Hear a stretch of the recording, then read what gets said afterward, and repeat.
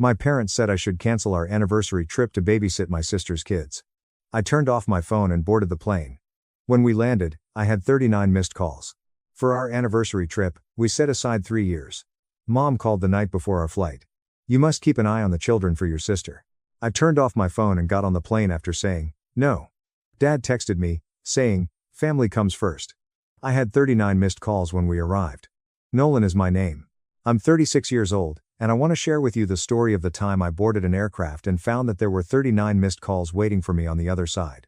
I must give you some background information before I discuss that lovely catastrophe, though, because if I don't, you'll assume that I'm just a man who neglected his family while on vacation. To be honest, I wish it were that easy. My wife, Eliza, and I have been wed for 8 years. Yes, it is her true name, in case you were wondering. Indeed, she has heard every joke you can think of about berries. Eliza is the type of person who writes thank you notes by hand, remembers everyone's birthdays, and once traveled 50 minutes in a downpour to deliver soup to a coworker she had known for 3 weeks. She is a more admirable person than I am. I'm not just stating that to get points, either. I really do think so. This is the problem with my family. My older sister, Sabrina, was the center of attention in the home where I grew up. Look, I adore Sabrina. She's my sister. However, it was evident from the moment I was old enough to comprehend what was going on that there was only one son in the family orbit, and it wasn't me. Sabrina was the first grandchild, the first college graduate, the first married, and the first to have children. Every achievement she made was celebrated as a national holiday. My dad replied, "That's great, bud. Hey, did your mom tell you Sabrina's thinking about remodeling her kitchen?" After I graduated with honors from my engineering degree, I sat there in my cap and gown feeling like a supporting character in someone else's film. At the age of 27, Sabrina wed Travis. Travis is one of those men who consistently comes up with brilliant business concepts that never quite pan out. He has worked as a day trader, a cryptocurrency consultant, a life coach, and most recently, he launched an artisanal beef jerky business that operated for roughly 5 months before the health department voiced some concerns. Sabrina stayed at home with their 4 children: Owen, Piper, and little Travis Jr., whom everyone refers to as Tucker for reasons no one can recall during all of this. They are decent children. Good kids, but chaotic, noisy, and able to ruin a living room in less than 7 minutes. The issue is that for the past 12 years, my parents, Ronald and Beverly, have acted as though everyone else is to blame for Sabrina's mayhem. Guess who gave them a rent loan when Travis's jerky enterprise fell apart? Nolan. When Sabrina required urgent dental care and Travis neglected to pay the premium, their insurance expired. Can you guess who covered it? Nolan. Every other weekend, they wanted someone to watch the kids so Sabrina could relax. Who completely changed his schedule? Congratulations, Nolan, if you guessed. The design is visible to you. Did anyone ever say thank you during all of this?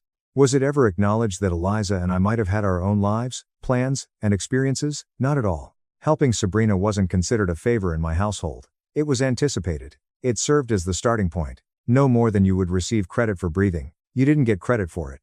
Eliza had wanted to travel to Greece since she was a child, and around 3 years ago, as we were laying in bed, she turned to face me and said, "I want to go to Greece." Ever since her grandma told her stories about whitewashed buildings against water so blue it didn't look real and showed her postcards from Santorini. Before they could go together, her grandmother passed away. And ever then, it had been like an open tab in Eliza's heart.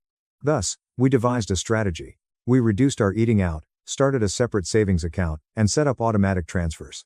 Over the course of 3 years, we saw that amount rise. 1. $27,500. Travel, lodging, excursions, spending money, all of it. Our goal was to do it correctly. We have been counting down the months until our 8th anniversary, which was the target date. I had never actually gone on vacation with Eliza. I recently started a new job, so our honeymoon was a lengthy weekend spent away from home for 4 hours. Since then, something has happened each year. Sabrina required assistance. There was something about my folks. I would lend money to my sister once again, which made money tight. Every year, someone else's emergency caused us to postpone our plans.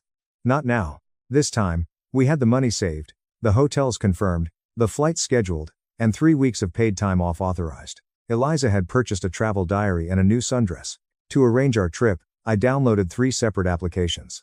On Saturday morning, we were heading off, and by Saturday evening, we would be sitting on a terrace in Athens, watching the sunset. I made the error of bringing up the trip during a family meal at my parents' house on the Thursday before our flight. I had purposefully been evasive about it, merely stating that we were taking a trip without providing any specifics. However, my mother persisted, so I told them, Greece, 3 weeks, Saturday morning flight. My mother's eyes went absolutely blank as if someone had switched a switch behind them, but her grin remained in place. My dad didn't even look up from his dish when she responded, "Oh, that's a long trip." When I didn't respond to Sabrina's question about the price, she replied, "It must be nice to have that kind of money just sitting around." Travis chuckled. My hand was gripped by Eliza beneath the table. We departed early from dinner. After remaining silent for the first 12 minutes in the car, Eliza announced that they would try something. "You are aware of that, correct?" She was being paranoid, I told her. She gave me a glance that conveyed both her affection for me and her belief that I was being extremely foolish. She is always correct. I ought to take the lead with that. The night before our 6:30 a.m. on Friday, our baggage were prepared for flight and arranged like tiny soldiers by the front entrance. Eliza had arranged our vacation attire. I examined the passports 3 times. We had to get to the airport by 4:30 in the morning, so we went to bed by 10. Everything was flawless. At 10:40, my phone rang. My mother was there. I nearly didn't respond. I had a gut feeling that I shouldn't. However, it is difficult to overcome decades of conditioning. So I got up. She continued, "Nolan, honey, I need you to listen to me." And it was the tone of her voice. That particular tone she employs just before framing a demand as a desperate act. "You are needed by Sabrina." This is the tale she told me. Apparently, Travis had secured a last-minute consulting position 3 states away. He was heading out on Saturday morning and wouldn't return until Friday of the following week. Sabrina was unable to break her commitment. There was a non-refundable aspect to a wellness retreat that she had already paid for. The children therefore required a caretaker for the duration of the week. "Mom," I muttered as I sat up in bed. Eliza had already woken up and was observing me with a look that could only be characterized as "I told you so" in human form. "I know, honey, but this is family. And Sabrina is really depending on you. We're heading to Greece in the morning." I took a long breath, the kind you take when you have to choose between saying what you want to say and saying what will keep the peace. For the majority of my life, I had chosen peace. She has been under a lot of stress lately, and she truly needs this retreat for her mental health. You understand that, right? Every single time. "Mom, I can't. We've been planning this for 3 years. The flights are booked, the hotels are paid for. I'm not canceling." There was a 6-second pause on the other end, but it felt like a full minute. When she spoke again, her tone had changed from one of pleading to one of coldness. She said, "I just think it's interesting that you can spend thousands of dollars on a vacation, but you can't help your sister when she needs you. Your father, and I didn't raise you to be selfish, Nolan." I apologized for her feelings, but my response was no. 20 minutes later, my phone buzzed and my dad texted me, saying, "Family comes first, Nolan." Eliza read the text over my shoulder and asked, "What do you want to do?" I thought about every plan that was canceled, every cash that was borrowed and never paid back, and every time I put my own life on hold because someone decided their needs were more important than mine. I loved her for asking it that way, not telling me, not pressing me, just allowing me the room to decide. We boarded that plane at 6:28 on Saturday morning, and when I turned my phone back on 2 hours later, it almost vibrated off the tray table with 39 missed calls, 31 text messages, and 1 voicemail from my mother that began with the words, "I hope you're happy." I also thought about Eliza, who had saved every spare dollar for 3 years and had waited her entire life to see Santorini. Yes, I was going to be. I should tell you about those 39 missed calls because they paint a picture that is more vivid than anything I could explain. I didn't listen to them all in Athens, but I did listen to the first 3 while Eliza was using the airport restroom, and that was sufficient to give me a general idea. My mother called me at 7:10 a.m., just as our plane was leaving the gate. She sounded more irritated than alarmed, saying, "Nolan, this is your mother. I don't know what you think you're doing, but Sabrina is beside herself. Call me back immediately." Classic Beverly. Not asking, but telling. The second call came from Sabrina herself, who left at 8:35 a.m. Her voice had that wobble that comes when she tries to sound like she's been crying but hasn't really committed to real tears yet. "Noel, I can't believe you just left. I really needed you this weekend. Travis is gone, and the kids are already being impossible, and Mom says you just turned off your phone." She said, "How could you do this to me?" Take note of the framing. Not "how could you put your wife, your anniversary, and the trip you've been saving for first?" No, "how could you do this to me?" Because in Sabrina's world, every choice someone makes is either in her favor or against her. My dad made the third call. This one was shorter. "Your mother is furious. Your sister is very upset. I don't know what's gotten into you, but this isn't how we raised you. Call us." That was it. There was no mention of my trip, no acknowledgement that perhaps, just possibly, I had a legitimate reason for not being available. My dad saw it this way. Sabrina needed something, and Nolan didn't give it to her. After that third voicemail, I turned off my phone once more and didn't turn it back on for 3 days. You know what? Those 3 days in Athens were amazing. We strolled through the Plaka district without a plan or schedule, Just meandering through tiny streets lined with bougainvillea and stopping at whatever caught our attention. Nolan was therefore mistaken. We dined at a little restaurant where the proprietor sat us on his rooftop, brought out dish after dish that we had not ordered, then simply waved his hand and said, "You tried." We stood at the Acropolis during golden hour, and Eliza gripped my arm and remained silent for 6 minutes. "You tried octopus for the first time," she said, making an expression I will always remember. I was absolutely certain that I had made the right decision when she stood there gazing out over the city with tears streaming down her face, not sad tears, but the kind you get when something you've always imagined turns out to be even better than you pictured. On Monday morning, I turned my phone back on and began reading the texts. After my mom texted me at least a dozen times, the voicemails began to escalate, going from "call me" to "this is unacceptable" to "I've never been so disappointed in you" to "your grandmother would be ashamed of you." The first few were variations of the voicemails, including demands to call back, guilt trips, and disappointment. Sabrina's texts were more dramatic, sending me a photo of Tucker sobbing with the caption, "This is what you're missing." Another text said, "Travis's mom can't help either. So I guess I just have to cancel everything because nobody cares about me." My grandmother, who had been dead for 7 years, was being weaponized from the grave, which is a new level of guilt tripping even for my mother. After that, she sent me a lengthy text explaining that I had always been envious of her and that this was my way of punishing her for being the favorite. I read that text twice because I honestly couldn't tell if she was serious, or if she had sent me something by mistake that she intended to post in a group chat.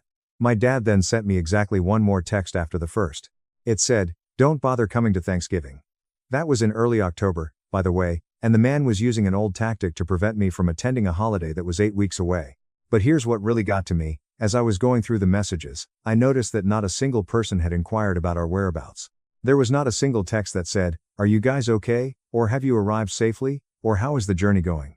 I showed Eliza the text during breakfast at our hotel, and she read them slowly while sipping her coffee, her expression changing from irritation to sadness. It was all about what I wasn't doing for them. Nobody cared where I was, only where I wasn't. After she was done, she put down the phone and said, "Nolan, I want to tell you something, and I want you to really hear it."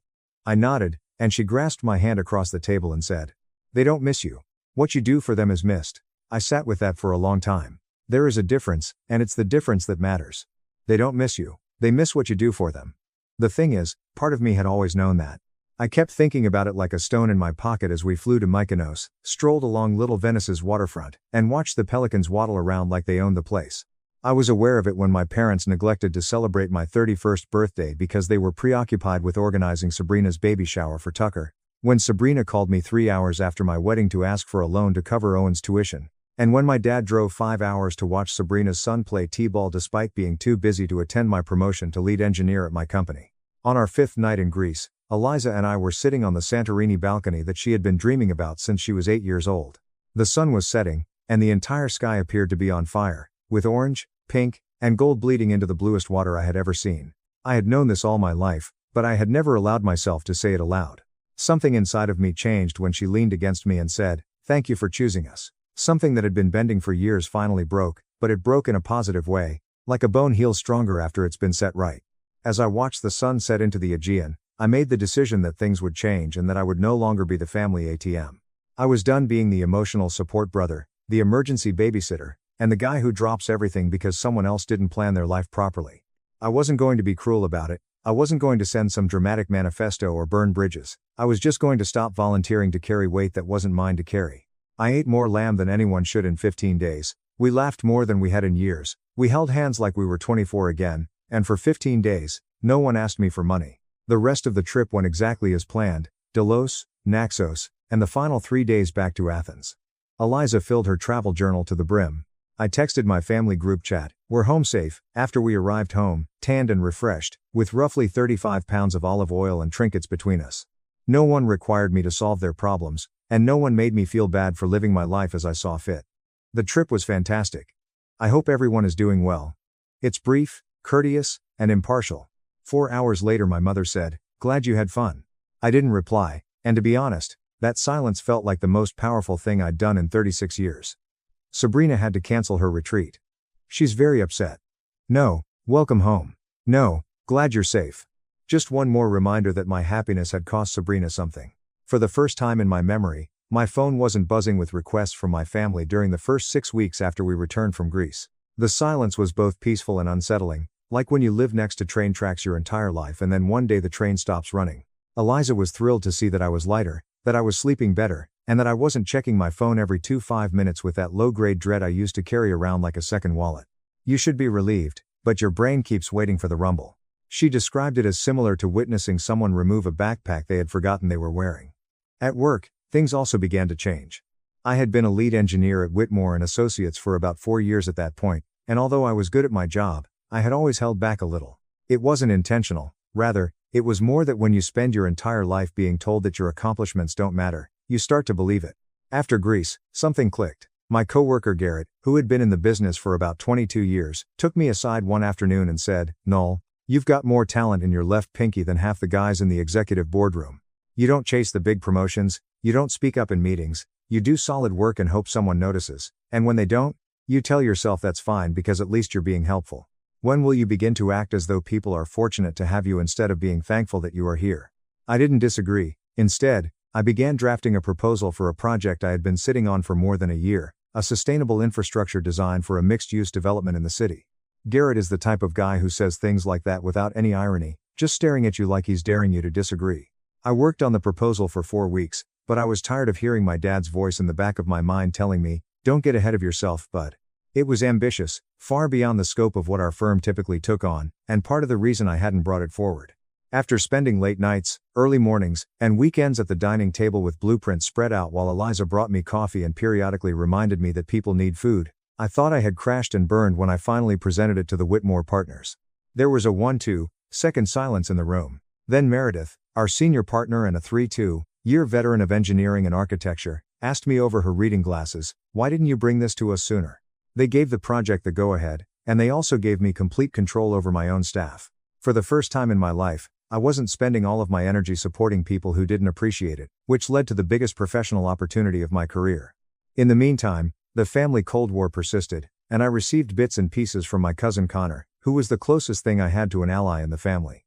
Connor, the son of my uncle Franklin, had always been the odd man out, the one who attended art school rather than business school and never heard the end of it, and he kept me informed via texts that sounded like dispatches from behind enemy lines. According to Connor, my parents were informing extended family that I had deserted Sabrina during her time of need so that I could take a lavish vacation in Europe. In reality, Sabrina had ended up asking Travis's mother, Denise, a perfectly capable woman who lived 25 minutes away, to watch the kids. The word lavish was doing a lot of heavy lifting in that sentence, making it sound like I'd chartered a yacht while my sister sat alone in a dark room. It's funny how solutions emerge when the designated doormat isn't available. Connor also told me something that stuck with me: Nolan has always been difficult. Even as a child, he always wanted things to be about him. This is the same Denise that Sabrina's earlier text claimed couldn't help. The child who never had a birthday party that wasn't also Sabrina's celebration. The child who wore hand-me-downs while his sister got new clothes. The child who was told to keep quiet whenever he tried to share positive news about himself. The child who wanted things to be about himself. The lack of self-awareness would have been impressive if it weren't so painful. Connor claimed that he had nearly choked on his pot roast. In November, Sabrina texted me for the first time in around 7 weeks, saying, "Mom and Dad's anniversary dinner is December 8th. It's not an invitation. It's not a directive. It doesn't address the Greece situation. It doesn't acknowledge that anything had transpired between us. It's just an expectation that I'd show up and act as if nothing had changed." I was about to respond with a caustic text, saying, "Sorry, I'll be busy being selfish that day," but Eliza stopped me, saying, "Don't give them ammunition. Be the more mature person." I wrote back, "Thanks for letting me know. Just be honest. I'll give it some thought," which was almost a declaration of war in my family. "Because, of course, I'll be there," was the anticipated response. What am I able to bring? For dessert, should I also reorganize my entire life? Here's what I have to say about that time period. October through December were some of the best and hardest months of my life. The hard part was that I was grieving the loss of a fantasy that my family would one day truly see me as someone whose needs, feelings, and dreams mattered as much as Sabrina's rather than a death. I was letting go of that hope, which is a form of mourning in and of itself, but it was also the best because I was creating something tangible. The project at work was flourishing, and Eliza and I began organizing things specifically for us. My team was amazing, a group of intelligent, driven engineers and designers who collaborated like a well-oiled machine. We were investing in our marriage, in our happiness, and in a life that wasn't defined by who needed what from us. By December, I was in the best shape of my life personally, emotionally, and professionally through concert tickets, weekend hikes, and cooking classes where we made pasta so badly that the instructor looked like she was about to cry. I thought I had finally figured out who Nolan was when he wasn't preoccupied with being everyone else's safety net, and that's precisely when my family decided they needed me again. On December 3rd, 6 days before my parents' anniversary dinner, my dad called instead of my mom or Sabrina, and I knew right away that something wasn't right because Ronald doesn't call. When I answered, Ronald said, "Nolan, no bud, no son, just Nolan, flat and serious. We need to talk." I was at my desk at work, staring out my office window at the skyline. Ronald considers 5-word sentences to be the pinnacle of communication. The fact that he actually dialed my number indicated that the situation had progressed beyond what a text could handle. "What's going on, Dad? Your mother and I are having some financial trouble. I need you to hear me out before you say anything." I listened to him, and to be honest, what he told me was worse than I had anticipated. The project had earned me a corner office with actual walls instead of a cubicle partition. Travis had taken out a personal loan on the property he and Sabrina were renting from my parents. Yes, my parents owned the house Sabrina resided in, and it turned out that his most recent business endeavor, some sort of internet supplement firm, had failed catastrophically. Not only had my parents been funding Sabrina's lifestyle for years in ways I was unaware of, but now Travis had managed to drag a property my parents owned into his financial catastrophe. They had purchased it as an investment property years ago and rented it to Sabrina and Travis at well below market rate, which I had never been informed about. My parents' credit was in jeopardy, the lender was threatening to put a lien on the property, and they needed $28,000 to pay off the debt and keep things from getting worse. My dad described all of this in the same tone he'd used to describe a weather forecast: flat, factual, like he was reading a report about someone else's life. Then came the part I had been waiting for. After a moment of silence, I continued, "What about Sabrina? We need your help, Nolan. You're the only one in a position to handle this. How about her? Has she made any contributions? Has Travis?"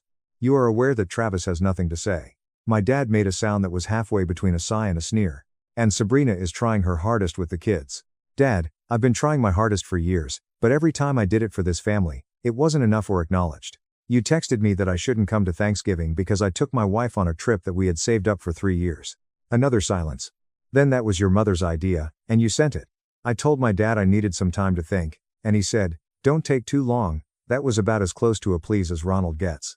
I hung up, sat in my new office, looked out over the city, and considered $28,000. That evening, I told Eliza everything, and she listened to me with all of her usual attention.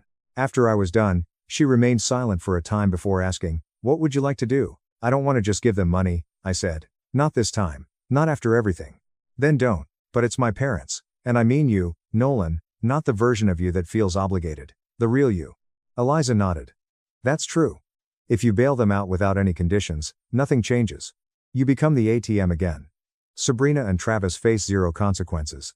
And next year, it'll be something else." She was correct. If they lose that property, their retirement is affected. They'll be in real trouble. She's always right. I really ought to get that tattooed somewhere. Over the course of the following 3 days, I did something I had never done before. I spoke with a financial advisor named Victor, whom Garrett had recommended. Victor was a straight shooter with a bear trap-like handshake and a knack for simplifying complex situations. Victor leaned back in his chair and remarked, "Nolan, you have the means to help, and that's a good position to be in, but you also have leverage. And that's a better position." After I explained everything, including the family dynamics. "Make sure it's a transaction rather than a contribution if you plan to put $28,000 on the table. Set terms, protect yourself, and make sure everyone in that family understands that the Bank of Nolan is closing permanently after this." That's what I did, and over the course of the next 3 days, I worked with Victor's lawyer friend Natalie to draft what Eliza jokingly called the Nolan Accords, a formal agreement outlining exactly what would happen if I agreed to help. The conditions were straightforward. I would give the $28,000 as a loan, not a gift. It would be paid back in full within 6 years at a low interest rate. Sabrina and Travis would be responsible for the repayment because it was their mess, not my parents. A promissory note would be signed. And this was the big one. In addition to requiring Travis to finish a financial literacy course before any funds were distributed, my parents would formally transfer ownership of the rental property into their own names only, eliminating any chance that Travis would use it as collateral once more. I also added a personal clause that Natalie said wasn't legally binding but that I still wanted in writing. I printed out 2 copies of the agreement, put them in a folder, and called my dad to let him know that I would be attending the anniversary dinner on December 8th. It was clear that I was acting voluntarily and that this was the last financial support I would give to any family member. "Your mother will be happy," he said. "Dad, I'm not coming for dinner." I had been living in that confusion my entire life. The night before the dinner, Eliza assisted me in choosing my outfit. I'm coming to have a conversation and I'm bringing paperwork. The quiet on the other end told me he had no idea what to do with that information. Welcome to the club, Ronald. She chose a navy suit I had purchased for a work presentation, straightened my collar, and said, "Give them hell." I drove to my parents' house on December 8th with a folder on the passenger seat and a calm in my chest that I hadn't anticipated. I wasn't nervous, not because I needed fashion advice, but rather because she said I should walk in there looking like the man I'd become, not the kid they remembered. I wasn't angry, I was just prepared. At 6:40, I pulled into my parents' driveway and sat in the car for a minute, not because I was afraid, but because I wanted to remember this feeling, this clarity. For 36 years, I had tried to fit into the space they had created for me by being small, but tonight I was entering at full height. My parents were in the kitchen. Sabrina was already seated at the dining room table with Travis, who was on his phone and seemed to prefer being anywhere else, and the house smelled like Beverly's pot roast, which she makes for every significant occasion. My mom turned around and gave me a smile that stopped short of her eyes when I walked in. My dad shook my hand, Sabrina waved from the table, Travis didn't look up from his phone, and we sat down to eat, and for about 25 minutes it was almost normal. "Nolan, you came," like she was surprised I'd shown up at a dinner I said I'd attend, like I was the unreliable one. "Hello, Mom, happy anniversary." I gave her a stiff hug. Nobody brought up Greece, the 39 missed calls, or the fact that we hadn't had a proper conversation in 3 months. Instead, we pretended, as my family has always done, that if you don't talk about something, it didn't happen. My mom talked about her garden club, my dad mentioned something about the gutters needing work, Sabrina complained about Owen's teacher, and I let it go on until dessert. I placed the folder on the table while my mom was cutting a pie. "What's that?" Sabrina asked, staring at it as if I had put a live animal on the tablecloth. "That's what I came to talk about," I said, looking at my dad. "You called me about the money situation. I've given it a lot of thought and I've come up with a solution." The room fell silent. My mom put down the pie server, my dad crossed his arms, Travis finally put down his phone, and I opened the folder and laid out the agreement, explaining each provision slowly and clearly, much like I do when I give a project proposal at work. This is the kind of quiet where you can hear the kitchen clock ticking. The loan, the repayment schedule, the promissory note, the property transfer, the financial literacy course for Travis, the clause about this being the last time. When I finished, nobody spoke for what felt like an eternity, but was probably about 18 seconds. Sabrina broke the silence first. "You're joking, right? You want us to sign a contract? I'm your sister, Nolan, not a business deal." "You're right. You're my sister," I said, "and I love you, but I've given this family thousands of dollars over the years, and not once has anyone acknowledged it, thanked me for it, or paid me back. I'm not doing that again. If I'm going to help, there are going to be terms." "This is ridiculous," Sabrina said, looking at my parents for backup. "Mom, tell him this is ridiculous." My mom's mouth opened, but my dad spoke first. "Let me see it." He pulled the document toward him and started reading. My mom leaned over his shoulder. The room was so quiet I could hear Travis breathing. After a minute, my dad looked up. "You want Sabrina and Travis to repay you? Not us." "That's correct. It's their debt. Travis took out the loan. It should be their responsibility." "I can't afford that," Travis said, speaking for the first time all night. "I'm between opportunities right now." "You've been between opportunities for 8 years, Travis," I said. And I wasn't being mean about it. I said it the way you'd state a fact. The sky is blue, water is wet. Travis is between opportunities. That's why there's a financial literacy course in the agreement. And that's why the repayment period is 6 years. I'm not asking for the money tomorrow. I'm asking for accountability. Sabrina stood up. "I can't believe this. After everything Mom and Dad have done for you, this is how you treat family. You go on your fancy vacation. You disappear for months. And now you show up with a contract. And that's when something happened that I did not expect." My mom spoke. "Sit down, Sabrina." We all looked at her. Sabrina looked like she'd been slapped. My mom's face was doing something I'd never seen before, something that looked almost like shame. "Your brother," my mom said slowly, like she was choosing each word carefully, "is the only person in this family who has consistently shown up. He's the only one who's ever offered to help without being asked. And we have never, not once, treated him the way he deserved for it." She looked at me and for the first time in my adult life, I saw my mother actually seeing me. "Nolan, I should apologize. An actual one. For everything, not just the phone call." My father cleared his throat. For Ronald, the fact that he appeared uneasy indicated that he was feeling a human emotion, and was unsure of how to express it. He said, "Your mother's right. We relied too much on you. That was unfair." I won't lie that when they said that, I didn't feel like my chest was cracking open. I won't deny that my eyes got a little wet, but I kept my composure because now wasn't the moment to lose it. It was time for a fresh start, and fresh starts call for clarity. Sabrina took a seat again. She was in tears. This time, I'm crying real tears, not fake ones. I didn't know, she muttered. I mean, I knew you were helpful, but I had no idea it was that way. I had no idea you felt that way. Because no one asked, I responded, speaking honestly and without animosity. To his credit, Travis looked at the contract and replied, I'll sign it and I'll do the course. After that, he turned to face me and uttered something I had never heard him say in all the years I had known him. Thank you, Nolan, and I'm sorry. Both copies were signed by them. As a witness, my father signed. After seeing the entire event with her hand over her mouth, my mother approached me and gave me a hug. A genuine embrace, the kind that lingers long enough for your bones to feel it. 5 months have passed since then. In the past 5 months, Sabrina and I have spoken more than we did in the preceding 5 years. It's not flawless. She contacted me on my birthday last month, but we're not suddenly best friends combing each other's hair. It was enough when she stated, I know I have a lot of making up to do, I'm going to try. This was the first time she had remembered it without being reminded. That was sufficient for the time being. After 4 weeks, Travis is genuinely interested in his financial literacy course. According to Sabrina, he was hired by a logistics company. It's a steady position with benefits and a timely salary, but it's not glamorous. After my parents renegotiated the house's rental agreement, Sabrina and Travis are now paying more in line with fair market value. At first, Sabrina objected, but she eventually came to terms with the fact that this is what adulthood really entails. I've moved on from where my parents and I were. Not better, not worse, but different and more truthful. My mother has begun to genuinely inquire about my employment and listen to my responses. Despite his limited vocabulary, my dad arrived at my office last week carrying a bag of bagels and remarked, saw this place on the way over. That is essentially a sonnet for Ronald. I thought you might be hungry. At work, the project is ahead of schedule. I have an amazing crew.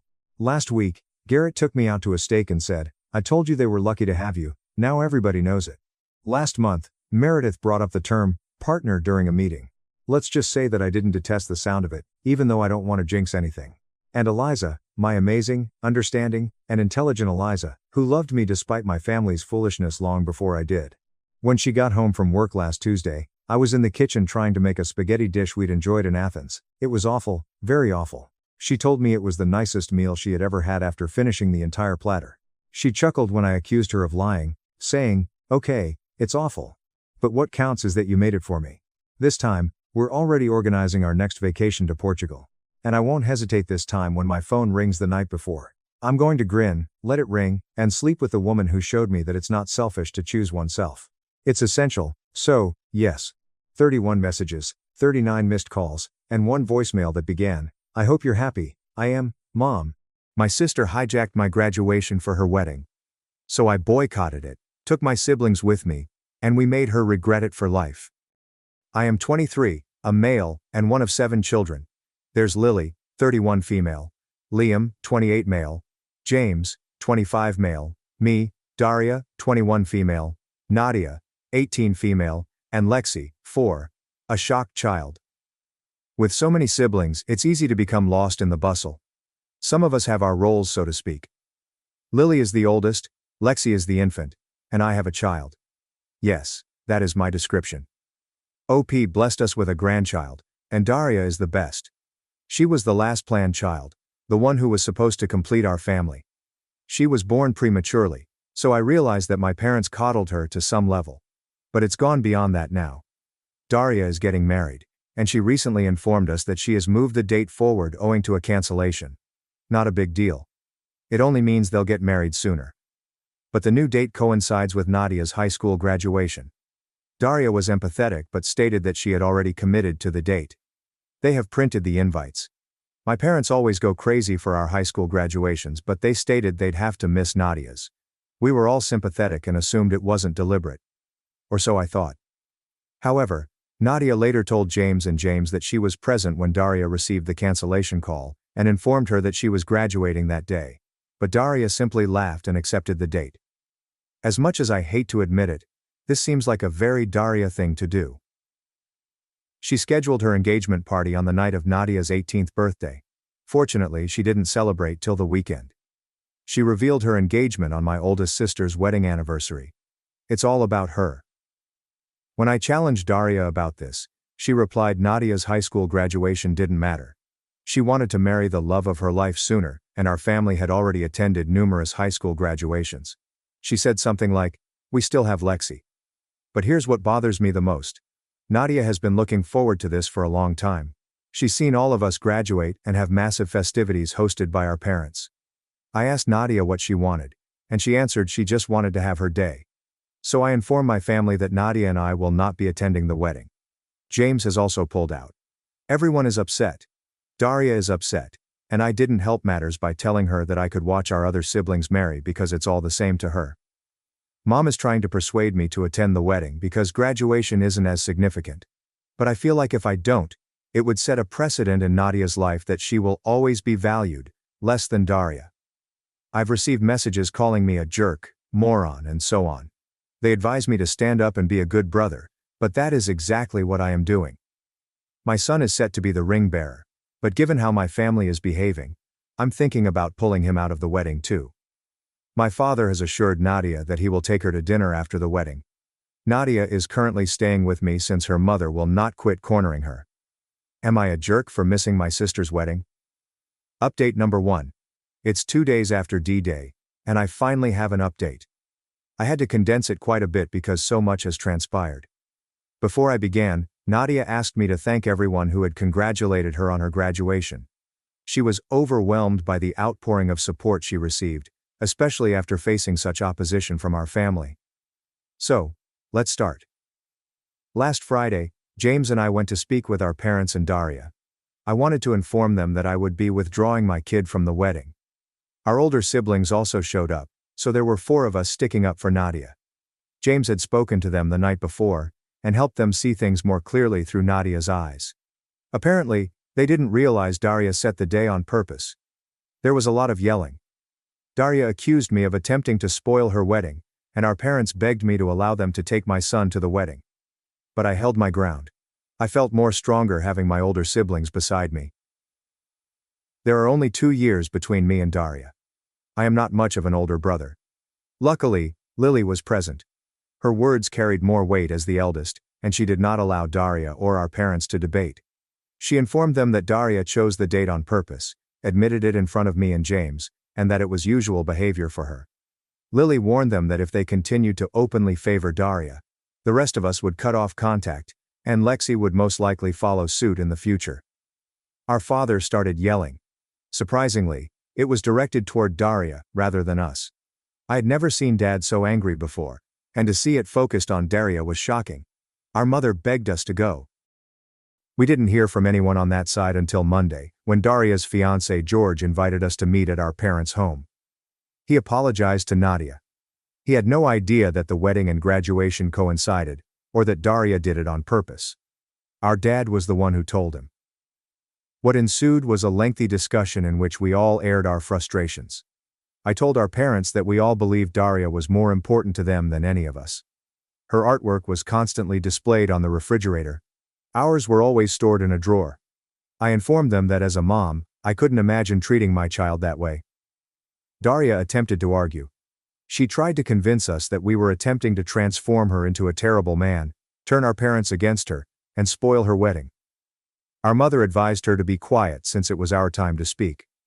George stepped in and informed us that he did not expect us to attend the wedding, but we were welcome to attend the reception. He even went so far as to add that he hoped he could have canceled the wedding entirely, but doing so would have cost him more money than he had spent moving it forward. Mom's willingness to listen to us lasted less than 24 hours. By Tuesday, she had begged us to reconsider. Apparently our feelings were irrelevant in the face of Daria's severe stress, and many would question our absence on the big day. I haven't spoken with my mother since, but I did ask my father to bring me some of Nadia's belongings because she will be staying with me full-time. We have formally ended all communication with our mother. On Wednesday, Dad brought Nadia out to celebrate her early graduation. They had a daddy-daughter date, which I believe she truly needed. He apologized for many things and promised to do the same for the rest of us. But Wednesday was about her. I'm glad she had that one-on-one time with him. She was glad to see me. In our sibling group conversation, she stated that she believes Dad will make an effort to repair our relationship, even if Mom will not. Dad also showed up early yesterday morning, around 6:30 a.m., to offer Nadia flowers. He told her how proud he was of her. George even called while preparing for his big day to congratulate Nadia, which I greatly enjoyed. We did not hear from Mom or Daria. Our paternal grandmother ended up attending the graduation with us. It was a really amazing day. We didn't think about the wedding or Daria. We simply had fun together. My son got to wear his aunt's hat and gown, and he almost drowned in the fabric. Our grandmother also tried on the headgear. We took photos and sent them to our father, who included them in a Facebook post congratulating Daria on her wedding and Nadia on her graduation. And we giggled about how that must have irritated our recently married sister. We went out to supper, and as siblings, we gave Nadia money for a week away with her best friend, as suggested in a comment on the original post. I messaged George my congrats. Despite everything, I hope he and Daria find happiness together. While she may not love us, I have no doubt that Daria loves him. Yes, she wants her spotlight and her moment. But I don't think she'll marry him for that. Bringing the wedding forward. Sure, that's a very wicked approach to gain more attention. Marrying him only so you can have a wedding? She is not that type of narcissist. As of right now, I intend to maintain no communication with my mother, unless she makes significant adjustments. This sentiment is shared not just by the majority of my siblings, but also promoted by our father and grandmother. She's attempted to contact me and my boyfriend, usually chastising us for not attending the wedding, and accusing us of conspiring to keep her grandson away from her. Our summer is now looking busy. We intend to fill it with as many family outings as possible before Nadia leaves for college. We also have Liam's 29th birthday to plan. Our father has even joined in. This could exacerbate his rift with Mom, but for the time being, it appears that we are his top priority. Lily's threat definitely got to him. Thank you to everyone who commented on the first post. I know they made Nadia feel better when she was wondering if she was doing the right thing by selecting herself. Part of me wishes we had taken this stance sooner, but it took us a long time to find our voices.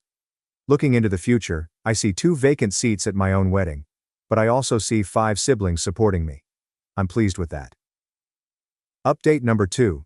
It's been approximately 5 months since my last post, and I've received several requests for an update, so I decided to sit down and write one. Keep in mind that a lot can happen in 5 months, which is certainly true in this case. Let me start with July. Daria and George went on their honeymoon, and their absence caused our mother to panic. She wasn't used to not having anyone around. Someone was constantly there, mostly Daria, but the rest of us went out of responsibility to see Nadia and Lexi.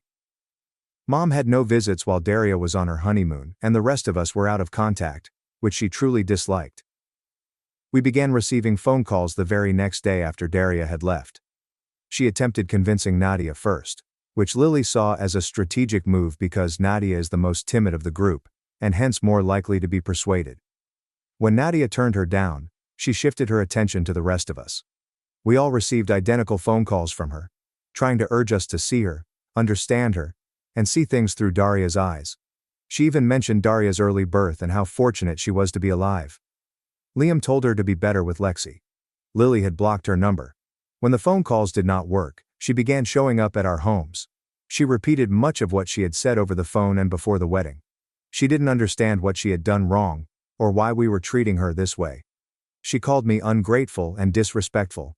She accused us of harboring unfounded jealousy for Daria, and said that she loved us all equally.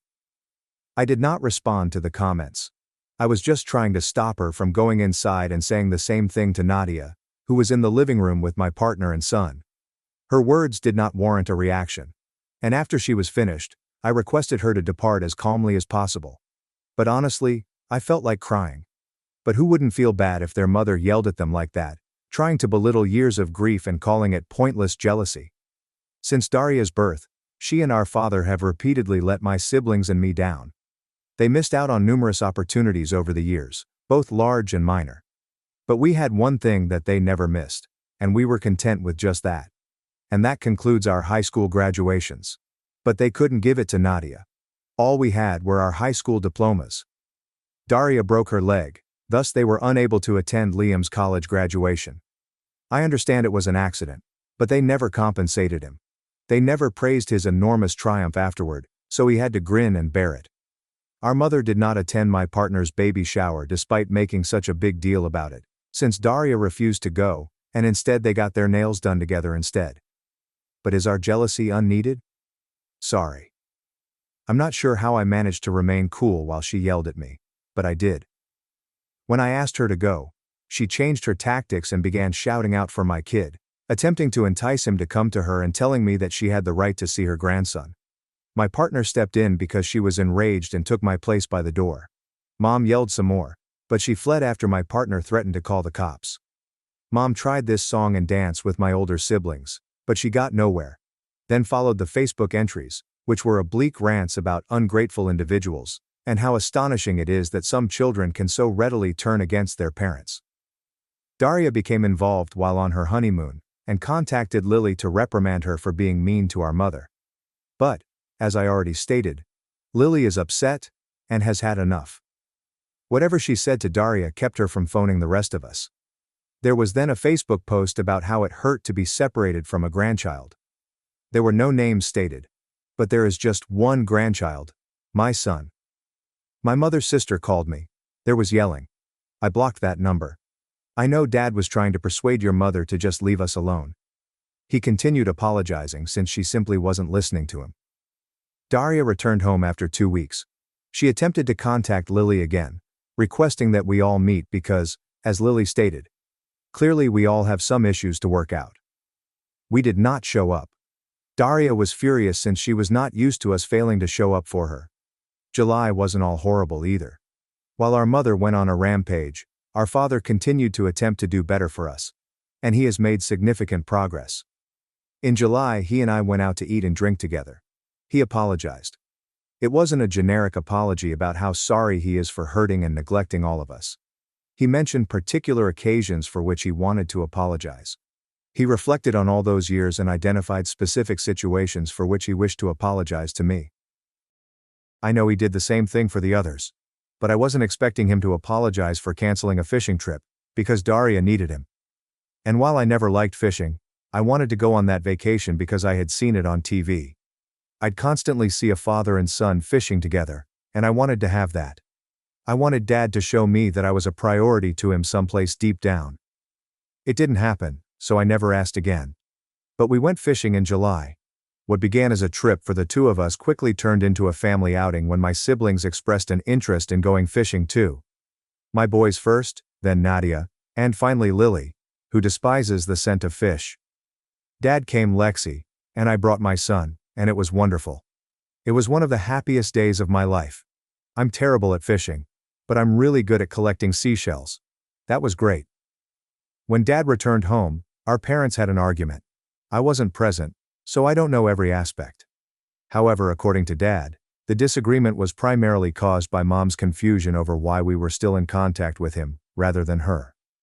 She thought it offensive that we were trying to mend our friendship with him. She was upset that Dad wasn't pressuring us to forgive her or stopping us from acting out. She was also upset that he hadn't invited her and Daria on the fishing trip.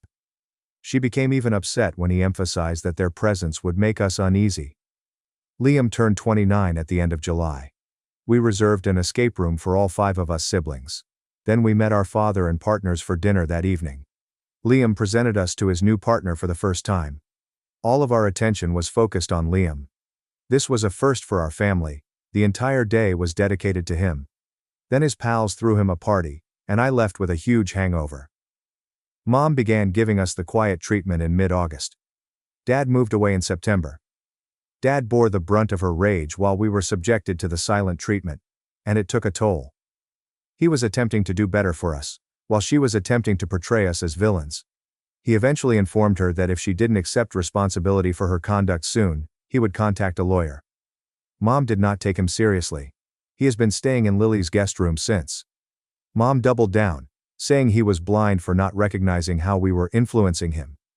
Unlike the rest of us, Dad clearly maintains regular contact with Daria. And, according to him, she has even asked Mom to rethink. Unsurprisingly, Daria's involvement prompted Mom to relent. I'm not sure if she's thinking about how she treated us, or quietly stewing. I know she asked Dad if he was going to come back home, but he said it was best for them to have their own space for now. Personally, I find it difficult to envision a scenario in which our mother honestly accepts that she was wrong. I believe she will say that only to get Dad back home and the rest of us talking to her again. I don't believe she will ever hold us to the same standard as Daria. In more positive news, my own wedding is officially less than a year away. There is currently no place for my mother or Daria. My partner Jade and I are having our fathers wear ties that match me and my groomsmen, which I didn't want to do, but I'm pleased with the alteration. Nadia settled into college. She's making new acquaintances with the kids in her courses and enjoying it. She's happy. Despite having a busy group chat, she FaceTimes me every few days just to talk. Most of what she says I've already read in the group chat, but I'm always eager to hear her experiences again. Nadia never used to talk that much. She seems much happier now than she was 5 months ago. That, I believe, concludes things. I apologize for the novel, but as I mentioned, a lot can happen in 5 months. Update number 3. So it's been around 7 months since my previous update, and I felt it was long overdue. I planned to sit down and write one a few months ago, but life got in the way. A lot has happened.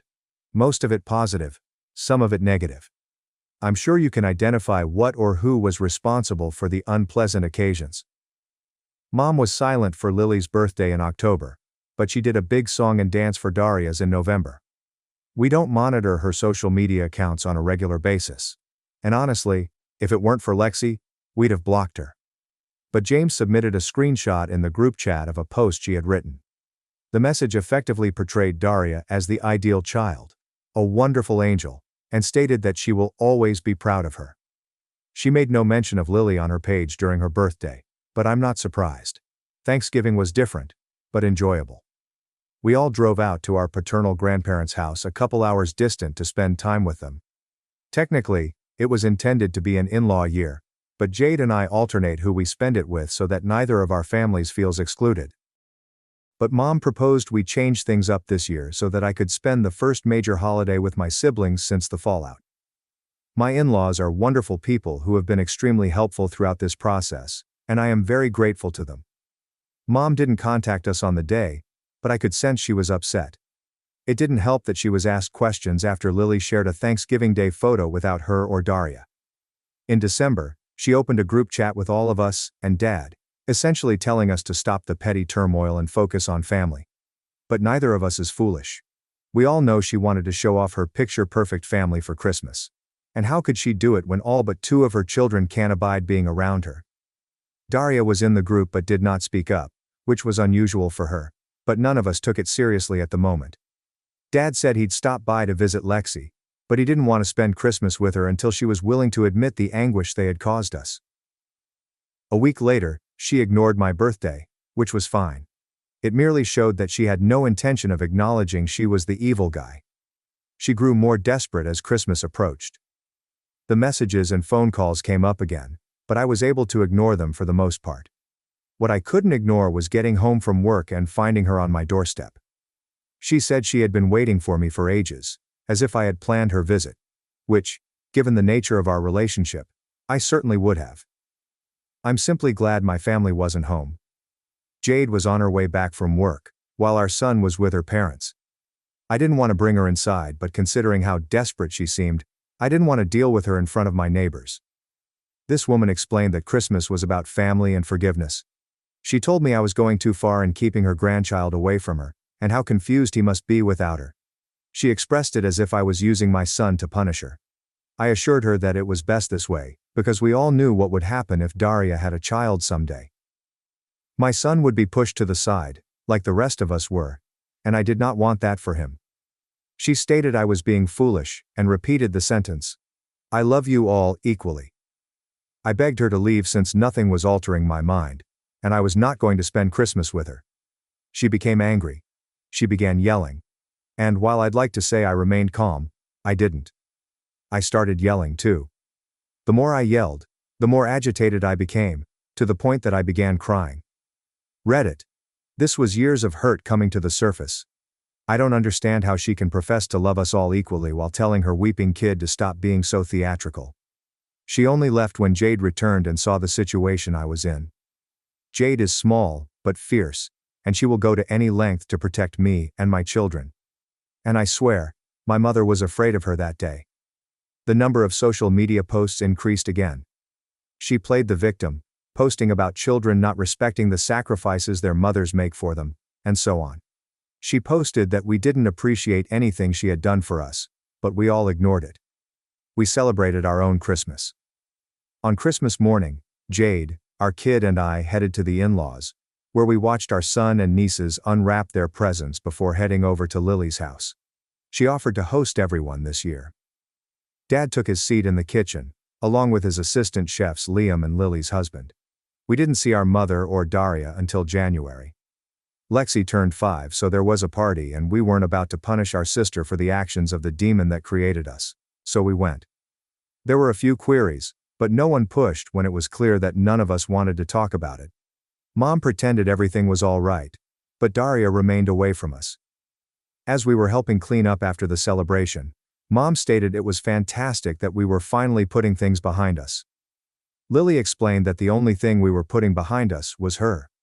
That sent her off again, but she quickly realized she was outnumbered and went inside. That's when Daria approached us with her husband. I was expecting her to advise us to take it easy on our mother or something. Instead, she apologized.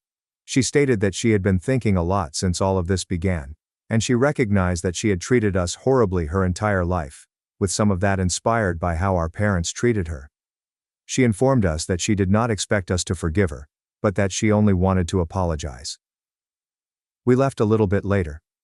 There was quiet. We were anticipating it for James and Nadia's birthdays in late January and early February. After all, our days never meant anything to her. I got married in April without my mother present. It was easily one of the happiest days of my life, second only to the birth of my kid. Jade and I were surrounded by those we cared about the most, and who cared about us back. I had both of my brothers as best men, and Nadia and Lily were also bridesmaids. It was better than I could have expected. To be honest, it still amazes me that I can now call Jade my wife. It has been great. But, I'm sure you're all wondering how my mother handled this. And I can assure you that she did not handle it well. To be honest, when we sent out invites, I prayed that the news would not reach her. I hoped everything would go well enough that I wouldn't have to tell her about my decision. But of course, that would be too simple. She arrived a few days later, beating on my door, insisting that I speak with her. I went outside. I didn't let her in, despite the fact that the neighbors could see us, since I didn't want her inside my house with my son. I didn't want her to scare him, which she was obviously doing. She demanded to know what I was up to, how I could be so cruel, and how I could exclude her from such a precious occasion. I informed her honestly that my wedding was a day for me to celebrate with my closest loved ones, and she was no longer someone I considered close or loved. She had made her bed. She needed to lie in it. Part of me was worried she'd show up at my wedding. She returned to the house a couple more times, but stopped after I threatened to contact the cops. I didn't do it sooner because I guess I'm soft-hearted and didn't want to see my mother in difficulty. But every time Mom turned up to spout garbage about how I was a bad son for doing this to her, it depleted me. There were social media posts, of course. I had relatives contact me to tell me I should invite her, ask what type of son I am, and so on. But they stopped when I informed them I would also decline their invitations. Nobody mentioned her at the wedding, and she didn't try to attend. She did, however, try to stop Lexi from being a flower girl as promised, but Dad immediately intervened. Which brings me to the second point. My parents' relationship has officially ended. Dad sent her divorce papers in February, and I don't think he's looking back. This also surprises me, because he was very similar to her this time last year. He cared more about Daria than any of us, dismissing our accomplishments if they conflicted with hers. And now he advocates for us. Every time Mom wrote something on social media that belittled us, he responded with an upbeat post. I never envisioned having such a positive relationship with my father. But here we are. We assisted him in moving into his own house back in March. He's a completely different person now. He's reached a 50-50 custody agreement with Lexi because, as much as he'd like to have full custody, he wants to think she can change, just like he did. He has, however, stated that if he discovers even the tiniest sign of Lexi being mistreated in the same way that we were, he would file for it. My brothers' lives are also going nicely. James earned a promotion at work and acquired a puppy that my son adores, to the point where I believe we might need to get a dog ourselves, hehe. Liam and his partner are going strong. He fits right in with our family, and I couldn't be happier for Liam. He has discovered someone who genuinely cares about him, and I can see he is in love. Perhaps there will be wedding bells soon. Lexi is 5 years old, so there isn't much going on in her life. I believe she recently forced my father to join her tea party. Edit. Some items I instantly wanted to include. Lexi is clearly aware that circumstances have changed. She's naturally perplexed about it all. Things change so dramatically in a year, and I can't imagine what it was like for her to live with our parents when Mom was constantly angry.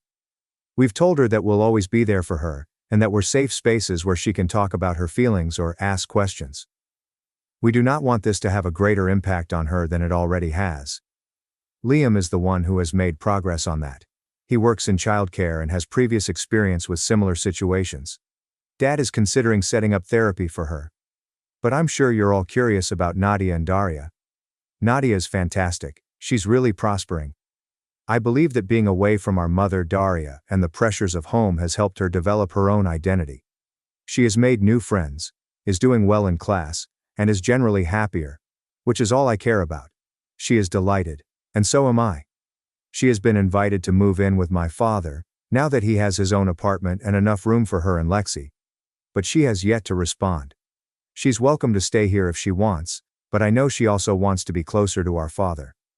I'll support her no matter what, and I've told her she can try it with Dad if she wants, and she can return if it's too strange for her. Daria is a different story. We are no longer in communication with her, although we are in low contact. After her apology at Lexi's party, James followed up to check if it was sincere. To be honest, none of us really knew what to do. Daria was never one to lower her head and apologize, but how could we tell if it was genuine and not a ruse to get us to forgive our mother or something? When James contacted Daria, she asked to speak with us in person, and we consented since we were intrigued how things would turn out. We also agreed that if she did anything, we'd leave immediately and block her again. The meeting took place in mid-January, around Lexi and James' birthdays. We met at her place. Daria looked uneasy, as if she hadn't slept all night. And it seemed strange because she is usually so well dressed. Even when she was having tantrums, she looked better than this. We sat down, and she apologized again. She said that she was unnecessarily nasty and unfair to us, particularly Nadia, and even apologized for attempting to spoil her graduation. She said that when we all dropped out of her wedding, she was confused and hurt because none of us had ever turned her down before. She thought we were closer than that, but she now realizes it was only one-sided. She thought we were close, and we wanted to go as far away from her as possible. We asked her questions, and she answered each one. Why did you believe we were close? Because she'd been acting this way since childhood, aided in part by our parents' treatment of us versus her, and assumed that because none of us spoke up, we were okay with it. Have you ever felt sorry? She didn't before this whole ordeal. It was natural for her to be the focus of attention. Everything was always about her, and she was attempting to unlearn that. Why now? It ultimately came down to her spouse. He tried to talk to her about her treatment of us several times, but she never saw it as an issue. Because, well, we never made it an issue in the first place. He didn't like her reaction, but he loved her, and she was gentler outside of our family unit, so he hoped that if he kept talking to her about it, she'd ultimately cease. They clashed when she revealed their engagement on Lily's anniversary, and then again, when she scheduled their celebration for Nadia's birthday. He couldn't understand how she could be so harsh to her family, and she said that he didn't understand our family structure, and we were fine with it. The events surrounding Nadia's graduation almost destroyed their relationship, and I'm not sure how she persuaded him to stay with her. George said he was on the verge of leaving. She stated she was on our mother's side for a while since she believed we were just acting out. We had never been like this before, so why were we doing it now? She didn't understand why we were ignoring her and abruptly cutting her off, and she admittedly had a meltdown about it. George reminded her that we had probably been carrying that hurt and resentment with us for years. She admitted that she was a brat, but she had no idea how horrible she was until George and our father lay it all out for her. That's why she advised Mom to leave us alone, so we could relax from everything. And it turns out Dad wasn't the only one who took the brunt of Mom's rage. She was continuously blasting Daria's phone, showing up at her apartment, and dragging our names through the mud. It got worse when Dad moved out, and Daria became her sole source of support. Mom called us terrible names, which Daria thankfully did not repeat. Mom told Daria that she was all she had right now. George attested to how awful our mother was. He said he often came home from work to find Daria looking at a ringing phone. She didn't want to respond, but she knew if she didn't, Mom would ultimately show up at her house.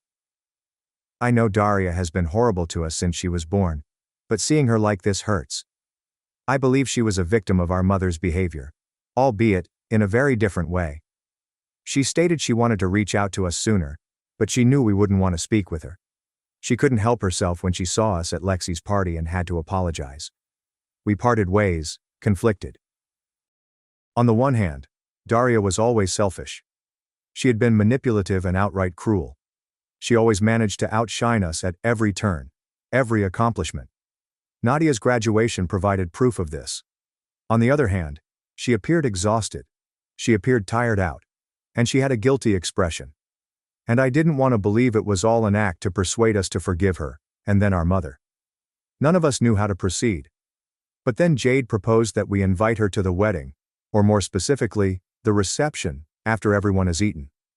We had a few acquaintances arrive at the same time who were unable to attend the wedding owing to unforeseen engagements. That way, if Daria attempted to bring our mother, security would catch it, and we'd know for certain whether Daria had turned a new leaf. Reddit user Daria attended the reception. She didn't bring our mother, didn't even mention her. Daria and George arrived, and she cried as she congratulated me.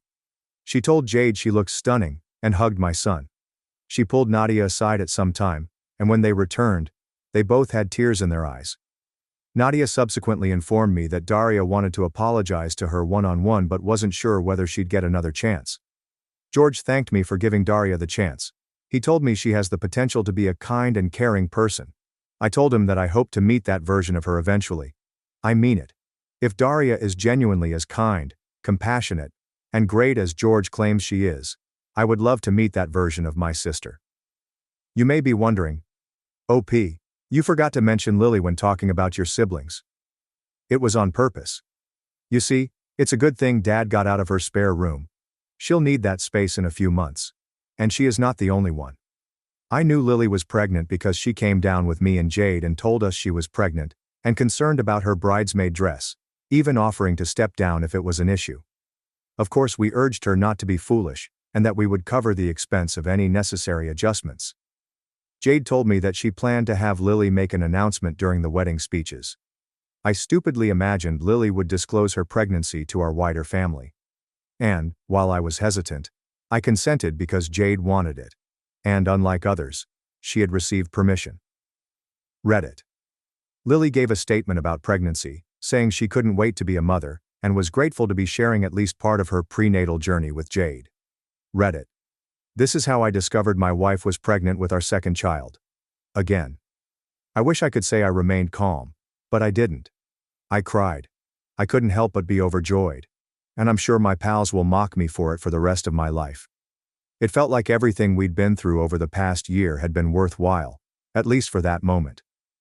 To have my family gather around me in an event that was almost certainly about Daria and her wedding. I haven't shared my feelings about the past year with my mother. Honestly, I felt like garbage for the majority of it. I felt like curling up and disappearing. I felt disgusting and useless because my mother said I was. I felt like I couldn't express how I felt since Nadia was present, and I didn't want her to blame herself any more than she already did. I'm currently in therapy, and I'm not alone. I'm healing. Right now, I'm happy. I can hardly believe how pleased I am. I'm happier than I have ever been, and I am confident that my siblings will agree.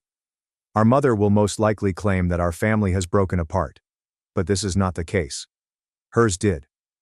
The family she created has disbanded, but ours has become stronger. It has grown really robust. We were formerly a united front, but it appears that we have updated our fortifications.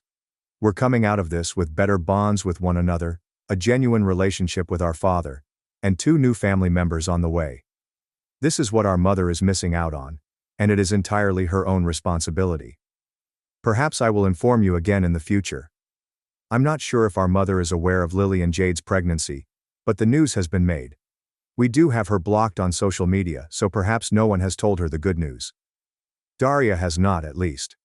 So, if anything changes on that front, I'll let you know. But for the time being, I am content with my current situation. Thank you for your continued support, and I hope you have a wonderful day. Update number 4. So, it's been almost a year, and as expected, a lot has occurred. I considered leaving it another 2 months to reach the 1-year mark, but I don't trust myself not to forget. Mom found out about Lily and Jade's pregnancy shortly after my last report, which went as expected. Lily and I became the targets of her fury, as did our partners. We were the worst people ever. She showed up on my doorway and screamed via our Ring camera about how ashamed she is of how I turned out. I'm waiting for the day when her comments don't hurt as much. But she's my mother, and I believe there will always be a part of me and my siblings who want her to love us. Honestly, I believe she produced 17 Facebook postings each minute. Each one portrayed us as villains for denying her rights as a grandmother. She had our aunts phone us and tell us we were ungrateful.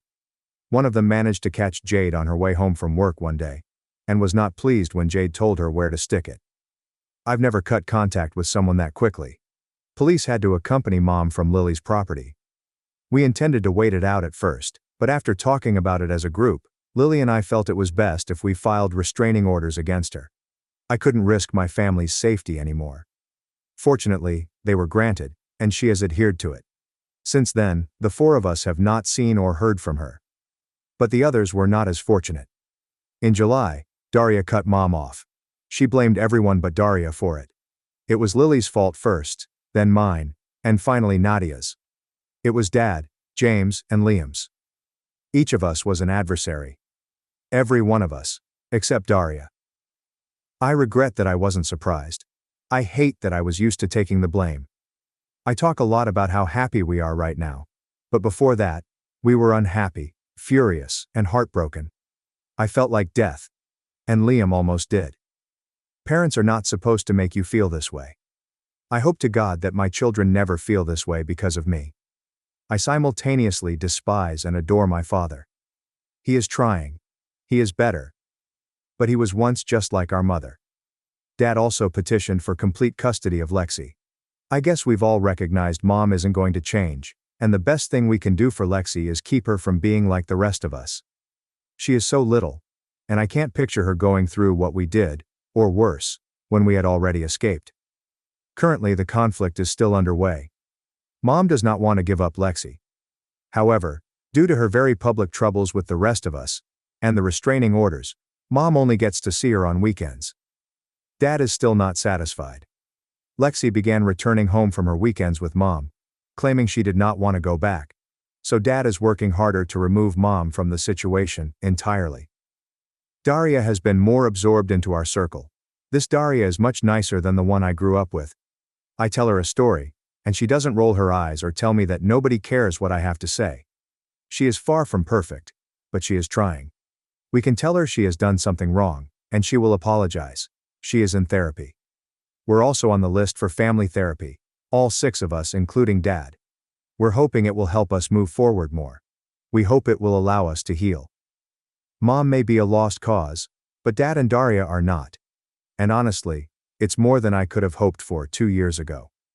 Nadia aced her first year of college, and is now doing the same in her second. She accepted Dad's offer to move in with him, even though she knows she always has a place with me. She's much better at expressing herself now, so she won't let Dad get away with anything. Nadia and Daria are genuinely conversing now.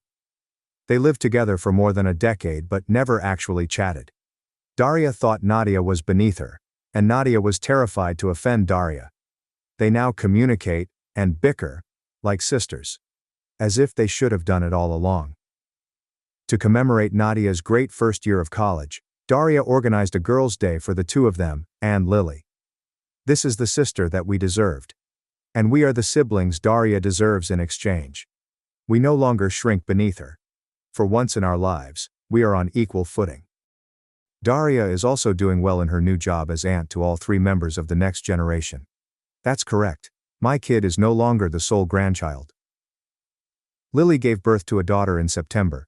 She has incredible lungs and elephant-like strength, yet she's also adorable. Jade gave birth to our second son in November.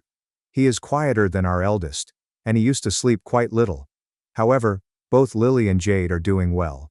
They're doing fantastically. But I knew they would. Right now, I am happy. And I'm content. My mother is unable to touch this. This is not hers to corrupt. She will never meet these lovely, loving children. And she will never know the versions of us that come after. I hope this is the last update. I hope this peace will last. Thank you for your unending support. You have no idea how difficult the previous 2 years have been, how beneficial your words have been to us. Thanks for watching and diving into this wild family drama with me. If you love Reddit family drama, don't forget to subscribe and turn on notifications so you never miss the next one. I was born to be my brother's lifeline. When I said no to the transplant, they turned on me. But one camera changed everything. I'm 24 years old and have always believed my family was rather regular. They weren't very affectionate, but they were also not cruel.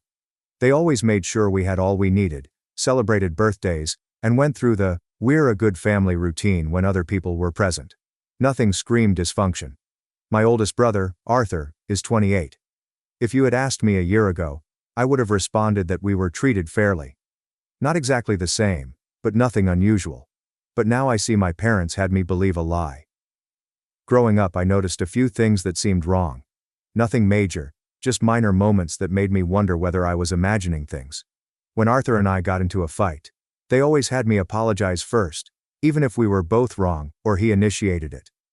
If I tried to explain my point, they'd say I was being difficult, emotional, or overly sensitive.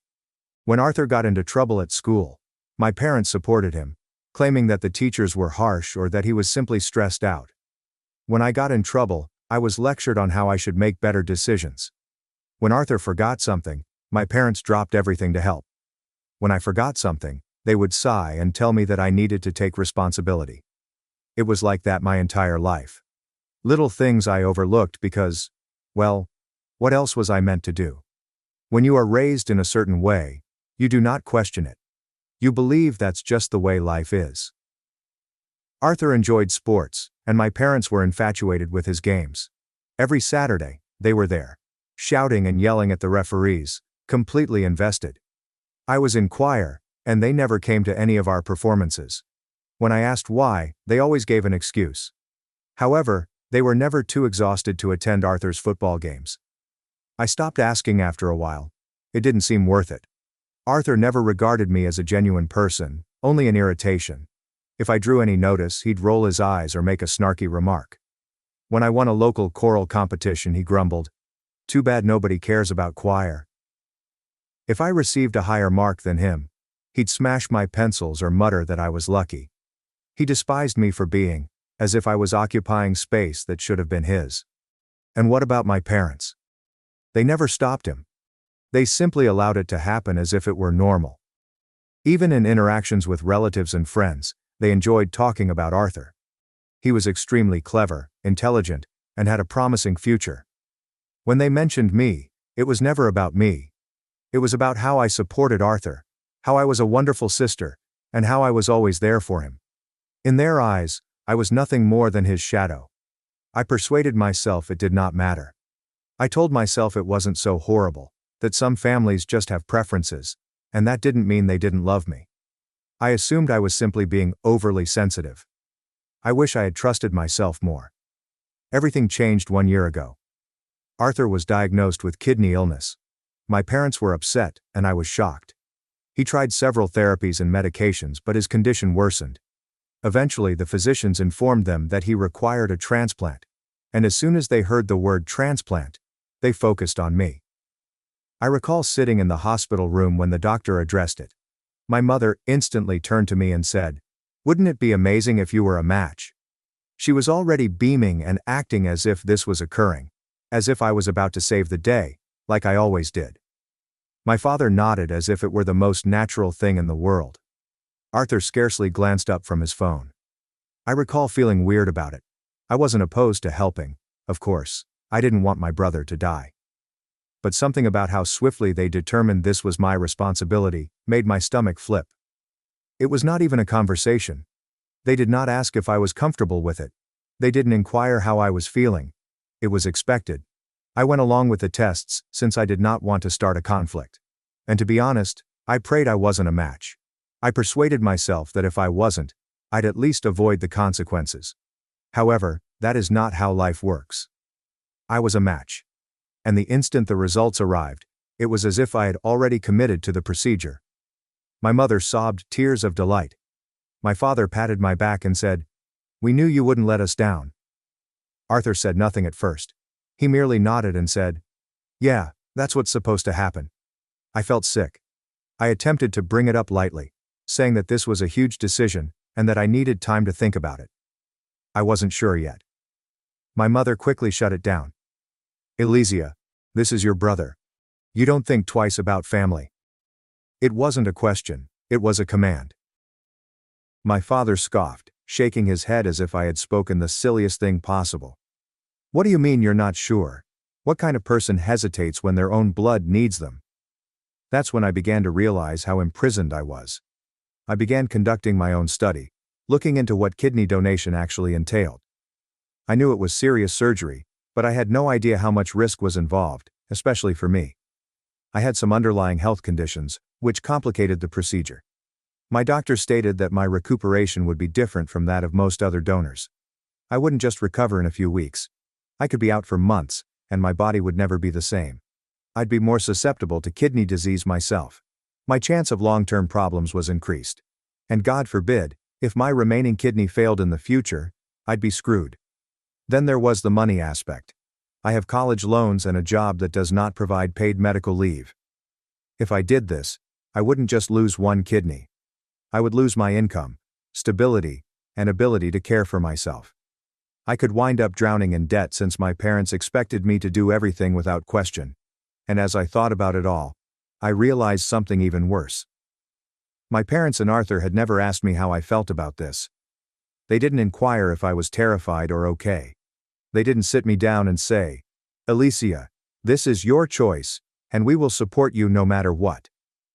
Because it wasn't a choice for them, it was a responsibility.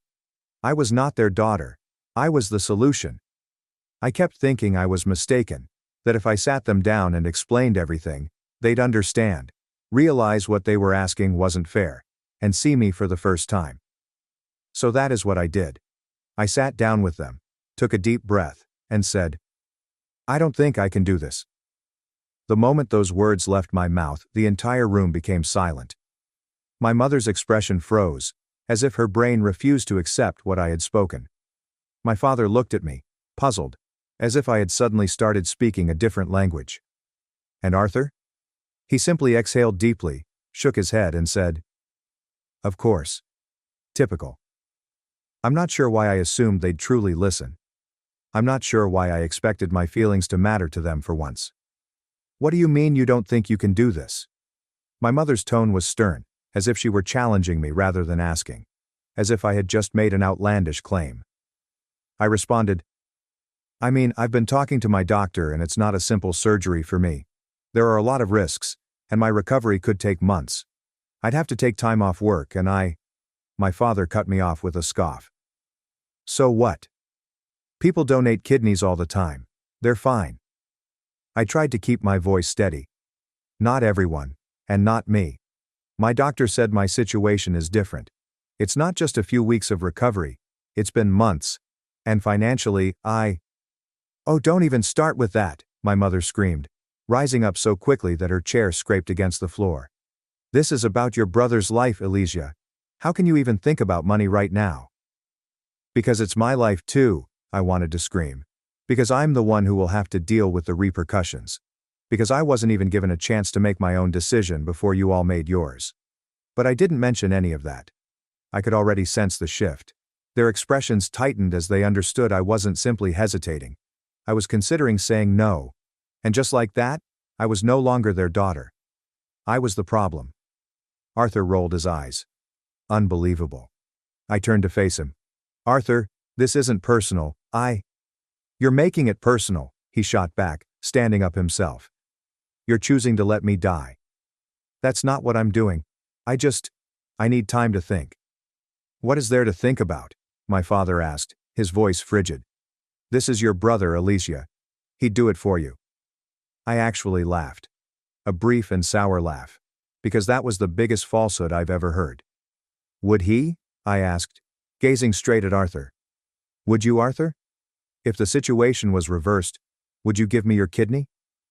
His gaze shifted to our parents for a half-second before he whispered, That's not the point. Right. Of course it was not. My mother was now attempting to suppress her actual rage. I can't believe you're doing this, she said softly, her voice breaking. After everything we've done for you. That's when the guilt trip began. My father began counting everything they had ever spent on me, including my school fees, clothes, and childhood health appointments. My mother burst into tears, repeatedly saying, How could you do this to us? As if I had committed some awful act. They called me ungrateful, selfish, and a disappointment. Then Arthur delivered the final blow. You know what, Alicia? His tone was cold. I always knew you'd be useless when it actually mattered. That hurt. Not because I expected more of him, but because I didn't. And yet, some silly, sad part of me remained hopeful. My entire upbringing rushed through my head. Every time I rooted for him from the sidelines. Every time I give up something I want so that he may have it instead. I always prioritized him just because it was expected of me. And suddenly, the second I needed to prioritize myself, the second I dared to think about my own well-being, I was nothing to him. I felt something inside of me crack. I had just informed them, I don't want to talk about it anymore, and was going to leave. It should have ended there. But my mother wasn't done. She grabbed my arm as I walked toward the door. She pressed so hard that it ached, her nails cutting into my skin and her face twisted in ways I'd never seen before. You are his sister, she snarled. You were born to help him. I froze. I'm not sure what was on my face. But the moment those words left her mouth, she relaxed, as if she had suddenly realized she had said too much. What? I asked. She backed back, wiping her face and averting my gaze. My father was suddenly too still. Even Arthur moved uncomfortably. Something in my stomach twisted. What do you mean I was born to help him? No one responded. The silence was audible. I looked at my father. Nothing. I stared at Arthur, but he wouldn't look at me. My mother then said, You're being dramatic, and turned away. But I was not foolish. I wasn't imagining anything. I knew there was something wrong. But I didn't realize how horrible it was. I can't recall leaving the house. I must have grabbed my bag, keys, or something. Because all of a sudden, I found myself in my automobile, driving without a destination. My heart was beating, and I felt like throwing up. So I pulled over at a petrol station, thinking solely of one thing. What exactly did she mean? Why did she say that, as if it were fact? And why did my father and Arthur respond as if it was something I should not have heard? I considered heading to my Aunt Courtney's place, barely holding myself together the entire way there. I must have looked like a wreck by the time I went through her front door, because she didn't even ask me any questions. She simply hugged me and urged me to stay as long as I needed. I did not sleep that night. By morning, I felt as if I were running on nothing but nerves. I sat at Aunt Courtney's kitchen table and told her everything. Every word, look, and second of that awful conversation. I expected her to say I was overthinking it, that my parents were simply emotional and said things they did not mean, that I was allowing my imagination to go wild. However, she didn't. Instead, she groaned and touched her temples, as if bracing herself before saying, Alicia, there's something I need to tell you. My gut tightened as I waited for her to continue. But she paused, as if she was considering whether or not to voice the words aloud. I knew it was horrible. She finally breathed and looked at me. Your parents didn't have you because they wanted another child. They had you because Arthur required a bone marrow donor. I stared at her, expecting her to say it was a horrible joke, that she was mistaken. She misunderstood something. However, she didn't. When he was 4, he became ill. They were desperate to save him but couldn't locate a match. So they made one. I heard and understood the words, but it seemed like my brain refused to process them. My parents had planned for me, not because they wanted me, but because they needed me. I wasn't born out of love, or even by mistake. I was born of need. My entire existence flashed before me, and everything instantly made sense. Every experience that made me feel like I was on the outside looking in. The way my accomplishments were never recognized. My presence was never a priority. My parents always made it clear, discreetly and in subtle ways, that Arthur came first. It wasn't because they happened to prefer him. It was because he was the reason I even existed. They never informed me? Courtney nodded, her face filled with something I couldn't quite identify. They were not going to. They raised you to believe that this was normal. They didn't believe you ever needed to know. I could not talk. I had spent my entire life trying to earn their love, believing that if I did enough, I would eventually matter to them in the same way that Arthur did. But I never had a chance. I was never meant to be more than a body that might be used if Arthur required it. I don't recall much of what Aunt Courtney said after that, except that she kept apologizing for not notifying me sooner, as if it were her fault. It was not. She had not been the one to lie to me my entire life. The following several days blurred together. I did not go home. I ignored all of my parents' calls, texts, and voicemail messages. I needed to figure out how to survive now that I knew the reality. My parents pretended everything was wonderful, as if we hadn't just had the worst argument of our lives. My mother's messages were curiously soft, almost too understanding, as if she were speaking to a toddler throwing a tantrum. She told me she understood I was overwhelmed, and that she felt I'd make the correct decision once I had time to ponder. My father's texts were brief but just as frightening. We're ready to talk again when you are. Family sticks together. You know what's expected. Arthur, of course, remained mute. He did not need to say anything. In his mind there was no decision to be made. A week passed, and when they realized I hadn't responded, their tone changed. My mother's messages turned, her disappointment evident in every word. My father quit pretending to be rational. You're making him suffer for nothing. This is the kind of thing you regret for the rest of your life. The kindness was gone. They were just waiting for me to crack. I blocked them. I'm not sure why I expected them to stop. Blocking them gave me a few days of silence, but it felt too quiet, like the calm before a storm. I kept looking over my shoulder, expecting something. But I wasn't sure what. My aunt informed me that I was doing the right thing. I needed to focus on myself. But I could see how she looked at me, like if she was waiting for me to break. Maybe she expected me to cave, that I would break out of my obstinate streak and return to being the daughter my parents expected. And, truthfully, a small nasty part of me wondered whether she was correct. Because as much as I despised them, and had every reason to leave, it seemed strange not to care. It seemed as if I was breaking some invisible pact that had been imposed on me from infancy. Then, on a random Tuesday night, the storm struck. I was pulled over on my way to work.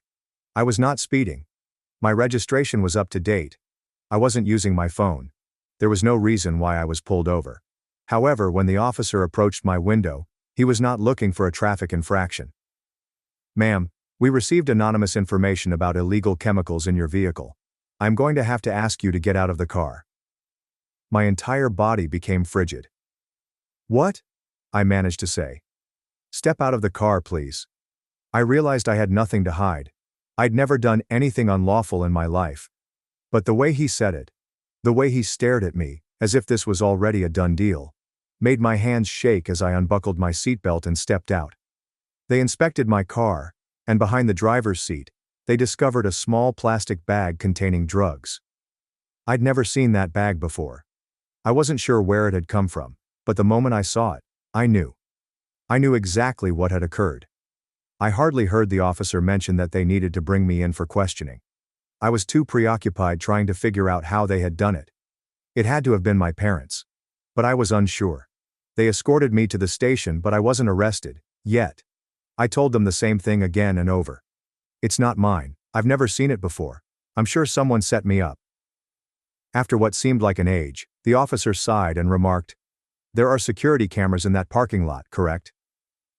I almost collapsed with relief.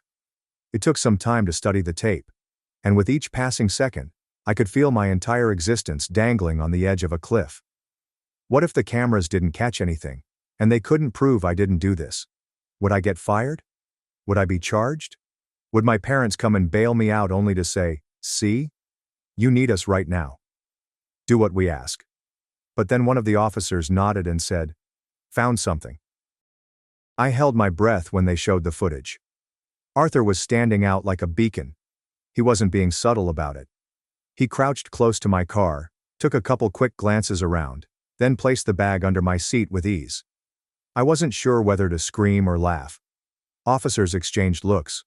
One of them nodded. "She's free to go," he said. "But we're going to have to bring him in." The following few hours were a haze. I sat at the station, numb. Arthur? He did not resist. He did not even attempt to explain. I could already see how this would go. He'd be sorry, explain it was a mistake, and blame his emotional state. And somehow my parents would ensure that he received the least amount of punishment possible. And what about my parents? They showed up within an hour, enraged. Not aimed at him. At me. My mother was in full hysterics, screaming into a tissue, her voice excessively loud, ensuring that everyone in the station heard her pain. "He's sick," she kept repeating. "He is unwell. He wasn't sure what he was doing. You need to understand." My father raged at me. "You forced him into this." And his eyes were filled with something I couldn't place. "You made him desperate." I stared at them. "Are you kidding me?" My voice came out as too low, controlled and dangerous. "You watch the footage. He wanted to have me arrested. Are you really blaming me for that? He wouldn't have done this if you had just done what you were supposed to do," my mother screamed, wiping away her fake tears.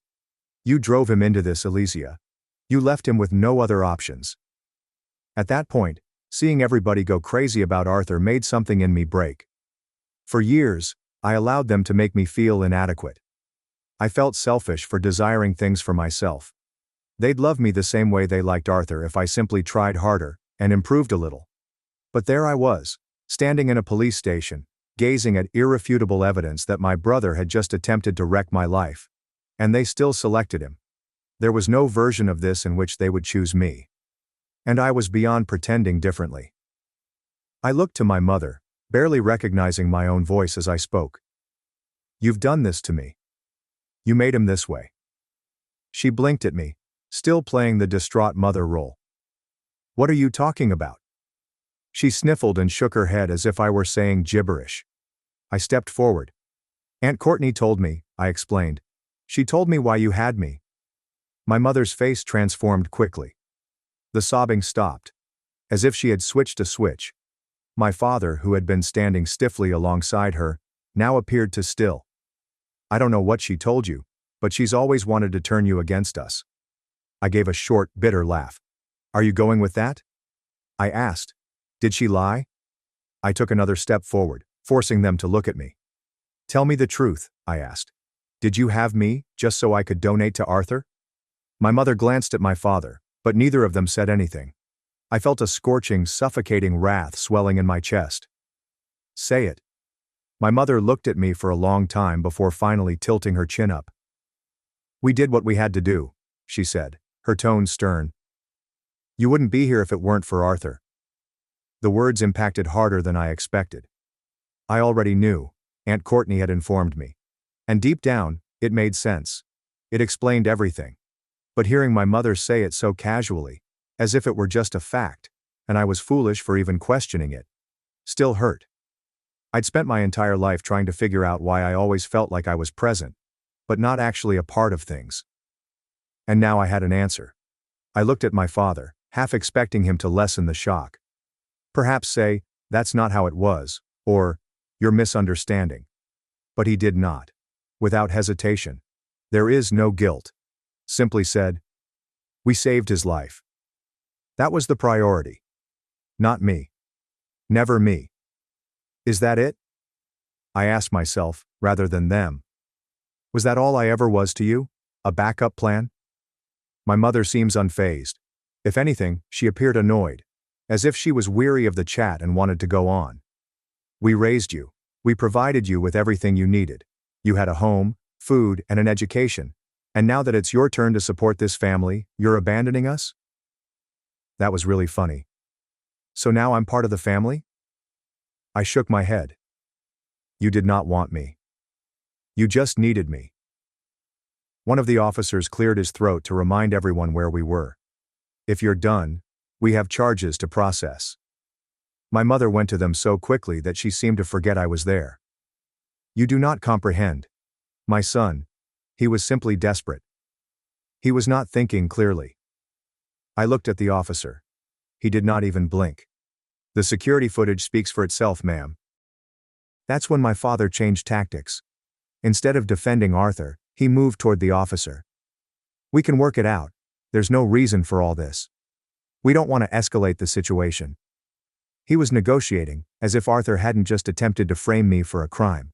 Like this was just a minor issue that could be resolved with the right words. That was it. That was everything I needed to know. I turned to the officer, having already made my decision. I'd like to press charges. My mother gasped in a breath as if I had just slapped her in the face. Elysia, you wouldn't. I did not hesitate. Yes, I would. My father remarked, you're making a mistake. I addressed his gaze without flinching.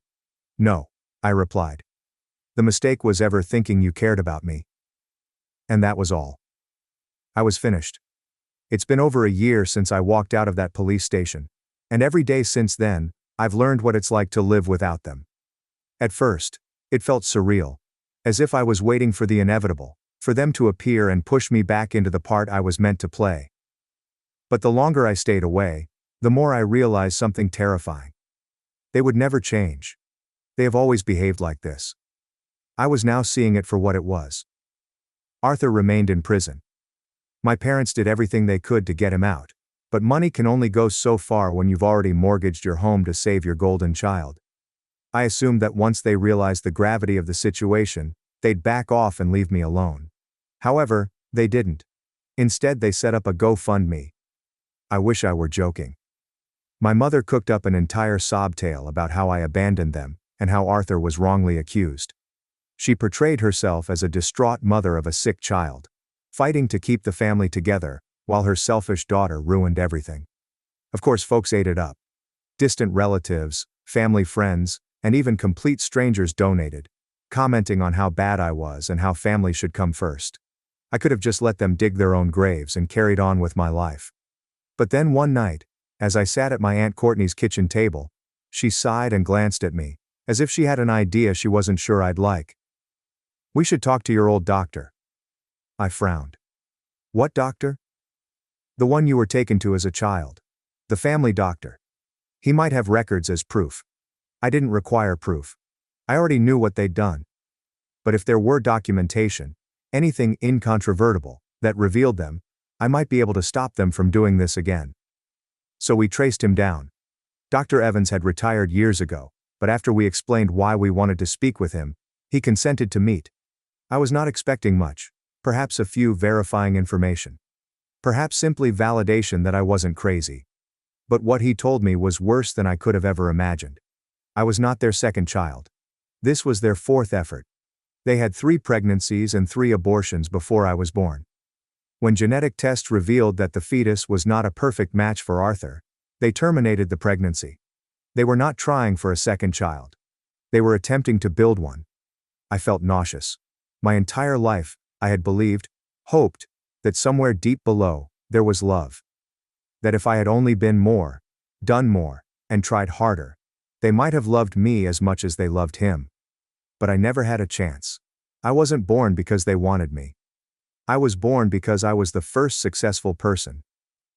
Courtney grabbed my hand as I sat there unable to breathe while Dr. Evans handed me old records, medical docs that my parents undoubtedly assumed I'd never read. I took them and made my selection.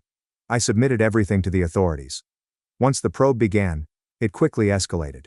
The fertility doctor with whom they worked lost his license immediately. It turned out that my parents weren't the only ones who had done this. There were more families. Other donor kids were created under the same conditions. The controversy erupted. And what about my parents? They lost everything. GoFundMe donations dried up. Family members who had helped them disappeared. Their names got dragged through the mud. Instead of admitting what they had done, they simply doubled down. My father termed it fake news. My mother claimed they were being persecuted for being wonderful parents. And Arthur? Arthur sat in prison, acting as if nothing was his fault. For the longest time, I assumed they'd vanish into the chaos they'd caused and leave me alone. But my parents had one final trick in them. One night, my cousin Jenna contacted me, her voice worried. "Alesia, I'm not sure whether you have heard, but Arthur attempted suicide." I felt a huge plummet in my chest. "What?" "I just saw your mother's article. She said he couldn't handle it anymore, that he is in critical condition, that if you still loved your family, you'd come visit him." For a second I wasn't sure what to say. I wanted to believe that it wasn't real. But what if it were?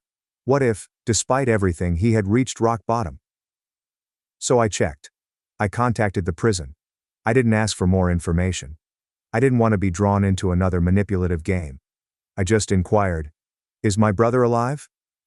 When the cop answered the phone, he sounded bored. "Yeah, he's fine." I breathed slowly. "Is he in critical condition?" A pause. Then, "Not even close." That was it. That is all I needed to hear.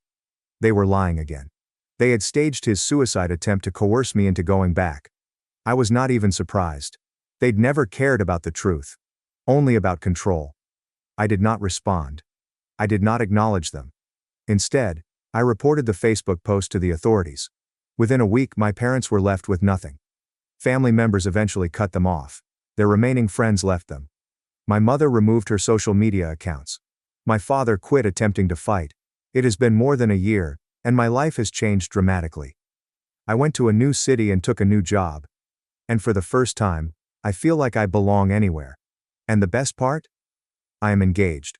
Griffith knows everything. Every dark, twisted detail of what my family has put me through. Instead of treating me like a broken, tragic story, he treats me like a human being. As if I matter. And what's the biggest change? I am pregnant. Initially I was afraid. After everything I had gone through, I was afraid I wouldn't know how to be a good father. That I will somehow make the same mistakes as my parents. But then, Griffith said something that altered everything. "You know exactly what not to do." And he's correct. This baby will never doubt if they are wanted. They will never feel the need to earn my love. They will never be treated as a replacement part for someone else. They will be loved wholeheartedly, unreservedly. I might not have been born into a legitimate family. However, I am constructing one. And for the first time in my life, I'm totally liberated. Thanks for watching and sticking around till the end. If you enjoyed these stories, make sure to subscribe and hit the bell so you don't miss the next drama-filled episode. My stepbrother mocked me at Thanksgiving after I offered him $15,000 and a $60,000 job. Now, he's jobless, blaming me for his life falling apart. Growing up, my stepbrother was the golden child, and I liked it that way. When my parents tore up my report card because I had a mix of A's and B's, and held a party for my stepbrother Charles, who had all C's, I was pleased for him. Even when I was chastised for being too quiet and ungrateful at the dinner table, while Charles received twice as much dessert for bringing his plate to the sink, I was pleased for him. Because I knew that in the long term, this would only help me. I also knew it would eventually create a schism between us. Of course, I was correct on both of those points. Charles failed his junior year of high school, whereas I graduated with all honors, due to how hard my inferiority complex forced me to study. Charles was practically in legal debt by the age of 17, whereas I moved out as soon as I turned 18 and paid for the apartment with my own money. My parents stopped talking to me as soon as I moved out, and I returned by never returning home for the holidays. The only thing I did was send Charles $200 in cash every 2 months so he didn't have to rely entirely on our parents. Aside from that, we didn't talk. All I knew about him was that he had somehow landed a job as a supervisor at a nearby McDonald's. Honestly, I preferred it that way. I didn't want any of my relatives to know how I was going. I waited until I graduated from college, got a good car, an apartment, and had a steady job before seeing them again. I expected this to be the final demonstration. Instead, I had an unforgettable Thanksgiving. I arrived wearing an Old Navy outfit and holding a huge check and a job offer for Charles. My stepfather was the one who opened the door. I almost gasped when I realized how much older he appeared. Meanwhile, my mother's face was injected with Botox. To my astonishment, they genuinely invited me in. But I never let my guard down, and it wasn't until we all sat down in the living room, stepbrother, stepdad, and mom, that their facade of compassion came undone. We started off by updating each other, and I discovered Charles had been fired from McDonald's after only a year and had been unemployed ever since. I saw this as an opportunity to tell him about the job. Well, I told myself, I work at a bank, and we're currently looking for. Oh, look at me. I get paid for using a calculator and wearing a suit, interrupted the man. I stared at him blankly as my parents laughed their heads off. It had been nearly 8 years since I last saw him. He wasn't still a man-child, right? I dismissed it as a silly joke and attempted to continue, but every time I did, he'd start making strange faces or calling me a desk monkey under his breath. I sighed. And for the first time, I recognized Charles for what he was. A deadbeat loser. So I turned down the job offer and instead handed him the $15,000 check from my pocket. But instead of thanking me or simply nodding in my direction, he went too far. Bet your dead daddy's real pride you turned out to be a money parasite, huh? My face sank. I was so angry that my neck and cheeks began to burn. I rose up and walked towards him, fists clasped at my side. In answer, he stood up, but instead of addressing me, he ran away and locked himself in the restroom. My parents sat motionless on the couch, refusing to participate. I simply stepped up to Charles and began gently unlocking the door from the outside, tormenting him. Hey Charles, did you know I was going to offer you a job that had a starting pay of $60,000 today? Silence.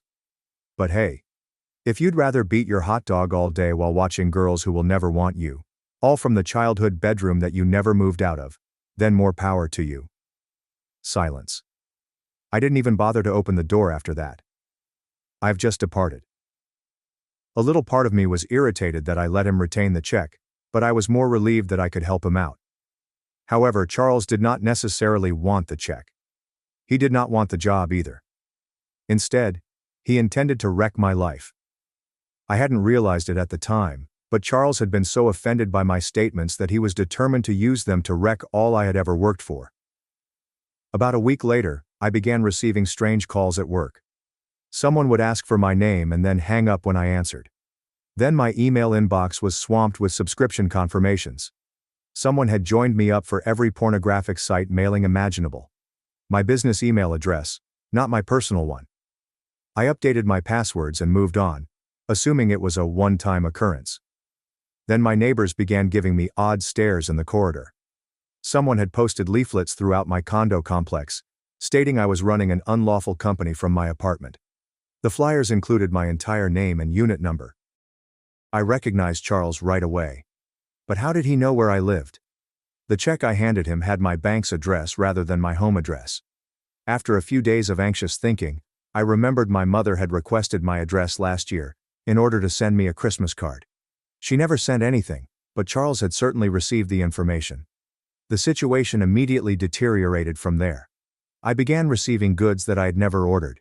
Expensive items that would arrive COD, meaning I had to pay for them or deny delivery. My car was keyed in my building's parking garage. Someone reported a noise complaint to my condo association 3 nights in a row. These were all bothersome, but tolerable. What pushed me over the line was receiving a call from my supervisor asking whether everything was fine. Apparently, someone claiming to be my stepbrother called HR to say I was experiencing a mental health crisis and needed to be evaluated. That may have significantly harmed my professional reputation if my boss hadn't known me well. I was done playing defense. It's time to find out what Charles was up to and put an end to it. I contacted my mother for the first time in years and asked how Charles was doing. She began a 20-minute rant on how he was between opportunities but had huge plans. The key element was that he was still living at home, in his childhood bedroom. Just as I had suspected. I needed to know exactly how far he was willing to go. More importantly, I needed to ensure he was aware that messing with me would have disastrous consequences. My days of being the quiet, compliant stepsister were over. If Charles wanted a war, he had no idea what he was getting himself into. I decided if Charles was going to interfere with my life, I had to be clever about how I responded. Simply confronting him would only make matters worse. The jerk undoubtedly anticipated me to barge into my mother's house and shout at him, which would further add to their "she's unstable" storyline. No. I needed to be more strategic. The first thing I did was secure my digital life. I changed my passwords, enabled two-factor authentication, and put up a Google alert for my name. I contacted my bank, credit card providers, and all 3 credit bureaus to place fraud warnings on everything. The last thing I needed was Charles attempting to open accounts in my name. Then I addressed physical security. I told my building management about the incident, but kept it vague. Just mentioned that I had a troubled family member who could cause problems. He pledged to notify security and ensure that no packages were accepted without my express approval. I also purchased an inexpensive camera for my front door, a standard Ring doorbell, nothing fancy. Throughout everything, I was attempting to figure out my next step. I wasn't going to sit back and accept Charles's nonsense, but I also didn't want to descend to his level. I decided to take a little trip to my hometown that weekend. Not to confront Charles, but to gather intelligence. I drove down Saturday morning and parked a few blocks away from my parents' house. Their neighborhood had not changed much. Same old houses and broken sidewalks. I was sitting in my car wondering what the heck I was doing, when I noticed Charles walking out the front door. He was dressed in the same dirty sweatpants from Thanksgiving, but with a grimy hoodie. Real fashion icon. I sunk in my seat as he walked past without looking at me. He walked toward the convenience store on the corner. I chose to follow him. Not too close, but enough to see what he was up to. He went out and bought cigarettes and a case of cheap beer before returning home. But he did not go inside. Instead, he walked to the side yard, where there was an old shed. My parents never utilized the shed for anything other than storing their lawnmower. But Charles unlocked it and went inside, where he stayed for around 20 minutes before returning to the house. Interesting. I waited until both my mother's and Timothy's automobiles had left the next day before making my move. Sunday mornings, they always went to the diner for breakfast, which has been a tradition since I was a child. Charles, I assumed, would be either sleeping or engrossed in his video games. I was interested in checking out the shed. The lock was inexpensive and simple to pick. Thank you. YouTube videos. Inside was, well, it wasn't what I expected. Charles had created a small office of sorts. There was a desk with an outdated laptop, a printer, and piles of paper. Pictures of me hung on the wall, including photos from my social media before I locked everything down, printouts of my job profile, and even a map with my condo circled in red. It seemed like something out of a horrible suspense film. What truly piqued my interest was a notebook titled Operation Payback. Charles, you are truly original. I looked through it and discovered a complete record of everything he'd already done to me, as well as a slew of new things he planned to do. Some were childish, ordering pizzas to my house at 3 a.m. Others were more concerned. He had jotted down the names of several of my coworkers, as well as instructions about how to reach them. I photographed everything using my phone. This wasn't simply some bothersome sibling rivalry. This was straight-up harassment. I gently returned everything exactly as I had found it and snuck out, making sure to lock the shed behind me. On the way home, I called my friend Barbara, who works in information security. She has always been my go-to person for technical guidance.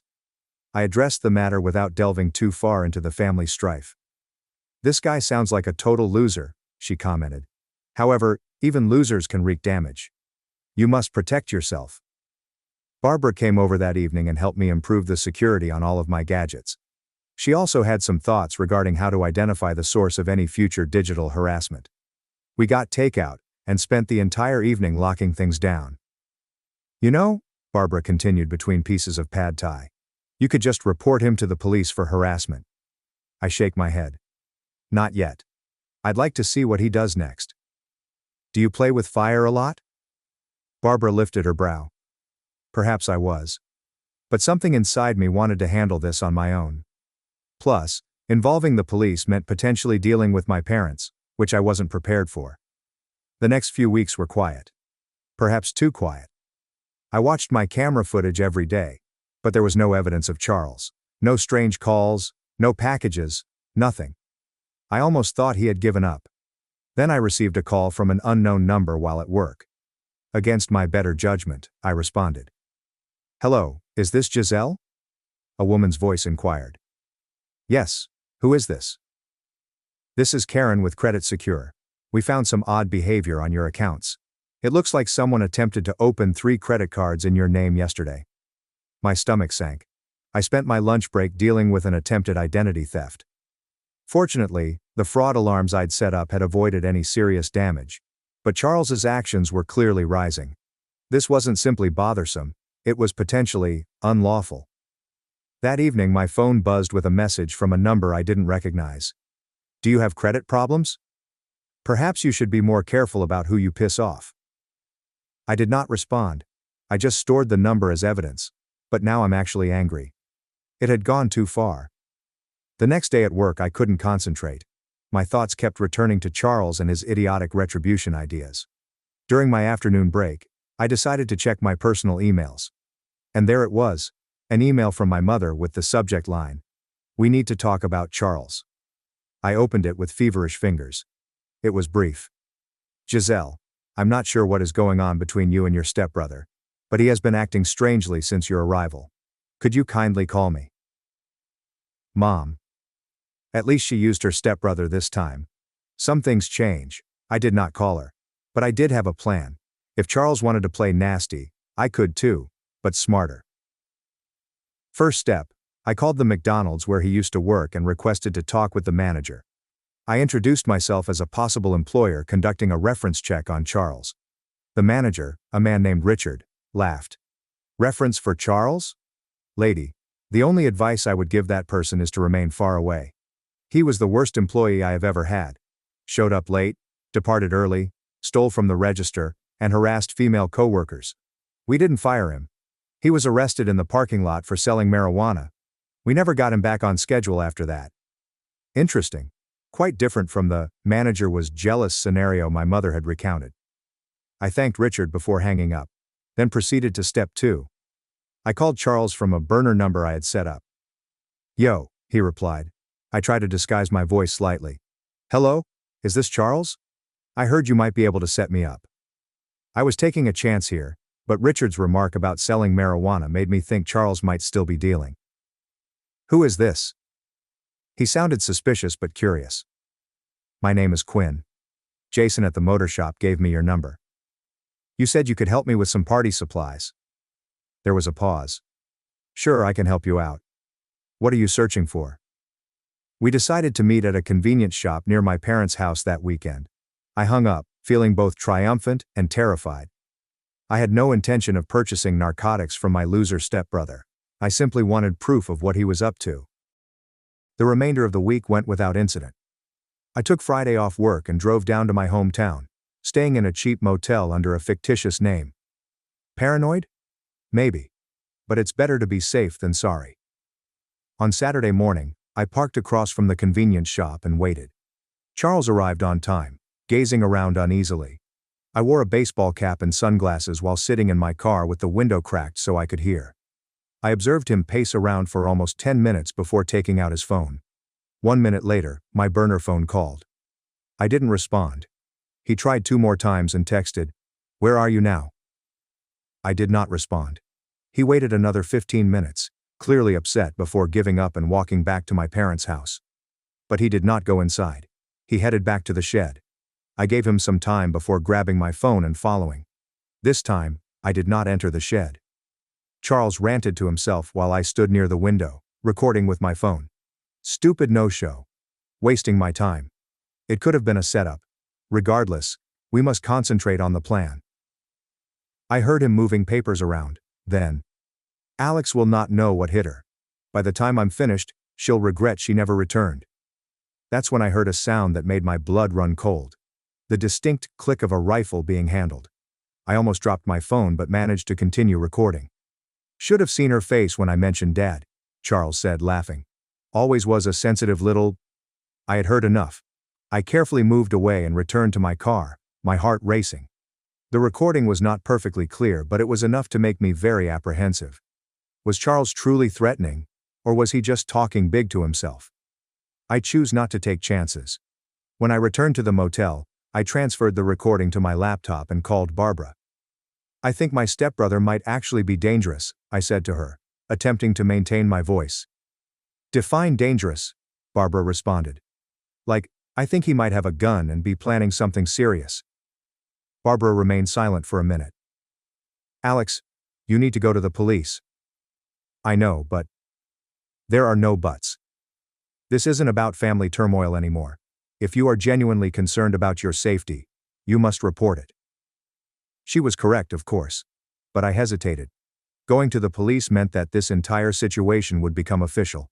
My parents would become engaged. It would be a mess. Then my phone received a notification from my condominium's security app. Someone was trying to get into my unit. The camera captured a delivery worker carrying a huge item. I hadn't ordered anything. I immediately called my building's security desk.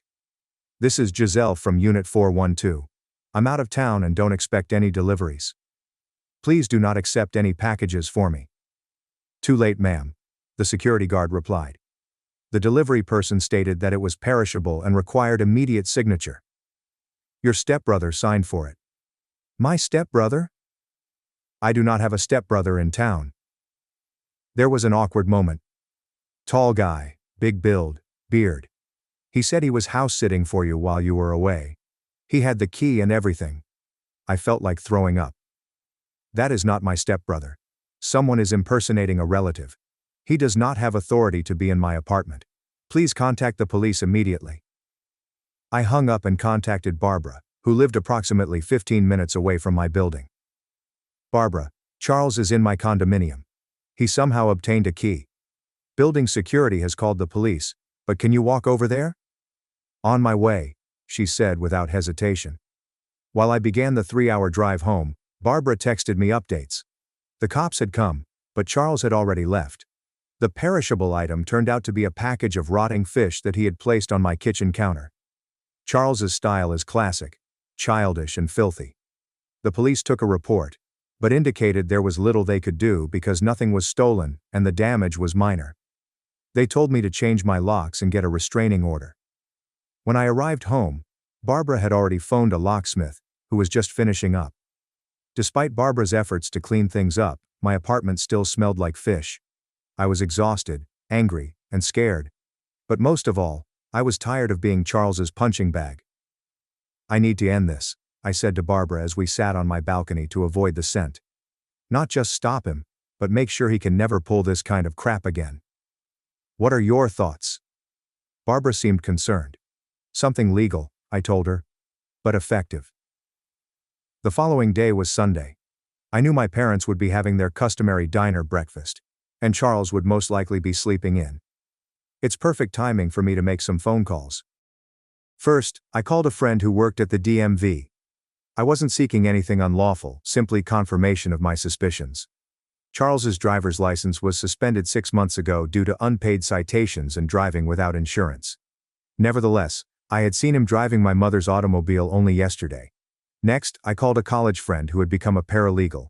She helped me grasp what constituted harassment and identity theft in our state, as well as the evidence required for a restraining order. I had plenty. I then called my boss. I described the situation briefly, and requested Monday off to deal with some family concerns. He was understanding. Finally, I called my mother. She responded on the third ring, sounding astonished to hear from me. Giselle, are you okay? Not really, Mom. We need to talk about Charles, in person. Can I come over tomorrow morning? There was a prolonged pause. I suppose that's all right. Timothy will be at work, but. Good. I would rather chat to you alone initially. I'll be there at 10 o'clock. I spent the remainder of Sunday prepping. I organized all of my proof, including images of Charles's Operation Payback shed, recordings, and credit fraud efforts. I backed everything up to the cloud and made physical copies. If Charles taught me anything, it was to be thorough. Monday morning, I dressed conservatively in a basic blouse and slacks, professional but not threatening. I didn't want my mother to think I was coming to attack her, even though a part of me resented her for enabling Charles all these years. When I arrived, my mother appeared apprehensive. She had clearly made an effort. Her hair was done, and she was dressed better than her regular loungewear. The house was also spotless. It reminded me of how she used to feverishly clean before my stepfather returned home from work. "Is Charles here?" I inquired as I stepped inside. She shakes her head. "He went out early. He said he had some business to take care of." Great. That could be anything, from selling narcotics to vandalizing my car again. I'd parked a block away, just in case. We sat in the living room, awkwardly positioned at opposite ends of the couch. My mother kept fumbling with her wedding band, an anxious habit she'd had for as long as I could remember. "Mom, I need to show you something," I explained, pulling out my evidence folder. "Charles has harassed me since Thanksgiving. It began with pranks but has progressed to identity theft and breaking into my home." My mother's face changed through a variety of expressions, including astonishment, incredulity, defensiveness, and then a kind of resigned acknowledgement. "He's been troubled," she murmured softly. "Ever since you came back, he feels like you're showing off, making him look bad." "Mom, I paid him $15,000 and offered him a job. How does this make him look bad?" She did not have an explanation for that. I showed her everything: photos of Charles's shed, screenshots of credit card fraud attempts, and building security footage of him walking into my unit. With each piece of evidence, she appeared to retreat a little deeper into the couch. "I don't know what you expect me to do," she finally answered quietly. "I expect you to cease enabling him. He is not a child anymore, Mom. He's an adult who chooses to injure others, including me. And I've had enough." I took out the final document, a restraining order application that I had completed earlier that day. "I am filing this today. Charles will be legally forbidden from contacting me or approaching my home or office. If he violates it, he will be arrested." My mother started to cry. Not theatrical sobs, just quiet tears streaming down her cheeks. "He's my son." "And I'm your daughter," I said, shocked at how calm my voice was. "But you have never protected me from him. So now I'm protecting myself." The front door banged, making both of us jump. Charles raced into the living room, face flushed with rage. "What the hell are you doing here?" he demanded, looking at me. I rose up and kept the coffee table between us. "I'm talking to Mom about your little hobby of harassing me." Charles gazed at the document strewn out on the table, then at our mother's tear-stained face. Something seems to snap in him. "Do you think you can just come in here and turn her against me after ignoring the family for years? You don't know what we've been through," my mother whispered. "Charles, calm down." But her voice was hardly audible. "No. I'm sick of her thinking she's superior to everyone. Coming back with her beautiful job and condo, gazing down at us." I maintained my voice level. "I've never looked down on you, Charles. I attempted to help you." "Can you help me?" He laughed bitterly. "You left me here with them," he said, gesturing toward our mother. "What has it been like for you? Being the only one on whom they could focus, criticize, and exert control. You escaped, and I felt double the pressure." That was not what I was expecting him to say. I almost felt sorry for him. Almost. "That doesn't justify what you've done," I stated firmly.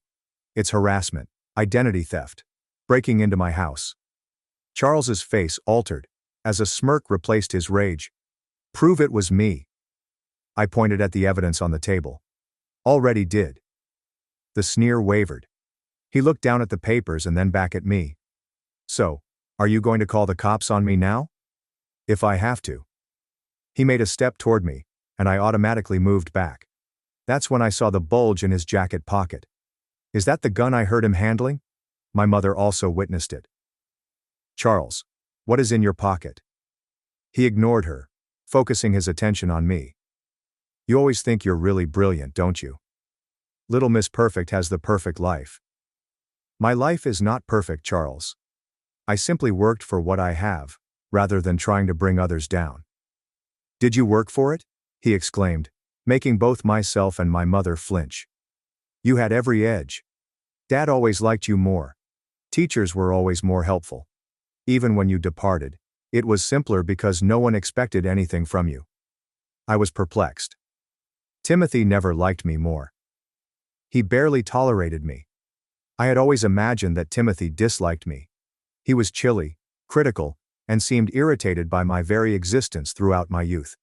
It never occurred to me that his feelings toward me might have altered since I left.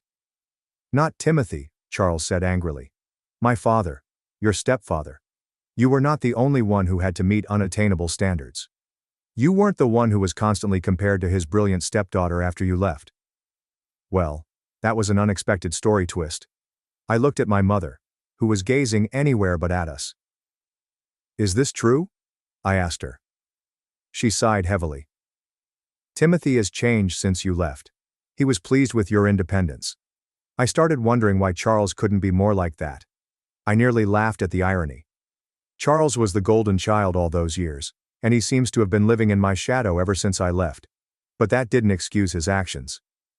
Charles, I continued gently, noting his hand returning to his pocket. Whatever occurred in the past doesn't explain what you're doing today. This has to stop. Or what? He challenged me. Or I'll file a restraining order today. And I will file charges for identity theft and breaking and entering. Charles, that's some serious jail time. He took his hand from his pocket, but instead of a pistol, he held my mother's car keys. Best of luck proving anything. I'm out of here. Charles, please wait. My mother called, but he was already walking for the door. I remembered what my DMV friend had said. If you drive while your license is suspended, you will face further charges. He froze, his hand on the doorknob. What are you talking about? Your license was suspended 6 months ago. I checked. Charles turned slowly, his face full with fury and disbelief. Did you verify my license? What gives you the right? The same right you had to check my credit history, I guess, I said quietly. Difference is, I didn't try to ruin your financial future. He looked at the keys in his palm, then at me, and finally at our mother. For a brief moment, I thought he might throw the keys at me. Instead, he slapped them down on the foyer table before storming out the front door on foot. My mother and I sat in silence for a long time after he went. He needs help, I finally said. Professional help that you and Timothy can't provide. She nodded slowly. I understand. We had known each other for a time. Every time we suggest it, he threatens to leave and I can't lose another child. Her remark struck me unexpectedly hard. Had she considered me lost? I dismissed the concept for the time being. You are not helping him by allowing him to continue like this. He is wrecking his life, and attempting to destroy mine. What are you planning to do? She asked gently. I gathered my proof and placed it back in the folder. Charles has to make that decision. If he stops harassing me totally, I will not seek a restraining order or press charges. But if there is another incident, I will go to the police with everything I have. I stepped up to leave, but my mother grabbed my hand. Giselle, I'm sorry for everything, for not protecting you when you were younger, for letting things get this bad with Charles. It was the first genuine apology I'd ever received from her. I wasn't sure how to answer, so I simply nodded and slowly moved my hand away. I'll let myself out, I said. As I headed towards my car, I felt lighter. Not because I had defeated Charles, but because for once, I had stood up for myself without giving in. The ball was now in his court. Charles was ready to serve it back with a vengeance, and I had no idea. 2 days later, while at work, my personal phone phoned with a number I did not recognize. I nearly disregarded it, but decided to respond. Hello, is this Giselle? A female voice inquired. Yes, who's this? This is Patricia from Westside Hospital. We have your stepbrother Charles here in the emergency room. You're listed as his emergency contact. My heart skips a beat. Is he okay? What happened? He's stable, but he's been in an accident. He's asking for you. I informed my supervisor that I had a family emergency, and drove to the hospital, my mind racing. Was this a legitimate operation, or one of Charles's schemes? There is only one way to find out. When I arrived at the ER, I was shown to a curtained bed where Charles lay, pallid and drawn. His right arm was in a cast, and he had a deep cut on his forehead. You came, he replied, surprised to see me. What happened? I inquired, remaining near the foot of the bed. Tried to cross the highway on foot. Wasn't paying attention. He glanced away. Clipped by a truck. Why were you crossing the highway? He shrugged his good shoulder. Going to a friend's place. The nurse then entered and checked Charles's vitals. The doctor wants to keep him overnight for observation because of the concussion. Do you have his insurance information? Charles appeared to be panicked. "I told you I don't have insurance." The nurse glanced at me hopefully. I felt conflicted. Despite everything Charles had done, seeing him injured and vulnerable moved me. A sense of obligation that I couldn't shake. This was the same boy I'd grown up with. The child who had been influenced by the same dysfunctional family from which I had escaped. I could have gone away. I sort of wanted to. But instead I took out my wallet. "I'll handle the paperwork," I assured her. "Can you give us a minute?" Charles refused to look at me after she left. "You don't have to pay for this." "I know. I can't pay you back." "I know that too." We sat in awkward silence for a moment. "Why'd you come?" he finally inquired. "After everything I did." I considered the question. "Because despite everything you're still family. And I wanted to make sure you were actually hurt, and not just luring me into another trap." He nearly smiled at that. "Fair enough." I leaned forward to ensure he was staring at me. "This is it though, Charles, my last act of goodwill. If you ever try to mess with my life again, I won't hesitate to use everything I have against you. Understand?" He nodded slowly. "Yeah. I get it." "Good. Now I'm going to pay your hospital bill and give you one more chance to turn things around. What you do with it is up to you." As I stood to leave, he said, "Alex." I turned. "What?" "I'm sorry for the dad's comment at Thanksgiving. That was too far." It was not a complete apology, but it was something. I nodded and went to find the billing department. I didn't know if Charles was actually sorry, or just saying what he thought I wanted to hear. All I knew was that I was finished being a victim. Whether Charles changed or not, I would be fine. I had made a life for myself that no one, not Charles, my mother, or Timothy, could take away. I paid Charles' hospital bill, gave the physicians my contact information, and went out into the sunshine, feeling for the first time, entirely free of my family's dysfunction. Whether this marked the end of Charles's vengeance, or simply a brief truce, I was prepared for whatever came next. When I left the hospital that day, I had no idea if I had made the biggest mistake of my life, or had finally broken through to Charles. Part of me was waiting for the other shoe to drop, as if the entire event was a clever ruse to get me to pay his medical fees. But according to the physicians, his injuries were genuine. The concussion was minor, but the broken arm would require weeks to recover correctly. I tried to push Charles out of my mind and concentrate on work for the following few days. I'd done everything I could, paid his medical bills, given him another chance, and made it obvious that there would be no more opportunities after this one. The ball was in his court now. A week after the hospital appointment, I received a notification. My mom texted me inquiring if I had heard from Charles. Apparently he had not returned home after being discharged. I told her I hadn't heard anything and suggested he might be staying with a friend. She didn't appear convinced, but thanked me nonetheless. 2 more weeks passed. No Charles drama. There was no harassment. There are no unusual packages. There were no credit card fraud attempts. I began to relax a little, hoping that the hospital fright had finally brought him to his senses. My doorbell rang on Saturday afternoon. I checked my security camera, and then froze. Charles stood outside my door, looking uneasy in clean jeans and a button-up shirt I had never seen before. His arm was still in a cast, and he had heavy circles beneath his eyes. I debated not responding, but curiosity got the better of me. I opened the door but left the security chain on. "What are you doing here?" "Can I come in?" he asked, avoiding my gaze. "I just want to talk." "Last time you were here you left rotting fish on my counter." He grimaced. "Yeah, I know. I'm sorry about that. And everything else." I looked at him for a second. He looked awful. Thinner, exhausted and strangely nervous. Not the arrogant jerk who had been tormenting me for months. Closing the door to undo the chain, "And I'm recording this conversation on my phone," I said as I let him in. Charles nodded and followed me into the living room, but did not sit down. He simply stood there awkwardly, fumbling with the edge of his cast. "So?" I asked after an awkward silence. I wanted to tell you I won't be bothering you anymore. I got a job. Well, 2 jobs actually. Morning shift at a warehouse and evening shift at a gas station. It was unexpected." "Okay, good for you." "And I'm paying back Mom for all the money she's loaned me over the years. starting with the car insurance I let lapse. I raised an eyebrow. What brought this on? He shrugged. The accident, I guess. He paused. I had to sleep in my car for a few nights after the hospital. Had some time to think. Wait. You've been living in your car? Why? Timothy changed the locks, Charles said flatly. Said I couldn't come back until I got my act together and stopped harassing his stepdaughter. I was honestly shocked. Timothy had finally spoken up for me after all these years.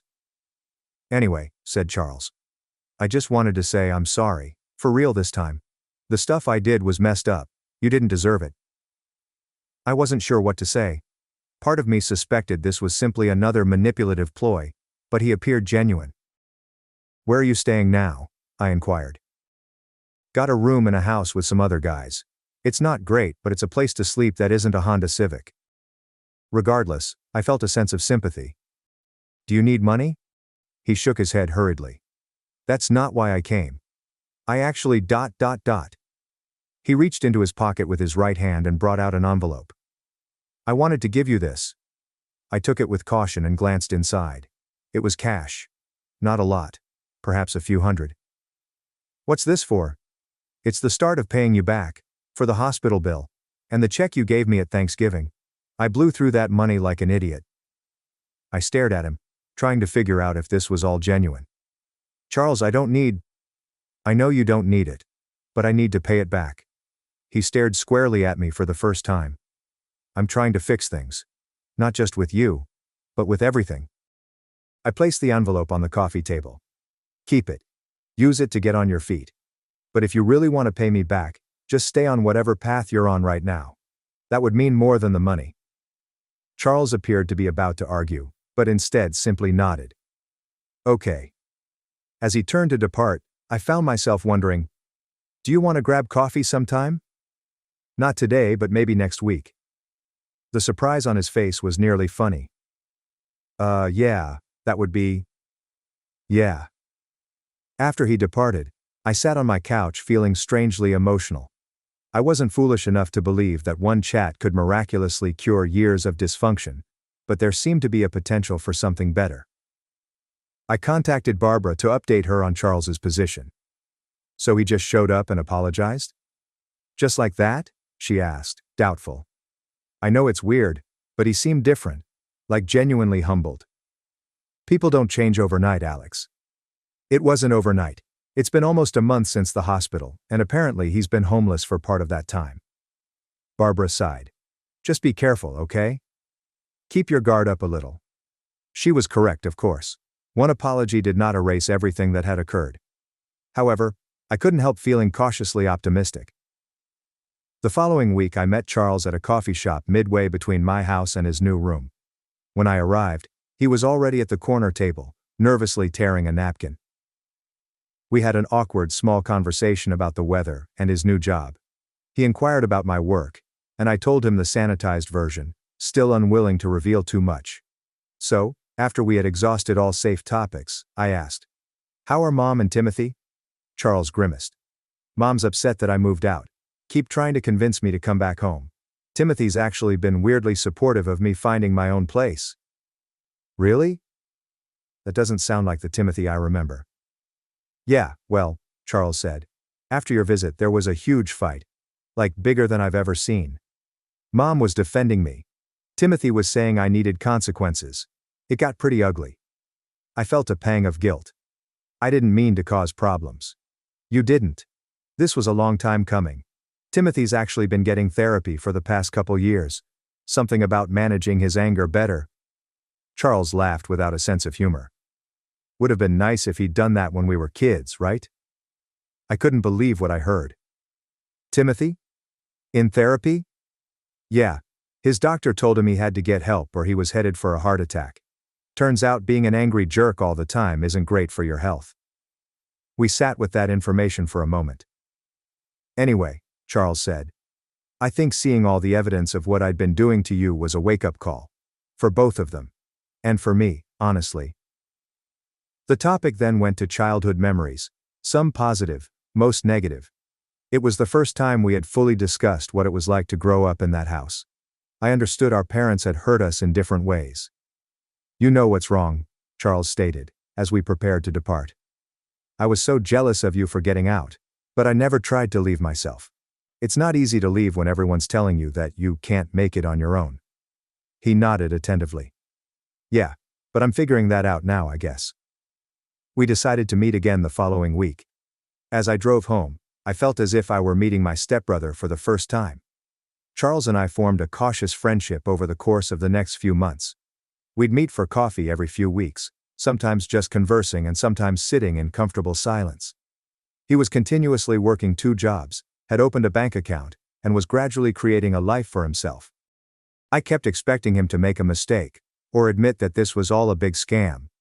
But it never occurred. He seems to sincerely want to change his life. Charles texted me 4 months after his unexpected visit to my condo, asking if we might meet at our normal coffee location. When I arrived, he was grinning. I got promoted at the warehouse, he informed me as soon as I sat down. Shift supervisor, better pay, regular hours. That's awesome, Charles, congratulations. And I'm quitting the gas station job, going to use those evening hours to get my GED instead. I was actually impressed. Wow, you're really doing this, aren't you? He nodded, proud yet embarrassed. Yeah, turns out I don't actually suck at everything. Who knew? I knew, I replied without thinking. That's why I offered you that bank job back at Thanksgiving. His face dropped somewhat. Yeah, about that.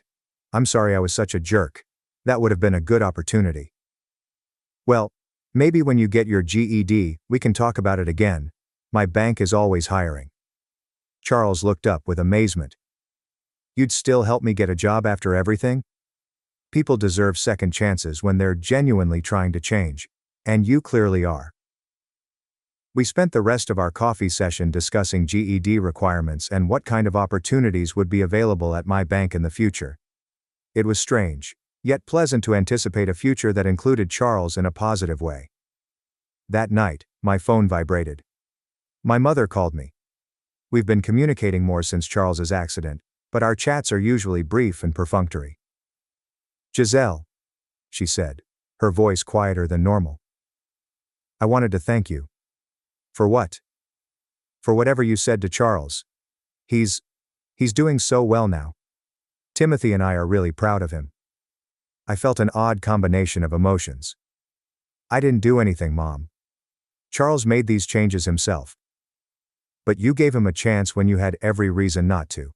And I know I didn't always do right by you when you were growing up. I grabbed the phone more tightly, unprepared for this talk. Mom, you don't have to. Yes, I do. I've been talking to someone too. A therapist. She laughed nervously. Seems like everyone in this family is in therapy now, except you. Who says I'm not? I asked, even though I wasn't. Fair enough. Anyway, I just wanted to say I'm sorry, for a lot of things. And I'm grateful that you're giving me, another chance too. I didn't know what to say, so I simply said, thanks, Mom. After we hung up, I sat on my balcony, gazing at the sky, reflecting on how much had changed in less than a year. From the disaster of Thanksgiving to whatever this new family dynamic would become. Charles successfully completed his GED 6 months later. I took him out to supper to celebrate, and he surprised me by inviting my mother and Timothy along. Even more astonishing was how enjoyable the evening turned out to be. Timothy was calmer and less dominant than I remember. My mother appeared more present, actively listening when people spoke rather than simply waiting for her turn to speak. At the end of the night, Charles approached me. I have something for you, he explained, handing me an envelope. Inside was a check for $15,000, the same amount I gave him at Thanksgiving. Charles, you don't have to do this. Yes, I do. I've been saving up. The promotion helped, and I've been living super cheap. He laughed. Plus, I got that entry-level position at your bank's downtown branch. Thanks for putting in a good word. You earned that job on your own merits, I told him candidly. Your interview scores were excellent. Still, I wouldn't be here without your help. He pointed to the check. And that's just the beginning. I'm going to pay back every cent you spent on my hospital bills too. I attempted to disagree, but Charles was insistent. This isn't just about money. It's about responsibility. It's about being the kind of person who honors his debts. Looking at his determined expression, I understood he needed this more than I did the money. So I accepted the check with a polite, "Thank you." Later that week, when having lunch with Barbara, she inquired about my family's situation. "Surprisingly good," I said. "It's like I've got this whole new family I never expected to have." "And you're sure Charles has changed for real? Not just putting on an act?" I took the question seriously. "I think so. It's been almost a year with no red flags. He's working hard, saving money, even talking about community college classes next year." Barbara nodded. "Well, people can change when they hit rock bottom.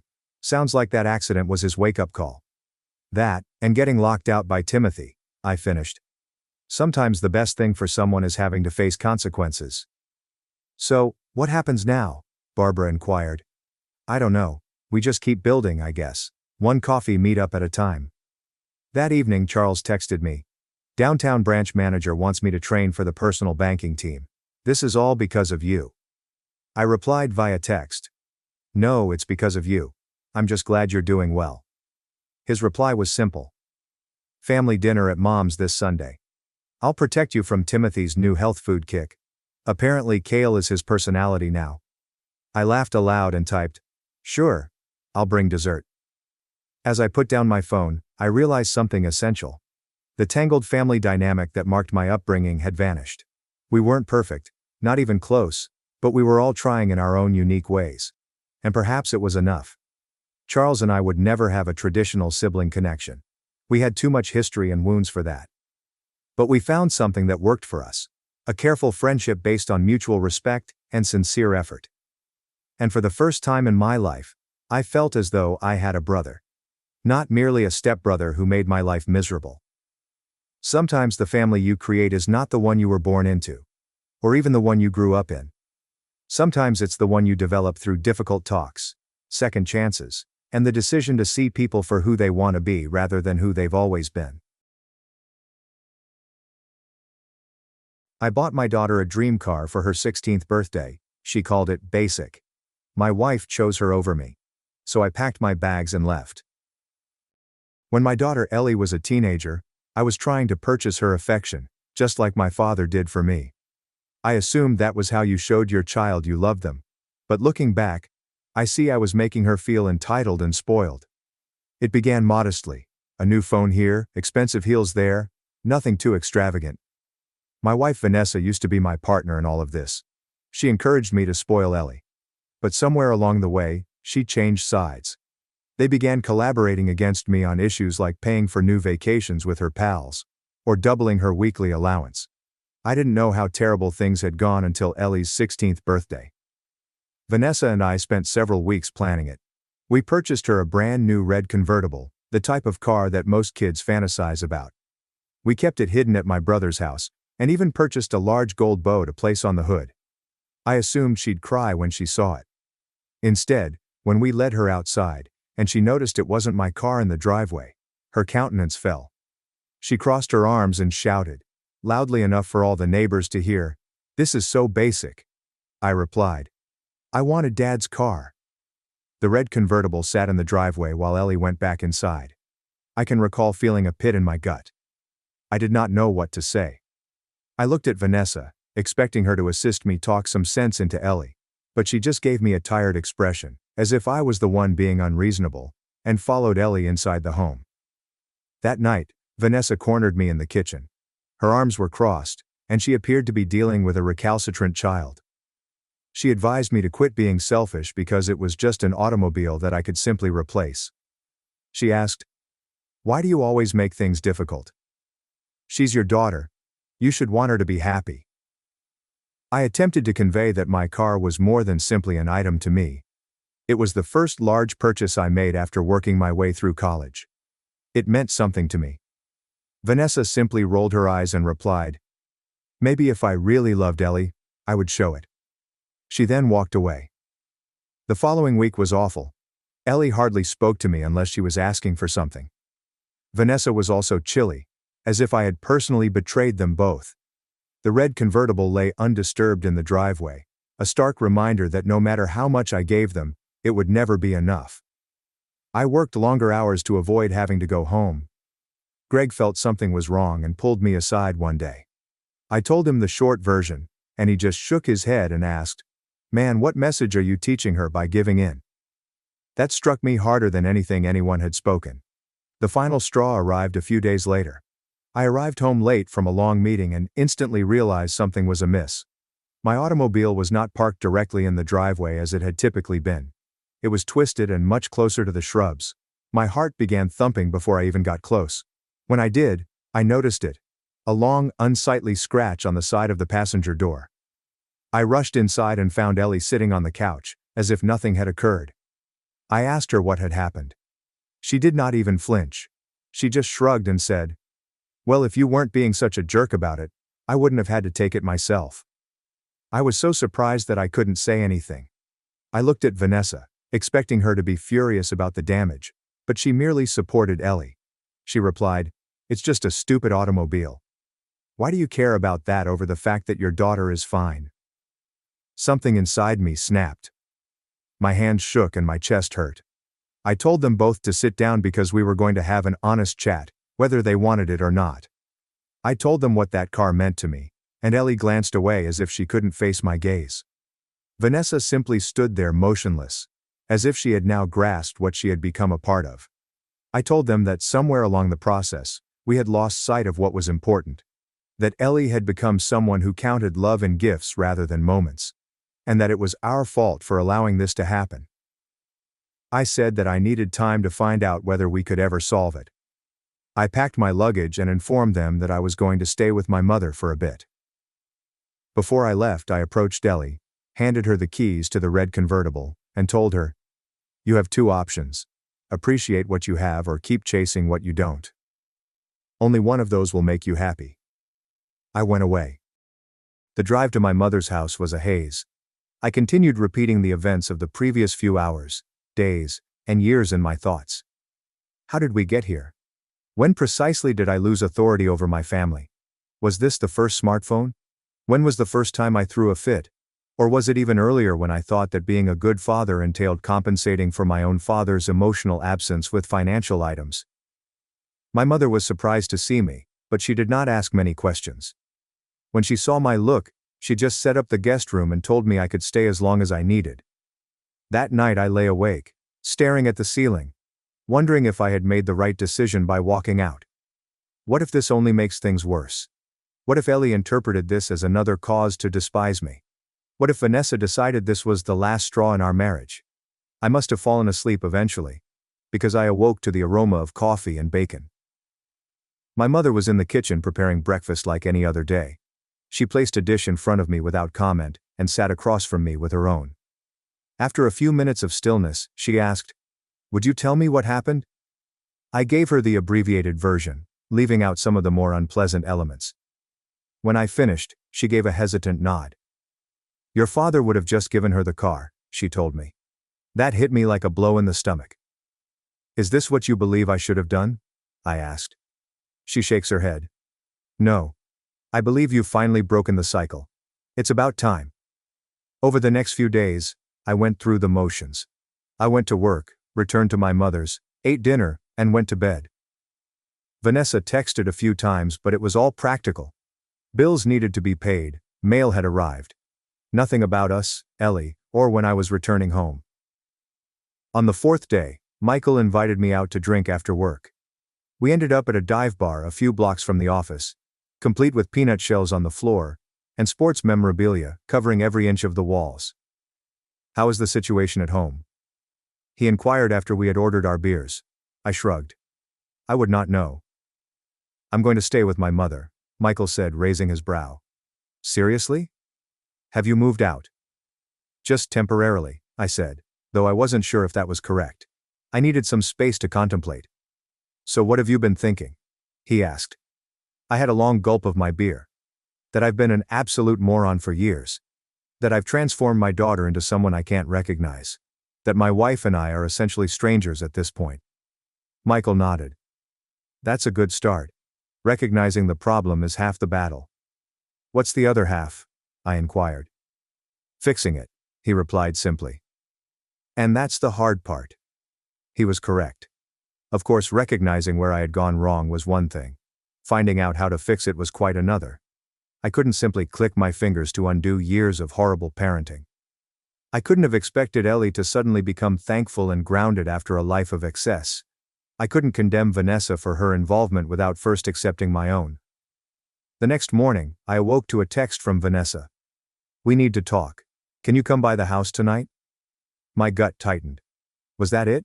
Was she going to seek for a divorce? Had she and Ellie decided it was better without me?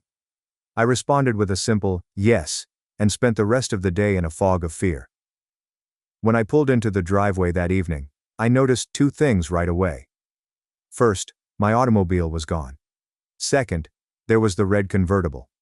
Vanessa replaced them with her practical SUV. I approached the front door with trepidation, wondering what further changes awaited me within. Vanessa answered the first knock. She looked different, with her hair pulled back into a basic ponytail and no makeup. She stepped aside and allowed me in without saying anything. The house was too quiet. "Where's Ellie?" I questioned. "At Madison's," Vanessa answered. "I thought we should talk alone first." She brought me to the kitchen table, where 2 cups of coffee were already prepared. We sat across from one another, like strangers on a first date, unsure how to start. "I sold the convertible," she finished, "and I used the money to fix your car. It's at the shop now. Should be ready tomorrow." I blinked in amazement. "You sold it just like that?" She nodded. "You were right about all of it. We've been terrible parents." I had not expected this. I prepared myself for wrath, blame, and a battle, not for agreement. "Yes, she replied firmly. "I've been just as bad as you. Worse maybe, because I saw what was happening and didn't stop it. I enabled it." I took a sip of my coffee to give myself some time to comprehend this. "What changed?" Vanessa gazed down at her hands. "After you left, Ellie and I had a big fight. She wanted me to call you and convince you to come back and apologize. When I refused, she stormed out and stayed at Madison's for 2 days." "Jesus," I mumbled. "Yeah," she sighed. "And while she was gone, I had a lot of time to think about us, about her, about how we got here." She looked up at me, her eyes filled with unshed tears. "I'm sorry, James. I'm so sorry for everything." I stretched across the table to take her hand. "Me too." We talked for hours that night, like we hadn't in years. We discussed our marriage, parenting, worries, and dreams for Ellie. We agreed that things needed to alter substantially, but we also knew it wouldn't be simple. Ellie would not magically morph into a grateful, well-adjusted teen overnight. We had years of damage to undo. "So what's the plan?" I inquired as the conversation concluded. Vanessa squeezed my hand. "First you come home. We need to present a united front. Then we set some ground rules for Ellie. Real consequences, real responsibilities." I nodded. "And what about us?" "We work on ourselves too," she explained. "Maybe some counseling. We've both lost sight of what matters." That night I moved back in. We planned to speak with Ellie together the next day. I was terrified, expecting another outburst, accusations and tears, but I also felt something I hadn't felt in a long time. Optimism. Ellie returned home from Madison's the following afternoon. She froze as she went through the door and saw me and Vanessa sitting at the kitchen table. Her eyes darted between us, evidently attempting to assess the situation. "Sit down, Ellie," Vanessa urged. "We need to talk." Ellie fell into a chair, already feeling defensive. "If this is about the car, Mom already told me she sold it." "It's about more than the car," I told myself. "It's about our family, and how we've been living." We spelled everything out for her. The new rules, the expectations, and the repercussions. No more extravagant presents or unrestricted spending.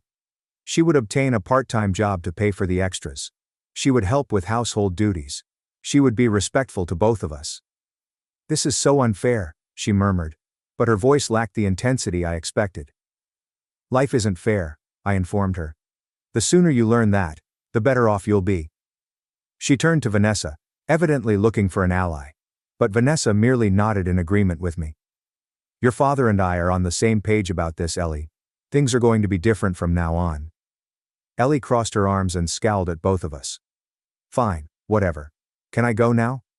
We let her go, knowing that this was only the start of what would undoubtedly be a lengthy and tough journey.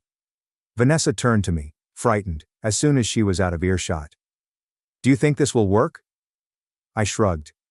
I don't know, but we have to try. The next few weeks were difficult, to say the least. Ellie tested every barrier we established. She neglected her chores, arrived home late, and continually moaned about how cruel we were, how none of her friends had parents like us. But we stood firm. When she missed curfew, she lost her phone for the day. She lost her TV rights after failing to complete her responsibilities. It was exhausting, and there were times when I wanted to give up just for some calm. But every time I felt myself wavering, I remembered the scratch on my car, and what it meant. Things changed gradually, almost silently at first. Ellie ceased battling us over every little thing. She began completing her chores without being reminded. She even applied for a job at the neighborhood ice cream shop without us having to remind her. One evening, about a month after our huge fight, I returned home from work to find Ellie in the kitchen, cooking dinner. Not just heating up leftovers, but truly cooking. Chicken, vegetables, the works. I stood in the doorway for a time, unable to believe what I was witnessing. Need any assistance? I inquired. She jumped slightly, having not heard me enter. Oh, you could set the table, I guess. I grabbed dishes and utensils and began setting the table. We worked in silence for a few minutes, the only sounds being the sizzle of chicken in the pan and the clinking of dishes. I got the job, she announced quickly. At Sweet Scoops, I start next weekend. That's fantastic, I said, truly happy. Congratulations. She nodded, concentrating on stirring the vegetables. It doesn't pay much, but it's a start. Every job teaches you something, I assured her. My first job was washing dishes in a diner, which was the hardest work I'd ever done, but it taught me a lot about responsibility. She looked at me with what appeared to be a ghostly smile. Yeah, well, I doubt scooping ice cream is going to be that deep, but whatever. It wasn't a passionate father-daughter moment, but it seemed like progress, a small fracture in the wall she'd erected between us. Vanessa arrived home a little later, and her surprise at finding dinner ready was obvious. We sat down to dine together, which was becoming increasingly rare in our household. The conversation was awkward at first, but as the lunch went, it became more natural. Ellie even laughed once, and it was a genuine laugh, not the caustic one she'd been using with us recently.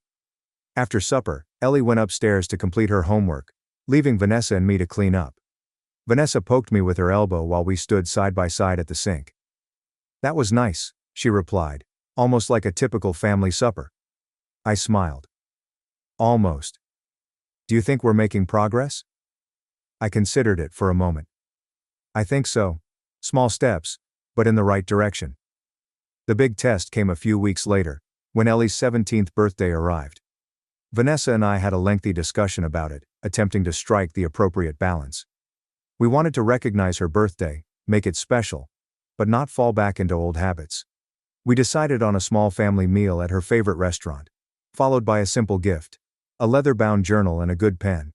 No car, costly electronics, or ostentatious gestures. Just a thoughtful gift, and meaningful time together. I was worried as we sat at the restaurant, waiting for the waiter to bring out the tiny cake we had requested for dessert. Ellie had been in a nice mood throughout dinner, talking about her career and education, but I couldn't help but wonder if she expected more. If she was dissatisfied when no great surprise appeared. The waiter placed the cake in front of her, with a single candle flickering in the center. Make a wish, Vanessa instructed.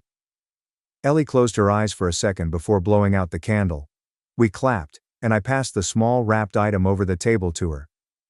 Happy birthday, sweetheart, I said. She unwrapped it slowly and carefully, very different from how she used to tear into presents. When she spotted the journal and pen, she brushed her fingertips on the supple leather cover, a thoughtful smile on her face. It's beautiful, she said.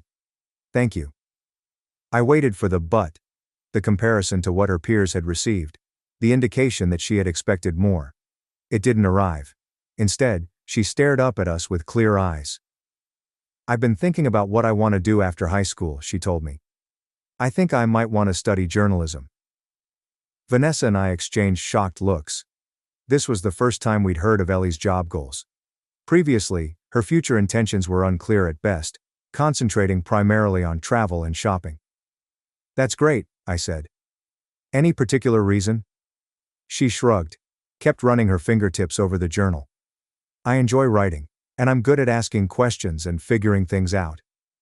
A faint smile flashed on her lips.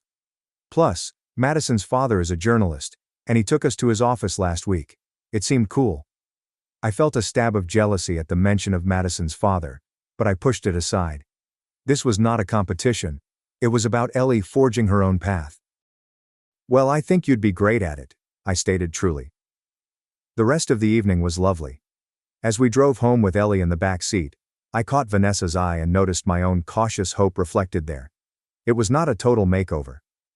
Ellie still had moments of arrogance and entitlement, but something essential had changed.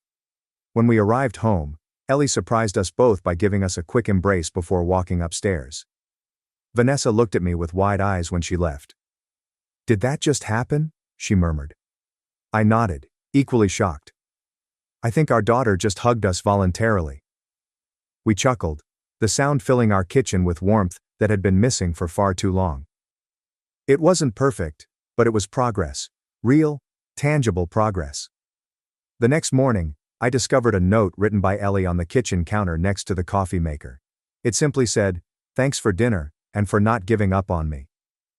I remained there for a long time, staring at those words. They were not apologies for years of entitled behavior. They weren't a pledge to be flawless from now on, but rather an acknowledgement that something had gone wrong and was gradually being corrected.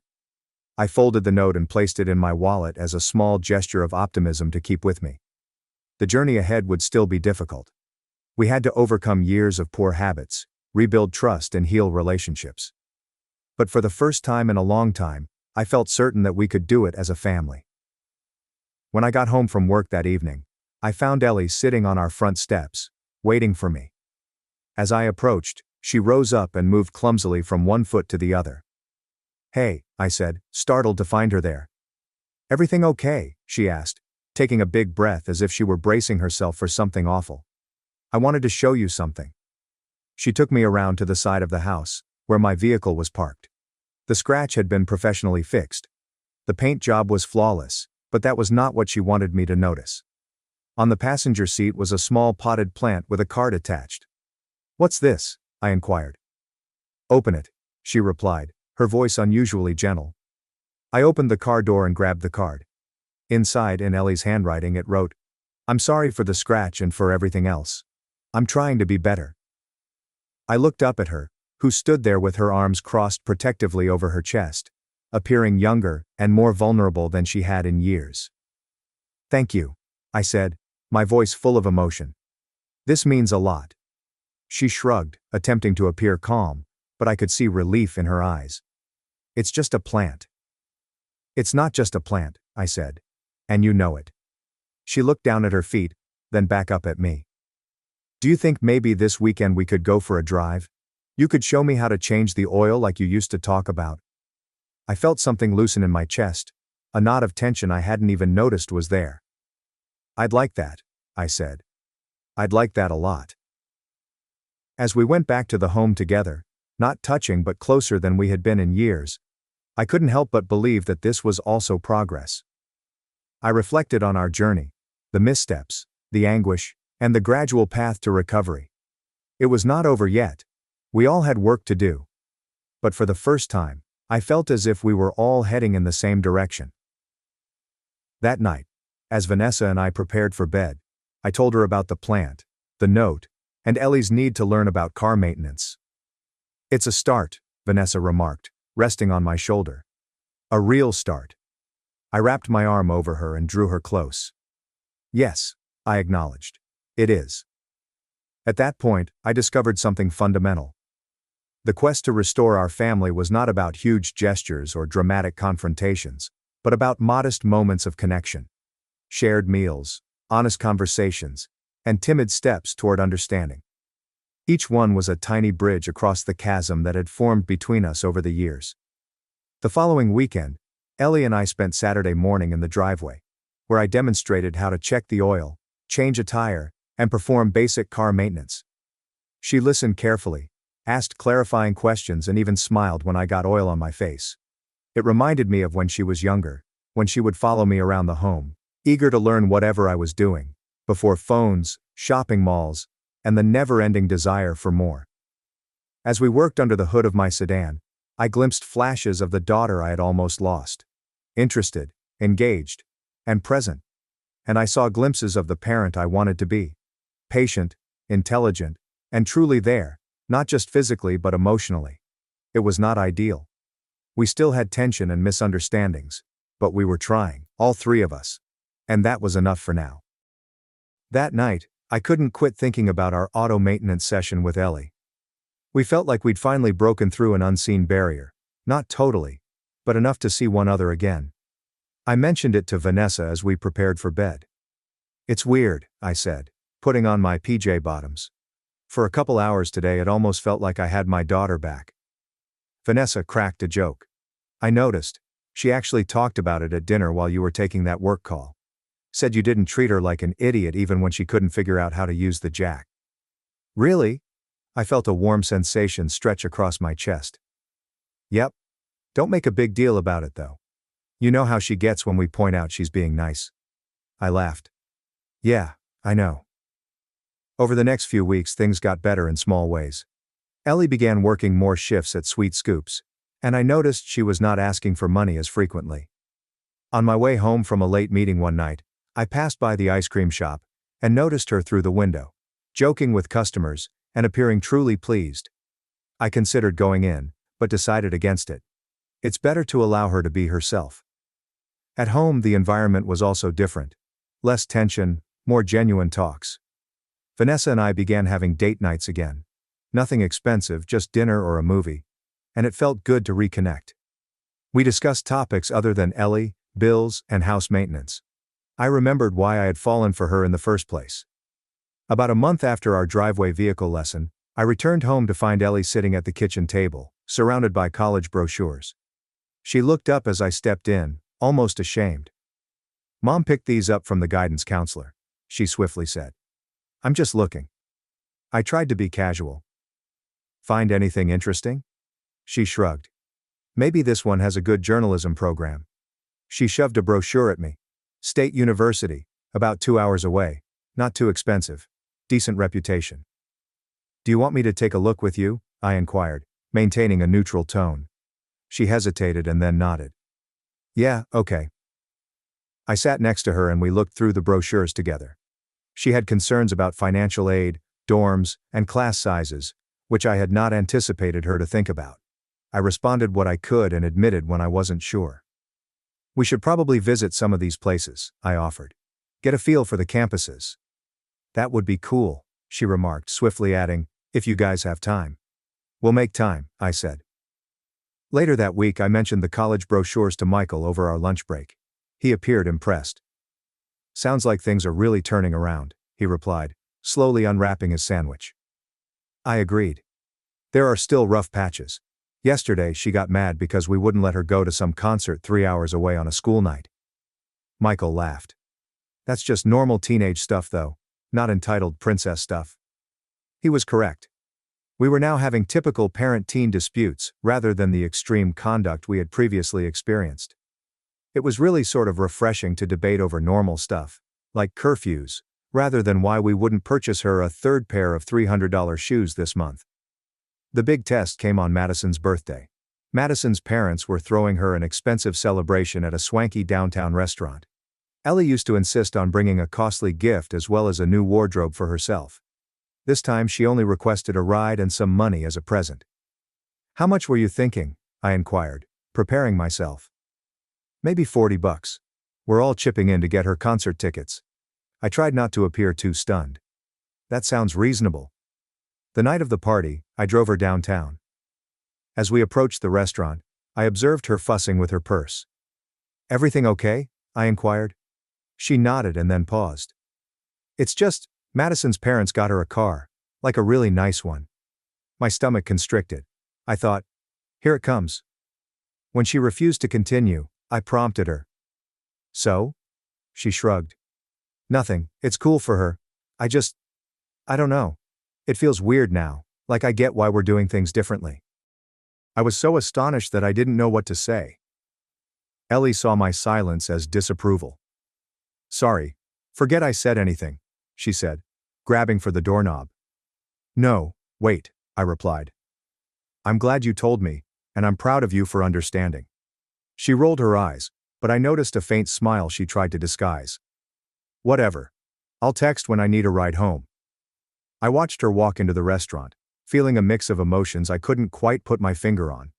Pride, relief, and something else. A cautious optimism I hadn't allowed myself to feel in a long time. When I arrived home, I told Vanessa about our talk. She appeared just as astonished as I was. Wow, she replied. That's progress. Big progress. I agreed. I keep waiting for the other shoe to drop. Vanessa sat next to me on the couch. Maybe it won't. Maybe this is a real change. I hope so. Ellie's next big milestone was receiving her first payment from Sweet Scoops. She returned home, waving the envelope as if she had won the jackpot. Look, she remarked, taking out the check. It wasn't much, maybe $200 for 2 weeks of part-time labor, but her reaction made it seem like $1 million. Nice job, I said. What are you going to do with it? She considered it for a moment. I need to save some for college, but maybe I could use a little to get my nails done with Madison this weekend. Sounds like a plan, I answered, trying not to make a big deal out of the fact that she had proposed saving for college without being asked. Vanessa looked at me wide-eyed after she went upstairs. Did our daughter just talk about saving money voluntarily? I laughed. I think she did. Should we check for pod people in the basement? Very funny. But seriously, James, I never thought we'd get here. Me neither, I admitted. But I'm glad we did. Summer arrived, bringing with it additional changes. Ellie was promoted at Sweet Scoops to shift supervisor. She mentioned intending to visit some colleges before senior year began, and one weekend, absolutely unprompted, she cleaned out her wardrobe and gave 3 bags of clothes to Goodwill. I don't even wear half of this stuff, she stated as I assisted her in loading the bags into the car. And some of it still has tags. It's stupid to just let it sit there. I agreed, recalling all the shopping trips and the times I'd handed over my credit card without question. That's really thoughtful, Ellie, I told her. She shrugged as if it were no great deal, but I could tell she was thrilled with the compliment. She remained silent while driving to Goodwill, staring out the window. Then she continued, I'm sorry about your car, the scratch and everything. I looked at her in amazement. We hadn't discussed that episode in months. Thank you, but you already apologized, remember? The plant. Yeah, but... She fidgeted with the seatbelt. I never really said why I did it. I was just so mad that you weren't giving me what I wanted. I'd never had to deal with that before. I took a deep breath. I know, and that's on me and your mom. We didn't set good boundaries. Still, it was a crappy thing to do. It was, I confirmed. But you're making better choices now. That's what matters. When we returned from Goodwill, Vanessa was sitting at the kitchen table with a serious expression on her face. My initial thought was that something horrible had occurred. Everything okay? I inquired. She nodded. I've been thinking about our anniversary next month. Our 15th was approaching.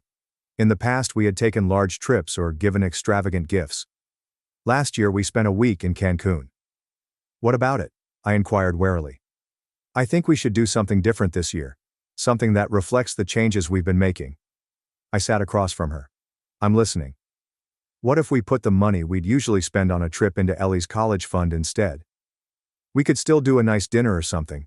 She trailed off, seeming unsure. I stretched across the table to take her hand. I think that's a great idea. Her face was flushed with relief. Really? You're not disappointed? Not at all. I think it's perfect. That night we informed Ellie of our decision. I anticipated her to be indifferent. Why should she care about our anniversary plans? But she astonished us again. That's really nice, she said. But you guys should still do something special. You work hard. Vanessa and I shared looks. We will have a nice dinner, Vanessa told her. Don't worry, Ellie said, then paused. Actually, what if I cook for you here at home? Like a fancy restaurant meal, but, not as expensive. I tried to conceal my shock. You want to cook us an anniversary dinner? Yeah, why not? I've been watching these cooking videos online. I could make something nice. We'd love that, Vanessa responded hastily, before I could say anything stupid and ruin the moment. Vanessa and I took a walk around the neighborhood on our anniversary while Ellie prepared dinner. When we returned, the dining room had been altered. The table was arranged with our finest foods, candles were lighting, and soothing music was playing. Go sit down, Ellie said. It's almost ready. We did what we were told, both of us rather stunned. A few minutes later she brought out the food, a spaghetti dish with shrimp that looked rather impressive. This is amazing, Ellie, Vanessa commented as we began to eat. Thank you. It's really good, I agreed. It wasn't restaurant caliber, but it was certainly better than I had imagined. Ellie beams. I've been practicing at Madison's house. Her mom helped me figure out the recipe. After dinner she presented a little cake with Happy Anniversary, written in slightly shaky icing. Then she gave us each a card. I'm going to Lexus to study, she explained. You guys should have some alone time. Vanessa and I opened our cards after she'd departed. Mine had a simple message. Dad, thank you for not giving up on me even when I was at my worst. Love, Ellie. I looked up to see Vanessa wiping away tears as she read her card. What do you say? I inquired. She gave it to me and said, Mom, sorry for being such a brat. Thanks for loving me anyway. I'm trying to be better. Love, Ellie. We sat in silence for a moment, both feeling overwhelmed. We did it, Vanessa finally said. We actually turned things around. We're still turning, I stated. It's a process, but yeah, we're getting there. The college tour began a couple weeks later. We visited 3 campuses in one weekend. A lot of transportation, walking tours, and information to assimilate. Ellie took notes at each site, asking intelligent questions about internships and journalistic programs. She was quiet as she drove home from the last university, peering out the window at the passing scenery. So, what did you think? I inquired. Any favorites? She nodded slowly. I like the second one, State University. It felt right. It's also the most affordable, Vanessa started from the rear seat. Yeah, I know. That's part of why I like it, Ellie said. She was staring at me. I don't want you guys spending a fortune on tuition. I can get scholarships and work during summers. I held the driving wheel tighter, resisting the temptation to encourage her not to worry about money. The old me would have insisted on paying for any school she desired, regardless of the cost. But that wasn't the lesson we were trying to impart anymore. We'll figure it out together, I responded instead. There are lots of options. Senior year began, and with it came the usual chaos. College applications, senior photos, and prom planning. Throughout it all, Ellie kept her job at Sweet Scoops, maintained her grades, and demonstrated modest but important signs of progress. There were still rare outbursts of the old entitled attitude. A quarrel over borrowing the car, a sulk when we declined an expensive prom dress, but they were fewer and farther between, and they settled more swiftly. The acceptance letters started arriving. Ellie was accepted to 3 of the 5 institutions she applied to in the spring, including her first choice, State University. We celebrated with takeout and ice cream, which was a far cry from our previous extravagant parties. As we sat around the kitchen table that night, Ellie abruptly blurted, I've been thinking about something. Vanessa inquired, What's that? Remember my red convertible which you gave me for my 16th birthday? My gut constricted. We hadn't talked about that car in over a year. What about it? I was such a jerk about that, she said, shaking her head. You guys spent all that money, and I acted like it wasn't good enough. Water under the bridge, I answered hurriedly, not wanting to bring up old pains. No, but I've been thinking about it a lot lately. That was the moment, wasn't it? When everything started to change. Vanessa and I shared looks. I guess it was, I said.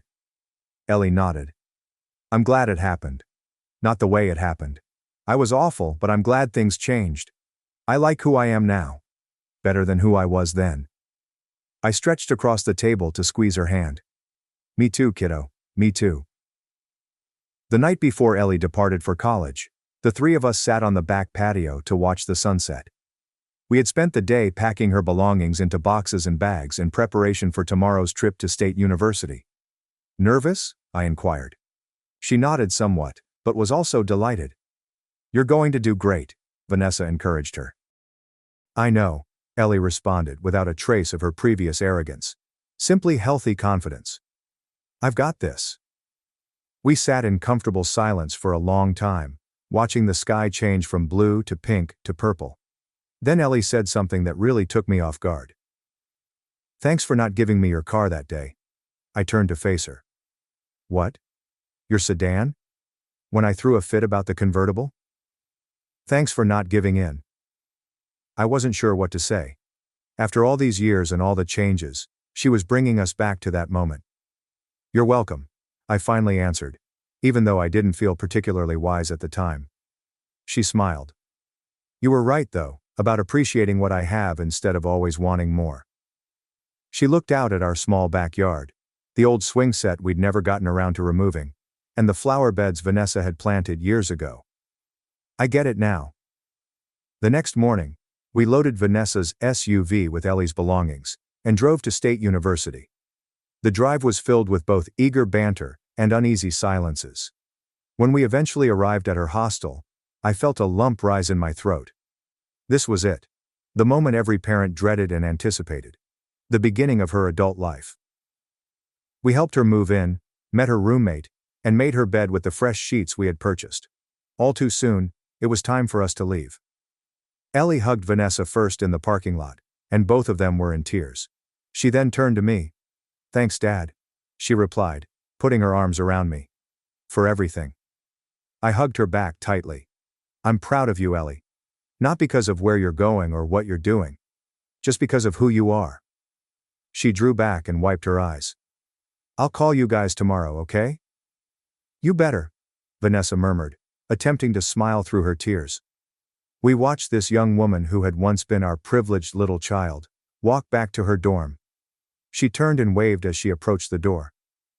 Vanessa leaned over and took my hand as we drove home. "We did good," she said.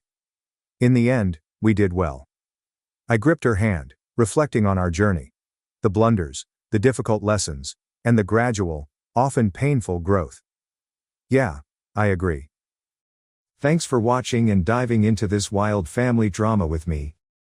If you love Reddit family drama, don't forget to subscribe and turn on notifications so you never miss the next one. As I stood alone at my wife's funeral, my father's words echoed. "Blame your wife for losing us that deal." So I made him regret it. Hello, my name is Michael Anthony Johnson.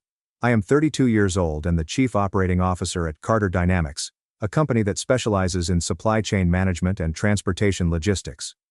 My family, like Carter Dynamics, formerly ran a business in the same field. I used to believe that I would spend my entire life working in the family business, that it would be the foundation for my future. However, life does not always go as planned, and the most devastating blows can come from those we trust. Even though a year has passed, the agony of losing my wife remains within me, like a wound that never really heals. But the betrayal by my own family has made it much more difficult to move on. They chose to turn their backs on me when I needed a hand the most. Not just turn away, but force me out of their lives in the most horrible way conceivable. If there's one thing that bothers me more than the day I lost the woman I loved, it's how my family took advantage of my weakness and stabbed me in the back without hesitation. And that's when I knew I had no choice but to learn to walk alone. It all began over a year ago. After 4 months of battling late ovarian cancer, my wife Ella died while still clutching my hand. We met 3 years ago at an industry meeting in San Diego. Ella was an event organizer at the time, and I had recently taken over management of a tiny business within my family's firm. We met, laughed, and quickly realized we had found something wonderful in one another. Following 2 years of dating, we decided to marry. We expected life to proceed quietly, as it does for so many other couples. Falling in love, marrying, and welcoming beautiful small children into a household full of laughter. However, life is seldom so straightforward. We discovered Ella's sickness one morning in March. She suddenly collapsed in the kitchen while preparing breakfast. When I hurried her to the hospital, I assumed she had simply been overworking herself. But then the doctor came out, his face filled with sadness, and told us the news: late-stage ovarian cancer. It was a cold, clinical sentence containing a harsh truth. She had approximately 4 months left. Hearing those words, I felt like my entire world had broken. It felt as if the ground had crushed beneath my feet. All of our hopes and dreams have been reduced to ashes. After hearing the doctor's words, I attempted to conceal the reality. I told myself I had to stay strong and keep smiling as if nothing had happened. But Ella knew. She only had to look into my eyes to grasp everything, without explanation. In the days that followed, I spent almost all of my free time with her. I reduced my workload, declined meetings, and set away anything unneeded. We went for more walks, prepared more dinners together, and talked late into the night, as if we were trying to grasp every precious minute that was slipping gently through our fingers. Sometimes I wished it was all just a bad dream, a nightmare from which I would awaken to find Ella back in the kitchen, laughing and playing one of her foolish little jokes on me. I did everything, from modifying her treatment plans to putting her into the best medical institutes I could locate, hoping for a miracle. However, she died 4 months later, as predicted by the doctors. It was a calm afternoon. The sun shone through the hospital window, draping across her face like a lovely soothing blanket. Ella gripped my hand tightly and muttered through weak breaths, "Promise me you'll live well, and someday you'll find happiness again." Despite my heart's desire to cling on to her, I nodded and forced a smile, knowing it was the only way to let her go peacefully. 3 days later, we held Ella's funeral. Almost everyone who knew me and Ella showed there that day, including her parents, close friends, former colleagues and neighbors. They all put their lives on hold and went considerable distances to bid their final farewells. Only my family was missing. My father, Richard Edward Johnson, and my brother, Ethan James Johnson, never arrived. My mother, Laura Michelle Johnson, stopped by for approximately 10 minutes. She stood beside the casket, laid a wreath, and then silently looked for me among the crowd. When I asked her, "Where are Dad and Ethan?" she shook her head and muttered so gently that I had to lean in to hear, "The company's busy. They couldn't make it." I stood there squeezing my hands to contain my rage. That excuse, if it can be called that, felt worse than silence. Because I knew they hadn't paid Ella a single visit in the 4 months she had been fighting. Not even a message. In her final days, she received no words of support. That was the first time in my life I realized that just because they share the same blood doesn't mean they'll be there for you when you need them the most. I returned to work several days after Ella's burial. When I went into the office, my team members paused what they were doing. They approached me one by one, each offering a nod, a solid handshake, or a quick touch on the shoulder. No fancy words, no awkward small conversation. Just genuine expressions of sympathy that spoke more than words could. The internal phone rang at 10 a.m., and I was buried in a mountain of backlogged emails, pushing myself to focus on escaping the weight of reality. My father's icy, lifeless voice came through, "Come up to my office." Without saying anything, I placed down my pen and stood up. When I entered the conference room, my father was already seated at the head of the table. Ethan slouched casually in the chair beside him. Nobody offered me a seat. No one looked at me with sympathy. Before I could say anything, my father spoke. "You're fired. Your shares will be reclaimed." I didn't move. He hadn't called to share my pain or provide assistance. He called me up and told me I was fired. It took me a few seconds to find my voice.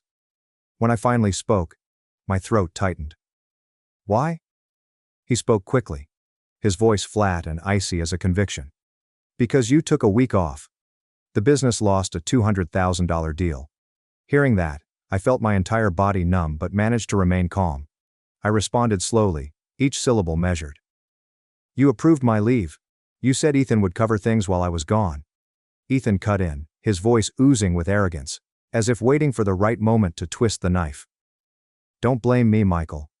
Everyone has to accept responsibility for their own mistakes." Before I could respond, my father turned to Ethan and locked eyes with me. His tone was severe enough to cut. "Exactly. Don't blame Ethan. If you want to blame someone, blame your wife." I stood there, my pulse hammering so hard that it blocked out everything else. I could not believe it. After everything I had given them, everything I had sacrificed, they swept it all away without hesitation. But it did not end there. My father kept speaking, each syllable stinging deeper than the last. "Your wife's death cost the company that contract. Your wife's death is the reason you got fired. If your wife hadn't died, you wouldn't have taken time off and the company would have made a huge profit." The air in the room was so heavy that it felt like it could crush any sound before it formed.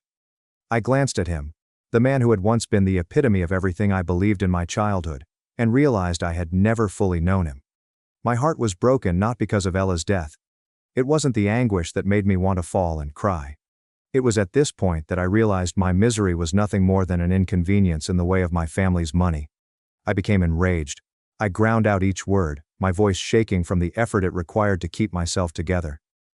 "What the hell are you saying?" I took a step closer, placing my hands firmly on the cold surface of the table, and locking eyes with him. "My wife died, and you didn't say a damn word. Not once did you check on her. Not once did you visit. And now you stand here dragging her name through the dirt to cover up your failures. Yours and Ethan's." My father slammed his hand down on the table before I could finish speaking.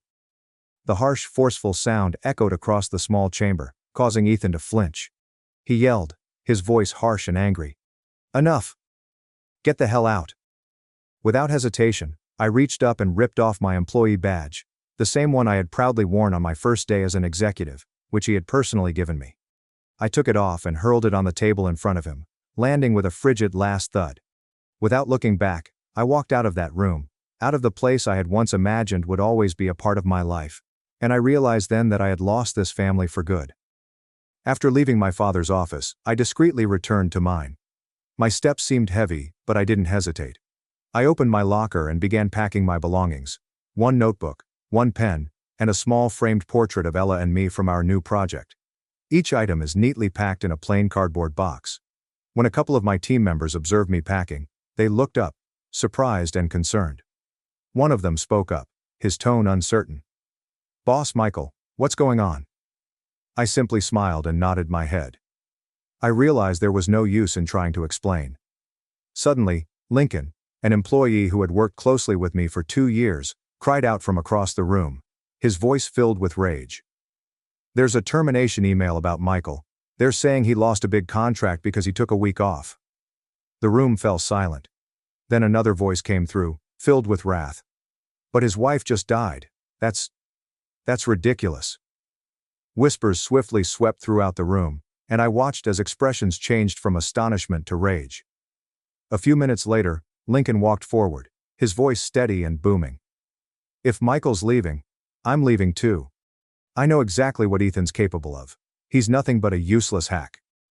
Before anyone could react, Nolan, the project team leader, added firmly, "I'm out too." And right after that, Brian, the head of strategic partnerships, calmly set his pen down and said, "Clear as day, count me in." Each sentence felt like another crack shattering the fake image that this company worked so hard to maintain.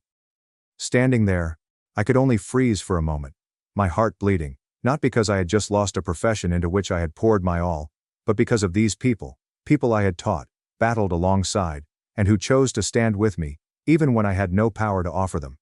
I gulped hard, grasping the package in my hands, and honestly, I had no idea what to say. For the first time that day, all I had was one brutal sentence: "Your wife's death is the reason you got fired." I could have forgiven them if the grief they inflicted had been directed only at me. I had previously forcefully told myself to look the other way, that blood bonds could never completely be broken. But if they tried to offend Ella, the woman I loved the most, the woman who departed this world in anguish and loneliness, even if she was no longer alive, I would never let them taint her memory again. At that point, I made a pledge to myself. I would show them that the betrayal, coldness and cruelty they had sown would all come back to haunt them. I would not yell. I would not seek vengeance with uncontrolled rage. I'd repay everything they owed me, with achievement, power, and unwavering determination. And when that day arrived, I would stand before them with no pity in my eyes. Not because I had grown callous, but because they chose this ending, after using my wife's death to justify their shortcomings. The next day, after a long night of thought, I took a week off to travel. I needed time alone, a period of silence to begin healing from Ella's death and to calm the fresh wounds caused by my own family. For the entire week, I was utterly disconnected. No emails, calls, or texts. Just me, a few strange cities, and boundless roads where my melancholy could fade into the breeze. The week flew by. As I returned to my old residence that afternoon, a similar blank sadness came over me. I tossed my suitcase into the corner, sunk into the sofa, and grabbed my phone. When I turned it on, the screen filled up with missed calls, unread messages, and email notifications. The pulsing blue light felt almost taunting, as if the world had spun forward while I remained motionless. I scrolled through the emails. The majority were trash adverts or belated letters from old colleagues. But then my finger came to a name I recognized all too well. Matthew Carter. Matthew, a former friend and longtime rival of my family's business. Without hesitation, I opened the email. Inside, there was only one line. Call me as soon as you see this. There were no explanations or light conversation. Without hesitation, I phoned his number. The phone only rung twice, before he answered. Matthew's voice filtered through, urgent but measured. Michael, are you free tonight? I want to take you to dinner. There's something important we need to discuss. I stopped for a while before responding without hesitation. Sure. Just send me the address. After hanging up, I sat there for a long time, a peculiar sense of anticipation rising within me. I had a sensation that something was about to shift, and I knew I needed to be prepared. That evening, I arrived at the restaurant Matthew had given me the address for. Matthew had arrived 5 minutes earlier. When he saw me coming in, he rose up and shook my hand, his eyes reflecting a genuine sincerity. We didn't get right into business. After a few brief words of encouragement, we ate dinner and talked about minor matters. When dessert was eventually served, I put my knife and fork down, looked up at him, and got right to the point. So what's this dinner really about? Matthew leaned back in his chair, his countenance becoming serious. I heard you got fired, I said with a faint smirk, my voice tinted with cynicism. News travels fast, huh? Matthew continued, his tone calm and methodical, as if he had carefully chosen his words. Because you're talented, Michael. I'm willing to bet you've gotten no less than 10 offers from rival companies this past week. I only smiled, neither confirming nor denying, but Matthew's expression told me he knew. A few seconds later, Matthew leaned forward, his voice low but forceful, as if he had practiced it. Come work for me. I'll make you Chief Operating Officer, and here's the deal. You can bring your team with you. I'm not joking, Michael. If you don't come with me, I'll ensure no other competitor touches you. As soon as he finished, Matthew burst out laughing, a crisp, confident chuckle that rang around the diner. Even through the laughs, I could tell he was dead serious. I sat there for a bit, sipping my water and considering the offer. Matthew quickly added, his voice softening. You don't have to decide tonight. Think it over. Give me your answer in 3 days. Right then, I laid my glass down, locked eyes with him, and stated without hesitation. No need for 3 days. Draw up the contract. I'll be at your office first thing in the morning. As long as you keep your word, my team will accompany me. Matthew's eyes lit up briefly, as if he had just won a big triumph. 20 minutes later, we exited the restaurant together. Standing under the silent night sky, I took a deep breath and felt a genuine spark of hope for the first time in weeks. This time I realized I was starting over, not for my family, but for myself. The next morning, I arrived at Carter Dynamics at exactly 8 a.m. The brand new office building stood out in the middle of downtown. Not flashy, but polished, professional, and remarkable in all aspects. As soon as I reached the lobby, I noticed Matthew waiting for me. He stepped over and gave me a solid handshake, his eyes filled with genuine trust. Welcome home, Michael.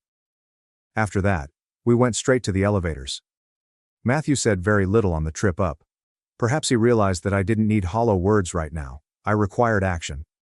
When we got to the executive floor, he led me into a small private meeting room that had already been set up for us. A hefty contract was sitting on the table, with a slick fountain pen carefully put beside it. Matthew smiled slightly, his voice calm and confident. I kept my word. You'll be our Chief Operating Officer. Salary, benefits, and the clause allowing you to bring your team are all in there. Without hesitation, I grabbed up the pen and began skimming the words. Every line on the paper felt like evidence that I wasn't just a pawn in someone else's game this time. It took me less than 10 minutes to sign everything.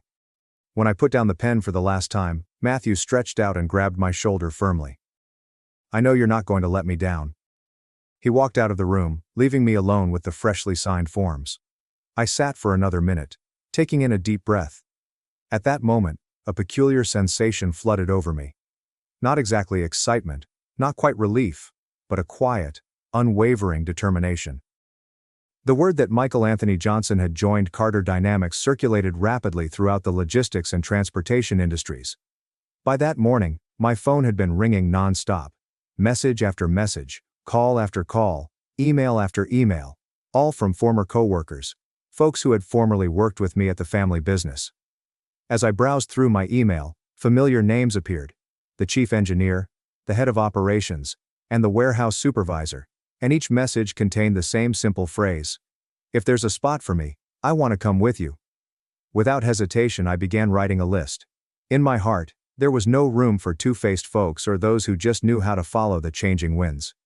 I chose just those who had supported and believed in me when I had nothing else. Those who valued loyalty over simple possibilities. That afternoon, Matthew and I had an emergency meeting. When I delivered him the list, he chuckled with satisfaction. "You've pulled together all the heavy hitters from back in the day. You're bringing a championship team over here, Michael." I responded with a quick smile. "There's no need for huge words. There is no need for boasting." We both felt this squad would lay the groundwork for something big. The internal interviews the following day were brief and to the point. There were no screening rounds or difficult examinations. Just one simple question I asked each of them: "Do you still trust me enough to fight by my side again?" And no one hesitated. Every handshake was solid, and every look was full of confidence. We, those who had formerly been rejected, doubted, and underestimated, would reconstruct everything from the rubble that others had left behind. The days that followed went by so swiftly. I could barely feel the time passing. With word of my transfer to Carter Dynamics spreading and my reputation established over the years, I scarcely had to raise a finger to acquire business. Everything changed when clients learned I was no longer with the family business. It became evident that the ties I had spent years establishing were not solely due to the Johnson name, but also because of myself. No cold calls or sales emails. Major clients, the same partners who had put their trust in me on countless projects, began to withdraw from my previous company. Contracts were canceled, cooperation proposals were withdrawn, and meetings were rescheduled indefinitely. All of this occurred in less than a month after I departed. I didn't feel smug. I did not celebrate it. But I wasn't sorry either. When my family chose betrayal, they severed the bonds that had once represented the most exceptional value I had ever offered them. Now they were reaping what they had sowed. And, as I had predicted, my phone rang 2 months later on a late evening as I was finishing up my papers before heading home. When I looked at the screen, the name that displayed made me pause for a second. Richard Edward Johnson. I spread a faint, frigid smile on my lips. I knew the call would come sooner or later. I responded calmly, my voice steady. "What do you want, Dad?" I talked first. His voice came through right away, albeit slightly strained. "Michael, we need to talk." I remained silent and cool, waiting for him to get to the point. Richard spoke a few seconds later, as if reading from a script, with a measured tone. "Would you consider coming back? The company's struggling. We need you." I said nothing. I just waited and let him fill the stillness. His voice lowered, a rare hint of urgency leaking through. "I'm willing to offer you 30% more than what Carter Dynamics is paying you. And your shares, they'll be reinstated." I closed my eyes briefly, allowing the nothingness to spread gently from within. Promises and belated offers aren't really sensible right now. I raised my sight to the city lights shimmering outside the window and murmured slowly, "Do you remember what you said to me that day?" The line fell silent right after I asked my question. No justifications, no sighs, just a heavy, unmistakable quiet. The quiet spoke louder than any words could. And in that moment, I knew for certain that everything between us had finished a long time ago. Today was the day we finally stated it aloud. Following yesterday night's call, I assumed they'd get the message and leave me alone. But I was mistaken. The next morning at 7, the doorbell began to ring loudly and relentlessly. I was still in the kitchen making coffee when it started, the noise dragging on until I had to set down my mug and rush to the door. When I opened it, my mother was standing there. She appeared worn down and shattered, her face smeared with tears, her hands trembling as if desperately clutching to any glimmer of hope. When she saw me, she raced forward, her voice trembling and choked with tears.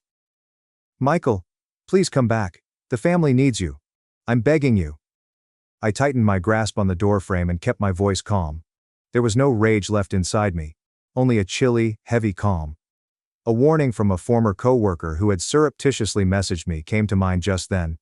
Be careful. They only want you back to salvage the firm. Once it is stable, they will toss you out again, as they did previously. I didn't need any other proof.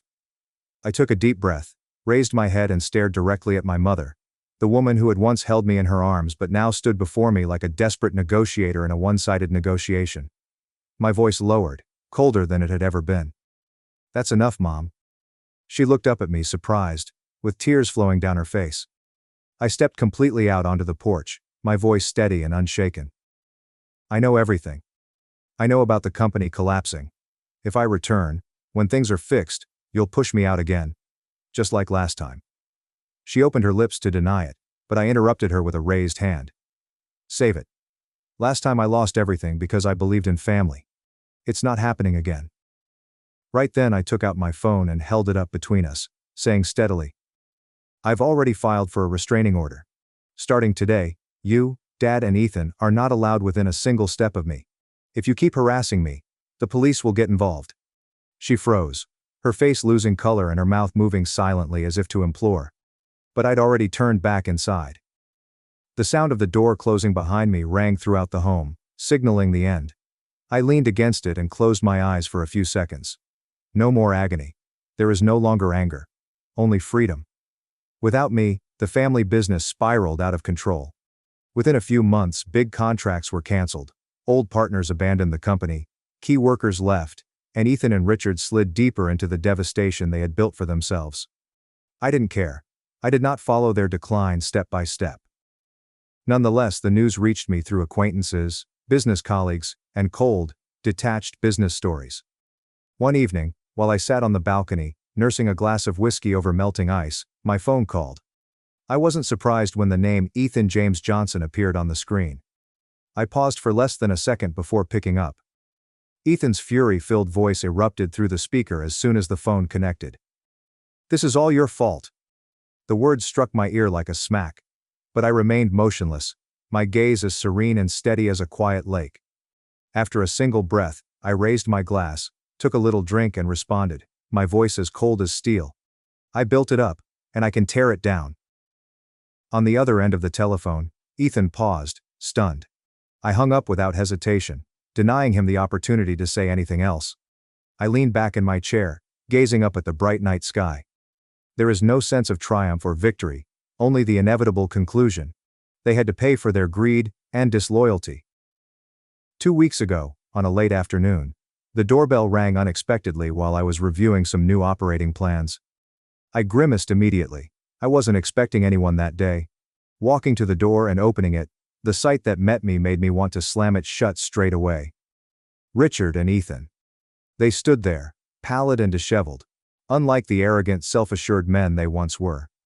Their eyes avoided mine, but their clenched fists revealed their desperation, as if they were holding to the last shreds of dignity they possessed. Slowly, I folded my arms across my chest and leaned comfortably against the doorframe, my voice as icy as ice. What do you want? Richard cleared his throat quickly, his eyes flickering frantically as he searched for the appropriate words. Michael, your brother and we need your help. I didn't respond. I just raised an eyebrow and waited. Ethan took an awkward half-step forward, his voice scratchy and unsteady. We know this house. You repurchased it when you were working for the family company. Technically, it was with the help of the family. Dad and I hoped you could sell it and use the money to save the company. Hearing that, I let out a quick, harsh laugh that immediately froze the air between us. Before they could make any more weak justifications, I spoke quietly and sharply, each word like a sword. If you don't want to deal with the police, I suggest you get off my property within 30 seconds. Ethan was frightened as soon as I said those words, lifting his hands and quivering. Wait, Michael, just hear us out. If not selling, then maybe just a loan. Just a small one. We need $50,000 to start over. Richard soon responded, frantic. That's right, Michael. Just 50 grand. It's nothing to you now. We're family, aren't we? Family helps each other in hard times. I clenched my fists, trying to contain the rage that was rising inside me. Ella's pale face on the hospital bed, her tiny hand clutching mine as she said farewell, came to mind at that moment. I stared at the two men standing in front of me, my voice lowering to a deadly stillness. You want my help? I took a step forward, getting near enough so they couldn't avoid my stare. Fine, I said slowly, accentuating each syllable. Go to the cemetery. Kneel at my wife's grave. Beg her for forgiveness for everything you did to her. I stopped for a beat before finishing, my voice crisp and final.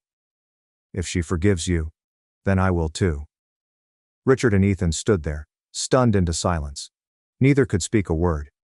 I quietly shut the door in their faces, hearing the sound of their frantic footsteps departing down the driveway. I leaned against the door, closing my eyes. Inside the silent house, there is no more wrath or anguish, simply the tranquility that comes from finally reclaiming your self-respect. If you're still here, listening to my story after all this time, I have one thing to say to you. Thank you for remaining with me. I understand that this trip has not been easy to hear, and even more difficult to accept, for often the hardest hurts come from those we once loved most. When I left my family and the company that I previously thought would be my life's work, I took a lot of guilt with me. Some evenings, I wondered whether I was wrong. Was I being too unkind by turning my back? But over time, I realized that enduring does not always entail loving. Sacrificing isn't always noble. Some families and relationships are simply hollow shells, rotten on the inside long before we are willing to accept it. And if you continue to cling to them solely for the sake of family, or out of a sense of responsibility, you will eventually lose yourself. So if you find yourself in a similar situation today, in a toxic family, a rotting corporation, or a disrespectful relationship, allow yourself to choose a different choice. Decide to step into the light. Choose yourself. Choose your dignity. Do not look back. Don't lament something that was never truly worthy of you. And if somebody ever asked me, if you could do it all over again, would you make the same choice? I would say without hesitation, no, and walk away. And I would not look back.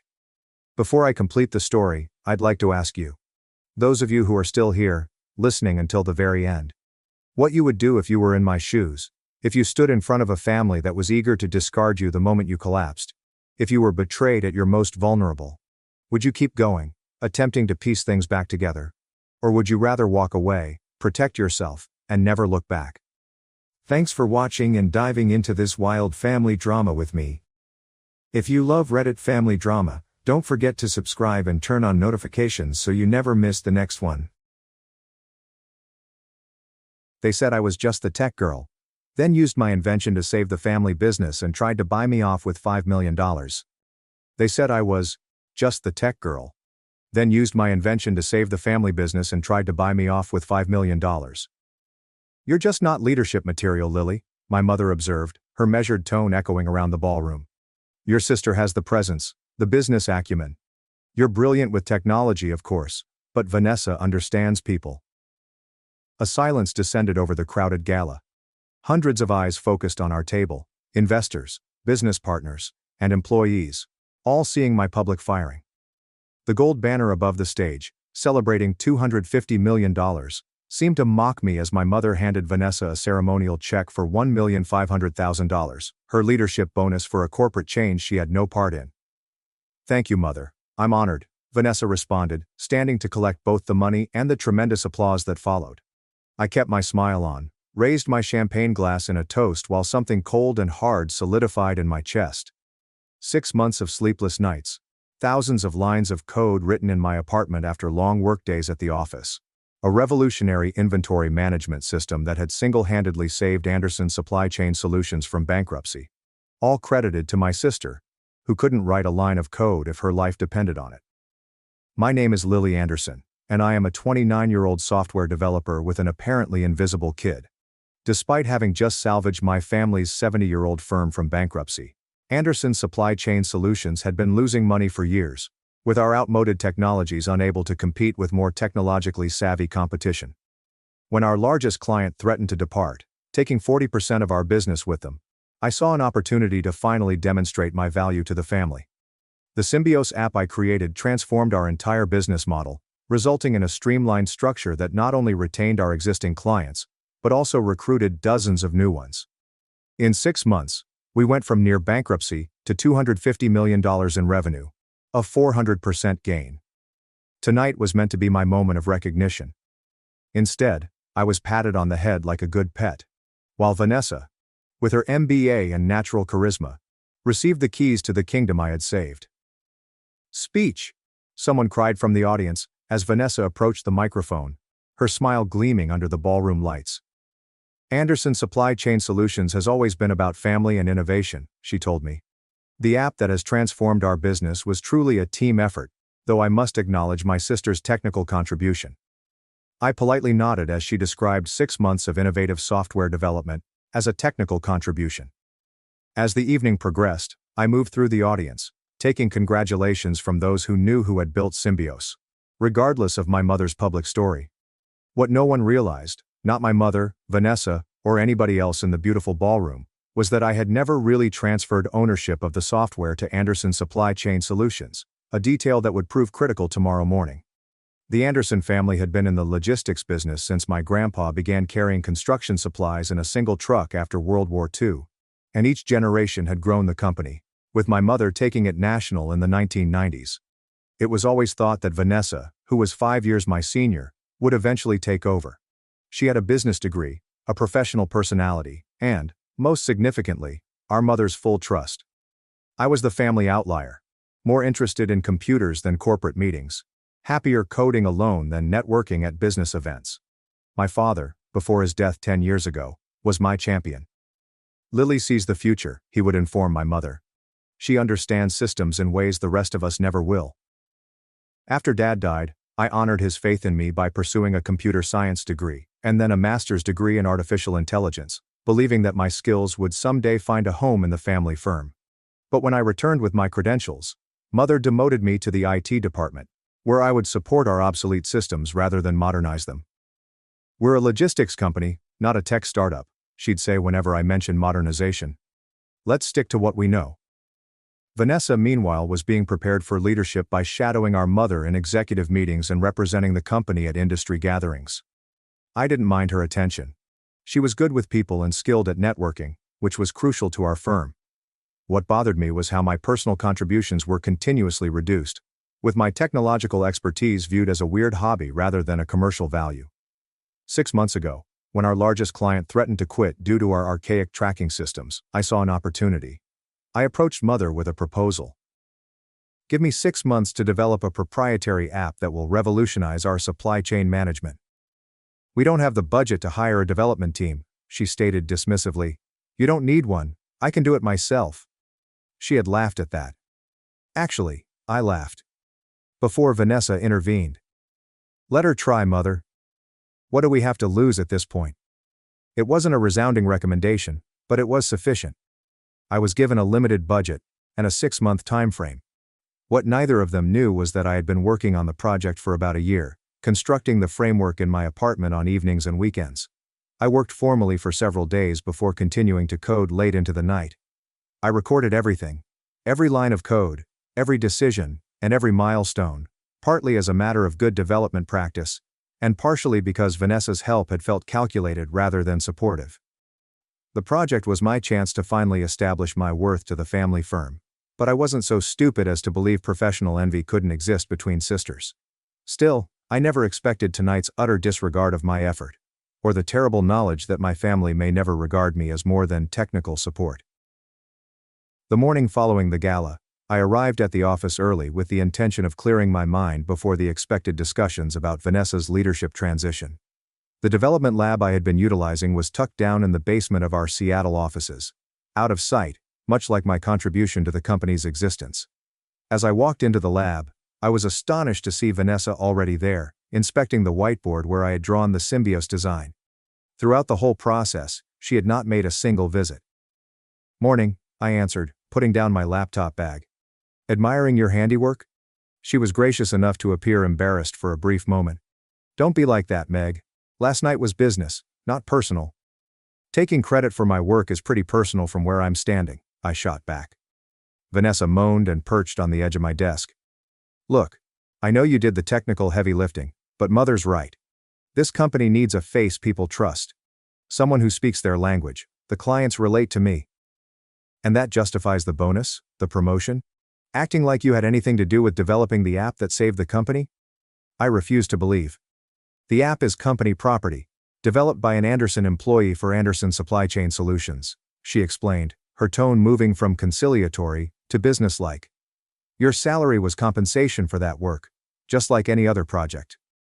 The statement struck me like a physical blow, not because they were harsh, but because they demonstrated how utterly my family disregarded both me and modern business realities. They truly assumed that the software belonged to the company because I was an employee and an Anderson. I wanted to give you a heads up, Vanessa said, evidently misinterpreting my silence as consent. Mother's announcing the new executive structure this morning. You're being promoted to Chief Technology Officer. CTO? I asked, caught off guard. It's a significant title increase from IT manager, she explained. And a 30% raise. We recognize your contribution, Meg, truly. But the company needs clear leadership, and that means you, I concluded. Because I'm just a tech person. She stroked my shoulder as she stood to depart. I knew you'd understand. The board meeting starts at 9 o'clock. Try not to be late. It looks unprofessional. After she had left, I sat at my desk, staring at the intricate system architecture on my whiteboard. All those nights, all that ingenuity, reduced to being the tech person who should be glad for a promotion while my sister reaped the real power and pay. I opened my laptop and went to a folder labeled Symbios Legal. Inside was documentation I'd prepared months ago but hoped I'd never need. Copyright registrations, timestamps of development milestones, the GitHub repository proving my sole authorship, and most importantly, proof that I had built the majority of the app on my own time and with my own equipment. I had thought that my family would see my worth on their own. That hope died in a very public way last night. Now it was time for Plan B. I took out my phone and dialed the number I had saved but never intended to use. Heather, it's Lily Anderson. I need your legal services after all. How soon can you come to my office? At 8:55 a.m., I stood outside the boardroom with Heather Preston beside me. As one of Seattle's best intellectual property attorneys, her mere appearance would convey a message, but the documents in her leather portfolio would accomplish far more. Are you sure about this? Heather inquired calmly. Once we walk in, there's no going back to the way things were with your family. The way things were wasn't working for me, I told you. And judging by last night, it never will. At precisely 9 a.m., we entered the boardroom. Mother sat at the head of the table, with Vanessa on her right. The remaining positions were filled by board members, most of whom were longtime Anderson Supply Chain Solutions supporters. Everyone turned to Heather, apparently curious about the stranger in the power suit. Lily, you're just on time, Mother replied, her grin barely reaching her eyes. And you've brought a guest. This is Heather Preston, my attorney, I explained, taking a seat across from Vanessa. I believe the first item on today's agenda is the new executive structure, which directly concerns me. The temperature in the room appeared to decrease 10 degrees. Mother's smile faded completely. I wasn't aware you felt you needed legal representation for a family business discussion, she remarked with a frown. I didn't either, until last night made it clear that family and business have very different definitions in this company. Mother glanced at the other board members, evidently attempting to keep control of the narrative. Perhaps we should discuss this privately first, Lily. Actually, I think the entire board should hear this, I said. After all, they have fiduciary responsibilities to the company, and what I'm about to share directly impacts Anderson's primary asset. Heather opened her portfolio and handed out copies of a document to everyone at the table. This is a preliminary licensing agreement for the Symbios application, which legally belongs to Lily Anderson as its sole creator and copyright holder. The room exploded into bewildered murmuring. Vanessa grabbed the document, her face flushing as she studied the contents. This is absurd, Mother exclaimed. The app was developed for Anderson Supply Chain Solutions by an employee. It belongs to the company. Heather stayed completely calm. That would be accurate if development had taken place solely during company time, with business resources, and within the scope of Miss Anderson's work duties. However, as the data we've compiled shows, around 78% of development took place on Miss Anderson's personal time, with her personal equipment, and much outside the scope of her employment as IT manager. She created a second, thicker document, outlining my development path, replete with timestamps, commits, and proof of when and where the work was completed. This is a family company, Mother said, her composure melting. We don't need these legal games. I'm not playing games, I explained gently. I'm protecting my intellectual property while still trying to benefit the company. The licensing agreement is extremely favorable, much more so than you'd get from any third party. You're holding your own family hostage, Vanessa charged, tossing the licensing agreement down on the table. After everything we've done for you? What exactly have you done for me, Vanessa? Take credit for my work? Accept a bonus for my innovation? One of the board members, Harold Jameson, a tech venture capitalist and friend of my father, cleared his throat. I'd like to review these documents before we proceed. If Miss Anderson's claims are valid, we need to approach this carefully. Mother seemed misled by his sensible response. Harold, surely you're not entertaining this rebellion. It's not rebellion, Eleanor. It's business. And if your daughter has created valuable intellectual property, she has the right to protect it. He looked at me. Though I must ask, what are your intentions, Lily? What outcome are you seeking here? Before I could respond, Mother interjected. Her intention is clearly to extort money from her own family by threatening to pull the technology that our clients now depend on. She gave me a cold glare. Is that it? You want more money? A bigger title? The allegations stung, but I maintained my voice level. What I want is recognition of my contribution and a fair stake in the company's future. The Symbios app isn't just an improvement to our business. It is our business now. And I'd like a say in how it evolves. The battle lines were drawn, and the looks on my mother and sister's faces indicated that this was only the beginning. Heather patiently provided evidence of my ownership rights during the emergency board meeting, which lasted into the afternoon. Harold and two other board members with technical backgrounds posed incisive questions, clearly taking the situation seriously, while Mother and Vanessa became increasingly agitated. Even if, and this is a substantial if, Lily has some technical claim to the software, withdrawing it now would destroy the company, Mother told me. That would hurt everyone, including Lily herself. This is nothing but a tantrum because she wasn't named CEO. I'm not threatening to withdraw the software, I reiterated for the third time. The licensing agreement ensures Anderson Supply Chain Solutions can continue using Symbios without interruption. I'm simply establishing that I own the intellectual property and should have appropriate compensation and authority over its development. Which conveniently undermines the leadership structure announced last night, Vanessa explained. If you control the app that runs our entire operation, you effectively control the company, regardless of titles. Her assessment was correct, which is why my family should have explored the ramifications before utterly discounting my contribution. Harold called a quick recess, and the board members left, leaving me alone in the conference room with Heather.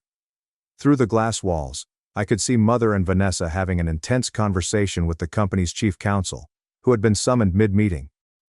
They're going to counter with something, Heather threatened. Stay focused on your primary objectives. When the conference resumed 30 minutes later, Mother's countenance had changed from wrath to calculation. A sight I recognized from innumerable business negotiations I'd observed growing up. She was shifting to a new plan. After consulting with counsel, we acknowledged that Lily may have certain rights regarding the Symbios application, she continued, her words evidently painful to say. In the interest of family harmony and business continuity, we're prepared to offer a generous settlement.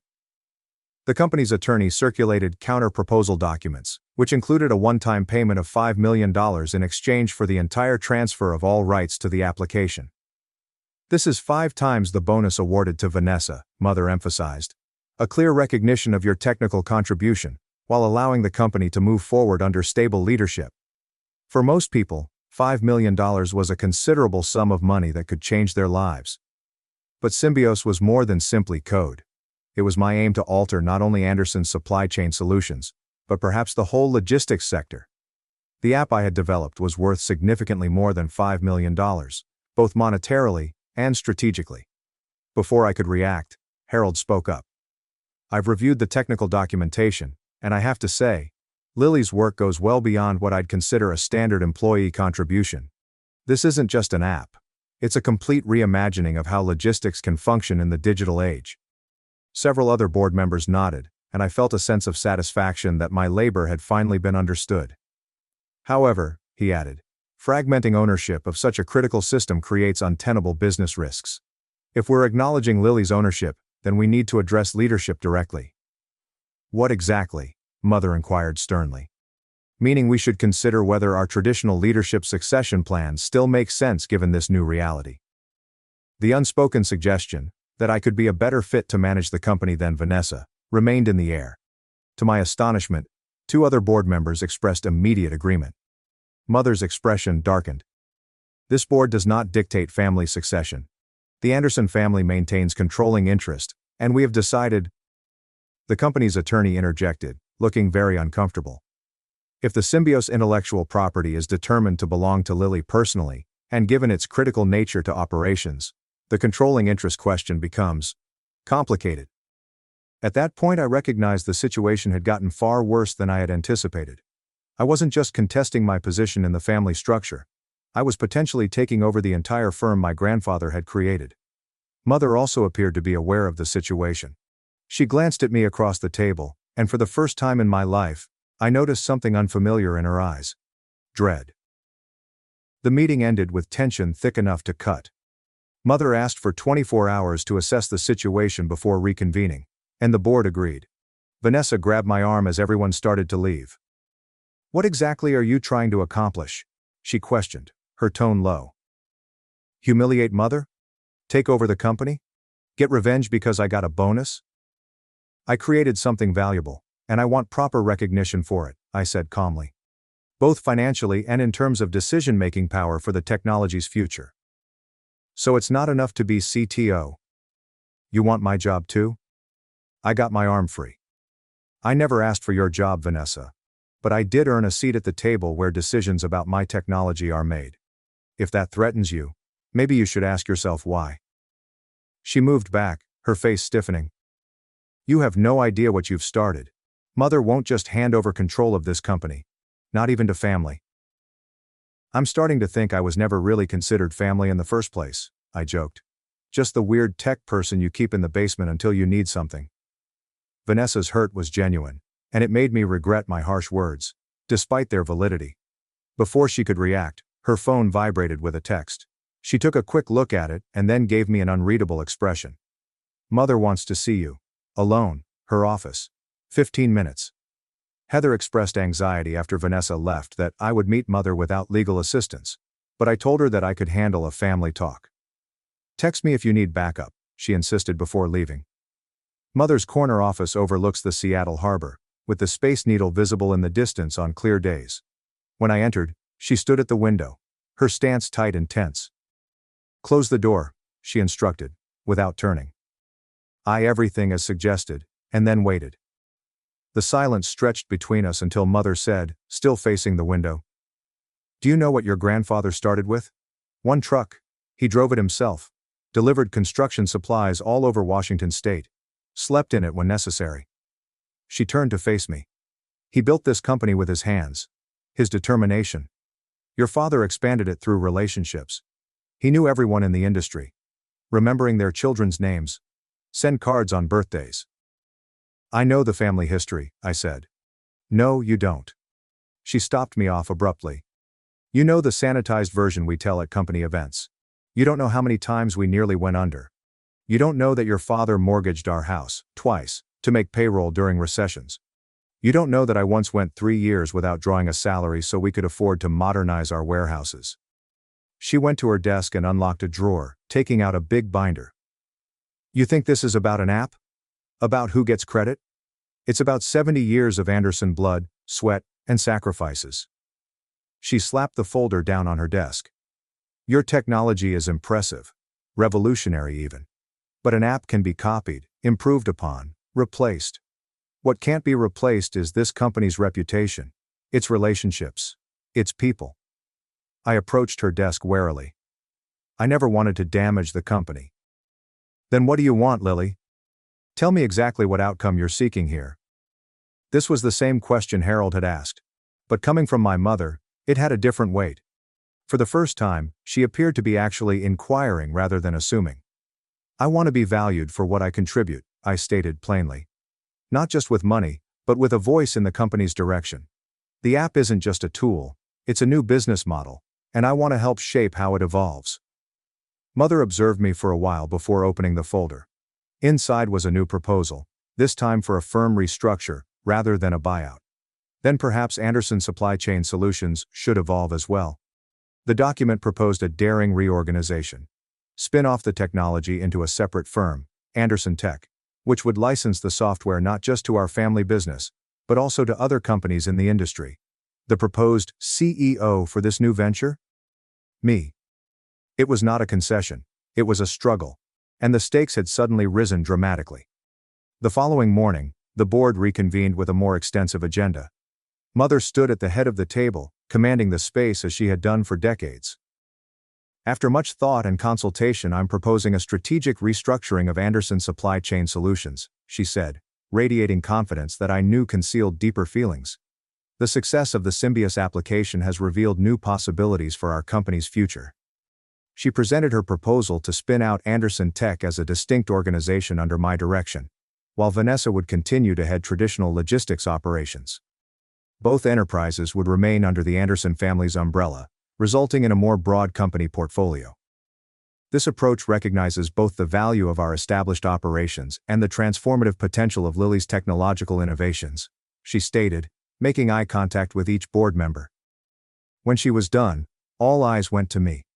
The approach was ingenious since it acknowledged my ownership of the invention while avoiding a complete power transition. It also included various provisions that would ensure my mother maintained ultimate authority as chair of both companies' boards. Thank you for the proposal, I responded, my voice firm. But there are some changes required. I indicated Heather, who distributed the counter-proposal I had worked on all night. While I accepted the basic concept of distinct firms, my version gave Anderson Tech clear independence by forming its own board of tech industry veterans, rather than family friends. It further stated that, while the family logistics company would be the major client, Anderson Tech would be free to investigate additional market opportunities. Most importantly, my plan included a clear acknowledgement that the Symbios intellectual property belonged to me personally, together with a license framework that provided appropriate recompense for its usage. These terms are not negotiable, I concluded. My technology. My conditions. Harold was the first to speak up. I think Lilly's counter-proposal is not only fair but strategically sound. It positions both companies for growth in their respective spaces. Other board members began to assent, and I watched as the family power dynamic shifted irreversibly before my eyes. 6 months after the restructure, I stood on a separate stage, in a different ballroom, to accept Symbios Pacific Northwest Technology Innovation Award. Anderson Tech had grown to 30 workers, had 3 big clients outside the family firm, and was expected to generate $500 million in sales by the end of the year. Mother sat at the center table, her look a mix of pride and resignation. Vanessa politely cheered next to her, but our relationship remained strained. The traditional logistics business she headed was stable, but it was no longer the family's crown gem, something she was still adjusting to. Innovation often comes from unexpected places, I stated when I accepted the award. And sometimes the hardest part isn't creating something new, but finding the courage to claim ownership of your creation. After the ceremony, Mother approached me. Her normally strong presence somehow weakened among the tech-focused throng, where her decades of logistics experience held less weight. Your father would be proud, she remarked quietly. He always said you saw systems differently than the rest of us. Thank you, I said, shocked by the genuine feeling. That means a lot. She looked around at the tech professionals who were networking nearby. I underestimated this world, and you. I won't make that mistake again. It wasn't quite an apology, but Eleanor Anderson came as close as anyone ever did. As she walked away, I felt an unexpected lack of triumph. The vindication I had envisioned tasted different in reality, less sweet and more nuanced. I had gained notoriety, independence, and the freedom to pursue my vision without constraints. But the process had drastically damaged my family connections. Harold appeared at my elbow, holding champagne. To the future of Anderson Tech, he exclaimed, raising his glass. Your grandfather built an empire with a single truck. Imagine what you'll build with a single app. I grinned and clinked my glass to his. I already am. This is just the beginning. And as I observed the room full of people coming to celebrate the technology I'd invented, I realized that sometimes, the most potent payback isn't about pulling others down, but about climbing to heights they never thought you could achieve, and assuming your rightful place when you arrive. Thanks for watching and being part of the drama. Don't forget to subscribe and hit the bell so you never miss a wild news story. My sister sabotaged my dream job, destroyed my reputation, and tried to ruin my wedding with my fiancé on her side. So I took back everything. My name is Harry, and I'm 31 years old. I got engaged to my fiancée Lily 6 months ago. We'd been together for 5 years, and I thought we'd begun the best chapter of our lives. The wedding was scheduled for next month. But recent events have shown me how wrong I was about everything. You'll need some context to understand how we got here. My younger sister Jazzy is 28 years old. I haven't spoken to her in over 9 years, and there are valid reasons for this. Jazzy and I didn't get along growing up. Our parents tried to force us into an ideal sibling relationship, but all we did was fight. Jazzy was fiercely competitive, constantly striving to outperform me in every way. I can still remember the event that set the tone for everything. I was 10, and Jazzy was 7. I had recently won a spelling bee at school, and our parents had taken us out for ice cream to celebrate. Jazzy, instead of being happy for me, had a complete tantrum right there at the ice cream shop. She cried that it wasn't fair, and that she spells better than I do. She requested that our parents question her right then and there, making the entire scenario terribly awkward and embarrassing. That was only the beginning. Her behavior became more sinister as we got older. If I got an A on an exam, she would study incessantly until she got an A as well. When I was 12, I won a local art competition, and my parents took us out to supper to celebrate. Instead of being pleased for me, Jazzy had a fit in the restaurant, yelling that she could draw better. She insisted on showing everyone her sketches right then and there, turning what should have been a happy occasion into a scene. That's only one example. This behavior shaped our childhood. If I joined the basketball team, she became completely obsessed with basketball. When I expressed interest in a lady in high school, Jazzy would go out of her way to be her best friend or gently flirt with her. It was frustrating. My home, which was supposed to be a haven, felt more like a perpetual competition. Our parents made every effort to help us find common ground. They even enrolled Jazzy in family therapy when she was 13 and I was 16, but she refused to participate. She'd sit there with her arms crossed, rarely saying anything, as the therapist attempted desperately to coax her out. The therapist eventually told my parents that they couldn't do much else, until Jazzy agreed to cooperate. Things reached a breaking point when we were both in our early 20s. I had recently graduated from college and landed my dream job at a top marketing business. It was the type of position for which I had worked so hard. Great income, excellent benefits, and the opportunity to work on campaigns that could change the industry. I felt as if my years of hard work had finally paid off. Meanwhile, Jazzy was still in college and struggling to find her feet. She had changed majors at least 4 times and was on the verge of academic probation, struggling to meet deadlines and follow directions. When I announced my job offer at a family meal, I expected at least a polite congratulations. Instead, Jazzy erupted. Her face contorted with wrath, and she began ranting at me, accusing me of being a show-off who constantly stole the spotlight. "Why do you always have to be the golden child?" she asked. "Why can't you just fail once so that someone else has a chance?"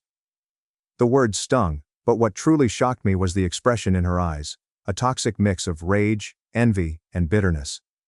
My parents attempted to intervene, assuring her that she had plenty of time to figure things out, and that my accomplishment did not lessen her own abilities. But Jazzy wouldn't have it. She stormed out of the room, slamming the door so violently that a picture tumbled from the wall. Later that night, I overheard her talking on the phone with one of her friends. She was saying stuff like, "He's not going to keep rubbing this in my face, and I'll make sure he gets knocked down a peg or two." I dismissed it as her normal dramatic venting. After all, we'd had our fair share of sibling squabbles over the years, and I assumed this was just another of her tantrums. But I could not have been more mistaken. A few days before starting my new job, I received an email from the firm's HR department. They had done an unexpected check of my background due to certain alarming materials that had come to their knowledge. Apparently, someone sent them faked emails and screenshots from false social media profiles, all in my name. These documents used harsh and discriminatory language portraying me as absolutely unsuited for the post. HR informed me that they were rescinding my offer, which left me astonished and devastated. The job I had worked so hard to get was gone in an instant. It did not take me long to fit the pieces together. Jazzy was the only person who understood enough about me to create such intimate and hurtful things. When I approached her, she initially seemed to be innocent, dismissing my claims with a cold smile. But as I pressed more, her facade crumbled. "Maybe you deserve to know what it feels like for once," she eventually whispered, her voice quivering with rage. "You've always been the favorite, the one everyone admires. It's about time you got a taste of failure." Her comments rendered me dumbfounded. My own sister had intentionally wrecked my future out of jealousy and hate. It wasn't simply a betrayal, it was a declaration of war. But she eventually broke down and admitted everything. She'd created the bogus accounts, fabricated the emails, and ruined my reputation, all because she wanted me to fail at something. Her voice was full of twisted pride, as if she had finally won some bizarre competition. I was crushed. This was beyond sibling rivalry. This was a premeditated sabotage by my own flesh and blood. I told her I never wanted to see or communicate with her again, and I walked out of the house that day. I crashed on a friend's couch while I tried to piece together my life. In the years that followed, I lost contact with Jazzy. My parents still saw her occasionally, but they knew better than to raise her around me. It was difficult for me to rebuild my career. I had to start with a lower-paying job and work my way back up, but I eventually got there. Now I have a wonderful job, helpful friends, and, until recently, Lily. When I met Lily 5 years ago, it felt like everything had finally clicked into place. She was nice, witty, and understanding. On our 4th date, I told her all about Jazzy. She listened and sympathized, acknowledging that family connections may be hard, and respecting my decision to cut links. I made one thing clear. Jazzy was not going to be a part of my life, especially at my wedding. At first, Lily appeared to comprehend. However, as we moved more into the wedding planning process, things began to shift. She continued bringing up Jazzy, implying that it might be time to forgive and forget. Each time I shut her down. The prospect of seeing Jazzy again made my stomach turn. This was meant to be the happiest day of my life, but having Jazzy there turned it into a nightmare. Lily would change the subject for a bit, but I could see she was unhappy. It all came to a climax last week as we finalized the guest list. Lily mentioned Jazzy again, and this time she refused to back down. I recall the precise moment when things began to disintegrate. We were seated in the living room, with the guest list spread out on the coffee table between us. I was already fatigued from a long day at work, and the last thing I wanted to do was revisit the same dispute we'd been having for weeks. But Lily was certain. "Harry, I really think you should reconsider inviting Jazzy," she added softly, as if to ease me into it. "She's your sister. Don't you think it's time to forgive and move on?" I clenched my jaw. She'd said those words before, but they hit me more this time.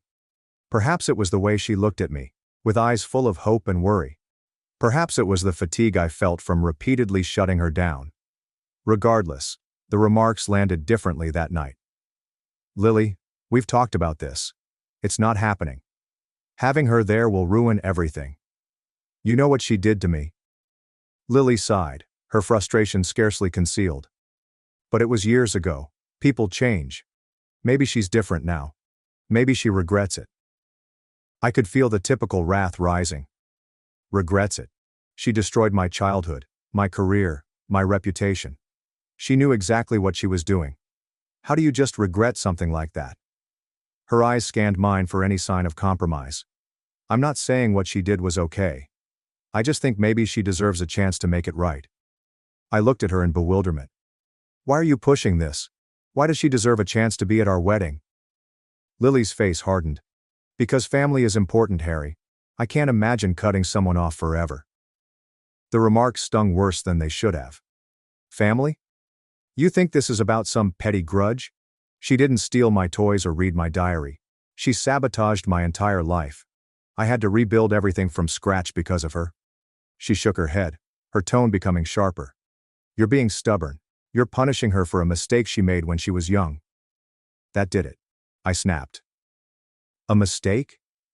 Do you know how humiliating it was to lose that job? To have my name dragged through the mud because my sister couldn't stand that I was doing well? That's not a mistake, Lily. That's cruelty." She crossed her arms and turned away. "Maybe she's grown. Maybe she wants to apologize. And maybe I don't care," I responded. "She made her choices, and I made mine. I told you this was a boundary for me. If you can't respect that, then maybe we shouldn't be getting married." Lily's eyes widened with shock. I could see the hurt on her face, like a shadow. "You're seriously saying that over this?" she blurted out. I responded, "Yes. Because it's not just this. It's about trust. You're supposed to be on my side, Lily. You knew how much this meant to me, and you're still trying to push me. We sat in silence, the weight of my words lingering in the air. My heart was beating, each pulse a stinging reminder of how far we'd strayed from the happy pair we were just months earlier. Lily spoke softly. I thought you'd understand. I thought love meant forgiveness. I shook my head, making my words barely audible. Love also means respect. And I can't respect someone who won't respect my boundaries. She said nothing after that. She simply sat there, her eyes glistening with unshed tears. After what seemed like a lifetime, she stood up and left the room. I sat alone, staring at the guest list, the names blending together as my vision blurred. The following day, things were tight. Lily rarely spoke to me, and when she did, it was in few, polite sentences. I could not stand it. This chilly, detached version of her was worse than a yelling fight. It felt like a wall had been built between us, and neither of us knew how to break it down. I kept telling myself it will all be over. We adored each other. We had gone through so much together. Surely this was only a rough patch. But deep inside, I sensed something had changed. Trust has been broken, and once that happens, it is difficult to put the parts back together. A week later, everything detonated. I arrived home late from work, fatigued and depleted.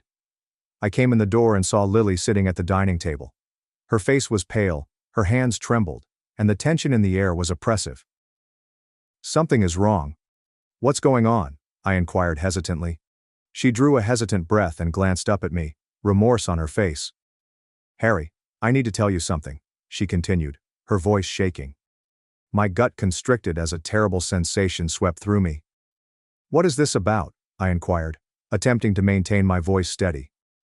I reached out to Jazzy, she murmured slowly, almost whispering. For a second, I thought I hadn't heard her correctly. You what? The words rang out louder than I intended. I found her on social media a few months ago, she explained, tears welling up in her eyes. I've been talking to her. I just wanted to understand what happened between you two and I invited her to the wedding. It felt like the ground had gone beneath my feet. I could not breathe. My skull vibrated with a low, deafening scream. You invited her? My voice trembled in amazement. I'm so sorry, she wailed. I thought it was the right thing to do. I thought if she came, maybe you two could finally. No. I interrupted her, my voice loud and quivering with rage. You went behind my back. You did exactly what I told you not to do. You betrayed me. Harry, please, she begged, her tears flowing freely now. I love you. I was just trying to help. Help? I asked, my laugh lifeless and frigid. You think this is helping? You knew how I felt and you did it anyway. This isn't love, Lily. This is manipulation. She grabbed for me, but I backed away, my heart splitting into jagged, terrible bits. Harry, wait, she exclaimed, her voice cracking. There's more. I thought she changed. I really did. But when I spoke to her, I realized I was wrong. She hesitated, as if the words themselves were painful to repeat. She hesitated, attempting to calm herself. She said, "Oh, you're his new girl. How can you even be with such a loser?" My chest squeezed as I clenched my fists. Of course Jazzy had not changed. Of course she'd lash out, even if someone tried to be friendly. Lily continued, tears running down her cheeks. That's when I realized you were right all along. I was so wrong to reach out. Harry, I thought I was helping, but I only made things worse. I see now how much she hurt you. I'm so sorry. Her words weighed heavily in the air, yet they did nothing to alleviate my feelings of anguish and betrayal. You should have trusted me, I stated softly but firmly. You should have listened when I told you what I needed. Lily wailed, her face in her hands, and I couldn't bring myself to comfort her. My heart was torn apart, and all I could think of was how the one person I'd trusted the most had gone behind my back, believing she understood better than I did. If you can't respect me enough to trust my judgment, then we have nothing left, I told you. She cried. Don't say that. We can fix this. I shook my head. The pain was too much to bear. No, Lily. You broke my trust, and without trust, there's nothing left to fix. I turned to walk away, each step heavier than the last. The air between us felt final, like a door slamming shut on the life we had created together. I knew it was over, and it hurt more than I could ever express. The silence in our flat felt oppressive following the fight. I spent the night in the guest room, staring at the ceiling and repeating every word we had said. My head felt like a cyclone from which I couldn't escape. Sleep did not come, only an unending cycle of rage, betrayal, and heartache. In the cold light of morning, the weight of everything landed on my chest. I could hear Lily moving around and the muted sound of her packing. I didn't have to inquire what she was doing. I sensed the life we'd constructed over 5 years was crumbling. Again, Jazzy prevented us from stopping it. When she eventually went out of the room, luggage in hand, our gazes connected. Her face was smeared with tears, yet her look was one of quiet resolution. "Are you sure this is what you want, Harry?" she inquired, barely above a whisper. I swallowed hard, my throat tightening. "No, Lily. This isn't what I want. But it's what you've left me with." She nodded and wiped her eyes with the back of her palm. "I never meant to hurt you." "I know," I replied, my voice cracking. "But that doesn't change what you did." We remained there for a minute, the air between us heavy with unspoken words. Then she turned to walk out the door. The sound of it closing behind her was a finality I was unprepared for. I sunk into the couch, the emptiness of the flat pressing against me. It felt like the walls were closing in, and the quiet was deafening in its finality. The following few days were a blur. I formally canceled the wedding, including the location, caterers, and florist. Each call seemed like another stab in the heart, as if I were disassembling a dream piece by piece. The reactions were mixed. My pals attempted to be supportive, but some of them clearly did not understand. Lily's family, on the other hand, made no attempt to conceal their outrage. Her mother called me a callous monster, accusing me of sabotaging a wonderful relationship over little sibling rivalry. Her brother, whom I used to be close to, sent me a long, furious text telling me I was making the worst mistake of my life. I looked at the screen, feeling numb. They didn't know the entire story. They didn't realize how far the pain went. In the midst of all this, my family decided to weigh in. My parents contacted me repeatedly, leaving voicemails ranging from pleading to guilt-tripping. My mother's voice was unsteady and sad. "Harry, please. This could be an opportunity to mend the family. Don't let this break everything apart." But I didn't tear anything apart. It was Jazzy, and now Lily. The people who were supposed to safeguard and support me had crossed borders that I could not forgive. One evening, after a long day at work, I arrived home to an email from Jazzy. I almost erased it before reading it, but my curiosity won out. The subject line simply read, "I'm sorry." The email was lengthy, full of apologies and explanations. She described how she spent years in therapy attempting to understand her jealousy and bitterness. She recognized that what she did to me was wrong, but she claimed to be a different person now. She wanted to reconcile, make amends, and be my sister again. I stared at the words on the computer, feeling just tiredness. Was I expected to trust that a few years of therapy would relieve the agony she had caused? Could money undo the pain of losing my ideal job, the embarrassment, and the years of effort to rebuild my career? The scars were too deep. I closed the email without responding. I spent the following weekend alone, attempting to comprehend everything. My thoughts kept going back to Lily. I missed her. The way she laughed at my stupid jokes. The way her eyes gleamed when she spoke about her interests. But I couldn't shake the sensation that the trust we had built was gone. It wasn't only about Jazzy, it was about Lily choosing to ignore something I had started from the beginning and do the exact opposite to show a point. I went to play basketball, hoping to sweat off my frustration. I lifted till my legs burned, concentrating on the physical agony rather than the emotional one. After that, I sat in my car, soaked in sweat, staring out the window. Was I being overly stubborn? Was it worth losing Lily for this? But every time I considered reaching out, I remembered the pain in my chest when she revealed she'd gone behind my back, the sense of betrayal, and the harsh awareness that the person I loved had not respected my boundaries. Regardless of how much I loved her, the wound was too fresh and too deep. On Tuesday morning I arrived at work feeling like a ghost. My manager, Ashley, a no-nonsense woman, drew me aside. She had always been supportive and today was no exception. "Are you doing okay?" she inquired, her tone quieter than usual. I forced a smile. I'm getting there. She nodded and studied me for a bit. Sometimes standing your ground is the hardest thing to do, but it's worth it. Her comments stayed with me. I spent the rest of the day submerged in code, allowing the rhythm of work to distract me from the confusion in my thoughts. By the time I arrived home, the flat felt more empty than ever. But for the first time in days, I felt a small sense of calm. I had made the correct option. It didn't make the anguish any less genuine, but at least I hadn't cheated myself. That night I deleted Jazzy's email. I did not need to read it again. I knew the answer. Life went on in the days that followed, but I felt as if I was stuck in time. The apartment, once filled with warmth and laughter, suddenly felt chilly and empty. Lily's absence was an ongoing ache. Her closet side was vacant, while the bathroom shelves were half empty. I kept expecting to see her, hearing her voice in the quiet times, only to be reminded that she had left. I immersed myself in work, utilizing the long hours and difficult assignments as a distraction. But no matter how busy I kept myself, the weight of it all lingered. The betrayal, the broken trust, the future that had slipped through my fingers. Everything followed me like a shadow. Then my folks called me. My phone buzzed late one evening, and I briefly contemplated ignoring it. But something prompted me to pick up. "Hi, Mom," I said with a bland voice. "Harry," she murmured, her voice wary. "Please attend supper this weekend. We need to talk." "I don't think that's a good idea," I said, exhausted.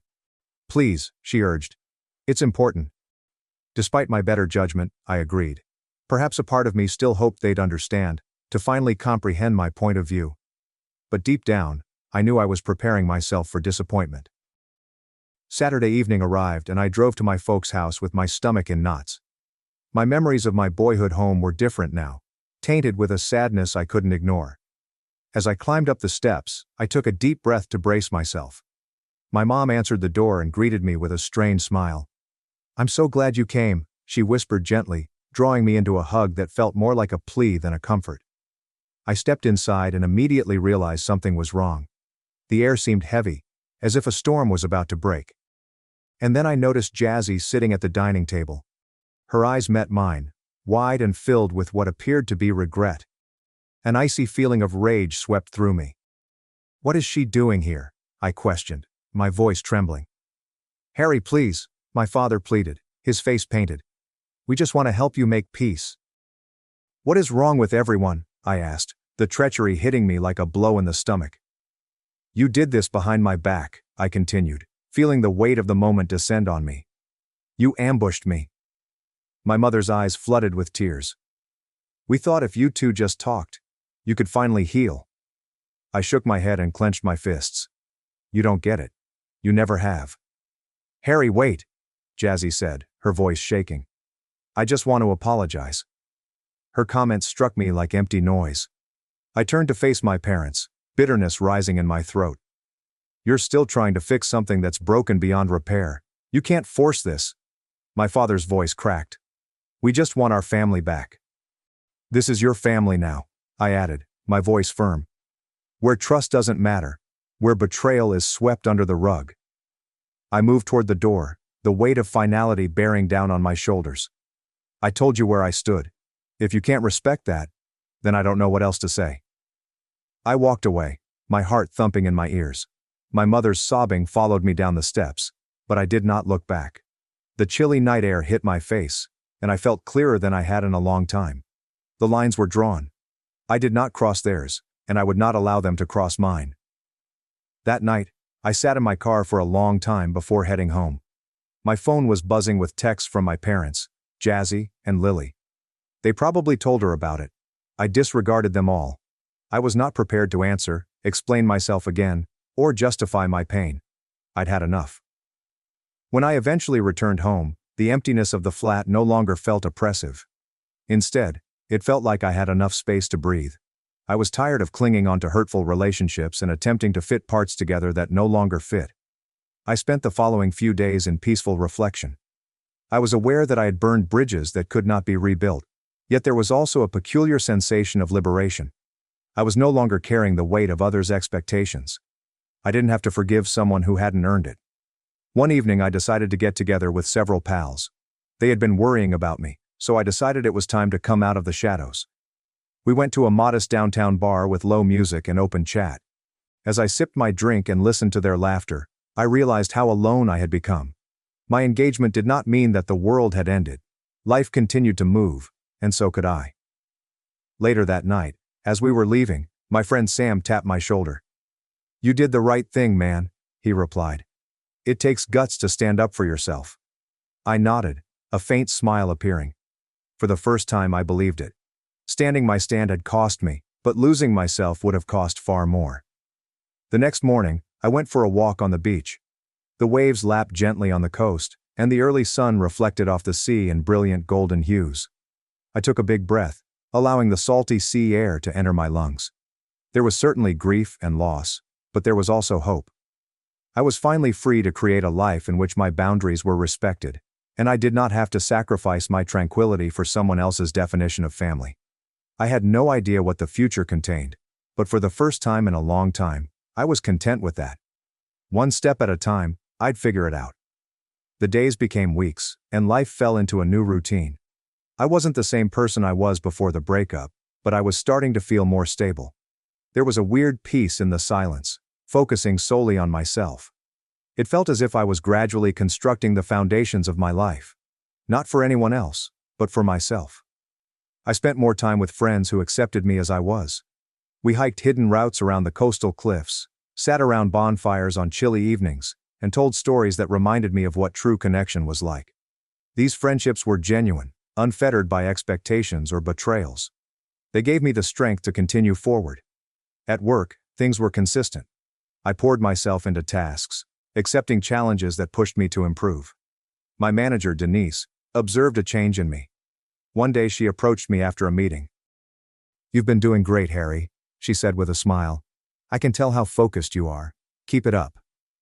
I nodded, feeling a sense of pride. Her remarks reassured me that despite everything, I was still capable and determined. My past had not broken me. It had shaped me into something greater. One weekend, I decided to declutter the apartment. It was time to let go of the things that kept me stuck in the past. As I searched through the drawers and closets, I discovered mementos from my relationship with Lily. A stray earring, an old movie ticket stub, and a half-written grocery list in her handwriting. Each thing was a memory, a glimpse of what we had. But rather than drowning in nostalgia, I let them all go. I put them inside a box, sealed it, and set it aside. Letting go did not mean forgetting. It meant deciding to move forward without the burden of what may have been. The apartment felt different, cleaner and lighter. It was finally my space. I moved the furniture, added some plants and hung new artwork. These modest modifications have a significant impact. The space felt like a mirror of who I was today, rather than who I was before. My phone buzzed one evening as I was cooking dinner, a new interest that I was gradually improving at. My mom sent me a text. "We miss you. Please contact us when you're ready." I looked at the message for a long time. The hurt from the dinner ambush persisted, but I knew my parents weren't awful people. They simply didn't grasp the extent of my anguish, or the boundaries I needed to protect myself. I did not respond right away. I needed more time, and that was fine. Healing did not need to be hastened. A few weeks later, at a rooftop party in downtown, I met someone new. Her name was Emily. She had an easy smile and a manner of making conversation seem smooth. We discussed everything, from our favorite books to road vacations to the best barbecue locations in Texas. She didn't probe into my background or ask questions that I wasn't prepared to answer. She was just enjoying the time with me. That was refreshing. I did not have to justify myself or defend my bounds. I could just be. Emily smiled at me as the sky turned orange and purple with the sunset. "Feel like getting a milkshake?" she asked. I chuckled. "Sure, as long as I don't have to sing karaoke." She chuckled, and I felt a warmth I hadn't had in a long time. It was hardly the exhilaration of falling in love. It was a calm consolation to know that new beginnings were possible. That night when I walked back into my apartment, I discovered something. I wasn't over what had happened. Jazzy's deception and Lily's broken trust left lasting scars. But the scars did not define me. They were only half of my story. I felt stronger now, more aware of what I needed and deserved. I stood near the window looking out at the Austin skyline. The globe was still moving and so was I. The way ahead was uncertain, But I was not afraid. I had limits, self-esteem, and a solid understanding of who I was. Standing firm can sometimes lead to the loss of loved ones. But, in the end, it is also about discovering yourself. Thanks for watching and sticking around till the end. If you enjoyed these stories, make sure to subscribe and hit the bell so you don't miss the next drama-filled episode. I wasn't invited to my daughter's wedding I funded. Now my daughter's marriage has collapsed and I'm the one she's calling. I never imagined something like this would happen to me. But here we are. Kane, my 28-year-old daughter, declined to ask me to her wedding. Let that settle in for a moment. I was kicked out of a wedding that I was literally paying for. I'm still trying to comprehend everything, but I thought putting it here could help me make sense of things, or at least rant a bit. First and foremost, let me say that Kane has always been difficult. Even as children, we experienced ups and downs. But what parent or child doesn't, right? Still, I never expected things would go to this point. Yes, we've had conflicts in the past, but nothing prepared me for this. Anyway, I will try to be as clear as possible. Kane has been with her fiancé Arthur for some years. They're not exactly wealthy, so when they started arranging the wedding, I offered to cover the costs. It seemed like a great gesture, and I wanted to assist them get off to a good start with their marriage. I know weddings are extremely expensive, but because they were struggling financially, I figured why not? It was my way of showing support. I was pleased to help, and I felt she would enjoy it. Isn't this a significant moment? Your daughter's wedding day marks the beginning of a new chapter in her life. I wasn't anticipating a party in my honor, but some appreciation would have been good. Not long later, everything began to spiral out of control. I recall one talk with Kane in which I was simply trying to be helpful. Hey Kane, I was thinking about the seating arrangement. Do you want me to look into renting extra chairs, or do you have that covered? She barely looked up from her phone, rather distracted. I think it's fine, Dad. We've got it handled. I raised an eyebrow. Are you sure? I don't mind helping. I can cover the cost of some extra stuff if you need it. I said we've got it, okay? She snapped, looking at me for the first time in a long time. I was taken aback. Hey, I'm just trying to make sure you have what you need. It's no trouble. She huffed, rolling her eyes. Well, we don't need you micromanaging everything, okay? We're good. Small things like these started to mount up. I wasn't asking for much, I was simply trying to help. I couldn't understand why she was so short with me when I was only trying to help. Fast forward a little, and the wedding planning appeared to be going very well. Kane appeared to have everything under control. I didn't get too caught up in the specifics. I didn't want to intrude. I trusted her to handle things. But one day, I thought it would be good to include my brother Louis on the guest list. He and Kane have always been close, so I didn't think it would be an issue. Just one more person, correct? Not a big deal. When I called the wedding coordinator to see if they could include Louis, things became awkward. When I asked, the planner sounded slightly uneasy. They hesitated and then informed me that the guest list was already full. Full? How is this possible? This is a wedding, not a movie theater. You can always make place for one more, right? I pushed a little, believing I had misunderstood and made a mistake. Finally, after some back and forth, the planner forwarded me the guest list. And let me tell you, as I opened that list, my heart stopped for a moment. I was not on it. Neither was Liliana, my wife. At that moment, I was more than bewildered. I assumed it had to be an error. How could my own daughter leave me out of her wedding guest list? Especially because I am the one paying for it. That made no sense. So I contacted the planner back, attempting to remain cool despite my rushing thoughts. I asked them directly, why aren't we on the guest list? The planner hesitated again before dropping the bomb. They informed me Kane had specifically instructed them not to invite me or Liliana. To add insult to injury, she requested additional security to ensure that we could not even enter the venue if we attempted. I just stood there, startled. I couldn't believe what I heard. To learn that my own daughter was organizing her wedding behind my back, and that she had hired security to keep me out. I mean, what the heck? At that point I was outraged. I asked the planner for proof, assuming there was a misunderstanding. Perhaps there was a miscommunication or something. But no. They forwarded me the emails, and they were in black and white. Kane had been planning this for weeks, and it was obvious I wasn't welcome. I just wasn't sure what to do. I felt absolutely betrayed. I always thought I was doing something good for her. She was intentionally preventing me from attending her wedding. I can't express how much that hurt. What struck me the most was not simply that she had left me off the guest list.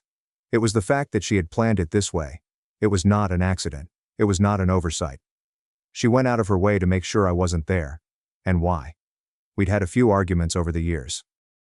I did not always agree with her decisions. That is part of being a parent. You strive to guide your children, even when they refuse to listen. I couldn't stop thinking about how many times I had supported her. I was always there for her when she struggled in school, when she was hanging out with a terrible crowd, or when we were in difficult situations. Even when she was upset with the world, I tried to be someone she could rely on, and now she's keeping me out of one of the most important events of her life. And I don't know why. I do not want to be the victim here, but it felt like a slap in the face. A cool, planned slap. I've seen her become irritated with me over minor issues, but she always comes around eventually. It felt strange. This felt permanent. After hanging up with the planner, I just stood there staring at the email. I must have read it 100 times, expecting to find something that made sense of it all, but nothing did. The more I thought about it, the angrier I became. However, there was also a deep melancholy mixed in with the rage. It's difficult to define, but there's a sensation that comes over you when you realize your own child does not want you in their life. I kept asking myself what I'd done to deserve this. What could have gotten her this far? Sure, we've had our arguments, but I never imagined it would come to this, blocking me from her wedding and making sure I couldn't even attend if I wanted to. It was as if she were punishing me. But for what? I wish I could say that this section of the story had a magnificent finale, but it does not. I was left stunned, puzzled, and heartbroken. I wasn't sure what my next step would be, but one thing was certain. It wasn't just about the wedding anymore. It was something far deeper, and I didn't know how to cure it. Well, after obtaining the guest list and not seeing my name anywhere, I was furious. I couldn't simply sit on that information and do nothing. How was I meant to pretend as if everything was fine after learning that my own daughter had refused to let me attend her wedding? I felt I needed to confront Kane and find out what was going on. I couldn't let it go without having some answers. So I tried to call her. No response. I tried again. It went directly to voicemail. That was how things went all day. I got it. She's preoccupied with wedding preparations and such. But I was anxious for clarity at that point. I wasn't sure if I was angry or wounded, but I needed to talk to her. I left her a voicemail, asking her to call me back. Nothing, only silence. The silence was driving me insane. After a day or two of no response, I had reached my limit. If she didn't come to me, I'd go to her. So I got into my car and proceeded to her apartment. She did not live far from me. To be honest, I had no idea what I was going to say. I knew I needed to talk to her in person. I thought she might be able to explain it. Perhaps we can speak it out. Or maybe I was foolish, expecting her to have a reasonable explanation for everything. I was pumped up with adrenaline when I arrived at her apartment. My thoughts were full of things I wanted to say, but I had no idea what to anticipate. I knocked on the door, and after what seemed like a lifetime, Kane answered. She stared at me as if she expected this confrontation and wasn't surprised I was there. That made me extra upset, but I tried to remain composed. There was no need to go crazy from the start, right? We remained there for a bit, and then she simply inquired, "What do you want, Dad?" As if I were an unexpected visitor. I informed her right away. "I want to know why my name isn't on the guest list. Why the hell did you block me from your wedding?" She sighed, rolled her eyes and remarked, "I knew you'd find out eventually." That infuriated me even more. I asked her again, trying to keep my voice steady, but it was shaking by this time. "Why, Kane? Why would you do this?" She said, "I saved you the trouble of having to show up." She stated it nonchalantly, like if the whole incident was no great deal. I was standing there, about to burst, and she was acting as if it were any other Wednesday afternoon. "I'll send you the pictures if I have time," she said with an apathetic shrug. That was when I lost it. I couldn't hold back any longer. "What the hell is wrong with you?" I exclaimed. I was shaking, full of wrath and disappointment. Is this how she treated me after everything I had done for her? I didn't get it. How could a daughter refuse to allow her own father to attend her wedding and then act as if nothing happened? But it did not end there. She still had more to say, and none of it was positive. She began reciting all the reasons why she believed I deserved to be left off the guest list. She claimed I was never on her side, that I was always against her, and that I flaunted Liliana. my wife and her stepmother in front of her. She even brought up topics from years ago, which I believed we had gone over. She mentioned moments when she needed me to stick up for her but I didn't, such as when she got into a fight with her cousin, or when she was having problems at school. I am not going to lie. Sometimes I couldn't defend her. She wasn't always correct, and I wasn't going to defend her when she was clearly incorrect. I tried explaining it to her, but she didn't listen. She was sure that I had been against her for years, that I had abandoned her, and that the entire wedding was her method of getting back at me. She even mentioned stuff from her younger years, such as the time she was caught with medications. Yes, she went through difficult times, but I was there for her. I supported her through it all, even when it was difficult. I didn't abandon her when she needed aid. I attempted to guide her, get her the assistance she required, and keep her on the correct course. But clearly, none of this mattered. In her mind, I had failed her in all the ways that mattered. Standing there, listening to her vent all of her rage, I realized how deep her animosity was. It wasn't only about the wedding. I had no idea she was hiding years of pent-up frustration. And the way she was flinging it all at me now, as if it was my fault she was so twisted up, was simply too much. At some point, I began to cry. I hadn't even planned it. It's just happened. I practically begged her. What did I do that was so terrible, Kane? Why are you treating me like this? I hoped, deep down, that she would show some guilt or empathy, that she would soften even little. But no. She stayed cold. You were never on my side, she said. You always cared more about your new life with Liliana. You didn't care about me. That hit me like a blow in the stomach. I attempted to convey to her that I'd always cared about her, and that I loved her above all else. However, she was persuaded that I had prioritized my new family over her. I wasn't sure what to say. I was simply standing in her doorway, trying to figure out how we got to this point. She did not want me at her wedding. Apparently, she did not want me in her life, and nothing I said would change that. It felt as if we were speaking two different languages. Every time I tried to explain myself, she would bring up something else, as if she had kept track of all the times I had let her down over the years. She eventually admitted that I had just brought negativity into her life. And then she said, I had to leave. I was not welcomed at the wedding or in her life. If I can't accept it, that's too bad. I walked out of there, defeated. I didn't know what else to do.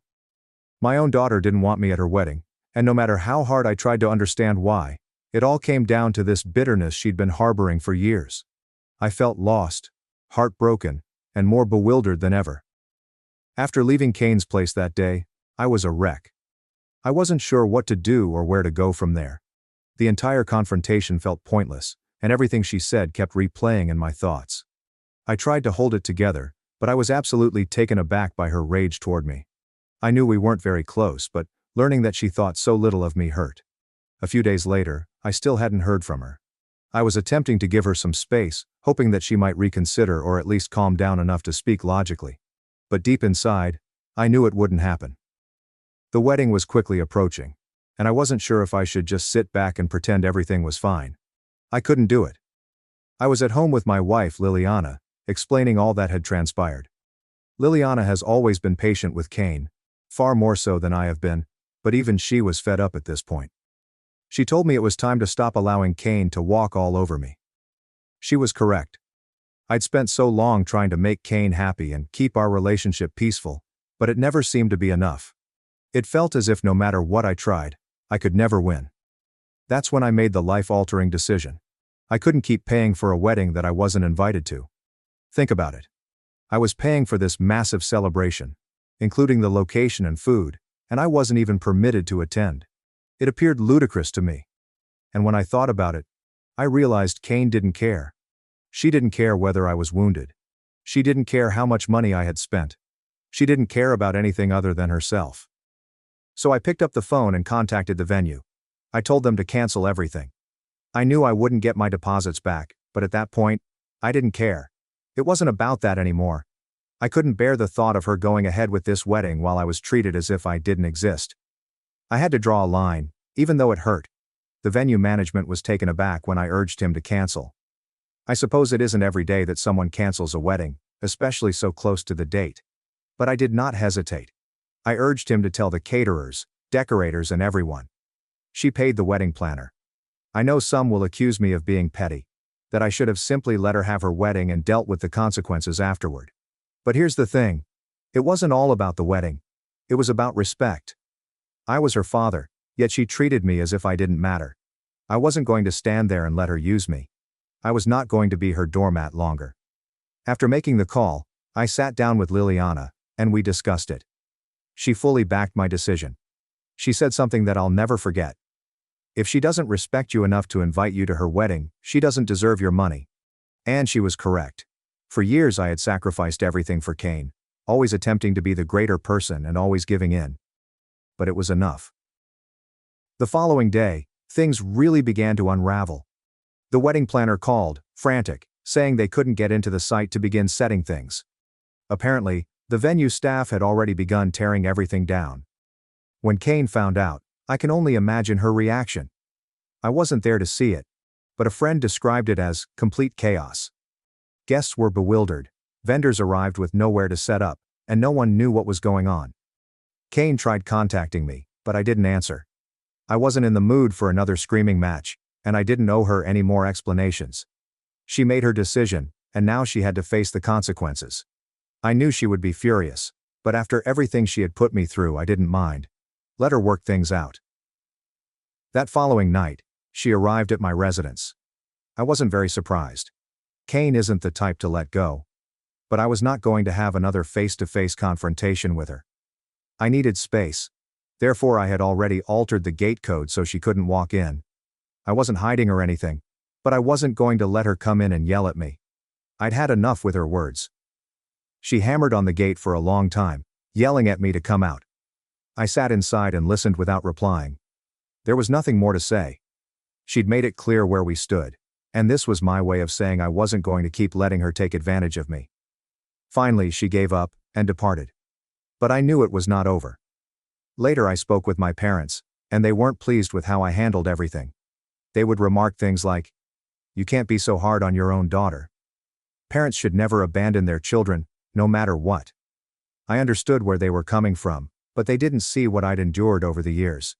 They didn't witness her persistent disrespect, attitude of entitlement, or the way she handled Liliana and myself. They thought I was being overly harsh, but I was not going to change my views. I was not going to tolerate Kane's actions any longer. The entire situation left me with mixed feelings. On the one hand, I knew I had done the right thing by advocating for myself. But on the other side, she was my daughter. No matter how badly she damaged me, I still felt a sense of remorse in the back of my mind. I kept wondering, had I gone too far? Should I have just let her have her wedding and dealt with everything afterwards? But then I remembered how she looked me in the eyes and said she didn't want me there. That was the moment I realized I couldn't continue sacrificing myself for her. So, that's how it ended up. Kane's wedding plans were in tatters, and I wondered whether there was ever a hope of reconciliation. But at the end of the day, I needed to protect myself. I needed to keep my peace, even if it meant losing my kid in the process. And I honestly don't regret it. I expected some blowback from the wedding cancellation, but I had no idea how rapidly everything would crumble. The wedding planner called me in utter distress the day after I canceled the venue. He began off politely, attempting to explain the problem, but it was clear he was losing control. The venue had already begun shutting down operations, and the caterers and decorators were unable to enter. Apparently, when they arrived at the venue that morning, security showed them the cancellation email I had sent, and that's when everything broke apart. He was calling to see if there was any way to save the situation, but I was done being polite. I opened up to him. "I'm not paying for anything. The wedding can go to hell. As far as I'm concerned, it doesn't exist anymore." He sputtered, attempting to reason with me, but I refused to budge.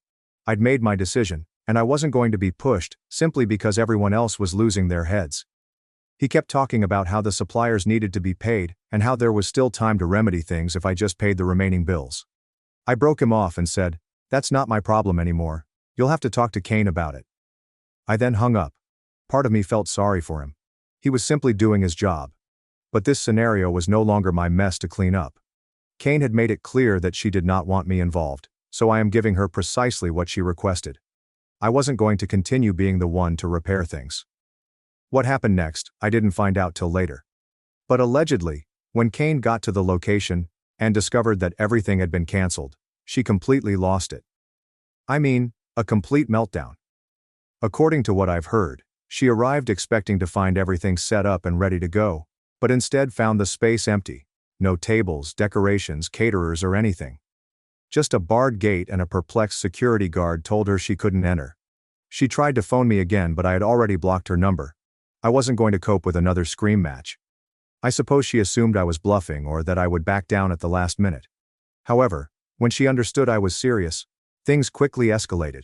When security told her she couldn't enter, she exploded. According to what I've been told, she began shrieking at the security officers, demanding to be let in, even threatening to sue the venue, which, let's be honest, was not going to get her anywhere. She attempted to push her way in once, which prompted the guards to call the cops.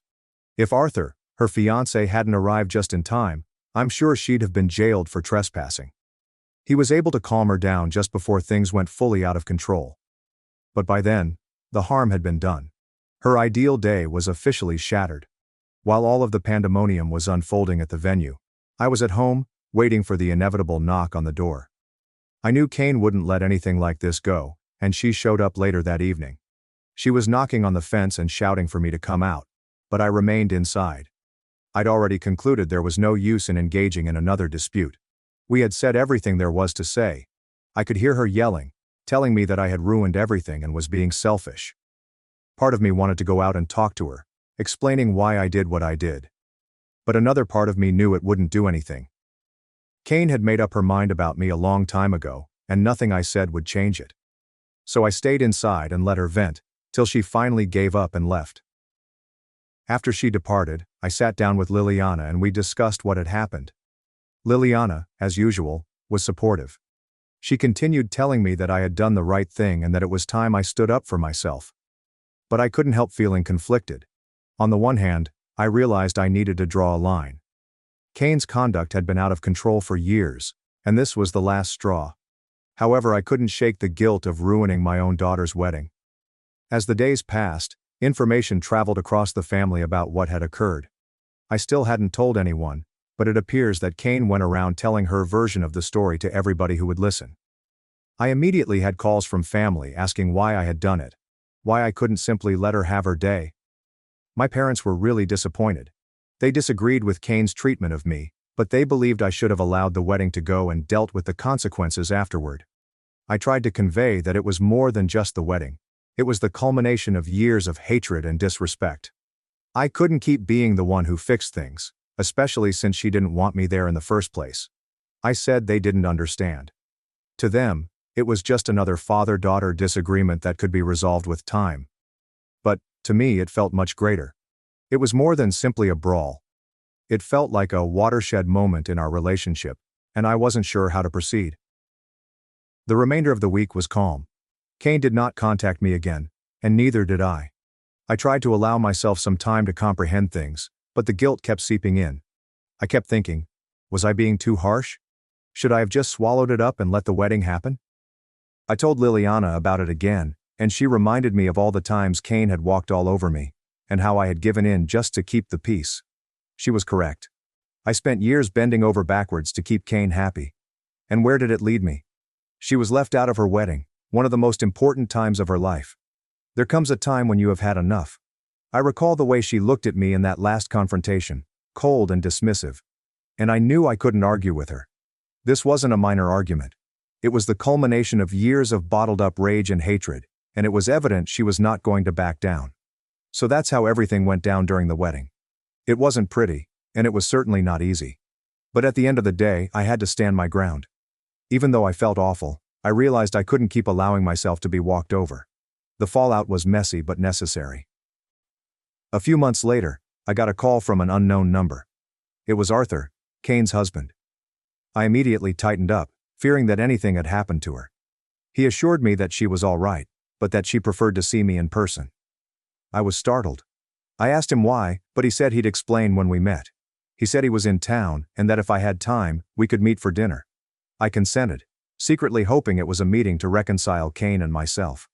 I assumed she wanted to see me but was too ashamed to confront me, so Arthur served as an intermediary. I went with a lot of optimism. After all, I am her father. To my disappointment, Arthur was alone. When I asked about Kane, He stated he didn't know. My heart fell and I inquired about what had happened to her and whether she was all right. He informed me that they were separated. He then revealed that Kane was abusive in their marriage and suffered from severe rage issues. That she tossed and smashed objects about the house, even during minor fights. Arthur put up with it for as long as he could, but when it became too much, he parted from her. He informed me Kane had a psychological problem, and was always blaming others for whatever inconvenience she experienced. She was continuously fighting with him because they had to relocate to a distant place, when better career chances became available for Arthur. That change has no negative consequences for Kane. She found a job with a comparable wage in the same city. Nonetheless, she was unhappy about leaving her homeland. And that was only one thing. Kane was often furious with Arthur, and battled him regularly. He mentioned another reason he wanted to visit me in person. He wished to apologize. He told me that he observed Kane's violence to me, Liliana, and even my parents, but did not act because Kane had turned him against us. He claimed he brought suffering on himself by ignoring all warning indications. I replied that it wasn't his fault, but Kane's. Maybe I'm also to blame for not knowing how to better raise her. I also apologized to him for what he had gone through while with her. Arthur asked me for one final favor. He added that Kane was saddened by the separation and begged him to return to her, but he had ceased loving her due to the abuse he had endured. He wished her the best. He asked if I could reach out to her and help her through these difficult times. She literally has no friends because she lost them all thanks to her temper, he told me. She doesn't have any real or permanent friends in her life. He asked me to take her to therapy or anything like that. I told him I wanted to, but she would not let me near her. He understood my situation, and I understood his. We both wanted to help Kane, if she would let us. After understanding all of this, I couldn't help but visit Kane. And that was just what I expected. She launched an attack on me and Liliana. Even though I went alone, I didn't want Liliana to see Kane's rage. I apologized to her, hoping to calm her down. At that point, I didn't consider what was right or wrong. She was going through a difficult moment, and I wanted to help. I told her she could curse me all she wanted, but she needed to go to a therapist first. She refused to listen, and began bringing up things from the past. She yelled that she despised Liliana so much that she wanted to murder her. She stated she didn't want us at her wedding because she was embarrassed to introduce Liliana as her stepmother. She was ashamed of Liliana, as well as of my marriage to her. She refused to listen to me and threw me out of the house. She blamed me for all of her problems in life. I got up and said, I tried. But now I won't try again. There is a limit to patience, and I just exceeded it. Have a nice day, Kane. Then I walked out. Slowly. Deliberately. Without looking back. I did not bang the door. I did not raise my voice. I've just departed. Because there was nothing more to say. She had expressed her feelings clearly. So did I. It had been 2 years since that day. In that time, I've repaired aspects of myself that I hadn't even realized were broken. I stopped explaining. I stopped justifying. Most importantly, I gave up hope. Whenever someone attempts to bring her up, whether it's a question, a rumor, or a casual comment, I quickly shut it down. I simply respond, I'd rather not talk about that, and leave it at that. I no longer owe anyone an explanation. I'm at peace with my decision. I sleep better. I can breathe easier. Liliana and I are still together. A few days ago, my mother called. Her tone was soft and cautious, as if she was unsure where to begin. Gavin, I thought you should know. Kane's in a mental health center. I did not respond. I just listened. She's not doing well, my mother said hesitantly. They say she's struggling emotionally, mentally. Nonetheless, I said nothing. Finally she said, Do you think you'll go see her? I paused. Not because I was unsure but because I wanted to ensure she heard me correctly the first time. No, I replied. Not anymore. There was stillness on the other end of the line, but I didn't break it. I'd spent far too much of my life filling gaps that weren't mine to fill. I'm not saying this in anger. I say that with acceptance. I tried again and again. I tried. But attempting turned into survival. Surviving became surrender. There comes a time when you have had enough. And for me, that moment arrived a long time ago. Thanks for watching and being part of the drama. Don't forget to subscribe and hit the bell so you never miss a wild news story. My wife said, "It's not cheating if I tell you." So I dated her co-workers, took the house, and served her divorce papers at a pool party. My name is Ryan Brooks. I am 28 years old and work for a consulting firm. I have a master's degree in computer science. I am 5 feet 11 inches tall, weigh about 205 pounds, and have brown hair and eyes. I stay fit by going to the gym every day and running at 5 a.m. People have said I have a nice face. My wife Lily, also known as Aita, is 26 years old, measures 5 feet 5 inches tall, has a curvaceous but fit physique, and works out 3 times a week. Her blonde hair falls just below her shoulders. She has blue eyes, lovely legs, a small waist, and a 34-inch bust. Yes, her face is also breathtakingly attractive. We met during a college party. Her name was Lily Masters, and she was finishing her bachelor's degree in accounting, while I had already completed 1 year of my master's degree. We hit it off right away and continued to date throughout college. We married around a year after graduating from college, not high school, as others may imagine. I should point out that Lily does not always thoroughly consider the consequences of her decisions, particularly when she has a strong belief or goal. For example, she had feminist views and originally refused to take my surname. When we married, she insisted on choosing a hyphenated surname that included her maiden name and mine, such as Scott Whitt or Rodham Clinton. When I tried to address this and explain why I thought it was a bad idea, she became enraged, accusing me of being misogynistic and attempting to destroy her identity. She named accomplished women who had done this, as well as acquaintances who had no problem with it. She rants about how patriarchy enslaves women by forcing them to adopt their husbands' surnames. I attempted to explain that this wasn't my intention, but eventually I sat her down, had her read the hyphenated name 5 times, and pointed out how it sounded.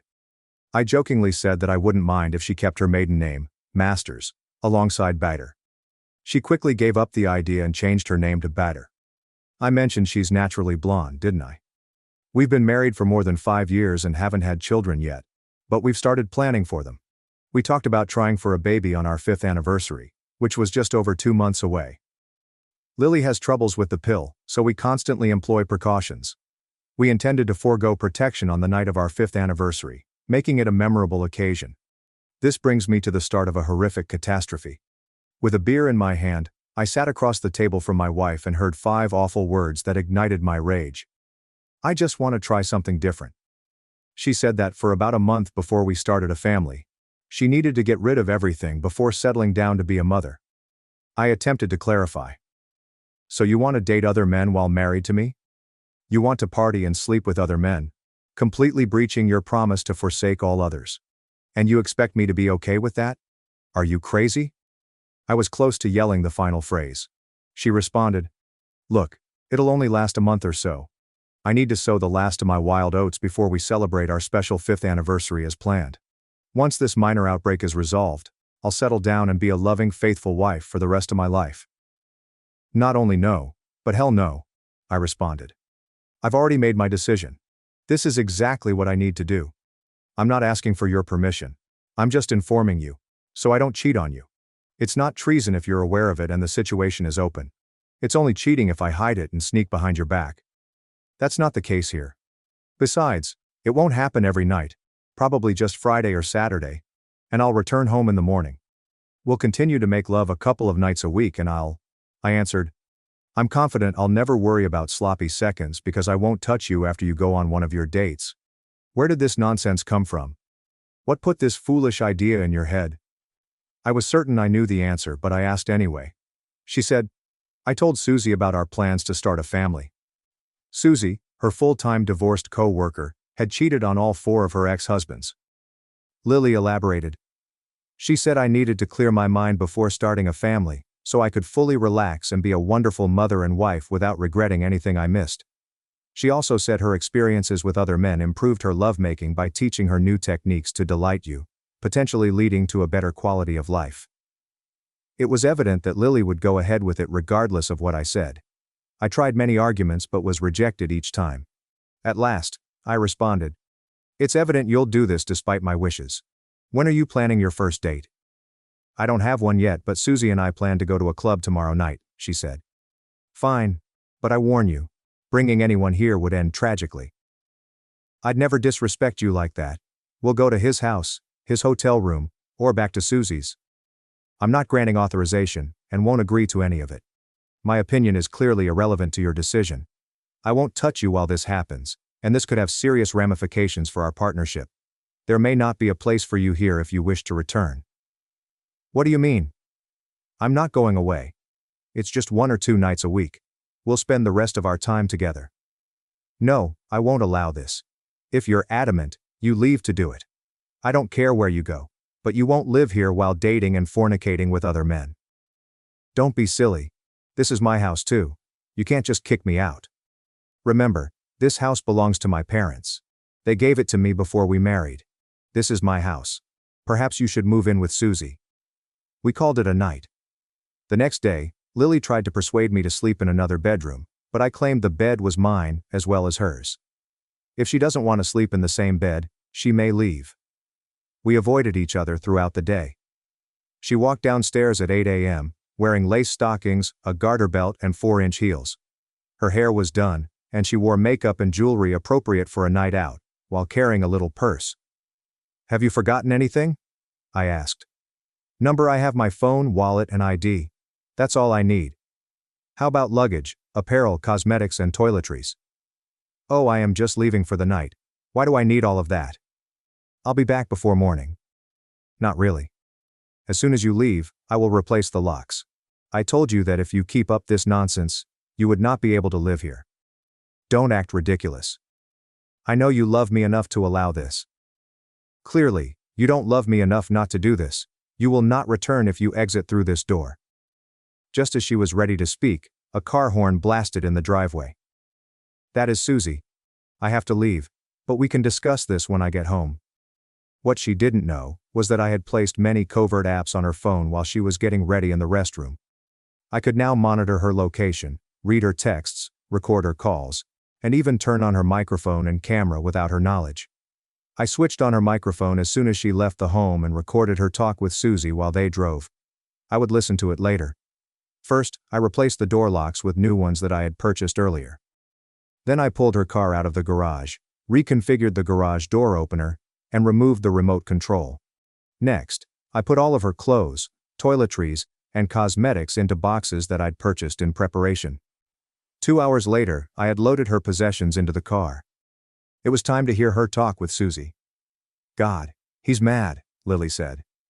I warned you he'd be upset for about a week, but that'll pass, Susie responded. Just make sure to blow his mind for the next few days. When he learns how much better things are, he'll accept it. Men are like dogs. You can get away with anything if you compensate them well. The proper application of women's techniques will alter their outlook. I just hope the person you're setting me up with doesn't leave me too sore to have energy tomorrow night with Rob. Be sure to soak in the bath tomorrow. That should help. Now remove your panties and leave them in the car. You will not need them today. You are small. Lily laughed. They both chuckled. Let me describe Susie. She is a 5 feet 4 inches powerhouse with emerald green eyes, a stunning face, and long, fiery red hair that reaches her buttocks. She had a 38-inch chest, a slim waist, and the morals of a street cat. Her infidelity resulted in the breakdown of all 4 of her marriages, which is astonishing for someone who is just 26 years old and divorced 4 times before the age of 30. She had made it obvious that I was welcome in her bed at any moment, but I never took her up on her offer. This wasn't the first time she tried to coerce Lily into doing something foolish, generally by wanting to engage us in a threesome or more. So far I have avoided it. I listened a little longer, but the commotion inside the club made it impossible to hear anything. Instead, I started controlling our finances. By tracking her GPS, I was able to withdraw half of our bank account balance, pay off and cancel our shared credit cards, and transfer our whole savings to an offshore account. I opened a separate account in my name several years ago, and transferred roughly 70% of our money to it. I spotted her GPS shifting, so I turned on the microphone again. I heard a strange masculine voice speaking to her. Her telephone rang. Hello, Susie, how are you? Hi, girl, did you leave with the person you danced with? Yes, we are going to your house for some alone time. I hope you do not mind if we use the spare bedroom for an hour or two. It's not an issue, baby. I'll probably go there shortly with a friend. Let's have fun. I hope you need a shower once you finish so you may return home later. I thought so. I have put some shampoo and body wash in the spare bathroom for you. Thank you. See you later. I turned on the camera to get a peek of the man she was with. I only got a quick look as she put the phone away. He appeared to be about 30 years old, had thinning black hair, and was a little shorter than me. I turned everything off as they drove. When they arrived at Susie's, I listened until I heard them turn away from their phone. The camera was unlikely to work, and I needed her phone in the same room to capture audio evidence of her cheating. Lily called me. Hello, honey. How are you? Where are you currently? B and I are at Susie's. We'll rest for a while, and then she'll drive me home. I will be back in a few hours. We just turned on a movie. Fine. I just wanted to make sure you didn't get into a difficult situation. I am fine. Stop worrying. See you in a few hours. Fine. Goodbye. She must have been inebriated because she didn't notice I hadn't spoken anything affectionate, or told her I loved her. She also didn't realize I said goodbye at the conclusion. Miraculously, she brought the phone into the bedroom, most likely because she was chatting to me while walking there. Better yet, she placed it on the nightstand, leaning against the light, giving the camera a clear view of the majority of the bed. I'm sure I couldn't use this in court, but I didn't mind. Then I watched long enough to see they were intimate, then minimized the window and continued recording. If she was going out with other men, I saw no reason to sit at home and wait for her. What's beneficial for the goose also benefits the gander. Screw her. I also decided to have some fun and planned to rub it in her face. She did not return home and remained with Susie. I spent the weekend doing household maintenance and working on my 1972 GMC truck, which I had purchased cheaply years before. I'd added a custom 350 engine, a Borg-Warner Super T10 4-speed manual transmission, a 12-volt rear differential, leather bucket seats, and matte black paint. All that remained was to connect the steel braided lines to the engine's fuel, radiator, and vacuum connectors. Work kept me distracted, particularly after I stopped speaking with Lily. I finished the truck and made it ready for the road. I also hired a lawyer and began drafting divorce documents. There was no way around handing her half of everything. The divorce rules in this state appear to have been written by hardcore feminists. Men are screwed in divorces, compelled to pay an adulterous spouse to support her philandering lifestyle. A man has few alternatives for self-defense. Friday evening came, and my truck was pristine. After showering, shaving, and applying cologne, I changed into new Levi's slacks, a black button-down shirt, and rattlesnake leather cowboy boots. I treated myself to dinner at a steakhouse, where the T-bone, baked potato, vegetables, and salad were all excellent. As I exited the restaurant, I looked up Lily's whereabouts. She and Susie had arrived at the club around 30 minutes earlier. It was time to carry out my plan, which I knew would drive Lily nuts. I parked a few spots away from her car, knowing she was the designated driver, which made my strategy easy. I came to the club with a strategy and a backup in case Susie had moral reservations. I found them easily. Susie, I didn't realize you'd be here, I remarked, approaching their table with a drink and waiting for Lily to dance with another guy. Rob, what are you doing here? Susie inquired warily. It's probably the same as you. Since I had just moved in, I decided to try this club and have some fun tonight. Want to dance? I came with Lily. How does this not hinder me from dancing with you? Besides, she is either in the restroom or on the dance floor. You've never backed down from dancing with me before. Her apprehensive visage softened into a grin. Sure, I'd love to dance. We danced to 3 quick songs before the slow one began. I drew her near for approximately a song and a half before Lily noticed us. I almost laughed as her surprise morphed into panic. She exited the dance floor after the song and returned to their table, gazing at me with barely contained wrath. You poor thing, I mused. I haven't even begun to make you mad. Susie gripped me tightly as we slowly danced like a bombshell. It didn't take me long to react physically. She noticed, grinned warmly, and drew closer. I looked at Lily and lowered my hand to Susie's rear. When the song finished, I led Susie back to their table.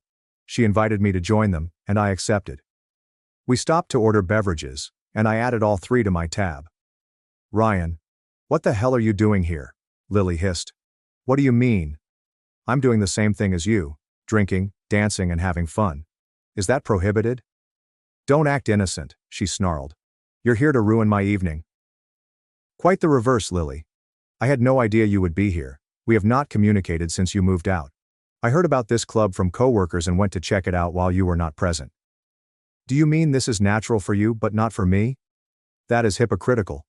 I turned to Susie and began speaking, disregarding Lily's outburst. She attempted to make me envious by dancing flirtatiously with as many men as possible. I grinned, monopolizing Susie's attention. When another guy approached her, I'd bring her to the dance floor before they got to the table. They eventually stopped trying, presuming we were together. After a few hours I realized it was time. Lily was on the dance floor, and Susie was open. Meet me at your place, I said quietly. Lily will get there soon. Does it matter? Susie said. She has her own room. To hell with it. She's driving. She can get home. Let's go. I held her close while driving. Her dress fell to the floor as soon as we walked in. She dragged me into her bedroom. The night was fantastic. She certainly had a lot of practice. Just as I looked up, the front door banged shut. Susie speaks loudly during personal moments, and her room is adjacent to Lily's, separated by a narrow wall. We passed asleep around 2 a.m. from weariness. Breakfast was weird. Our morning activities awoke Lily. When I walked into the kitchen, she was already there with coffee. Is everything fine? She inquired, grinning. I'll do it myself, I responded, retrieving a clean knife from the cupboard and stood near the Keurig while she filled her cup. There's no telling what was in her coffee. We had a small talk. Lily and Susie spoke briefly. Then I chatted to Susie. Lily recognized we were both gone from the club when she noticed my truck in the parking area. She yelled so loudly that the guy she had brought home left. She looked at me like a wolf at breakfast. Soon after, I departed. When driven, I can be tenacious. Lily collaborated with several attractive single women I met at her firm's events. I had their contact information and started contacting them. Within weeks I persuaded the majority to go on dates. Some were hesitant since Lily and I were still married, but when I explained that we had separated, they relented. My actions caused tension between Lily and Susie, and Lily fought with other single women at work. I spent a wonderful afternoon dining, dancing, and getting intimate with Lily's colleagues. I utilized her phone's GPS and spy apps to make sure I was where she was. Her colleagues brag about their dates with me, which irritated her. She kept going out with men, but she and Susie clashed more. I overheard Lily shouting at Susie, "This is not how it was intended to work. He was supposed to wait for me to sow my wild oats before welcoming me back to start our family. He was not supposed to date or spend nights with other women." Susie was perplexed. I did not expect it either. What are your plans? I've had my fun, and none of these guys can compare to Rob. Our anniversary is approaching, and we intend to start a family that night, Lily remarked, beaming. He knows how to send a girl into orbit. Susie understood, but screamed, "Why did you bring him here and keep my husband awake all night just to appear cool?" The next morning, "I've wanted him for years. What was I supposed to do when he came at me like that? He turned it up and pressed all my buttons. I couldn't help it. He's my hubby. Show some respect." Fine. I apologize. He stopped calling me. I doubt we'll meet again. Besides, he's checked out all our single coworkers. It's time to reclaim what's mine. I'll call him later and tell him I'm ready to return and start our family, says Lily. I grinned while listening. She had no idea what was coming. I contacted my lawyer for final instructions. With just over a week till our anniversary, I planned a spectacular celebration. Lily called, begging to come home, but I declined, explaining that I had plans and was planning on a surprise for her homecoming. I suggested modifications which she mistook as turning a bedroom into a nursery. I never said that. I arranged for her to arrive on our anniversary as a surprise. On Saturday evening, I threw a barbecue pool party. Lily had no idea I had installed the pool during the last 2 months. We were joined by friends, relatives, and some special guests. The doorbell rang promptly at 6 p.m. I told Lily to come, and she spotted the automobiles in front. When she realized we were having a party, she appeared surprised and carried her luggage into the home. "Everything's fine. The guest of honor has arrived," I told them. "Rob, what's going on? I thought we'd have a quiet romantic dinner," she said to him. "Number today is a major celebration, and I want all our family and friends to join us," I told them. "Okay, sweetie, it just surprises me. I didn't expect this," she told me. "Just place your suitcases here, we'll deal with them later. You've arrived in time for dinner. As the guest of honor, you and I will be first in line." Lily adjusted and started enjoying herself. We hadn't talked about her actions in the prior 2 months. We ate, drank, and laughed. After dinner, a light shone in the backyard, exposing the pool and other modifications. She hadn't visited the upper level, and hinted at wanting to see what I'd done, still believing I'd built a nursery. It was time for the final surprise. "Could I have your attention, please? I have a few announcements for this great day," I cried out. The stereo came to a halt, and everyone crowded near. "Thank you for coming. Aita, please join me." After she left, I went on. "First, yesterday was my last day at work. My former boss was the only one who knew, as I gave him 1 month's notice and explained my plans. I'm now starting my own consulting company, giving me more freedom to spend time with my family." Lily grinned as I emphasized, family. "As you know, today is our 5th anniversary. What most don't know is that we plan to start our family today. With that, I want to give Aita a special anniversary gift to commemorate our relationship." I moved aside and motioned to a hired woman near the group's edge. She stepped forward. "Aita Bader, you've been served," the woman explained. "What most don't know," I replied, "is that 2 months ago, Aita told me she was going to date and sleep with other men. She didn't ask if I agreed, she just informed me and said there was nothing I could do. For the past 2 months, she's been living with her friend and taking different men to her home for intimate encounters. This is something I won't tolerate. To be fair, I also dated other women, but only after Aita broke her vows." "No," Aita shrieked. "For your actions, I'm giving you a divorce so you can be intimate with whoever you want. Rest assured, it won't be me. I told you I was renovating the house. You saw the pool and other downstairs upgrades. I also repainted the master bedroom, installed a larger shower and a jacuzzi tub in the master bath, and removed the wall between the 2 smaller spare bedrooms to create 1 large bedroom with its own bathroom. I did this for a specific reason." As I spoke, a red-haired mother and a 10-year-old girl approached me. "I want you all to meet my lawyer, Tara, and her daughter, Simone. Tara is a single mother I met 2 months ago, on the Monday after Aita went to the club with her first guy. We've become very close, though we haven't officially started dating. We both feel there's something between us, and I get along well with Simone. Once the divorce is final, and she's no longer my lawyer, we plan to be together. Her lease is up soon, and Tara and Simone are moving in with me." I turned to Aita. "As for your suitcases, take them to your car. You won't come back here. I told you I wouldn't stand for this, but you rushed ahead and ruined our marriage." Aita cried frantically. Her family yelled, and the majority of her pals fled. My family sat stunned. Tara and Simone quietly headed upstairs, bracing for this reaction. To be honest, Tara and I had not kissed. We dined together and spent evenings in their place, but we agreed to wait until my divorce was finalized. Tara left her spouse 5 years ago after discovering him cheating. She has dated since, but has never felt a spark. Everyone eventually departed. I do not know where Aita went.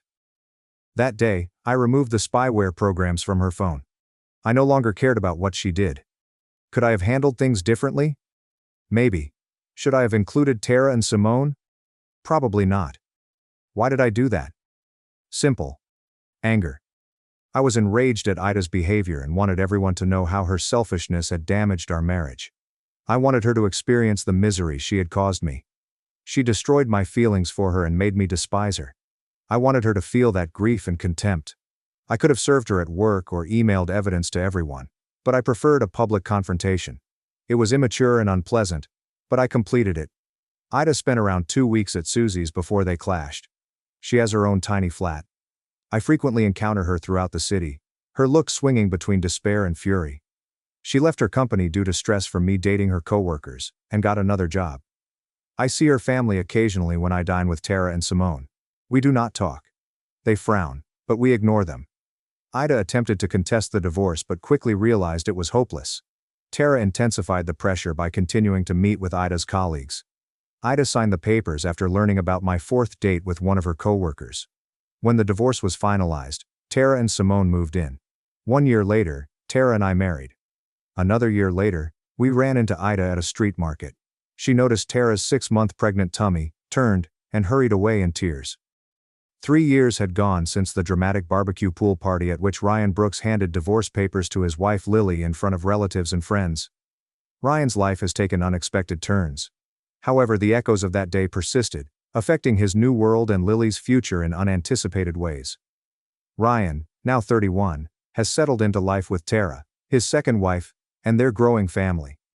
Their son Liam was a vivacious 1-year-old, and Tara's daughter from her previous marriage, Simone, was 13 years old and thriving.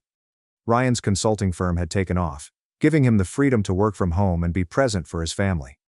However, the past was not completely behind him, and a chance encounter would soon force Ryan and Lily to confront unresolved wounds. It was a cool October afternoon in their little community, with golden leaves blanketing the walkways and the air filled with the promise of fall festivities.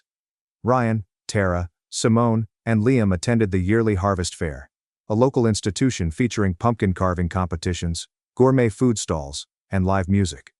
Simone was at a booth painting a ceramic cup, while Tara pushed Liam's stroller and talked with Ryan about their weekend plans. Ryan felt happy, in sharp contrast to the wrath that had engulfed him 3 years before. But as they approached a bend near the apple cider stand, he stopped. Lily stood there with a man he didn't recognize. She looked thinner, with her golden hair trimmed into a stylish haircut. Her blue eyes were framed by delicate lines that had not previously existed. She wore a navy coat and jeans, with a casual posture but a guarded gaze as she recognized Ryan. The man next to her, tall with salt and pepper hair and a fitted jacket, appeared to be in his early 40s. He grasped her hand, and Ryan noticed a ring on Lily's left finger. For a brief moment, their eyes connected, and time appeared to collapse, returning them to the sorrow and betrayal that had defined their final days together. Tara, noticing a change in Ryan's tone, followed his gaze.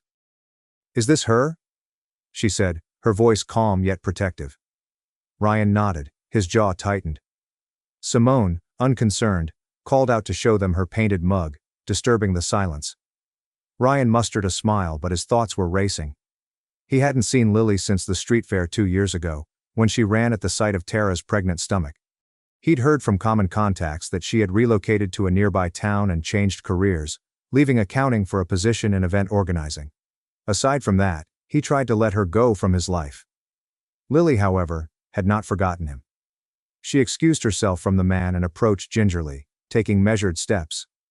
"Rob," she whispered softly, pausing a few steps away. "I didn't expect to see you here, Lily," he said, keeping his tone calm. Tara stood close, her hand resting on Liam's pram, as Simone observed from the booth. "Looks like you're doing well," Lily added, nodding to the man browsing a nearby stall. "That is David. We became engaged last month. He's a good person. She runs a small construction company." Her voice wavered slightly, as if she was testing Ryan's interest. "I saw your family. They are gorgeous." "Thanks," Ryan replied, unsure how to continue the conversation.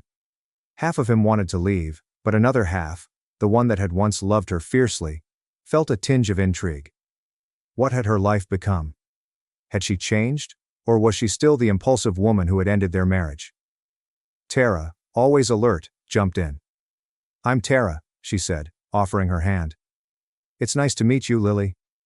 Rob has told me a lot about your time together." Her tone was pleasant but forceful, emphasizing that she was Ryan's present, not his past. Lily shook Tara's hand, smiling tightly. "Likewise, I'm thrilled for both of you." She turned back to Ryan. "Can we speak for a minute? Alone?" "It will not take long." Ryan paused, staring at Tara, who gave a slight nod. "Go ahead," she replied. "I'll be with Simone." She steered Liam into the booth, leaving Ryan and Lily standing awkwardly by the cider stand. "What is this about, Lily?" Ryan inquired, crossing his arms. The festival swarmed around them, children laughing, a band playing in the distance, but the gap between them felt thick. Lily took a big breath. "I owe you an apology. Not only for what I did, but also for how I handled every situation. I was selfish, Rob. I let Suze's suggestions and my own concerns about settling down cloud my judgment. I imagined I could have it all. Freedom and you waiting for me. I was wrong, and I have damaged you in ways I cannot reverse." Ryan examined her, looking for authenticity. Her comments seemed real, but they couldn't wash away the hours he'd spent repeating her treachery, or the public humiliation he delivered in response. "Why now?" he asked. "It's been 3 years.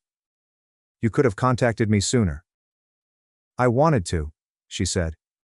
Her eyes glistened. "But I was embarrassed. I went into a downward spiral following my divorce. I stayed with Susie until we fell out. She accused me of losing you as a friend, which was ludicrous. Rob, I received therapy. It took a long time to realize how much I had messed up. Not just with you, but with myself. Meeting David helped me rebuild, but I couldn't move on without telling you this. Ryan's rage, once a roaring fire, had faded to embers over the years. He no longer hated Lily, but his trust had vanished. I appreciate the apology, he replied softly. But this doesn't change what happened. You broke something that cannot be repaired, and I've done things I'm not proud of. The party, how I handled it. I let my fury take over. I also hurt you. Lily nodded and wiped a tear. I deserved it. I kept hoping you'd wait so I could have some fun before we resumed our plans. Seeing you with Susie, then my coworkers, and eventually Tara, it broke me. I realized I'd lost you forever. You didn't just lose me, Ryan stated calmly. You've lost us. We planned our lives, the family we want. I have moved on, Lily. I have Tara, Simone, and Liam. Now they are my entire universe. I hope you can make peace with David, but we can't go back. I know, she whispered. I'm not asking for that. I just wanted you to know I'm sorry, and I'm trying to be better, for David and for myself. She stopped, then added, Your son. He looks like you. I am delighted you received the family you wanted. Ryan softened somewhat. Thanks. I hope you and David develop something real. He looked at Tara, who was smiling with Simone, and felt grateful for his life right now. Take care, Lily. She nodded and took a step back. You too, Rob. She rejoined David, who placed an arm around her before disappearing into the crowd. Ryan returned to his family with a lightened heart but still analyzing the meeting. Tara lifted her eyebrow. Is everything okay? Yeah, he replied, kissing her forehead. She apologized. I believe she is trying to move on. Good, Tara said. So are we. She handed him a cup of cider, and they rejoined Simone, who proudly displayed her mug.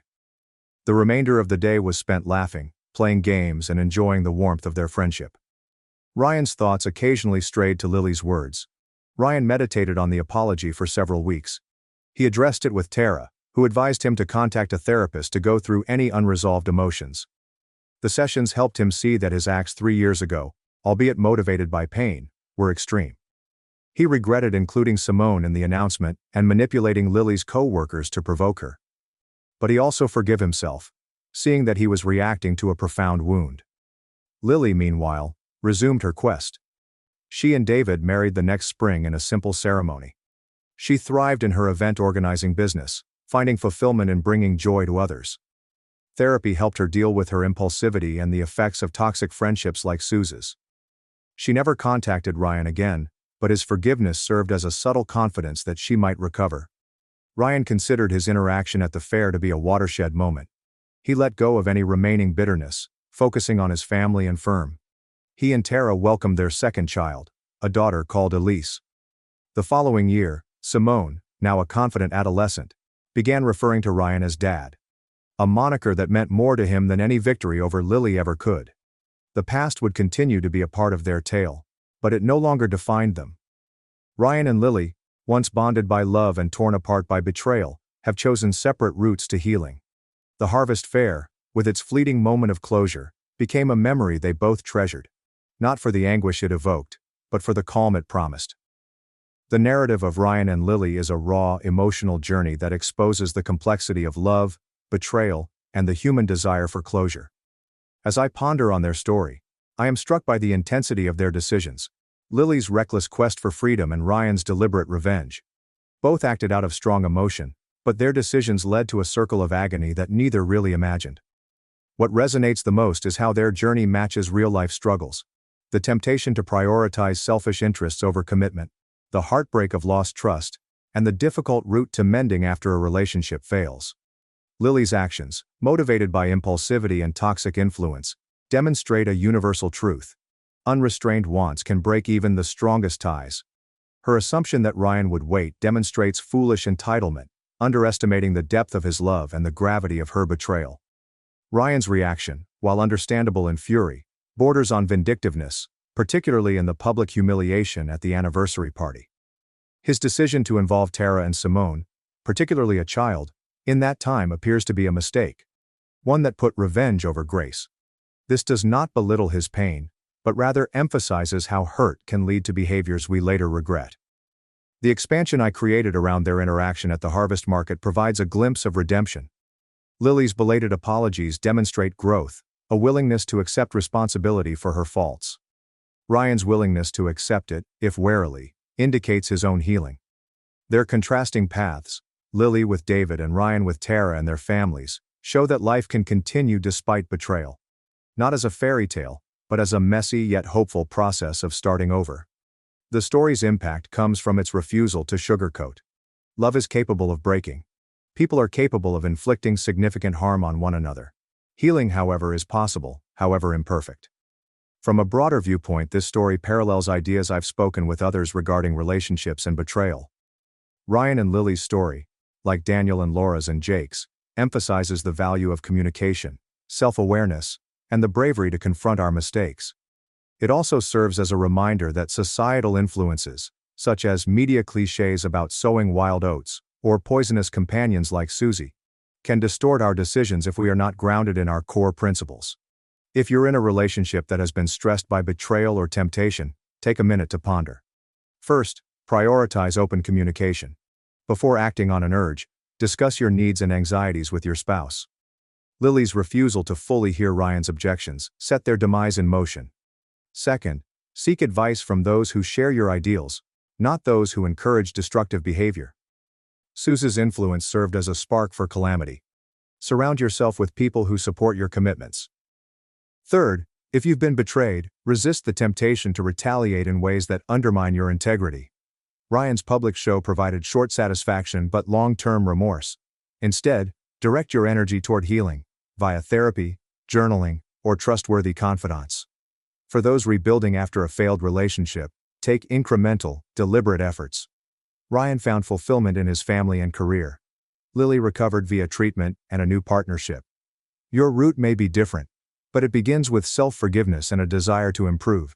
And if you're single, as some of you may be, remember that your worth is not dependent on a relationship.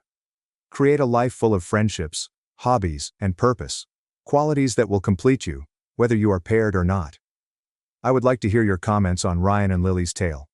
What did you think about their choices? Have you reached a similar crossroads in your own relationships? How did you navigate them? Thanks for watching and diving into this wild family drama with me. If you love Reddit family drama, don't forget to subscribe and turn on notifications so you never miss the next one. My husband's family mocked my juvenile record for years. So I exposed their family's darkest secrets at my baby shower in front of everyone. I'm a 34-year-old lady who has been married to my spouse for just over 2 years. He hails from an old money family, the kind that casually mentions legacy and pedigree in everyday speech. They live in a separate world, with country club memberships, private schools, and vacation houses on the lake. My background is not like that. I grew up in a working-class area, where you learned how to mend a tire and save leftovers for the next meal. At 15, I committed a stupid mistake and shoplifted something tiny from a convenience store. I was caught, received a juvenile record, and spent the following decade ensuring that one incident did not define my life. I got my act together, graduated from high school with outstanding marks, received a computer science degree, rose up the ranks in technology, took some risks, and eventually founded my own firm. It took years, but the firm eventually took off. These days, I lead a wonderful team and help design things that have a genuine impact. You'd think that would be enough to get over an adolescent mistake, especially because I've never disguised it. My husband knew about it before we began dating seriously. He never raised the subject. His family, on the other hand, views it as an inside joke that they all get to enjoy at my expense. The first occurrence was subtle. We attended a family dinner a few months before the wedding. His father lifted a glass and joked about keeping treasures locked up, with a laugh that didn't quite reach his eyes. The room laughed awkwardly, and I let it go. I assumed that was a one-off. But then his mother began referring to me as the comeback kid, at every occasion. Usually with a slight smile and just enough snark to make it clear she wasn't admiring me. I attempted to fit in. I offered to help wherever I could. I got his brother a job referral from a startup with which I had contacts. He created a website for his sister's handmade candle business, for nothing. None of it altered anything. The The jokes kept coming. At a neighborhood barbecue thrown by one of their friends, his brother handed me a plastic fork with a wink and said, "Just in case anything goes missing." People laughed, but I noticed how some of them glanced at me, as if the joke was true. That night, I requested my spouse to say something. He admitted to me that he disliked the jokes as well, but felt compelled to protect me. I wanted to believe him, but it turned out they had brought up my juvenile past at his bachelor celebration. They recounted how he tamed the wild one and rescued a lost cause. I wasn't there, but a buddy of his took me aside and told me everything. The way they laughed, the way they made it seem like I should be grateful they let someone like me in. At that point, I gave up hope that they would grow out of it. I did not challenge them. I did not yell. I just started paying attention. I started digging, not to create a fight, but to protect myself. I searched public records. I hired a background researcher who owed me a favor. I made a few silent calls. What I discovered stunned me. His uncle has a sealed case involving drunk driving and a hidden drone from years ago. His father had been mentioned in a tax inquiry that vanished before it made headlines. His cousin was dismissed from college for academic dishonesty, but the family told everyone she departed to pursue her ambitions. I did not say anything. I organized everything into a folder and locked it away. My husband wasn't aware of it yet. I didn't want to force him to do anything until it was absolutely necessary. But I wasn't going to stand there smiling if they continued to use my past as a party trick. Then came the baby shower for our first kid. We held it at our home and tried to keep it simple. My parents were present, as were other close friends. His family arrived early with great gifts and big smiles. His father rose up and made a toast. I hoped he'd be respectful for once. Instead, he added, "It's amazing what someone can accomplish after juvenile hall." Everyone chuckled as if it were just another comedic line. Except for this time, my folks were sitting right there. My colleagues, our pals. That was the moment I realized I needed to act. Not to seek vengeance. Not to start any drama. But to establish a border they couldn't cross again. I'd been quiet for too long. They tried too hard to be kind. I wasn't the 15-year-old child they used to tease about. I had fought hard for everything I had, and I wasn't going to let anyone, especially those closest to my husband, drag that single moment around like a leash. The baby shower was hosted in our new house. We had just moved here a few weeks before, and I wanted everything to be perfect. I cleaned up the backyard, added extra seats, and hired a local bakery to handle the pastries. My husband handled the invites and decorations, and we made sure to include both sides of the family. His family arrived 20 minutes early. His parents had brought a mound of wrapped boxes.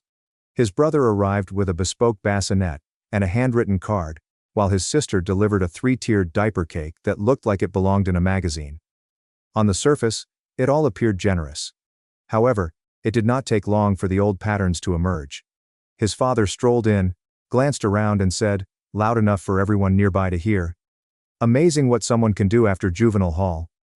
It was presented as a joke, but the way a few guests exchanged looks told me precisely what they were feeling.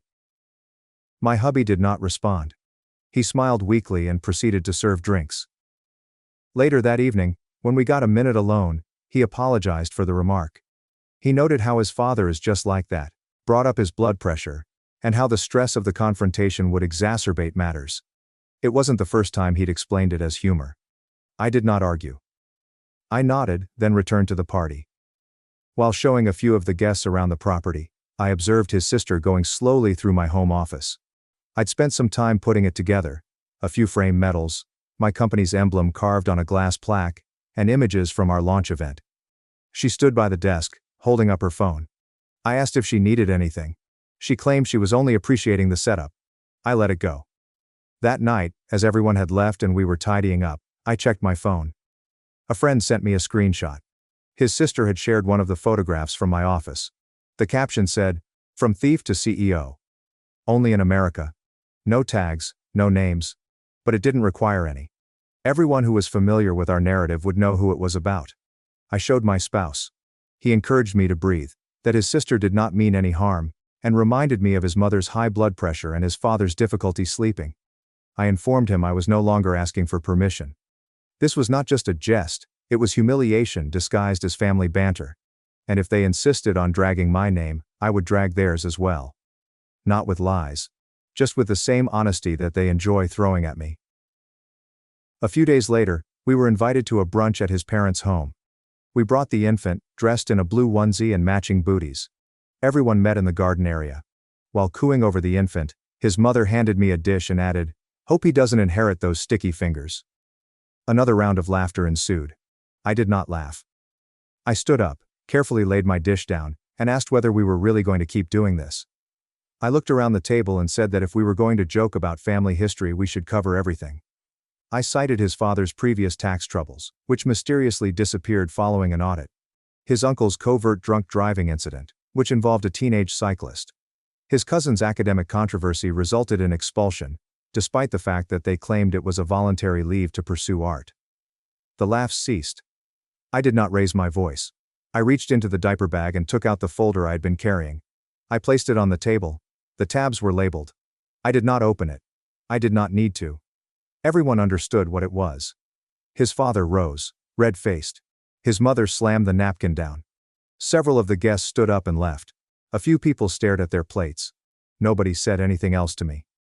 I scooped up our child, glanced at my husband, and we walked outside together. There was no shouting, no goodbyes, just silence. That night, my husband and I sat in the nursery, rocking our son to sleep. He did not attempt to protect his family this time. We decided that we needed space. No more dinners, visits, or invitations. At least not until we determined what peace looked like for ourselves and our child. The day after brunch, we packed our belongings and booked into a hotel on the opposite side of town. Nothing fancy. Just clean, quiet, and far enough from the action to think clearly. We informed our neighbors that we were taking a few days off to rest. Nobody asked any questions. My spouse spent the whole of the first day scrolling through our baby's photos and pacing around the room. He wasn't upset by what I said over brunch. He admitted that the facts were true. What got to him was how everything unfolded in front of so many people. He kept returning to the scene, noting his father's reaction, his mother's expression, and how the guests froze. He never denied what they'd done over the years, but he hadn't intended it to be broadcast this way. I did not argue. I reminded him of every supper where I listened to their opinions. Every event where someone made a joke at my history as if it were family trivia. I had asked him to speak up more than once. Nothing has changed. I did not select public exposure because I want attention. I picked it because private chats proved ineffective. His father called 3 times in the afternoon. No apologies, no reflection. Just voicemails demanding that he rein in his wife and clean up the mess before the family's reputation suffered. He listened to one of them quietly, shook his head, and said he was done. He accessed his contacts and banned his number. Later that night, his mother texted him a long message full of passive-aggressive guilt, depicting me as vengeful, unstable, and dramatic. She claimed I humiliated them in their own house and poisoned the family. I responded with a brief note detailing the years of insults, screenshots of their online remarks, and examples of how they'd turned my background into a running joke. Then I blocked her phone number and social media accounts totally. The next day, I received an alert. His brother had silently unfollowed my company's page. That was hardly a surprise. However, a few hours later, he wrote on his own profile, "Some people dig their own graves, and then ask why no one's at the funeral." He didn't name anyone, but the timing was not subtle. I forwarded the article to a lawyer with whom I had previously worked on a commercial agreement. He read it over, and determined that nothing I said at the brunch violated any laws. Everything I said was supported by records, public information and court files, confirmed dates. Still, I didn't want things to escalate online, so I wrote a message and mailed it to his brother. It was formal and forthright. I informed him that any more defamatory posts would result in legal ramifications, and that I had already achieved everything he had shared about me. The post was removed before the end of the day. He never responded. After that, I created a spreadsheet. I recorded every message, phone and post. I included timestamps, stored screenshots, and backed it up on 2 cloud drives. I had no intention of filing a lawsuit, but I wanted to be prepared in case things became even worse. Back at the motel, my spouse and I had our first real talk in weeks. No distractions. There is no familial meddling. I told him he could have any sort of relationship he wanted. With his parents, siblings, or anybody. But our child would not be part of it. Not if the environment remained poisoned. He nodded without hesitation. He agreed to postpone visits and deny calls, telling me that trust had to be earned, not inherited. We booked a counseling session for the same week. It was more than just damage management, we needed it. The therapist was calm and sharp, asking difficult questions. Within minutes it became evident that his avoidance, his silence, had played a significant influence in how long this had lasted. Not purposefully, but because of fear. He stated that he believed ignoring it would make it stop. Instead, it caused it to grow. I wasn't irritated during the session. I just recounted what had occurred. Name-calling, online remarks, the baby shower toast, and the brunch. The therapist did not jump to conclusions. She helped us devise a strategy. Part of it included what I suggested. A formal conversation with anyone in his family who truly wanted to repair trust, but not over dinner or casually. Only after they met 3 conditions: admit what happened, apologize without excuses, and agree on future boundaries. We stayed in the hotel for 4 nights. It wasn't a vacation, but it did provide us with some downtime. No visits, no texts, just time to ponder. When we departed, I felt like we had finally reached a conclusion. Not out of rage, but out of necessity. Several days after we returned home, I received a note from a mutual friend. It came from my husband's cousin, who had been quiet during the family upheaval but always polite. He expressed appreciation for what I had said during the breakfast and stated that someone needed to break the silence. He asked if we could meet privately. Not at his or my place, but somewhere neutral. We met at a tiny park across town. He showed it there with his own folder. He didn't want vengeance, he said. He only wanted to communicate. He explained that he was adopted into the family when he was a child, and while they provided for him materially, they always viewed him like an outsider. He explained how he was expected to protect their secrets, defend their image, and keep his head down, because simply being involved was enough. Then he said something that took me off guard. Years ago, my husband's family paid hush money to cover up a workplace harassment lawsuit involving his father. It had occurred while the father-in-law was still operating one of his businesses. The claimed victim was a junior employee. The relative had read some of the emails during his summer internship.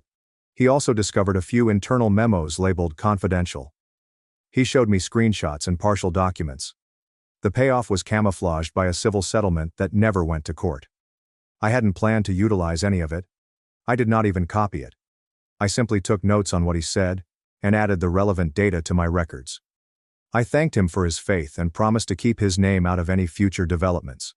Before leaving, he warned me to be cautious.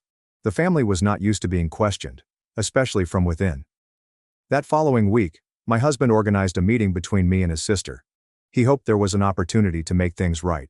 I agreed, but only provided we met in a public area. We chose a quiet cafe. His sister arrived dressed as if she were meeting a client for lunch. She smiled, ordered an expensive drink, and started making small chat. I got right to the point. She dismissed the remarks she had made throughout the years as innocent fun. I couldn't remember a single time she supported me, but she swore I had misconstrued her tone. The talk went nowhere. I rose up, paid for my coffee, and then went without saying anything else. Back at home, I reminded my husband that surface-level apologies were insufficient. Jokes that injure others are not harmless. And anyone who refused to recognize this had no place near our child. He did not argue. A few days later, he began individual treatment sessions. He wanted to know how he had let it all slip for so long. I explained to him that therapy was not about blaming, it was about accountability. If we were going to build a better home, we needed to start with the truth. Later that week, I went to get our son from daycare. A woman I did not recognize approached me outside. She introduced herself as a long-term friend of my husband's mother. She bent down, glanced at the baby and said, "Raising a little rebel, I see." She then walked away. I did not wait. I went directly to the daycare director and asked that all family and contact information be prohibited.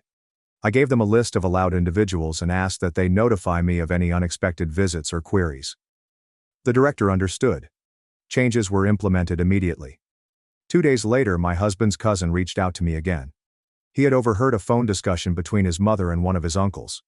The family was preparing a dinner, not to reconcile, but to set the record straight.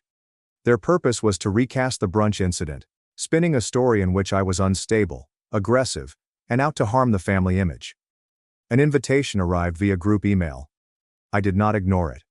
I responded explicitly in the post, stressing that I would not attend any staged events designed to rewrite history.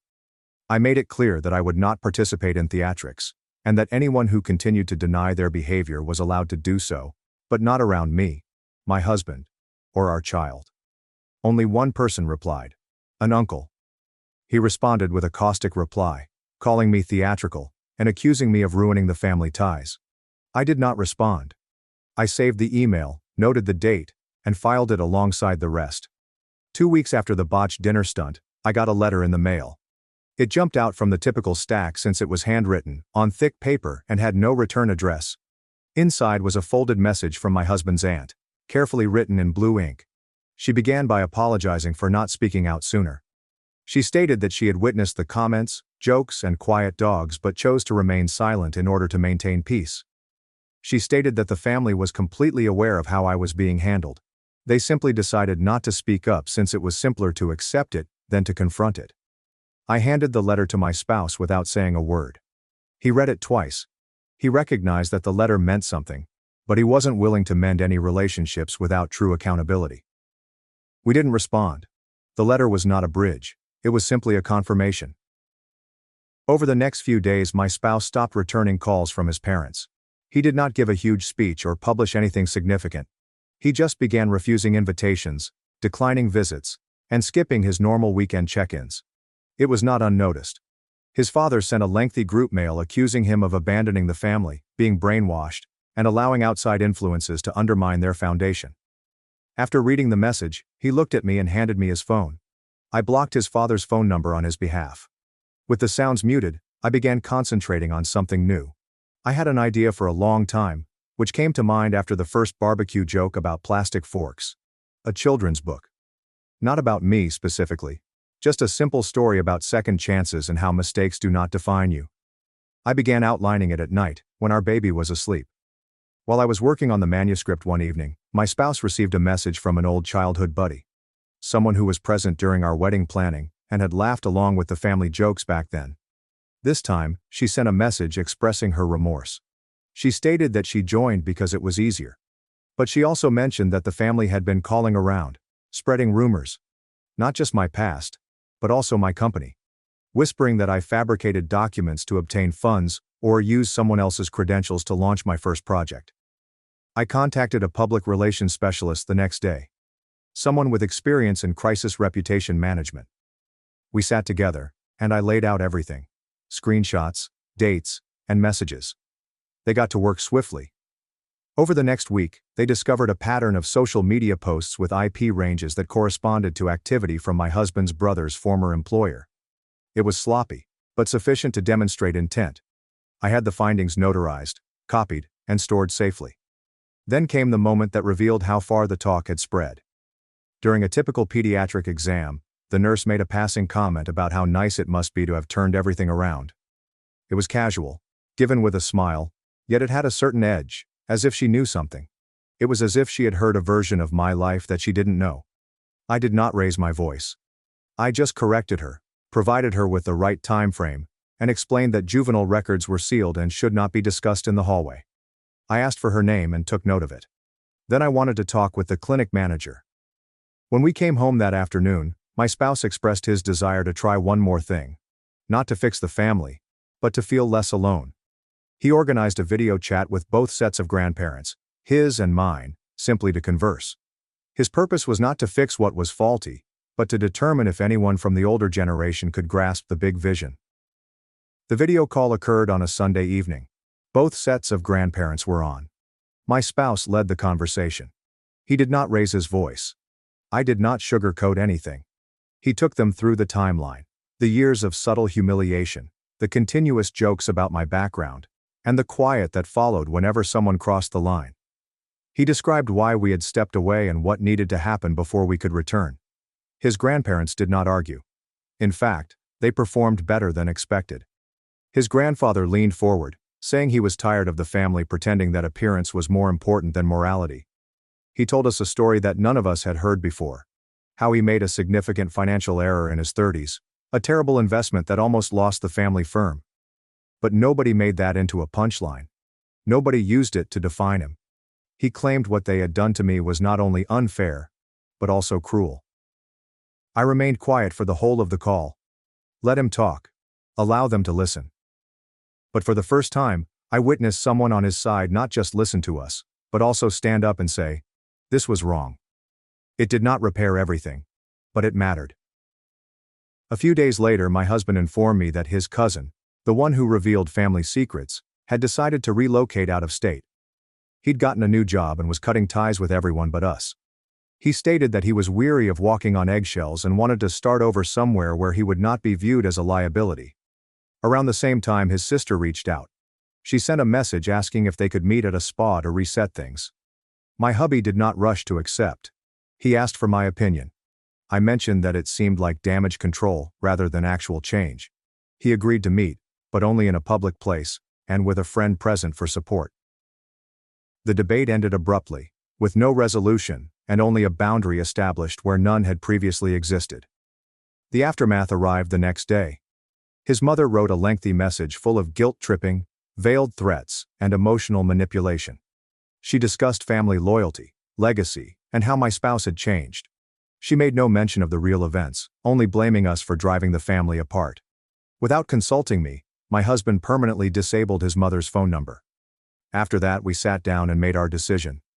We would not be attending any family-hosted celebrations in the near future. No holidays, no birthdays. Especially not on our child's forthcoming first birthday.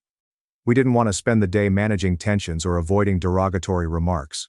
We desired bliss. We desired peace. So we devised our own schemes. We only invited those who had supported us, friends, neighbors, a handful of cousins, my husband's aunt, who had written the letter, and his cousin, who was due to leave. We hosted it in our garden, with minimal decor, a leased play area, and a handcrafted cake styled like a storybook. Only laughter, music, and space for our son to crawl about without hearing anything sharp disguised as a joke. After the visitors left and we cleaned up, I sat down at my computer and began writing something I'd been thinking about for weeks. This is not a letter to reconnect. Not an olive branch. Just a statement of record. Something to send if someone tries to contact you again without resolving the issue. I outlined the time frame, history, and expectations. I didn't mention any names. I did not make any threats. It was just a message. If somebody wanted to be a part of our life, they had to be honest and accountable, not nostalgic and denial. A week after our child's first birthday, I finished the letter. It was not emotional. It was not written as a plea. It was a formal, simple communication sent to every member of my husband's family. It recounted the sequence of events dating back to the initial incident, provided examples of recurring disrespect, described the emotional impact on our family, and concluded with 3 criteria for any future contact: truth, accountability, and permanent boundaries. Within 2 days, the responses began to come in. No apologies, only rage. Several of his cousins responded bitterly, accusing me of dividing the family and making a big deal out of nothing. I didn't participate. I blocked each of them and recorded the messages in my log. The only call with clarity was from my husband's grandmother. It lasted less than 30 seconds. She said, "You both did the right thing." And then she hung up. We drew a line in the sand that day, not because we were angry, but because we had finally witnessed what peace could be like. And once you do, you can't pretend the turmoil was ever normal. 3 years have passed since the letter.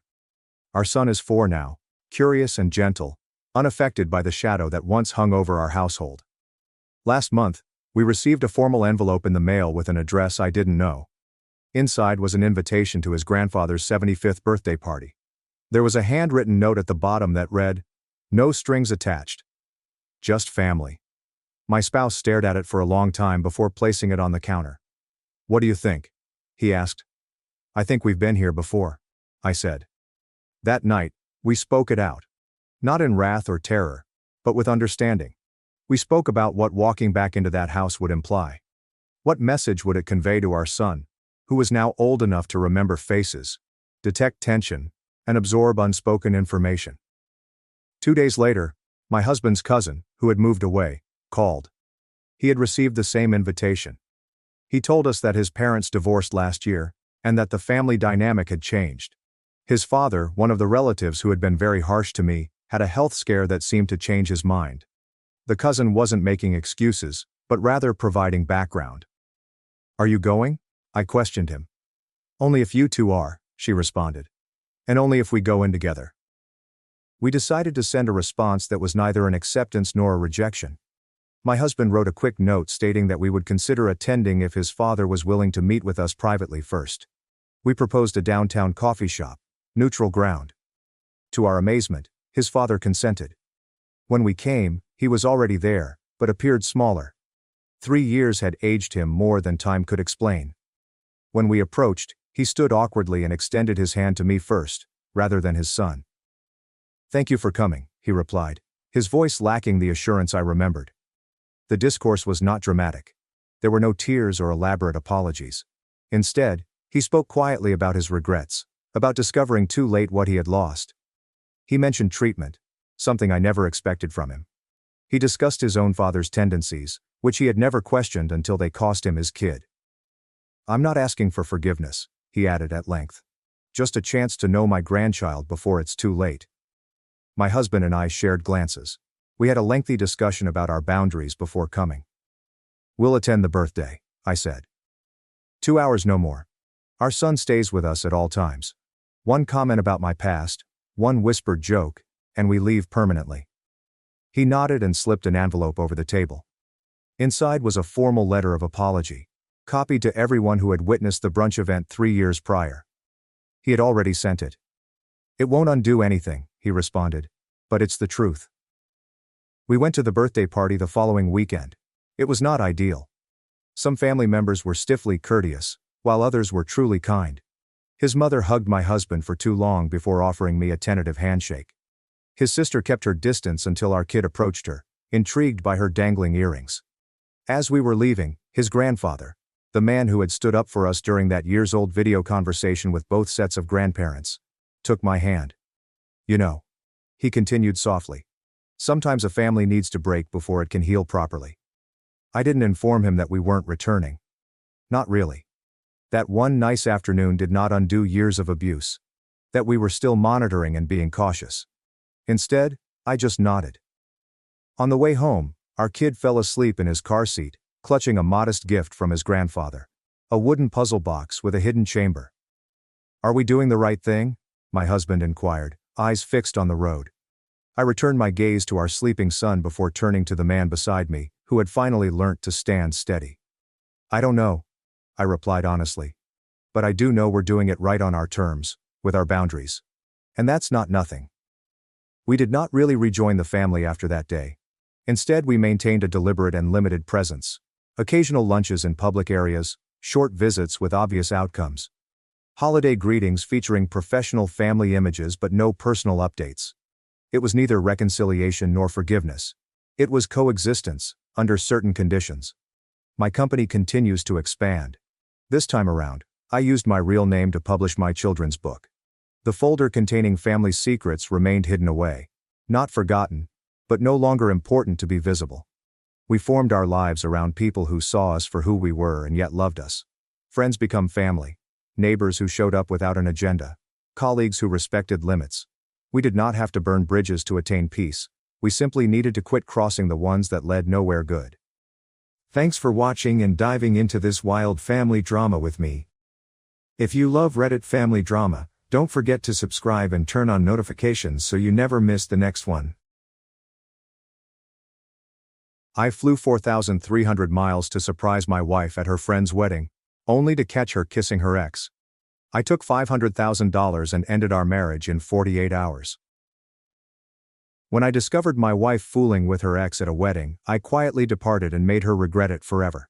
When I first started dating, my father offered me some advice. He said, "Son, men of value do not tolerate disrespect, manipulation, or lies from women. Stay true to yourself, and always be a man of worth." Unfortunately, plans changed. Love. The merger meeting has been moved up, and I have to leave tomorrow morning. I won't return until late Sunday. I appreciate how important this occasion is, especially given that you are the maid of honor, but I was recently promoted to CFO, and missing this meeting would be disastrous to both the firm and our future. "I sincerely apologize," I said. "Are you serious? We have been planning this for a long time, and you are canceling at the last minute. I'll be there alone. Do you realize how embarrassing this will be for me? Couldn't anyone else go instead?" Rachel responded. "This deal is worth almost $2 billion, and I am in charge of it. We've been working hard on it for the past year, and no one else can take my position. I realize that's difficult, but I'll make it up to you with the bonus we'll receive from this deal. I understand that you're upset, but there's nothing I can do. I'll be back on Sunday, I explained. Needless to say, she was furious. Her coldness and rage were out of character, and I couldn't calm her down. So I prepared for my trip and spent the night in the guest room. I hadn't had any closeness or intercourse with her before my trip, which was unusual. I knew the wedding was important to her because of her friend Megan's troubles. Megan's ex-husband cheated on her during her life-threatening illness, and then abandoned her because he couldn't bear her delayed recovery, which upset Megan and exacerbated her problem. Despite a miraculous recovery, Megan filed for divorce due to abandonment and suffered despair for the next 5 years. All of her friends and family were there for her, trying to cheer her up, but nothing seemed to help. Then, one day, she met a man at the grocery store, and her world instantly brightened.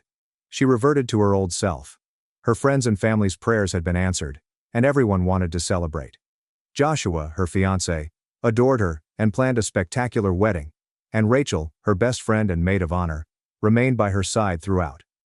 I understood how important this was to Rachel, and I regretted having to cancel, but I was helpless. I knew I had to make amends to her and face her rage before departing for my trip. The next morning, I tried to kiss Rachel goodbye, but our bedroom door was shut and she did not open it. I told her how much I loved her and promised to call her when I arrived in Germany. Unfortunately, I walked to the waiting limo that would take me to the airport, feeling bad and disappointed by her response. After 19 years of marriage, I still didn't understand my condition, and I expected greater understanding and compassion. When I called her before my flight, her phone went to voicemail. With no other options, I contacted our twin girls at college, Lauren and Natalie, and explained the situation, asking them to check on their mother and make sure she was okay. I texted Rachel before takeoff and again when I arrived 10 hours later, but there was no response. I knew she was upset, so I figured I'd have to apologize profusely to regain her trust. When I arrived in Germany and settled into my hotel, I called my CEO for an update, only to find out that the meeting had been canceled due to the death of the other firm's CEO's family. I expressed my concern and the urgency of hearing back from them, and they understood and conveyed their love for me. I immediately called the airlines and booked a direct flight to Chicago O'Hare, which is only 30 minutes from the reception venue. Because the wedding celebration was scheduled to begin at 7 p.m., I calculated that I would be there by 9 p.m. to be a supportive husband. I thought this gesture would make her happy. When I arrived at the reception hall shortly after 9 p.m., the party was already in full swing, with loud music, dancing, and plenty of beverages, with many attendees clearly having a good time and some drinking a little too much. I was happy to be there and looking forward to seeing my wife again. I walked to the bar, ordered a double bourbon, and began looking around for Rachel, who was 5 years older than me and had recently divorced when we first met. Eric Adams was completing his residency at Mercy Hospital when their marriage ended due to his infidelity with a nurse from his profession. Rachel had thrown him out, heartbroken by his dishonesty, and she had envisioned a life full of children and joy, but her ex-husband's infidelity dashed those hopes. The divorce impacted her heart, both emotionally and financially, because medical residents make little money. When Rachel and I first met, it felt like a storybook romance. Despite her past pain and misery, I saw in her a wonderful treasure. Rachel began working as a waitress to pay her bills, and faced with difficult circumstances, she gained a thorough understanding of Megan's situation. Rachel and I spent 19 wonderful years raising our twin daughters together, and she appreciated my open and honest approach to our relationship, which gave her a sense of security. Her attractiveness drew me in right away, but it was her love and compassion that ultimately won me over. I assisted her in overcoming her obstacles and transforming her life for the better. Our marriage was built on trust, loyalty, and dedication, which kept us together until the unexpected incident at the wedding. I praised her for having the courage to leave her cheating husband, as well as her resilience in dealing with that terrible moment. Our twin daughters, Lauren and Natalie, were thriving in college, full of life and optimistic about their futures. At 44, Rachel was still stunningly beautiful, and I, 5 years her junior, was in peak physical condition thanks to my dedication to fitness and jogging. At 39, I felt like I was at the pinnacle of my life. We had a happy, loving family, and a marriage that appeared unshakable, until I noticed Rachel at the wedding, sitting alone with her ex-husband, Eric. I knew Eric was close to the bride Megan, but his attendance at the wedding, especially without his wife, surprised me. I was tired from my travels and fascinated by what I was seeing. I paused to observe them intently, noting how friendly they appeared together, regardless of their history, and decided to step back for a moment to get a better idea of how they were engaging. It wasn't long before I felt like my world was falling apart, and I was about to intervene and disrupt their intimate moment when she abruptly rose, took his hand, and led him to the dance floor. Rachel looked stunning in her tailored ivory gown, and I hoped this was just a dance, but her confidence as they proceeded through numerous slow songs took me by surprise. I sat back, nursing my drink, and watched how things progressed. Rachel had clearly been drinking, as evidenced by her flirtatious demeanor, which I knew could happen. Despite the fact that I was fully aware that she was my wife, I felt both ashamed and outraged when she openly kissed another man, especially in front of her friends. She was known to be more affectionate and playful with me after a few drinks, as was her habit. Watching my wife share private moments, as well as seeing him touch her inappropriately and exchange kisses with her, left me stunned and enraged. Just as I was about to intervene and stop it, they returned to a table off to the side and began kissing as if they were on honeymoon. I could see his hands on her chest and her hand under the table, and just as I was about to approach them, I realized my marriage was over. I remembered what my father used to say. Hey guys, respect yourself. Do not put up with being treated poorly. So, I resolved to do something, but I remained calm. I could have made a big deal, ruined the ideal wedding, stopped them, and made sure it didn't go any further. But then I figured, if she wants him, she can have him. She isn't mine anymore. I got out my phone, zoomed in, and recorded several close-up photos and a brief video, then messaged her. Guess what, sweetheart? My meeting was rescheduled, and I returned early. It appears that you are in good hands tonight, and I'll go back home.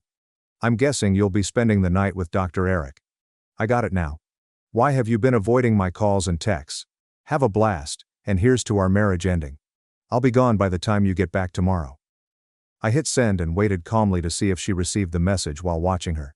Her phone lit up. As soon as I saw Rachel's reaction to my message, I left the gathering for my car. She must have spooked when she saw me leave, but I got outside before she could catch up, and I heard her yell, "David, please wait." I just gave her a chilly look, shook my head, got into my car, and drove away before she caught up. My phone started ringing, but I was too upset to answer. If she decided to return to her ex, it was obvious that we were done. After capturing them together, we were done. It's been 22 years since I left that cheater, and she still returns to him at the first chance. David, please come back. I need to explain. I love you. Please come back. Damn it, David. It's not as you think. I love you. But after 2 days of long flights, no calls or texts, her frigid demeanor, and seeing her with Eric, I didn't want to hear her out. I was outraged, and refused to deal with her or her reasons. After ignoring 20 calls and texts, I finally paused, and returned one text message, which read, "Forget you. I'm doing an amazing job. My children are going to college, and everything is paid for. I am free to do what I choose. I still have enough youth to begin again." After driving for 4 hours of my 7-hour drive back to Nashville, I stopped at a diner for dinner and a quick nap in the car, before continuing my journey home. While eating my eggs and bacon, I decided to share my feelings with the world. At the time, Facebook was the most popular social networking platform where people exchanged updates about their lives. Between bites, I changed my Facebook status from happily married to single and available, and then I shared 2 photos of Rachel and Eric kissing passionately at the wedding. In the second photo, his hand is clearly on her breast, and I commented below that Rachel was upgrading and rejoining with her ex-husband, while I was returning to the dating scene. The fact that she did it for an old man who had already cheated on her was perplexing, but it was the truth to me. I was moving on without her. Her ex-husband Eric was nearly 50 years old, balding, overweight, and frankly not an upgrade in any way. Perhaps she preferred a doctor to an accountant. It hurt a lot. I was in greater pain than I could ever remember. I was sad and outraged, but it also seemed ludicrous. She is ending a 19-year marriage with an elderly man who cheated on her over 20 years ago. Forget her, forget him. They are made for each other. I'm not the type to tolerate such disrespect. Some may think it was just a kiss and some caressing, and it's not worth leaving her. After a late breakfast and a 2-hour nap in the van, I resumed driving and arrived at my driveway around 7 a.m. When I turned on my phone, it began sifting through a slew of notifications. In my opinion, either my girlfriend is committed to me, or she has the freedom to be with someone else. We all make our own choices.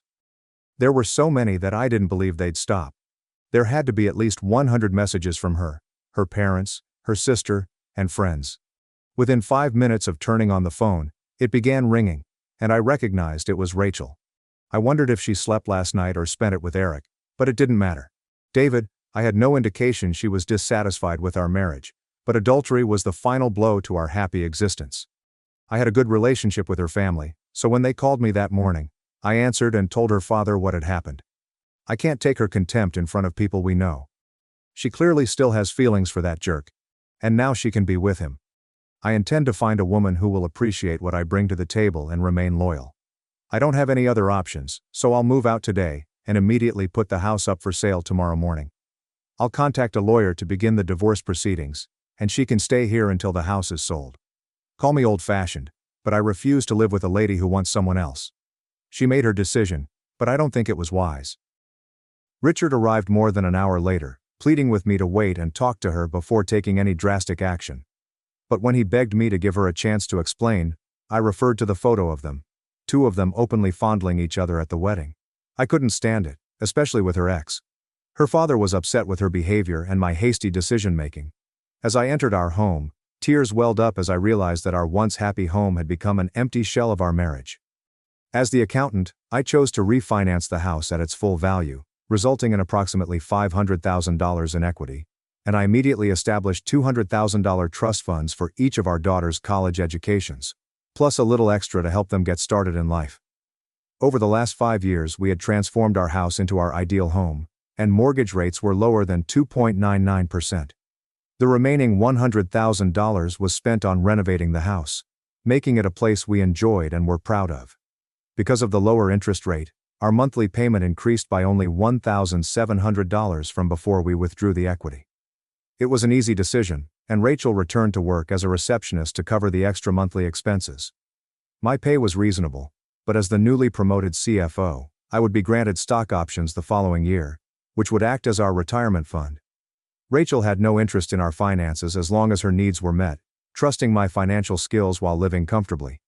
Despite my multiple attempts to explain the stock options, her lack of interest was obvious, but it didn't bother me too much. I was looking forward to our future.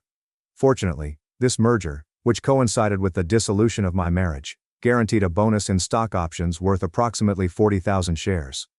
If successful, I would have to wait several years to exercise my options, but the prospect of the stock reaching $100 per share boosted my confidence in the future. Because the merger was delayed, the options would not be considered in the divorce settlement. I wanted to file for irreconcilable differences and split our assets, which totaled approximately $50,000 in savings.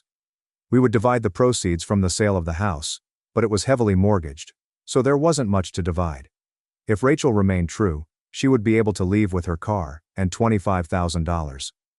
At 44, she may have lived a loving life with a secure future, but my rage and humiliation had surpassed any attachment or memories I had for her. All I wanted was vengeance, and for her to realize how much she had lost. I hadn't seen Eric in 20 years, and seeing him again brought back a lot of memories, both happy and sad. He used to be my husband, and we had a great connection until he became unfaithful, which ended our marriage. We had a deep connection, and were quite close, but he wasn't as important to me as David. My current husband, David, is more beautiful, a great partner, and I adore him. However, I found myself with Eric, allowing him to embrace and kiss me, which I knew wasn't appropriate. I kept flirting with him while knowing I shouldn't. I guess I drank too much and was disappointed that David wasn't here with me. I should have stopped, but it felt good. Eric still seemed like the perfect match for me in some ways, and I thought a little flirtation was okay. Eric is now single, and David had not changed his plans to join me for this significant wedding, so I felt I deserved some pleasure. After Eric kissed me again, I felt happy on the inside, and we danced close together in a secret space. I figured a little kissing and proximity was fine because everyone else was enjoying the party and wouldn't notice us, and I planned to make things right with David later.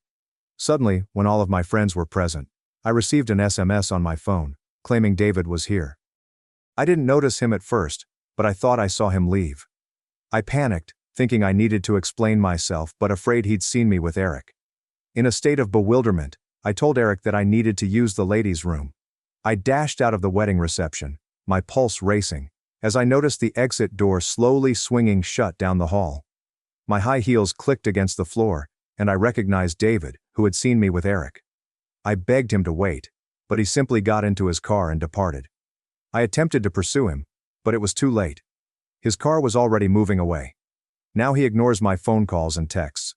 I've sent him numerous messages, but he hasn't responded to any of them. He's really upset, and I can't say I don't understand why. After attempting to contact him several times and sending 10 more texts, my heart plummeted when I finally received a harsh response from him. Forget you. 2 of my friends discovered me kneeling outside in the severe cold, wondering what had gone wrong. After I told them everything, they were both horrified by what I had done and concerned about the consequences for my marriage. They knew David well enough to know he was not going to let this go easily. The next morning, at 10 a.m. in Nashville, I began packing my belongings. I sat at the kitchen table, savoring one final cup of coffee at the house. We had returned home with feelings of despair and rage. I finished by leaving the empty cup in the sink and writing a small note for him. In it, I told him not to call me, and that we'd talk when the divorce paperwork was ready. I didn't even sign the note, but instead left my wedding ring on top as a final gesture before leaving for good. I opened my laptop, distributed our funds, and deleted our shared credit card after paying off the balance. I was solely responsible for myself starting today. If I agreed to the divorce, we could quickly end this disastrous marriage and allow me to return to Eric. If I contested the divorce, I would be responsible for all bills, including the mortgage and utilities, which I couldn't manage on my own. The house would sell quickly at the right price because it was in high demand. David drove out of our previous haven into an unexpected gloomy new world. Our friends at the wedding later told me that Rachel was upset when David left and that she couldn't stop crying until she passed out from excessive drinking and exhaustion from her uncontrollable sobbing. Her friends were concerned and felt bad for her. They attempted to contact David several times, leaving voicemails and texts to keep her from disrupting the wedding reception. They returned her to her hotel room, put her to bed, and checked on her several times throughout the night. When she awoke the next morning and realized what had happened, she contacted him several times, pleading for forgiveness and asking him to call her back. However, after witnessing Rachel's behavior, I refused to associate with her and ignored all of her attempts to contact me. On Sunday morning, I awoke with a bad hangover and the threat of divorce hanging over me. I traveled home at lunchtime and was picked up by my father from the airport. Later, I learned that David had informed my father that he would be unable to bring me up and that he would need to drive himself. My father's anxious expression indicated that I must have looked dreadful. My father was my source of strength, so when I saw him, I rushed over to hug him and cry on his shoulder. "Daddy," I said, sobbing. I botched up, and I believe David left me. He kindly consoled me. "I spoke with him this morning, and it doesn't look promising." "What were you thinking, Rachel and Eric?" "I am not sure what happened. I was drunk and upset at David for not attending the wedding." "Daddy, I know I committed a mistake, but he has to forgive me. I didn't even sleep with Eric," I admitted. "Dear," he replied, "according to the images I saw, it could have been the same. I'm not sure David is the forgiving type, especially knowing him. Even being with another man in those images was a betrayal to him." When I arrived home, I hoped to find David waiting for me, but I knew he had already departed. I spent the day in tears, trying to reach him and apologize. The irony struck me hard when I realized I had cheated on David with the same man who had betrayed me years before. David, the man I adored and treasured, appears to have vanished in an instant. His wedding band, which was left on the table with a small note, demonstrated this truth. Meanwhile, because the company's condo reserved for visiting clients was not booked, David moved in. He informed his CEO of his predicament, and he approved his stay there. His supervisor, Greg, who is also a good friend, had encountered a similar situation years ago. He also suggested that David postpone receiving this year's stock options until a later date to gain an advantage. The next day, David went to his office on the 16th floor, knowing Rachel would be unable to pass through security to see him. He had already warned the security officers that if she attempted to enter, they should politely escort her out. They did a wonderful job, and when Rachel arrived on Monday, She was instantly aware that she would be unable to see or speak with David at work. Regardless of all her efforts, David was determined not to contact her. She was unaware of where he was staying and unable to contact him by phone. Rachel felt isolated, remorseful, and terrified of what was ahead for her. In the midst of this, David's daughters panicked and begged him to speak with their mother. He told them, firm but gentle, that their mother had chosen to be with someone else, which he regarded as an obvious betrayal. Before they could argue, he made it clear that he takes infidelity quite seriously. He emphasized that what their mother did was cheating in his opinion. Lauren and Natalie understood and respected his decision. He tried to make them understand that their mother's decisions had consequences and that the divorce was unavoidable. However, he reassured them that he would always be there for them and wanted to retain them in his life. He also gave them a lesson, hoping they would remember to respect their future spouses and recognize the gravity of treachery, as many individuals would not tolerate such disrespect. Several unexpected incidents happened after David shared the Facebook post. Friends and relatives were calling to find out what was going on. But then something unexpected happened. David suddenly became quite popular with women. He started going out with younger ladies who were full of energy and enthusiasm, which he hadn't had in years. Rachel's frequent complaints and pessimism were replaced by thrilling dates, romantic text messages, and attention from women who were just looking to have fun. A month after that post, David met Emily, who later became his wife. They hit it off and became a couple soon after his divorce from Rachel was finalized. Rachel was not pleased to learn of David's new life. She was largely disappointed in herself, but she was also envious and furious that he didn't give her another chance before moving on. David declined all of Rachel's invitations to meet, and only communicated with her through their lawyers. They eventually sold their house. After paying the real estate agent fees and other selling expenditures, there was less than $1,000 in equity remaining. David decided Rachel should receive that modest sum. The lawyers fought hard to secure a percentage of David's future earnings, but the court determined that the settlement could not be based on what he might earn later. Instead, they estimated his average income to determine how much he should pay. Rachel had a job, so paying alimony would be straightforward. In the end, David agreed to pay her $22,000 a month for 2 years.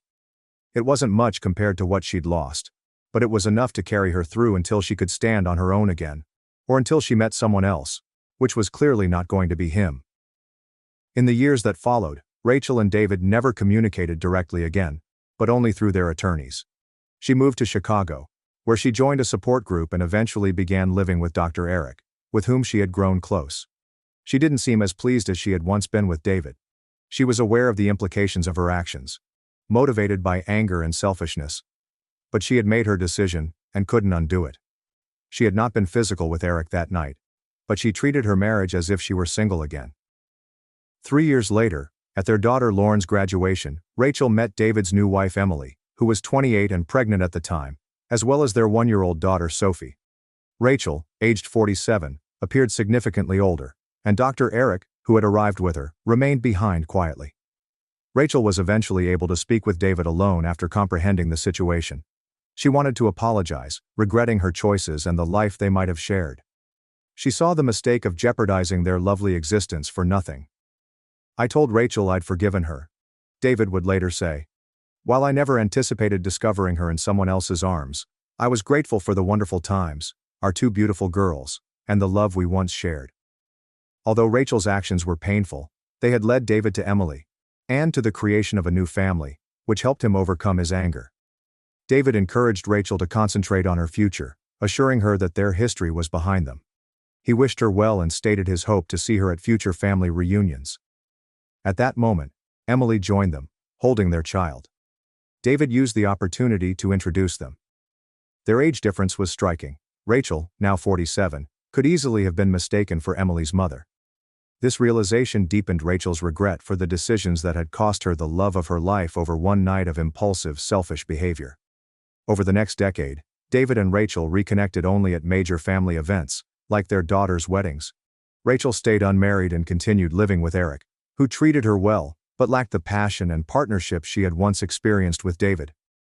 Seeing David with his new family and his young daughters, Sophie and Mia, often brought back bittersweet memories for Rachel.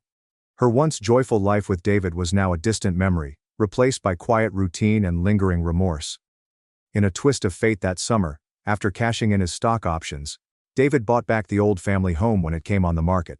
His entire family and friends, except Rachel, were overjoyed that they could reclaim the house filled with so many memories.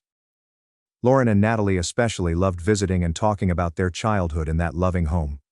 Rachel knew deep down she would have adored continuing the life they once imagined together. But life moves on, and David was fully embracing his second chance. Now at 49, David was thriving. He was at the peak of both his personal and professional life, surrounded by love, stability, and purpose.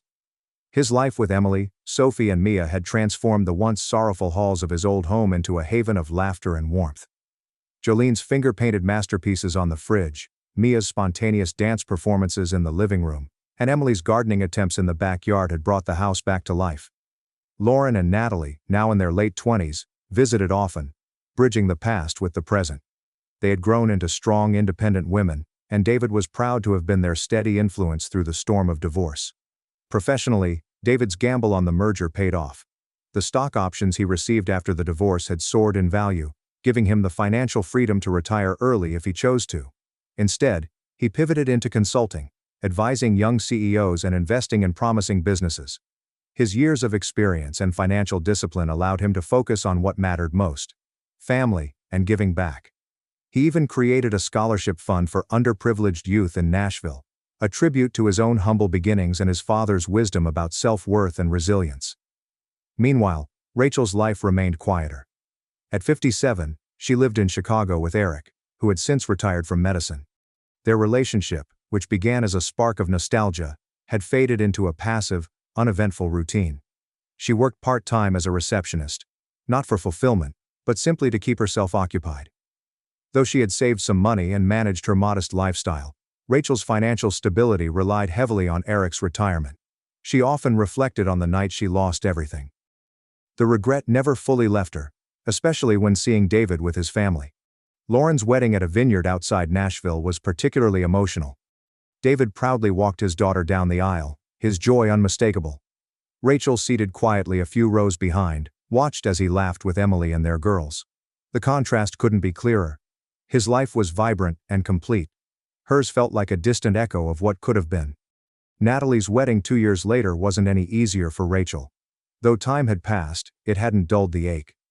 Watching David with Emily, Sophie and Mia only reminded her of how far her life had drifted from what she once had.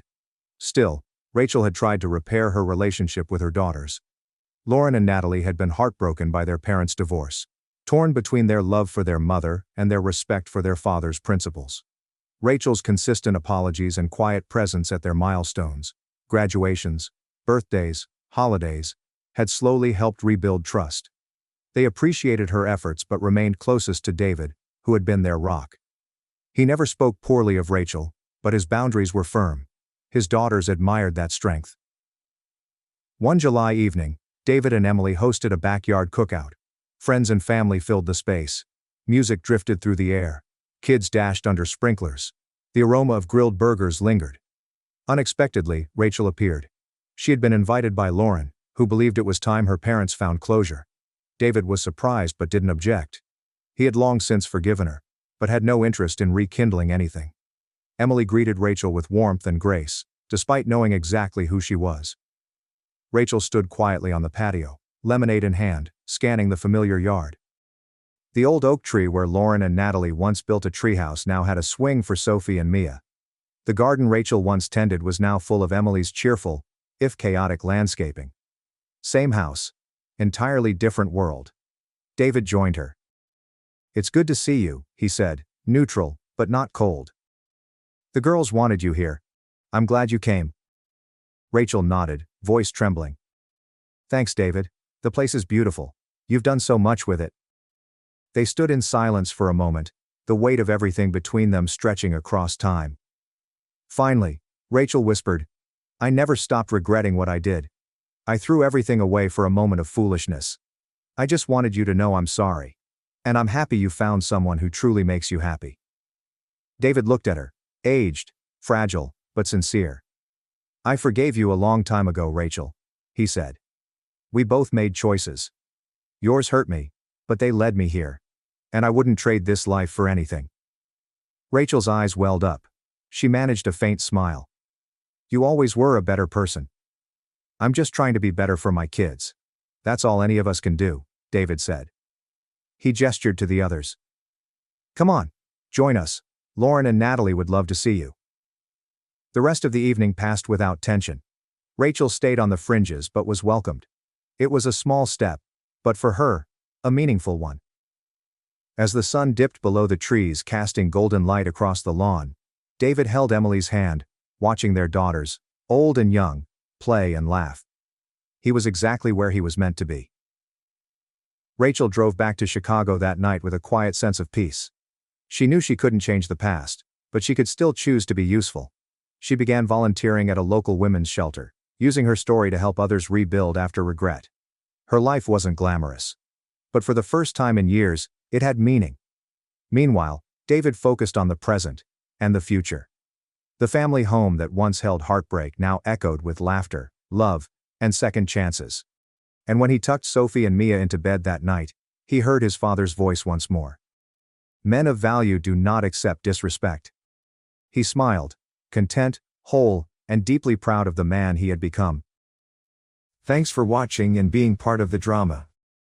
Don't forget to subscribe and hit the bell so you never miss a wild news story. My family mocked me for being a barista, gave my childhood home to my brother. Now he's begging me a store after I built a $10 million business. Hello everyone, my name is Paul. I am 32 years old and reside in a quiet neighborhood in Portland, Oregon. My best friend Brian and I currently run 21 coffee shops in 5 states. We began this endeavor 5 years ago with a little rented apartment and nothing but our savings, no loans, no assistance from family.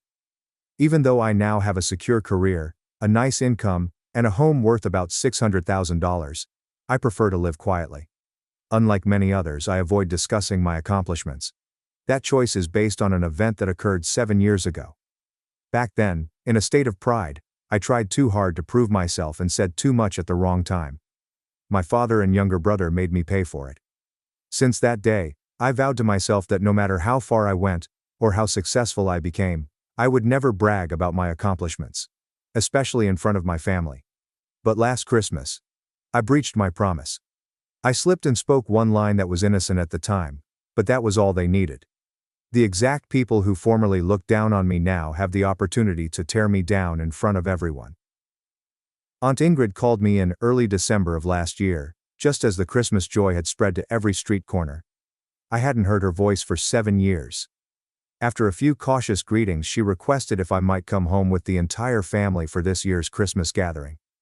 I remained mute for a long time at that point, ready to say no like I had so many times before. But before I could say anything, she kindly continued, "Everyone misses you." I could not respond immediately, but that night I was unable to sleep. I wasn't sure if they truly missed me or if they only missed the previous version of me, the one who was weak. Perhaps it was curiosity. Perhaps a part of me still wanted to believe in something positive. Regardless, I chose to return. On Christmas Day, over 2 hours after driving from Portland to Salem, I arrived in front of her house at 11 a.m. While I was looking for a parking spot, a familiar voice screamed out from behind me on the right, loud enough to be heard throughout the yard. 7 years and you're still driving that thing? Looks like nothing's changed. I turned around. It was Peter, my cousin. He was resting against a brand new SUV, arms crossed, with a grin that was both sarcastic and satisfied. I looked at him for a few seconds, exhaled quietly through my nose, and smiled without saying anything. I did not want Peter to get to me. I did not come back here to argue with anyone. After I parked, I took the present bag I had packed the night before. Inside, there were a few bottles of wine, not expensive but nice enough to demonstrate respect.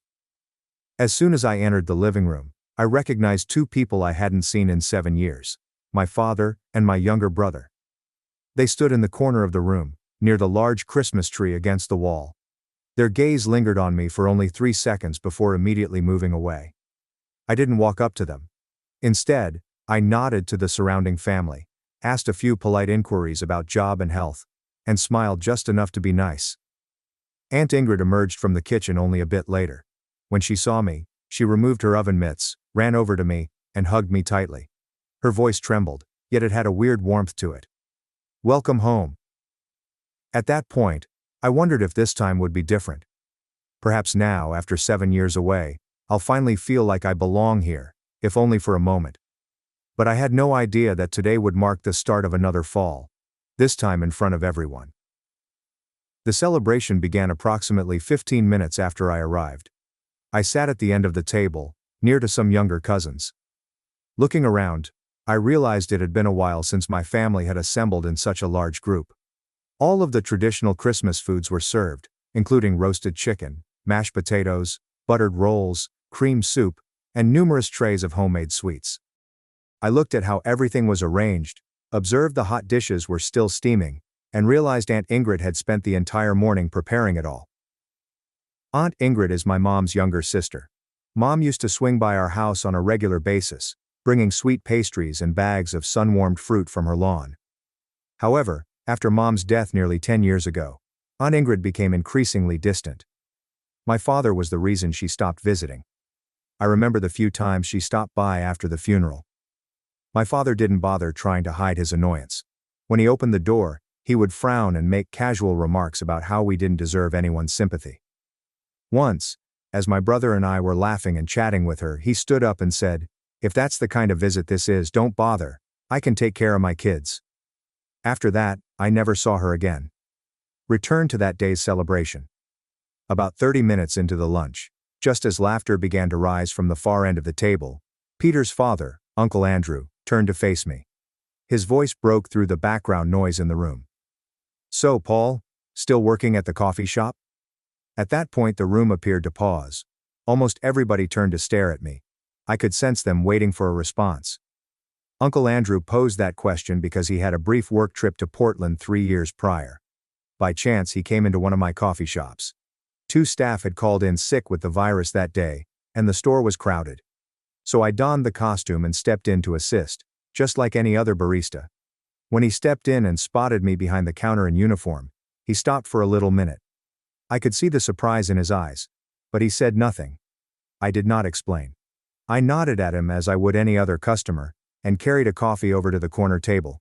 I never expected him to bring it up again, but a few days later, the texts started flooding in. Sarcastic text messages, some with laughing emojis and a photo of me in uniform. It didn't take long to figure out where everything started. One night, my father sent me a message. There's no build-up, just one sentence. "You embarrassed me." I didn't respond. At that point, my father and I had long lost touch. 3 years later, in the middle of a Christmas party, Uncle Andrew brought it up again, seizing the opportunity to take a jab. His tone was firm, yet his eyes conveyed mockery. I sat quiet, my hand resting on the spoon, thinking I'd just let it go as I always did. But something inside of me altered. Maybe it was my father's stray glance across the table. Perhaps it was a faint laugh from a neighboring relative. I lifted my head, looked straight at Uncle Andrew, and calmly replied, "Yes, I still do. But now as the co-founder of 21 coffee shops across 5 states." After I stated that, the table became quiet. Even the clinking of silverware ceased. I spotted some people exchanging glances. Some simply stared at me. Then suddenly, Peter, Uncle Andrew's kid, broke into laughter. He slumped back in his chair, shaking his head, and exclaimed, "Oh man, listen to this guy. It sounds like one of those TikTok lads discussing their $1 million enterprise." That was some wild fiction. A few others chuckled. One of my aunts on the left nodded and added, just loud enough, "Yeah, founder, but are you still serving tables?" Something about that does not add up. Someone joined in. Exactly. Anyone can say that. I could likewise declare myself the owner of a 5-star restaurant if all I did was talk. The amusement began to spread around the table, in the form of glances, nods, and discreet snickers that were not hidden. At that point, I looked around the room and felt as if I had just become a joke in the middle of a circus, with my family serving as the audience. Surprisingly, I did not feel ashamed. The only thing I saw were my father's eyes. He was not laughing. He did not speak. He simply stared at the wine glass in front of him, as if he had just heard something he hadn't fully absorbed yet. About a minute after I stopped speaking, as the last bits of laughter faded, The area around the dinner table sank into an undefined silence. It seemed like everyone was waiting to see what would happen next. I just sat there, my hand lightly resting on the edge of the chair, with no powerful emotions remaining inside me. My father then spoke, exactly as I had expected. His speech was low, quiet, and carefully controlled. "You are embarrassing me. Who do you think you are, claiming to run 21 coffee shops? Would you keep driving that old automobile if you were that successful?" After those remarks, I turned to face him. His face was flushed scarlet, and his gaze was unwaveringly fixed on me. The tension at the table was so intense that it felt frozen in the air. A few seconds later, my younger brother Brody spoke from across the table. This time his voice was louder and sharper. "You are always like this. Always trying too hard to stick out.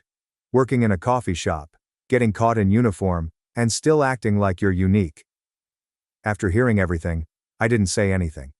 I only raised one brow slightly and took a slow, deep inhale.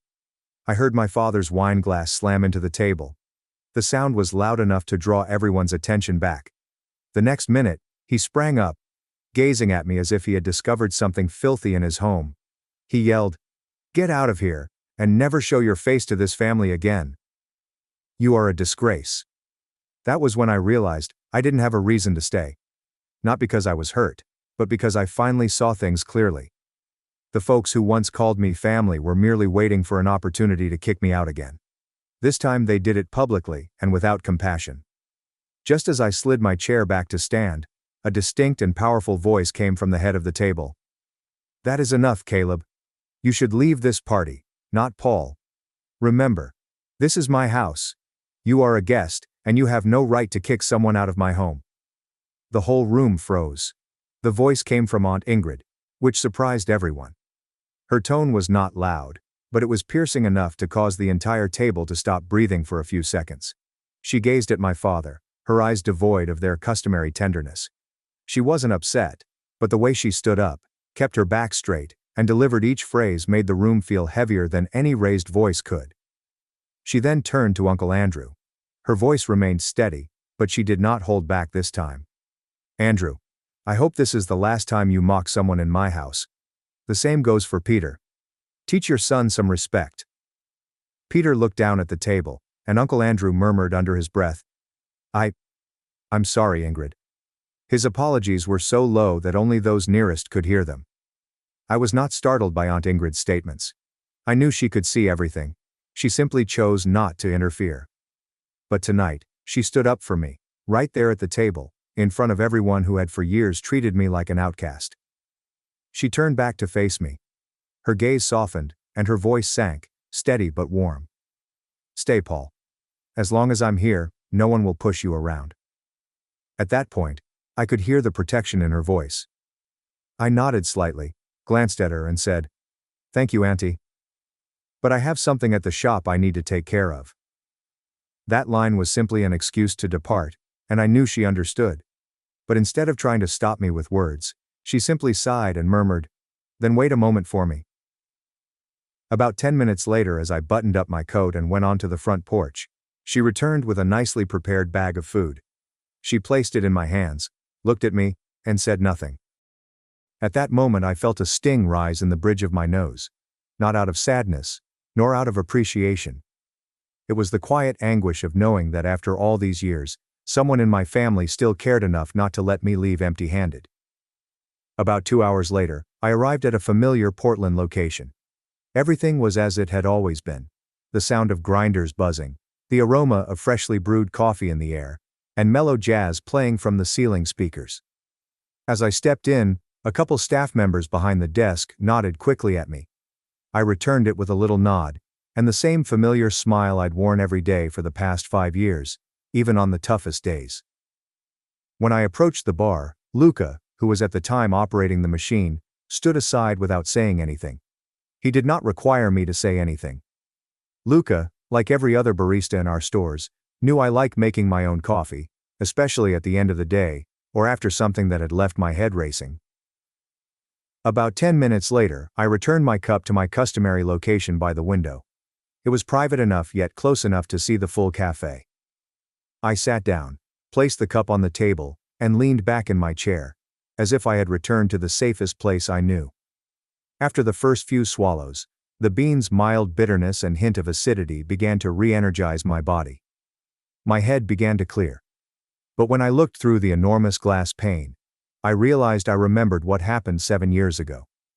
Not because I wanted to, but after what happened this afternoon, that memory seemed jolted back into the present, sharp, vivid, and still holding that familiar hurt someplace deep in my chest.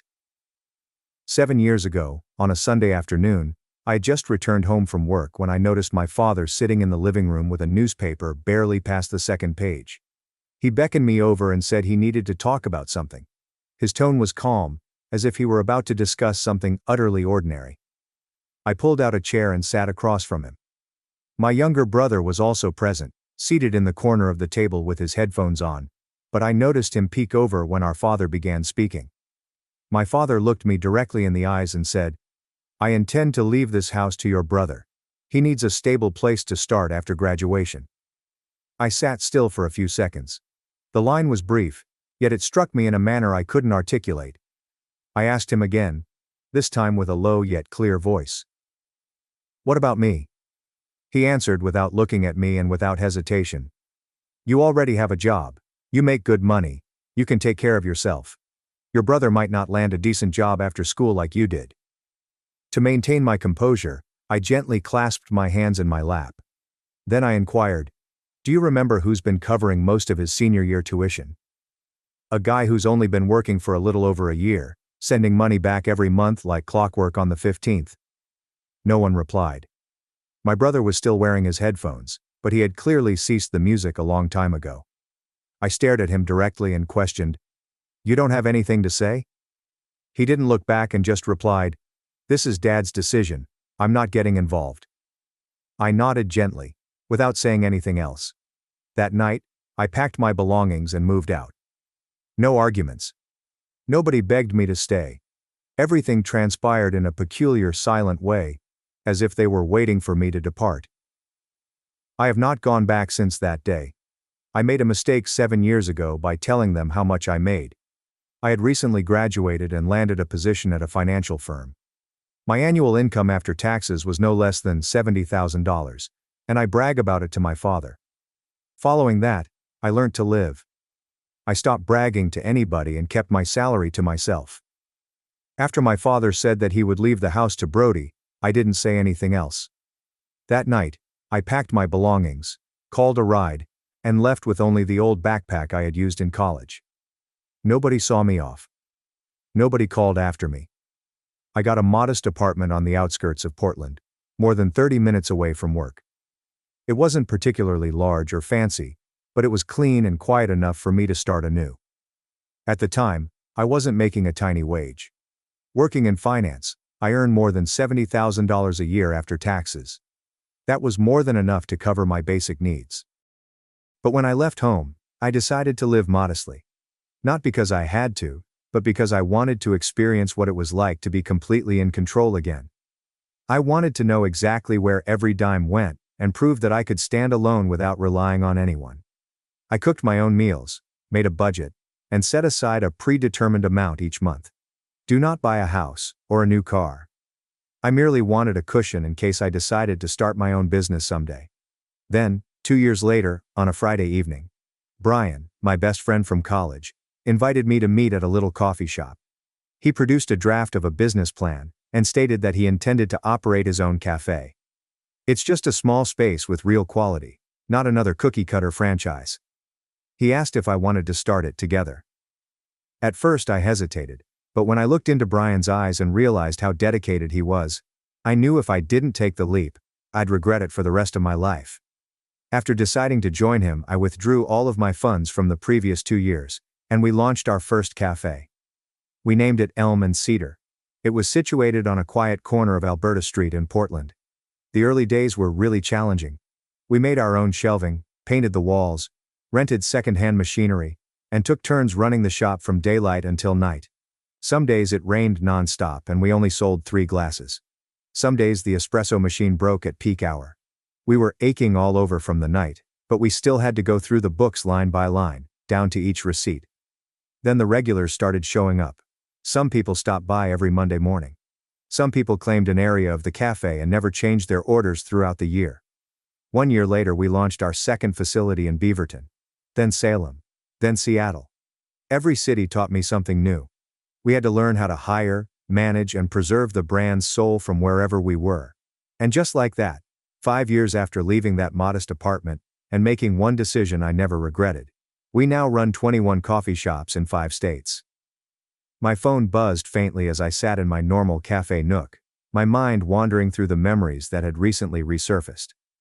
A notice from Instagram came up, bringing me back to the present. I opened it out of habit, assuming I'd scroll past it and exit the app. But a few new comments on a piece from months ago gave me pause. It was a snapshot of a coffee with the simple caption, "Slow morning." I hadn't given it much attention when I posted it, but now unexpected names had made comments that I couldn't understand. Someone questioned if I still brag about my coffee shop franchise. Another ridiculed, "Still hand-making drinks with 21 stores? What a humble CEO."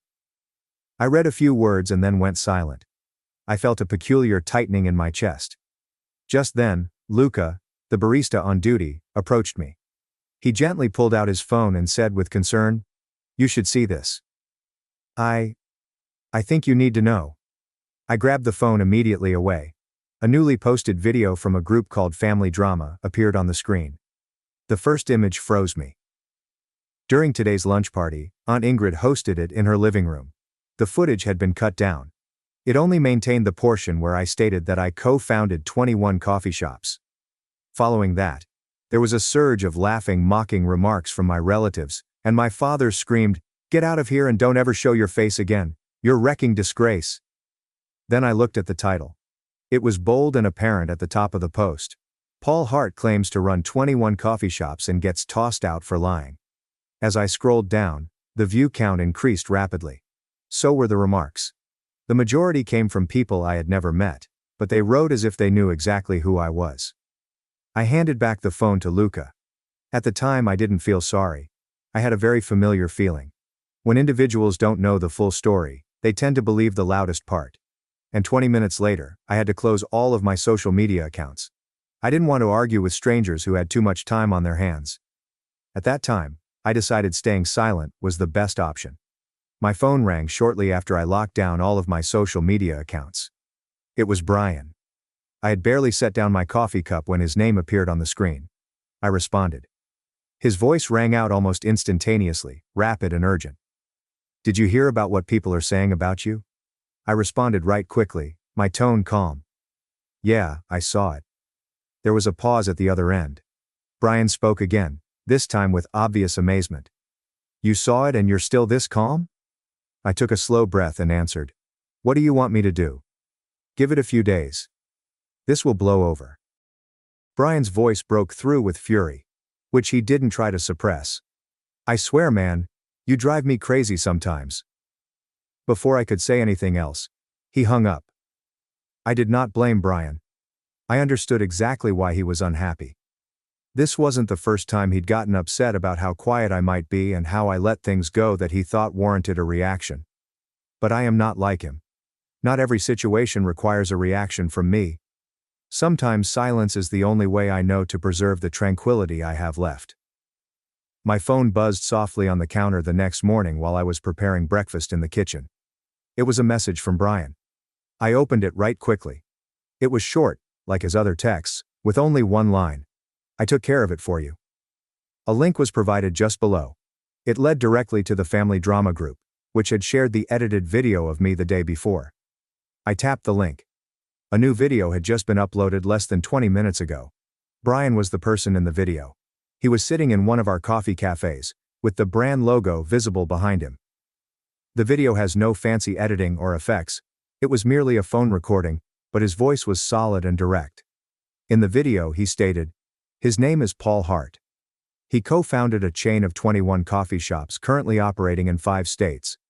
This is the business license. These are photos of the stores we built together over the last 5 years. This is an interview we did that was published in a national coffee industry magazine last year. He held each paper up to the camera. Every image, number, and phrase were well written out.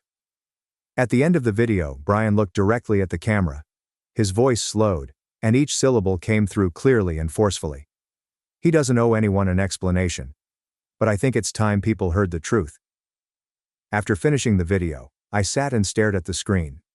Not because I was emotional, but because I knew Brian would never have made that film or shared it publicly unless he was upset on my behalf. Following that, I sent him a message. Thank you for everything you did. After texting Brian, I returned to the video. I looked over the comments underneath it. Within 30 minutes, the post had received thousands of views and shares. There were no loud chuckles or insulting nicknames this time, unlike the day before. However, this did not imply that everyone supported me. Some individuals spoke up for me and said simply and directly, editing a video just to humiliate someone is one of the lowest things a family member can do. Someone else wrote, I don't know this guy, but his friend showed paperwork and a published interview. That seems legit to me. However, a few tales raised questions. Why stay silent yesterday and only come out with proof now? Feels a little too convenient. Another person responded, sure, the facts are there, but the way he talked at the party did feel a bit arrogant. Reading those comments did not surprise me. I knew social media wasn't the place to settle truths and lies. It just makes one thing clear. Who controls the tale? Then, in the days that followed, I returned to my normal schedule. I still had the practice of unexpectedly visiting one of our coffee shops, waiting near the bar for a few minutes, asking a question or two, and then quietly leaving. I have been doing this for the past 5 years. Nothing had changed. I believed the storm had passed. But exactly 1 week later, it reappeared. This time, it was from the people I least wanted to see. My father and brother. I still remember it vividly. It was Tuesday, around 9 a.m. I was reviewing the payroll sheet when my phone rang. My father's name was shown on TV. I didn't hesitate. I hit decline right away. In less than a minute, a message arrived. Your dad and Brody are waiting at the Portland store. If you don't show up, I'll keep coming back. I stared at the message. I wasn't surprised, but instead of avoiding them, I chose to go. Not to chat, but to hear what they wanted. After 30 minutes, I arrived at the cafe. When I stepped in, they were already sitting in the rear left corner, the shop's most quiet place. When they spotted me, they stood up immediately. Their faces appeared tight and uneasy. The first thing my father said was, I'm sorry about the other day. Brody swiftly nodded and said, me too. I'm sorry. I addressed them directly and responded with a single sentence. Say what you came to say. I did not need to ask twice. Brody jumped right in. His voice was flat and without emotion. We're still family.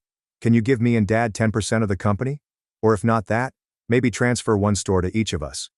You know how it is. Dad's getting old, and my job doesn't pay well. I did not answer immediately. 5 minutes had gone before I looked up. I peered directly into their eyes and stated only one thing. Go home and wait to hear from my lawyer. I could see a difference in their expressions as soon as I said those words. My father reclined back in his chair. Brody glanced at me in disbelief, and almost relieved. They believed I had agreed. They assumed paperwork was on its way. They had no idea, however, that what they were about to receive would stun them more than anything they had expected. Right after they left the coffee shop, I contacted Eric, the legal counsel for the coffee business Brian and I co-owned. I explained exactly what had transpired. There are no extra words, no detours. When I finished describing, Eric's voice was steady and firm on the other end. Leave it to me. I know what to do. It'll be done in 2 days. I didn't ask anything else. I knew him well. When Eric mentioned 2 days, he did not mean 2.5. He meant not a minute late. And he was correct. 2 days later, early in the morning, my phone called again. It was Eric, this time in his typical report-style voice. The letter has been delivered as requested. The originals were handed directly to them with full confirmation. I thanked him and said nothing else. But I had a feeling about what was going to happen next. And I was correct. That afternoon, while I was at the office reading inventory reports, the phone rang again. This time, it was my father. I responded because I wanted to know what his tone would be. When I picked up, His voice cut through the line, piercing and aggressive. "You bastard! Is this how you treat your father?" I responded slowly and clearly, each word thoughtful. "I don't have a father. You've got the wrong person. And don't forget what my lawyer instructed." I did not wait for his reaction. I hung up instantly. Then I accessed my contacts and blocked both his and Brody's numbers. I didn't do anything in anger. I did it because I understood where his wrath sprang from. It was not due to pain. It stemmed from disappointment. They were expecting a transfer form, a share, and a last-minute compromise from me. But what they held was a legally binding no-contact order, followed with Eric's formal cease-and-desist letter. The wording was extremely clear. If they continued to interfere with or disturb the operations of the coffee business, the legal team would file a lawsuit. And if that happened, even selling the house Brody owned wouldn't be enough to offset the losses. The next days were the first that seemed completely peaceful. No more unexpected calls in the early morning. Every time my phone rang, I felt less anxious. No more guarded stares from folks who used to call me family. I went to work. We stopped by the stores. I sat in my normal nook, with a cup of coffee that was just hot enough. And for the first time in years, I wasn't concerned about who might appear out of nowhere. Some would argue that I was being very harsh, and should have been more forgiving and open. I should have given it up for the sake of my family. However, forgiveness does not always imply letting things go. It's about knowing when to stop. I did not cut anyone off. I just stopped and left the door wide open. Not every person who walks in deserves to stay. I also learned from my mistakes. Don't rush to share your success, especially with those who don't ask out of concern, but rather out of calculation. Silence does not indicate weakness. It's the best shield for safeguarding the things that are actually important. It took me a long time to comprehend this. Controlling everything does not provide peace. It occurs when you finally stop allowing the wrong things into your life. And before I conclude today's narrative, I'd like to leave you with a question. This one's for you, the listener who stuck with me till the end. What would you have done if you were in my place at Aunt Ingrid's Christmas dinner, surrounded by relatives hurling barbs and disparaging comments, and everyone looked at you as if you were nothing more than someone with a regular job? Would you have stepped up, like I did, and spoken the truth? That you are the co-founder of 21 coffee shops, allowing the facts to speak for themselves? Or would you have remained silent, endured the derision, and retained the peace you fought so hard to preserve all these years? Thanks for watching and diving into this wild family drama with me. If you love Reddit family drama, don't forget to subscribe and turn on notifications so you never miss the next one. Fiance's family mocked my mom who saved their business, then tried to paint me as villain. So I ruined their rehearsal dinner with one sentence. I'm 33 years old, and until recently, I was engaged to Fidelia, a woman with whom I had planned to spend the rest of my life. I met her around 6 years ago at a BBQ with mutual friends. She had a wonderful smile, was quick with a joke, and we immediately clicked. I didn't hesitate when I chose to propose a year ago. It felt like the proper time and person. At the moment, I was not only marrying Fidelia, but also her family. Her parents, Leonard and Beatrix, are the type of individuals who enjoy being the focus of attention. They are loud, opinionated, and always have something to say about everything. At first I assumed it was just their personality, but as time passed, I noticed how their entitlement permeated everything they did. Before we get into what happened, let me talk about my mother. Patricia was the best person I ever knew. She died 2 years ago following a 3-year battle with cancer. It was humbling to watch her fight that cancer, while yet finding ways to prioritize others. She taught me so much about kindness, giving, and advocating for what is right. My mother was more than simply my rock, she was a lifeline for many people. She had a way of stepping in and assisting others without making them feel embarrassed or obliged, as if she would simply do what was to be done. This includes Fidelia's family. Leonard and Beatrix owe her a lot, but the way they talk about her now doesn't reflect that. When I first presented Fidelia to my mother, things went smoothly. My mother liked Fidelia. She told me so, and Fidelia appeared pleasant. However, when things became more severe, it became clear that Fidelia did not get along well with my mother. It wasn't anything major, just a few comments here and there. Fidelia, for example, would refer to my mother as overly interested or eager to help. It irritated me, but I chalked it up to anxiety, or Fidelia's adjustment to being a new family member. The fact is, my mother did a lot for Fidelia's family. Years ago, when their restaurant was about to close, my mother co-signed a loan to assist them out. Nobody else would take that chance, but my mother trusted in them. She even assisted them in organizing their finances and developing a strategy to re-establish profitability in the business. And it worked. The restaurant survived, and Leonard and Beatrix were able to maintain their livelihood. But it did not end there. When their restaurant's industrial oven broke down, and they didn't have the money to replace it, my mother paid for it outright so they wouldn't lose business. She never asked for the money back, despite the fact that she might have used it later to pay her own medical needs. That's simply who she was. Then there was Fidelia's elder brother, Ryan. He was struggling to complete college since he couldn't afford the tuition for his final semester. My mother stepped in and covered the expense so he didn't have to drop out. She went on. Education is one thing no one can take away from you. She provided not just money, but also time and energy. She spent hours assisting Fidelia's family with everything from bookkeeping tips to babysitting Ryan's children so he could concentrate on his studies. And let me tell you something. Leonard, Beatrix, and Ryan never thanked her properly. Sure, they muttered thank you in passing, but there was no genuine recognition of what she had done for them. However, my mother was unconcerned about this. She wasn't looking for recognition. She only wants to help people. My mother passed suddenly, and I was crushed. She was my universe, and losing her felt like a piece of me had vanished forever. Fidelia was there for me at the worst of it, or so I thought. Looking back, I realized that most of her assistance was focused on doing the absolute minimum. She'd say things like, "You need to move on," or, "Your mom wouldn't want you to be stuck in grief."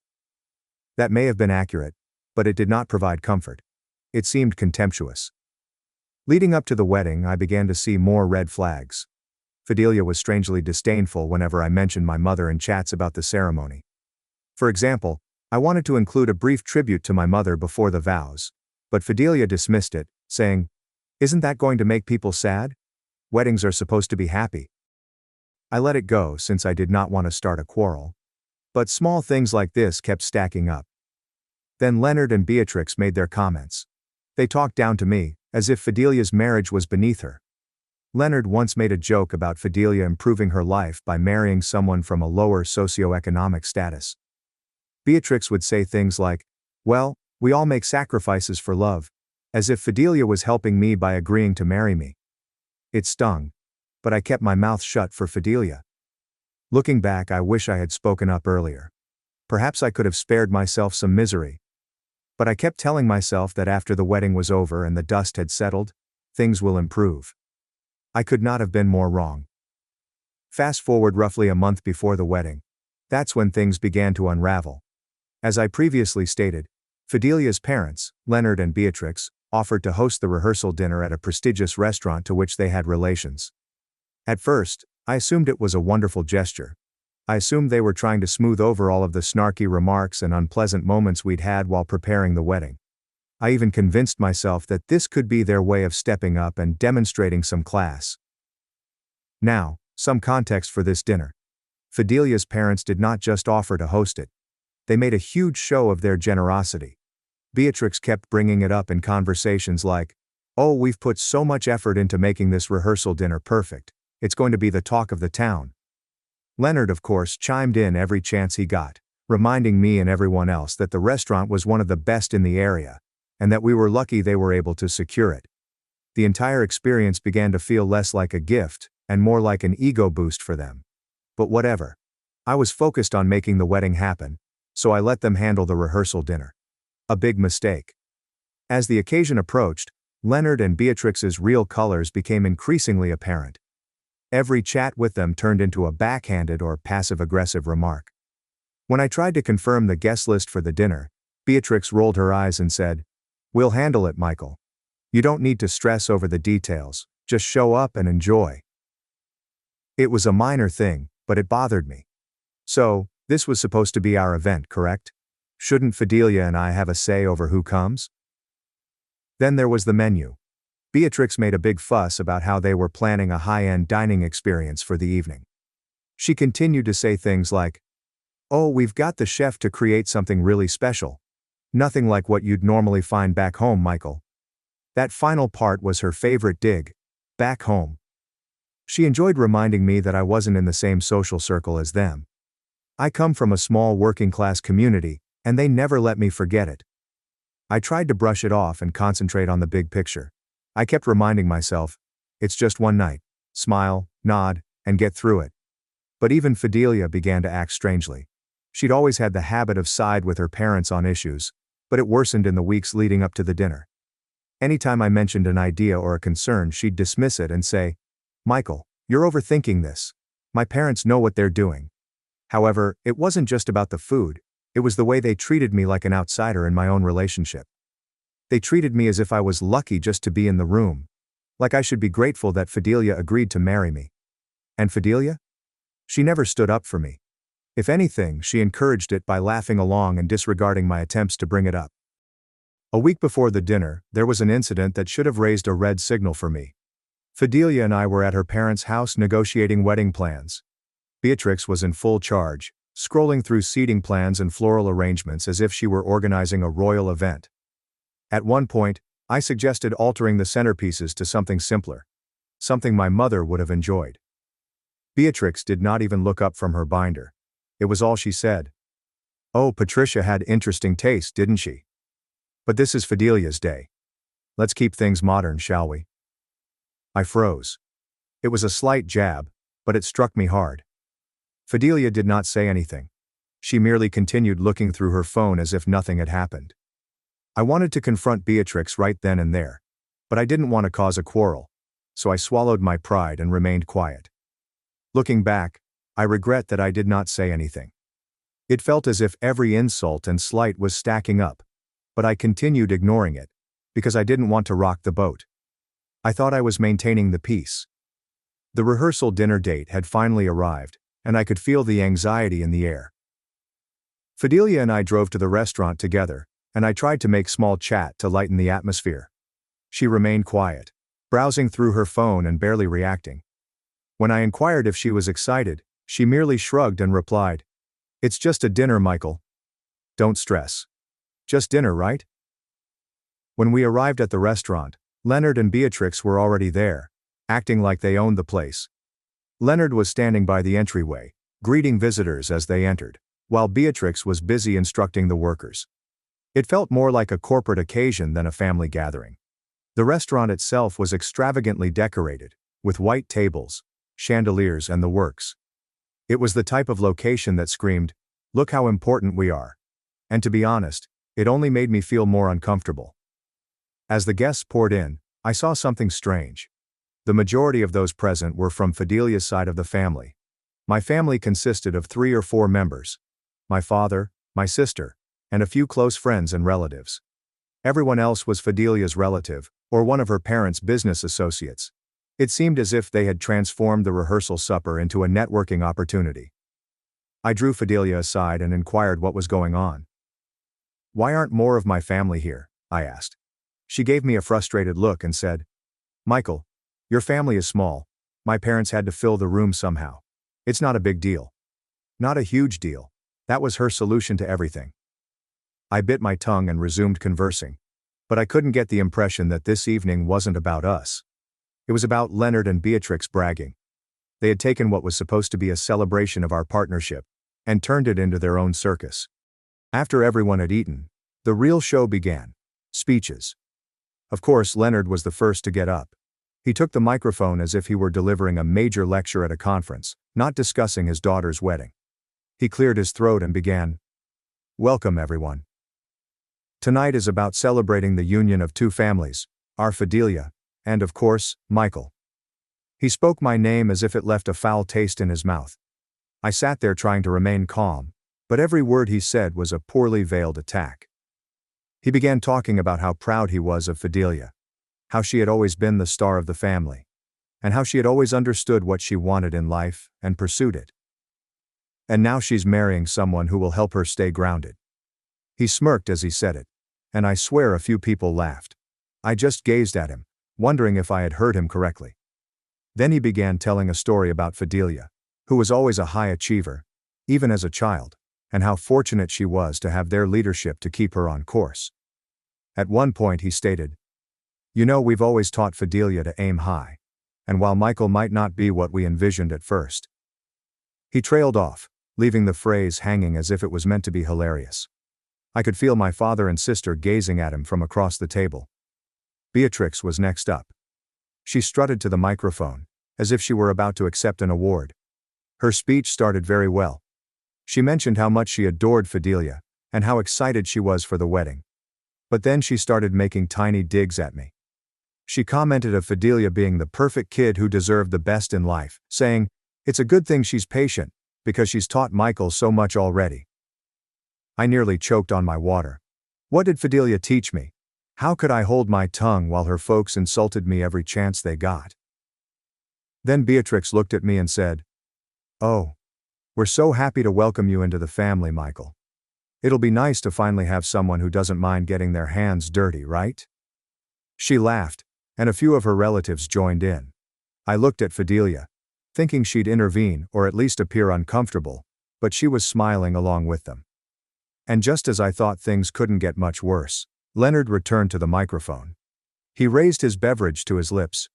"One last thing before we wrap this up. I just want to acknowledge someone who's no longer with us, but played a big role in shaping who Michael is. His mom, Patricia." For a single second I thought he may say something kind. But no. Instead he responded, "Patricia was one of a kind. She had a habit of inserting herself into situations, didn't she? Always had an opinion about how things should be done." He giggled, and Beatrix responded, "Oh, she definitely had strong opinions. Remember how she always insisted on helping us even when we didn't ask?" I couldn't believe what I heard. They were talking about my mother, as if she were a nosy neighbor. Leonard was not done. "But in all seriousness," he said, "Patricia was a generous woman. She helped us out a lot. Sometimes too much, if I'm being honest." He winked, as if it was an inside joke. The room became quiet, but Leonard kept going. "We'll be sure to keep her spirit alive at the wedding. Let's hope Michael doesn't inherit her enthusiasm for taking charge, though. We wouldn't want him meddling too much, right?" That was it. My face became hot, and I tightened my hands beneath the table. I looked to Fidelia, hoping for her to say anything, to stop them. But she just laughed and said, "Oh, Dad, stop," as if everything was harmless fun. Is this harmless fun? They were mocking my mother's memories in front of a large audience, and Fidelia thought it was funny? I could not believe it. The worst part was Leonard and Beatrix pretended to be lovely. They had a smug expression on their cheeks, as if they assumed everyone was laughing with them. But as I looked around the room, I realized that wasn't the case. When Leonard eventually sat down, the tension in the room was thick enough to cut with a knife. The clinking of forks and glasses resumed as people clumsily attempted to move on from the train wreck of a speech. Fidelia leaned over and murmured, "Are you okay?" Her tone was nonchalant, as if she were asking if I wanted more water, not whether I was enraged. I did not even look at her. I only nodded. My mouth tightened so hard I felt my teeth would fracture. But then Beatrix came up to our table. "Michael," she added softly, "I hope you weren't offended. Leonard and I just wanted to add a little humor to the evening. It's all in good fun." That's when something inside me snapped. I could not keep quiet any longer. I rose up, my chair grinding loudly on the floor. "Are you serious right now?" I asked, my voice low and trembling with wrath. So there I was, standing in the middle of the rehearsal dinner, my chair still slightly tipped back from when I got up. The entire room had gone dead silent, like if someone had muted the television. All eyes were on me, but I didn't mind. My heart was hammering and my face was flushed, but I knew I couldn't just ignore this. Leonard and Beatrix's ridiculing of my mother was already too much, but Beatrix's faux apologies was the final straw. "Are you serious right now?" I asked, gazing straight at Beatrix. She hesitated for a second, perhaps not expecting me to call her out. Leonard looked up from his glass, as if I'd insulted him. Fidelia, seated next to me, said, "Michael, stop." I ignored her. "Let me get this straight," I shouted, my voice becoming louder. You spent the entire night taking cheap shots at my mom, the woman who helped your family when no one else would, and now you're acting like it was just a joke? You think that's okay?" Leonard reclined back in his chair and folded his arms. "Relax, Michael," he added, smirking as if this wasn't a big problem. "You're overreacting. It was all in good fun." "Good fun?" I replied. "You called her meddling. You said she was too much. You mocked her generosity like it was some kind of flaw. How was that good fun?" The tension in the room was intolerable. I noticed a number of Fidelia's cousins gazing down at their plates, apparently uncomfortable. My father, on the other hand, looked at Leonard as if he wanted to punch him. My sister crossed her arms and glared at Beatrix, as if she was waiting for her turn to join in. Beatrix attempted to laugh it off. "Oh, Michael, don't be so sensitive. We were just sharing a few stories. Everyone knows how Patricia liked to take charge." I couldn't believe what I was hearing. "Take charge?" I asked, my voice rising. "She helped you. She saved your business when you were about to lose it. She paid for your oven repairs, your patio remodel, and your son's college tuition. And this is how you repay her? By turning her into some kind of joke at a rehearsal dinner?" Leonard sat up straighter, visibly annoyed now. "All right, that's enough," he responded, attempting to appear authoritative. "We didn't mean any harm, but if you're going to throw a tantrum about it, maybe you're not ready for marriage." That comment demonstrated how little he respected me, or my mother for that matter. Fidelia eventually spoke up and tugged on my sleeve. "Michael, can we just go outside and talk, please?" I moved my arm away. "No, Fidelia, we can't. Not until your parents understand how disrespectful they've been." Beatrix sighed heavily, as if she were the victim in all of this. "Michael, this is supposed to be a happy occasion. You're ruining the evening for everyone." "I'm ruining the evening?" I exclaimed, my voice quivering with rage. "No, Beatrix. You ruined it the second you decided to trash my mom in front of everyone. And Fidelia, you just sat there and let it happen." Fidelia's face flushed red. "I didn't know they were going to say all that," she said defensively. "But you laughed," I said back. "You laughed at every single insult. You didn't even try to stop them." At this point, the whispers in the room became more audible. People were leaning over to each other, muttering about the events unfolding in front of them. I felt the weight of their glances, but I didn't mind. This was not about them. This was about standing up for my mother. Leonard stood up, evidently frustrated. "All right, Michael. If you're so offended, maybe you should leave," he remarked, gesturing to the door. For a time I contemplated it. I considered just walking away, leaving them to their wonderful little dinner. But then I looked around the room, at my father, my sister, and the few friends who had come to support me. They were all watching, waiting to see what I was going to do, and I realized that I was not going to allow Leonard and Beatrix get away with it, not this time. "No," I replied firmly. "I'm not leaving. Not until you understand what you've done." Leonard opened his lips to answer, but I interrupted him. "You act like my mom was some overbearing busybody. But without her, you wouldn't even have this restaurant connection. She didn't do any of that because she wanted recognition or praise. She did it because she cared. And now you're sitting here trashing her memory like it's some kind of punchline? That's not just disrespectful, it's disgusting." The room became utterly silent again. Even Leonard appeared taken aback, as if he didn't know how to respond. Beatrix opened her mouth, but no words emerged. Fidelia merely sat there, staring at the table, her expression a mix of humiliation and rage. Leonard finally murmured, "We didn't mean it like that." "It doesn't matter how you meant it, I told you. What matters is how it came across. You don't get to rewrite who my mom was just because it suits your narrative. She deserved better than that. And honestly, so do I." With that, I stepped away from the table and grabbed my coat. "You want me to leave? Fine. But don't expect me to come back." My father sprang up instantly, preparing to follow me out. My sister grabbed her purse and gave Beatrix one last scowl before joining us. A handful of my buddies also stood up, looking apprehensive but supportive. Fidelia yelled after me, "Michael, wait!" But I didn't stop. I walked out of the restaurant with my head held high, despite the fact that my heart was hammering. Outside, my father placed a hand on my shoulder. "You did the right thing," he replied. Your mom would be proud. I nodded but didn't feel proud. I felt angry and betrayed. And I realized something. If she couldn't stand up for me or my mother, perhaps she wasn't who I thought she was. Part of me thought I had done the right thing by stepping away.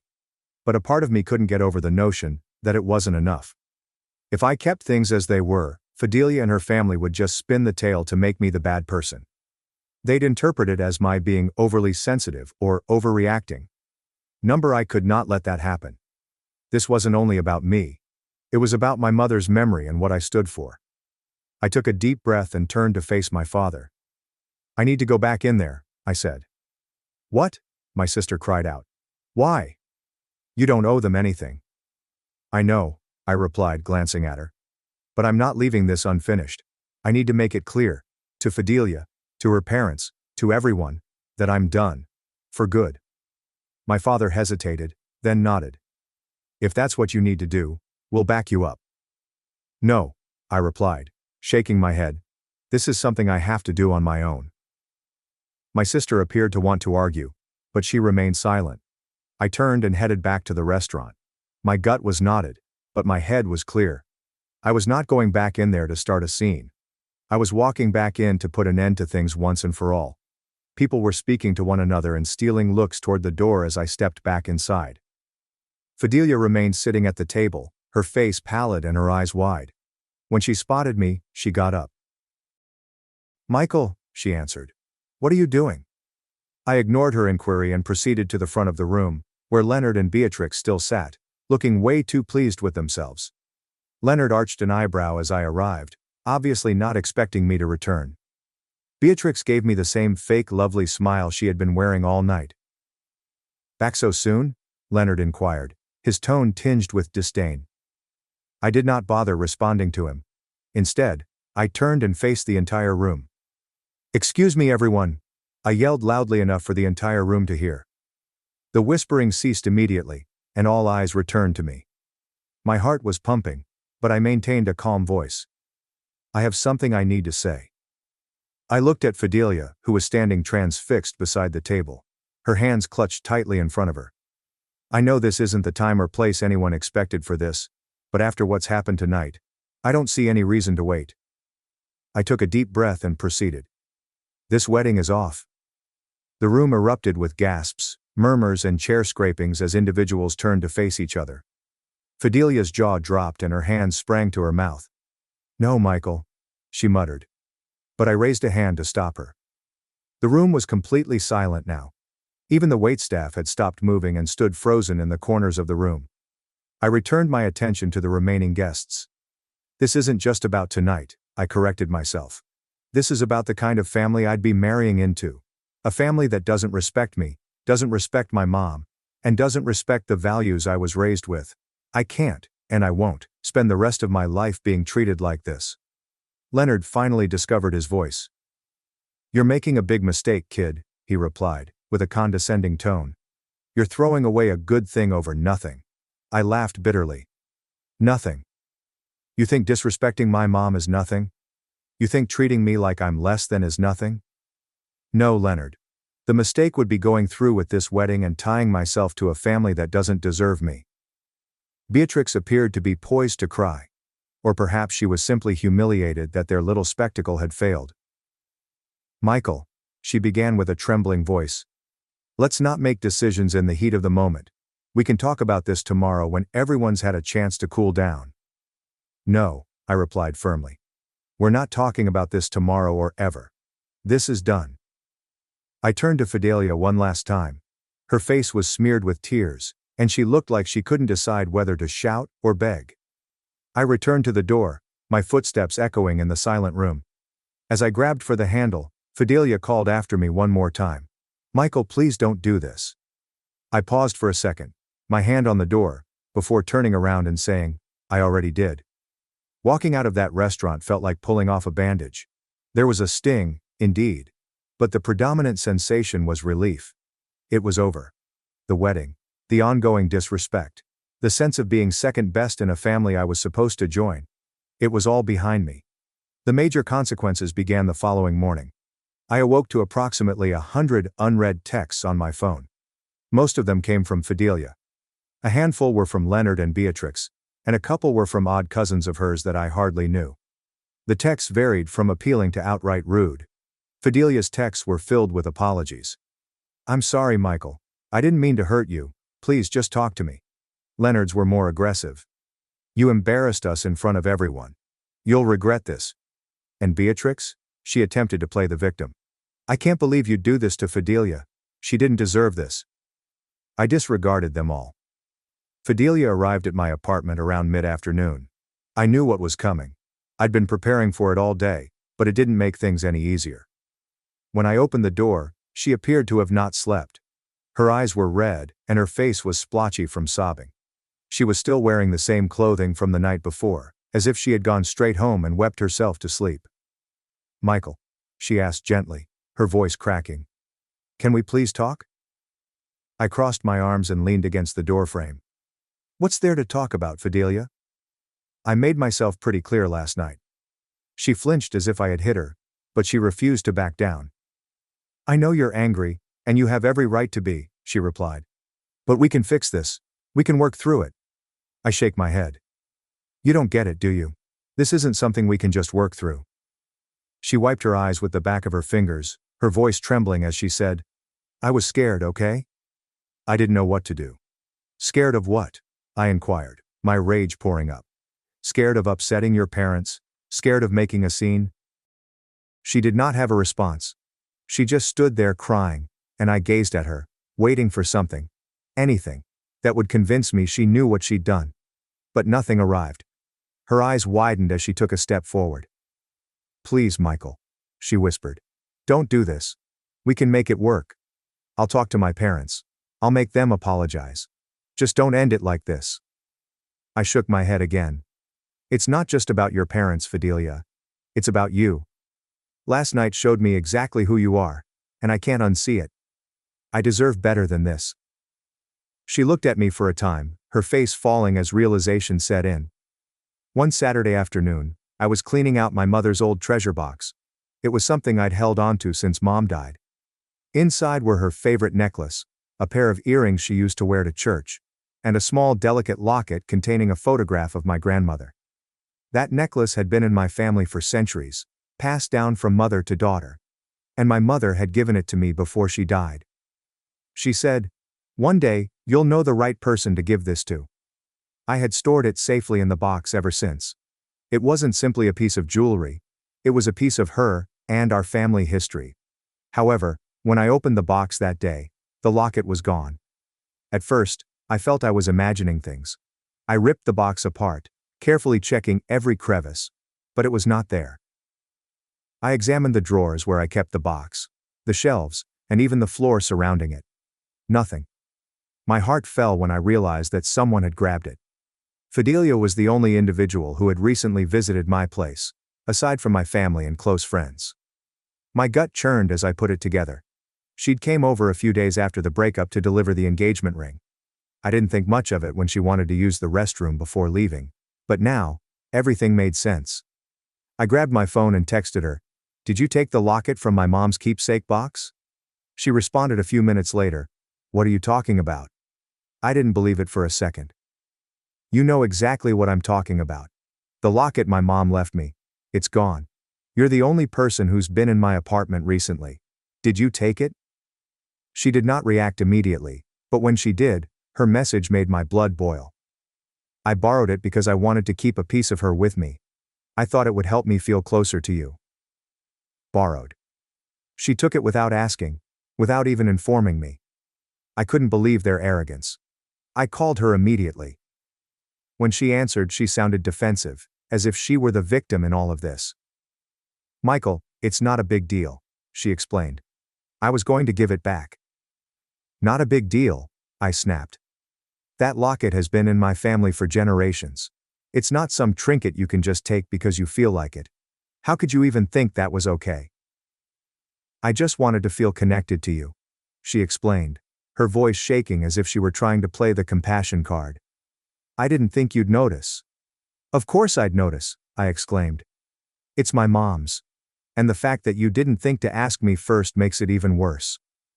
She started crying at that time, but I was not in the mood to console her, Where is it?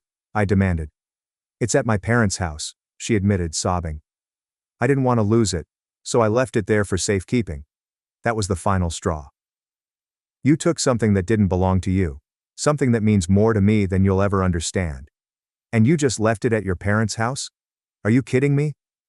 I'm sorry, she muttered. Sorry doesn't cut it, I replied, my voice frigid. I'm coming to get it now. An hour later, I pulled up to Leonard and Beatrix's home. My rage had risen during the drive, and by the time I knocked on the door, I was about to burst. Beatrix opened it, her fake nice grin evaporating as she noticed the expression on my face. Michael, she replied cautiously. What are you doing here? I'm here to get my mom's locket, I stated plainly. Fidelia told me it's here. Beatrix's expression wavered between confusion and annoyance. Fidelia took a locket? Why would she? Just get it, I interjected. She narrowed her eyes and stepped aside to allow me to enter. Fidelia returned downstairs a few minutes later, holding the locket. Her eyes were red, and her face was blotchy, but I didn't mind. I only noticed the locket dangling from her fingers, as if it were nothing. Here, she said, holding it out for me. I grabbed it from her hand and examined it, to ensure it was the same one. When I was finished, I tucked it into my pocket and turned to leave. Oh, Michael, wait, she exclaimed, her voice urgent. I didn't mean to upset you. I was just trying to save it. Save it? I asked, cutting her short. Fidelia, you stole from me. From my mom. Like what you'd already done wasn't enough. Her face crumpled, and she began to cry again, but I could not stop. I walked out and slammed the door behind me. In the days that followed, I banned her phone number, deleted her texts, and eliminated every possible opportunity for her to contact me. I was done with her, her family, and the drama they had brought into my life. Calling off the wedding had been difficult, but this was the final nail in the coffin. And, as exhausting as it was, it also seemed like a resolution. I stood up for myself, my mother, and the principles she taught in me. I knew I had made the proper decision, and for the first time in a long time, I felt calm.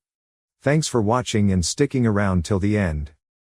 If you enjoyed these stories, make sure to subscribe and hit the bell so you don't miss the next drama-filled episode.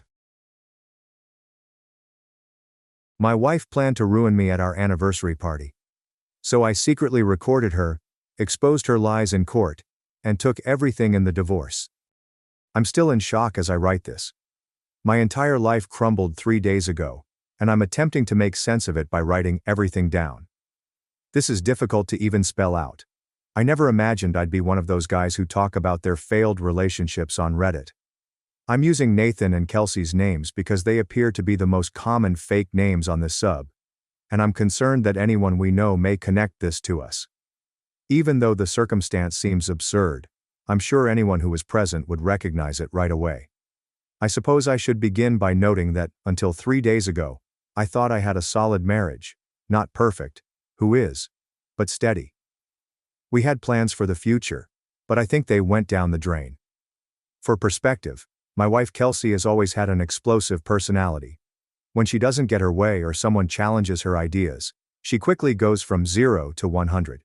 She speaks quickly, gets loud, occasionally throws small objects, smashes doors, and generally acts like a cyclone until people submit to her will. Then she will give you the quiet treatment until she gets what she desires. I've put up with this for years because I love her, and to be honest, I've gotten used to appeasing her in order to avoid the drama. I understand how that sounds, believe me, I do. But you know how it goes. You don't realize the water is growing hotter until you're already boiling. After 10 years together, I developed all these coping mechanisms, all these ways of attempting to maintain calm. I learned to anticipate her moods, to recognize the earliest signs of a rising storm, and to do anything I could to calm it down before it erupted. Before I get to the main event, I'd want to offer you a few examples to help you understand what I've been dealing with all these years. 3 years ago, we were planning some substantial changes to our home. Nothing too wild, just replacing the kitchen and remodeling the master bath. We had been saving for it for years, and I was delighted to finally make our house feel like ours rather than just the starter home we had purchased. Kelsey took over the project right away, which was okay with me because she has always had a keen eye for design. But then she chose a contractor she loved without doing any research. She simply decided this guy was the one after a single meeting in which he supposedly charmed the pants off her. When I looked at their quote, which was far higher than our budget, I detected various red flags. The timeline seems overly optimistic. They claimed they could gut and rebuild our entire kitchen in 2 weeks, which anyone who has done renovations knows is ludicrous. Furthermore, the materials section was strangely ambiguous, just premium countertops and high-quality cabinetry with no specifications regarding brands, models, or even materials. I'd read enough renovation horror stories on Reddit to know this was a formula for disaster, so I politely recommended we obtain a few more estimates to compare. I wasn't accusing her of making a bad decision. I simply believed it was the prudent thing to do with such a large investment. You'd have thought I suggested we set the house on fire. She quickly lost it, yelling that I was destroying the project, that I didn't trust her judgment, and that she'd handle everything on her own. She claimed I was always like this, finding flaws in her ideas, and attempting to make her feel stupid. Then she stormed out and gave me the quiet treatment for 2 days, acting as if I were invisible in our own home, all because I suggested getting various quotations for a major house renovation. I ultimately persuaded her to obtain a second opinion, primarily by keeping renovation horror stories open on my laptop where she could accidentally read them. We ultimately received a second bid, and, surprise, surprise, the original contractor was significantly overpriced with an unrealistic schedule. The second company brought out a variety of difficulties that the first individual had overlooked. Kelsey went with the second firm but never said she was wrong, or apologized for her outburst. Instead, she pretended the entire conflict never happened, and moved on as if hiring a second contractor had always been her goal. I was so pleased we weren't being duped that I didn't press it, just added it to my mental list of battles not worth waging. Another time, maybe 18 months ago, we were preparing our annual trip. It was my turn to choose the destination. We'd always taken turns, which worked well for us. We had previously discussed doing something outside, such as staying in a cottage near a national park with good hiking paths. We both liked the outdoors, or so I thought. Kelsey had always seemed to like our previous hiking expeditions. We'd spend our evenings sitting around the campfire, drinking wine and talking for hours under the stars.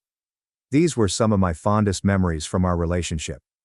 I'd been looking into choices for months, had a whole folder of bookmarks on my laptop. Affordable cabins near Yosemite, guided hiking trips, even a company that would supply gourmet meal kits to your cabin so we could cook together without having to arrange everything ourselves. I was truly thrilled about it and kept dropping hints about what I was preparing, and Kelsey appeared to be intrigued, asking questions and looking forward to it. But then, out of nowhere, she arrived home one day, carrying a travel magazine. She'd heard of a luxurious resort in the Caribbean with private plunge pools, personal butlers, and God knows what else. That was suddenly where we were headed, despite the fact that it was much above our agreed-upon vacation budget, more than 3 times what we had planned to spend. When I reminded her of the outside plans I'd been working on for months and gently emphasized the budget issue, she went ballistic, saying that I was being difficult on purpose and attempting to deprive her of experiences that everyone else has. She said that all of our friends got to go on expensive trips, which was not true, and that I was embarrassing her by being poor, which was also false. I'm simply responsible with our money. She tossed a decorative pillow across the room, knocking over and damaging a picture frame containing our wedding pictures, which suddenly seemed meaningful, and proclaimed that the outdoor trip would not take place.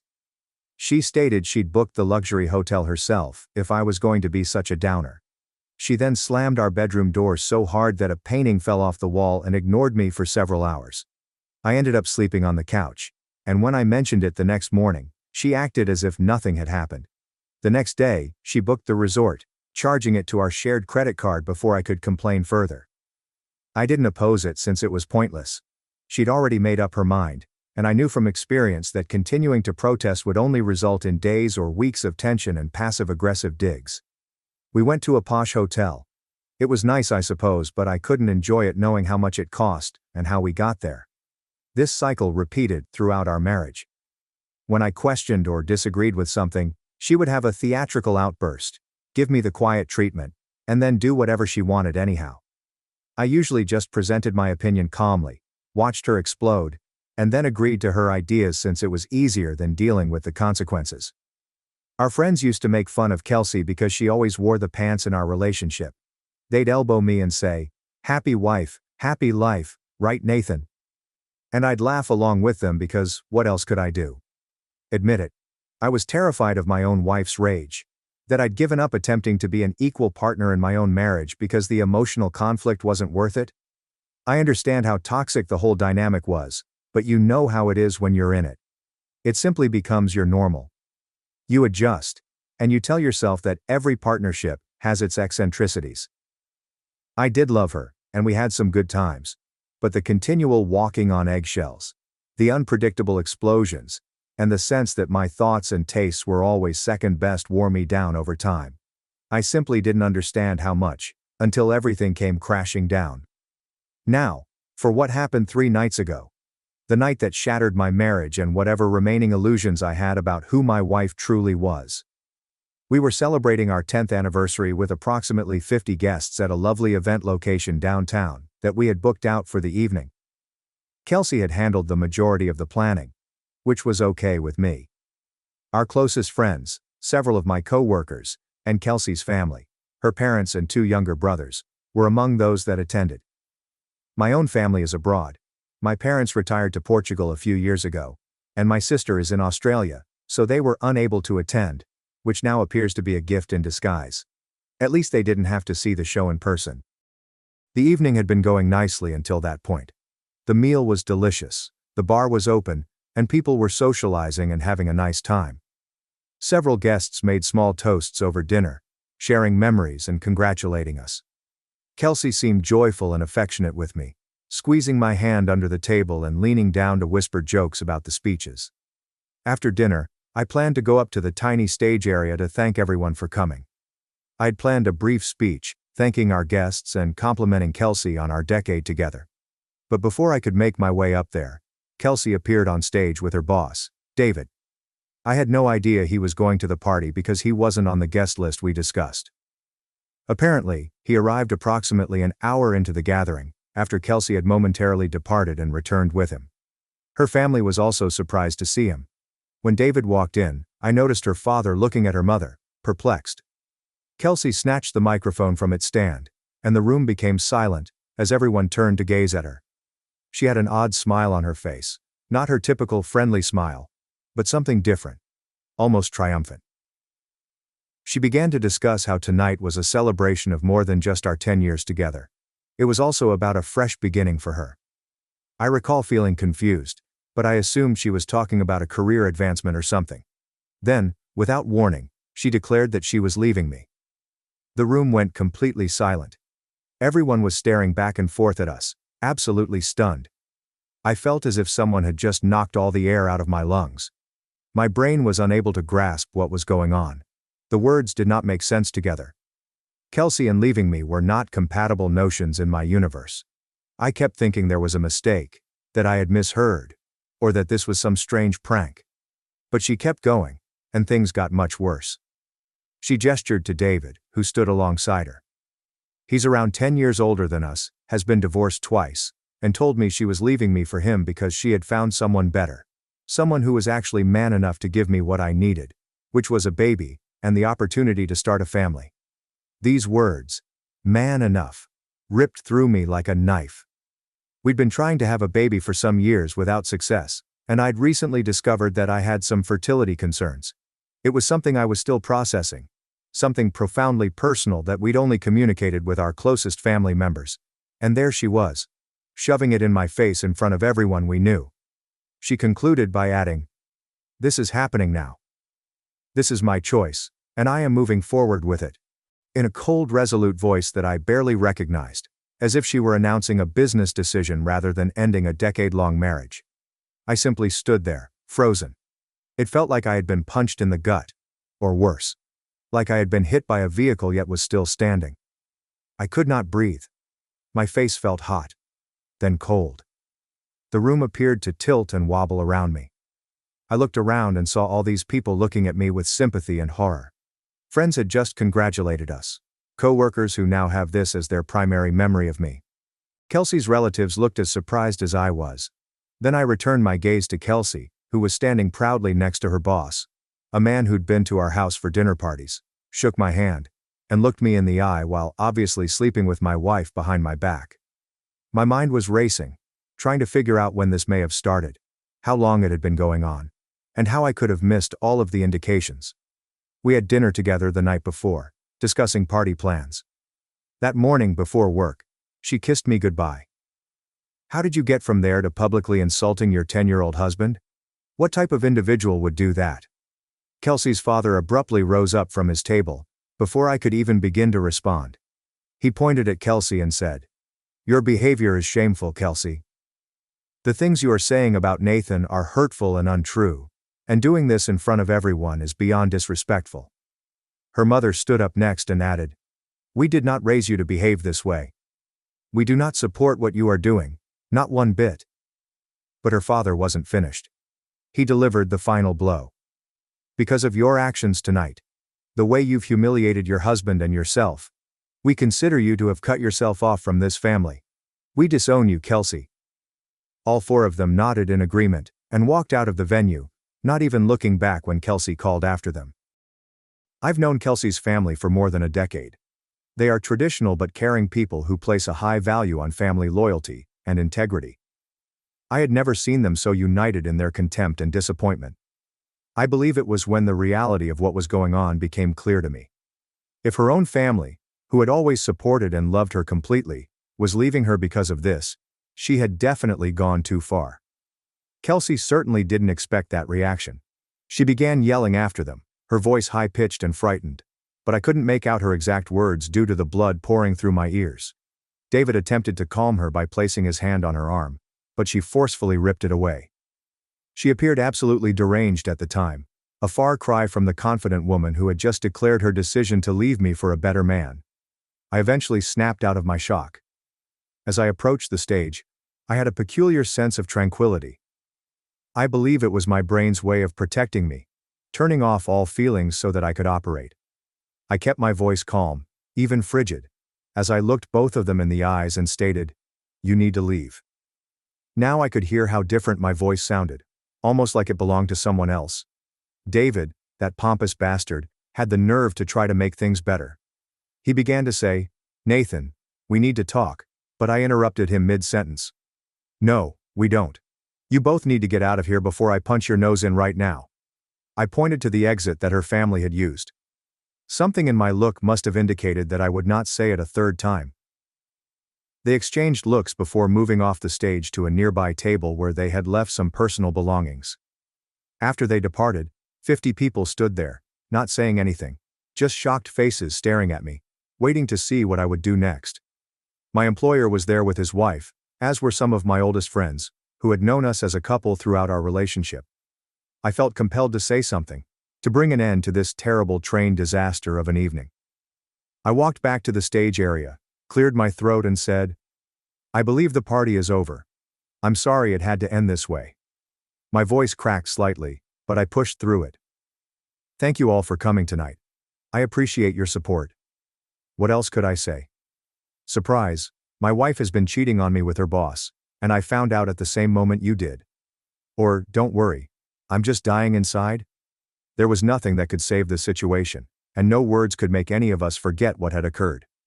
People began gathering their belongings, whispering to one another, and giving me these dreadful looks of pity, as they walked towards the door. A handful of my closest friends approached me, nervously patting my shoulder or giving me quick hugs while murmuring things like, "Call if you need anything," or, "I'm so sorry, man." I nodded mechanically and thanked them. But I couldn't truly process what they were saying. It felt like I was underwater, with everything muted and distant. Within roughly 30 minutes, the space was empty, with the exception of the venue personnel, who were plainly uncomfortable and attempting to be as discreet as possible as they began cleaning up. I stayed to assist with the first cleanup, partially because it was part of our rental agreement, but primarily because I wanted something to do, something normal to focus on while my brain caught up with reality. The venue manager kept giving me sympathetic looks, which only made things worse. I paid the remaining money, signed the documents she put in front of me, and then left. When I went home and walked into our empty house, It hit me all over again. 10 years of marriage had ended. I sat on the edge of our bed, which we had shared for a decade, and eventually broke down. I'm not sure how long I sat there, but I finally got myself together enough to check my phone. Kelsey sent me a deluge of SMS. Her texts were all over the place, shocked by her family's reaction. I can't believe they would do this to me, admitting the revelation was a mistake, but not backing down from leaving me. I shouldn't have done it that way. But you have to understand, I need to move on. Suggesting we chat or see a counselor. We should sit down with someone who can help us through this transition. Claiming it was a cry for help without explaining what help she needed, or why she'd chosen to beg for help by embarrassing me in public. Then she tried to blame me for her decision to leave, saying, "If you had been more attentive, if you had taken my needs more seriously, it wouldn't have come to this." The tone and content of the text kept shifting, as if she was urgently flinging everything at the wall to see what sticks. One moment she was the victim of her terrible family, and the next she was graciously offering to talk things over with me. Then she was the aggrieved party, driven to extremes by my inadequacies as husband. It was classic Kelsey. Unable to accept responsibility for her actions, and always seeking for a way to spin the story to make herself look better. This time, however, no spinning was involved. She had passed an uncrossable line. I did not respond to any of them or answer her calls. I decided to contact a divorce lawyer the next morning and set up an appointment to begin the formal process of ending our marriage. I'm writing this to document what happened, not to question whether what I'm doing is correct. I understand what I need to accomplish. I'm simply trying to figure out how my life fell apart so totally in one night. Update. Thank you for all your comments on my first post. Some of you have asked for more information regarding the celebration and Kelsey's family's reaction. Kelsey's disbelief rapidly changed to rage when she saw I wasn't going to go along with her desperate attempts to rewrite what she'd done. Her texts became incessant, ranging from pleas to insults to direct threats. She claimed I was wrecking her life, that I was overreacting, and that I should not have filed for divorce. "Nathan, we can fix this. I was just confused. Don't do this. You're acting like a child. You always overreact to everything. You're going to regret this. I'll make sure everyone knows you were never there for me." I did not respond to any of them. I kept them all, and sent the threatening ones to my lawyer. He encouraged me to maintain a strict no-contact policy and communicate exclusively through our attorneys. By the time Kelsey hired her own lawyer, she was already attempting to twist the tale in her favor, telling acquaintances that I was the one who abandoned her, that I had been emotionally neglectful, and that her dramatic declaration at the party was only a moment of weakness. However, I did not have to worry about convincing anyone. I had the truth on my side, as did everyone who witnessed the disastrous incident at the party. Kelsey attempted to claim alimony in her response to the divorce petition, stating that our 10-year marriage, along with our economic disparity, entitled her to financial support. She seemed to believe she could wipe everything and reinvent history. My lawyer and I had planned a direct response. We informed her lawyer that if she sought alimony, we would present sworn affidavits from witnesses, friends, colleagues, and even her own family, who witnessed her publicly humiliating me, announcing she was leaving me for another guy, and being disowned by her own parents. We were not making threats. We were only stating the evidence we planned to submit. Within a few days, Kelsey's lawyer phoned mine to advise us that she was withdrawing her alimony request. That was hardly the end of her issues. Word immediately spread about what she'd done, especially after her family cut her off. Her father was so horrified that he publicly disowned her, and from what I've heard, her mother refused to receive her calls. 2 months later, I discovered through common friends that she had either resigned or been fired from her position at the company where David was her supervisor. I'm not sure whether David threw her under the bus to safeguard his own reputation, or because she became too much of a liability. However, she lost her work and was unable to find anything comparable. Her financial position worsened. She ended up living with one of her cousins, with whom she had a strained relationship, because she couldn't afford her own place. Her convoluted account of events failed to fool her friends. Some remained neutral, but the majority took a step back. In contrast, I maintained a low profile. I went to work, focused on my mental and physical health, and kept silent. The only people who genuinely understood what happened were those who were present that night. And I never sought to push anyone to take sides. Kelsey's desperate attempts to change the story failed. The more she attempted to spin her story, the more others saw through her. Finally, the divorce was formalized. There will be no alimony or division of retirement savings beyond what we have previously agreed upon. I received both the house and the car which I had paid for. I could finally breathe again. But even as I tried to reconstruct my life, a part of me was tormented by that night. The look on Kelsey's face when she made that news. David's smug smirk. The visitor's shocked whispers. Those recollections became ghosts, haunting me in calm moments. But each day the weight became a little lighter. My buddies were there for me. My colleagues, who had always considered me as a dependable, reliable person, admired how I handled things without making it a spectacle. Most significantly, I finally felt at peace knowing that I had done everything I could. I fought with dignity. I protected myself, and I refused to let Kelsey's betrayal kill me. Looking back, I don't recognize who I was at that party. The man who watched in stunned silence while his wife ruined their marriage in front of everyone they knew. But I know who I am now. A man who has endured. My fiancée issued me an ultimatum. Go into debt for her, or lose her. So I selected myself and watched as her fairy stories crumbled, before she reached the altar. My family was not wealthy, but we were not poor either. My father maintained an auto repair shop, and my mother worked part-time at the local cafe while keeping the kids in order. They were traditional, down-to-earth individuals. My father used to say, "You don't spend money you don't have, and you don't borrow unless you're out of options." My mother was the same. If we couldn't afford something, we didn't need it. No complaining, no shortcuts, only hard work and patience. Growing up, I learned the importance of saving early. My first job was mowing lawns for neighbors during the summer, and instead of spending the money on video games like my pals, I saved the majority of it. By the time I graduated from high school, I had saved a couple of $1,000s, which felt like a lot at the age of 18. College was not a huge, glamorous affair for me either. I attended a local public school while also working part-time at a hardware store to supplement my income. My degree was in information technology, which was not exciting, but it provided me with solid employment as a network technician after I graduated. It wasn't the type of job that makes you say, "Wow," but it paid well and I didn't dread going to work. By the age of 31, I had achieved the life I imagined for myself. I had a little apartment, a 10-year-old pickup truck that still worked well, and a reasonable savings account. I wasn't into shiny things. I bought my clothes on a bargain, prepared most of my meals at home, and didn't care about following trends. Life was easy, and I was satisfied. Now I will admit that my dating experiences were not particularly memorable. I'd had a few girlfriends in the past, but nothing meaningful.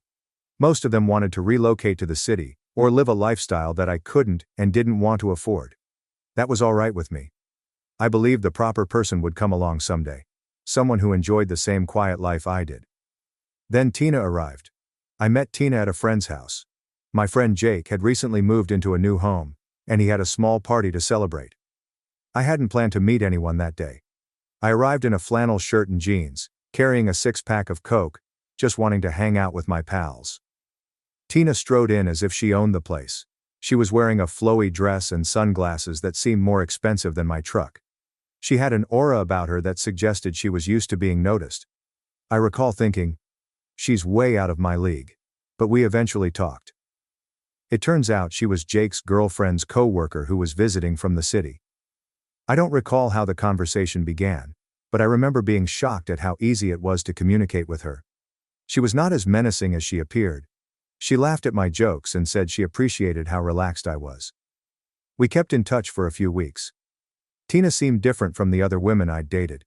She told me she was weary of the city and liked how authentic everything felt in my hometown. She stated she admired how I didn't try to impress others, and appeared to know exactly what I wanted out of life. For a while, I believed her. Tina began to visit more frequently. She enjoyed the peaceful mornings we'd spend on my porch drinking coffee, and she didn't seem to mind that I lived in a modest, no-frills apartment. She even went fishing with me a few times, but she wasn't very good at it. When she twisted the line or dropped the hook, she laughed at herself, and I thought, this is it, she gets me. We dated for 2 years, and I thought everything was ideal. Sure, Tina had her moments. She'd occasionally gripe about how boring the town was or how she missed her favorite sushi restaurant in town. But she'd always end with something like, "But it's worth it to be with you." To be honest, I should have seen the cracks emerging. Tina, for example, used to joke that she couldn't wait for me to acquire a better truck. She'd chuckle and remarked, "Imagine us pulling up to a fancy restaurant in this thing." At the time, I assumed it was simply her sense of humor. Now I wonder if that was a foreshadowing of what was to come. Then there was the way she discussed her life before we met. Kelsey publicly ended our marriage during our anniversary celebration. Her family disowned her at that moment. I filed for divorce the following day. She demanded alimony. I threatened to provide extensive documentation of her activities. She withdrew her alimony request. She lost her work and was forced to move in with a relative due to financial difficulties. The divorce is now finalized. We negotiated an agreement to divide our assets, which was quite simple given our financial situation, and the court issued the decree terminating our marriage. Kelsey no longer works at her prior job, receives no financial support from me, and lives with her cousin. Her current status is very different from where she was before all of this happened. We don't have direct communication anymore. Everything passes through our lawyers if necessary, which is uncommon now that the divorce is final. As far as I know, her family has not changed their stance and is still not speaking with her. I will not be posting any further updates about this scenario. It's finished, and I can now begin to go forward with my life. The previous 7 months have been the most difficult of my life. For those curious about David, it appears that he and Kelsey did not endure long following her spectacular profession of love. I've heard they split up around the same time she left the company, but I don't know the specifics, and I honestly don't care. Thanks for watching and diving into this wild family drama with me. If you love Reddit family drama, don't forget to subscribe and turn on notifications so you never miss the next one. Paid rent to parents, as they hid my $50,000 college fund and gave it to sister. I called Grandpa. Now they're out of the will, and I own the bakery. For context, I recently graduated from college, but my route was not simple. It all began when I was 18 and my parents pulled a stunt. Let me break it down for you. It was the summer following high school. I was excited to start community college in the fall. I chose a school near to home because, let's be honest, college is expensive, and commuting seemed like the sensible option. Plus, I had some savings from my part-time cafe work and was counting on my parents' help to get through this, so I believed I'd be fine. My parents sat me at the kitchen table one evening. I assumed it would be one of those normal, "we're so proud of you" conversations. But no. Instead, I received the, "you're an adult now" speech. You know the one. It's time to live on your own terms. You need to understand the value of money. Blah blah blah. Then my mother said, "We've decided not to pay for your college. You'll have to figure it out on your own." My stomach fell. It wasn't like I expected them to pay for everything, but not a single penny? No assistance with tuition, books, or even gas for commuting? It felt like a slap in the face. But wait, things get better.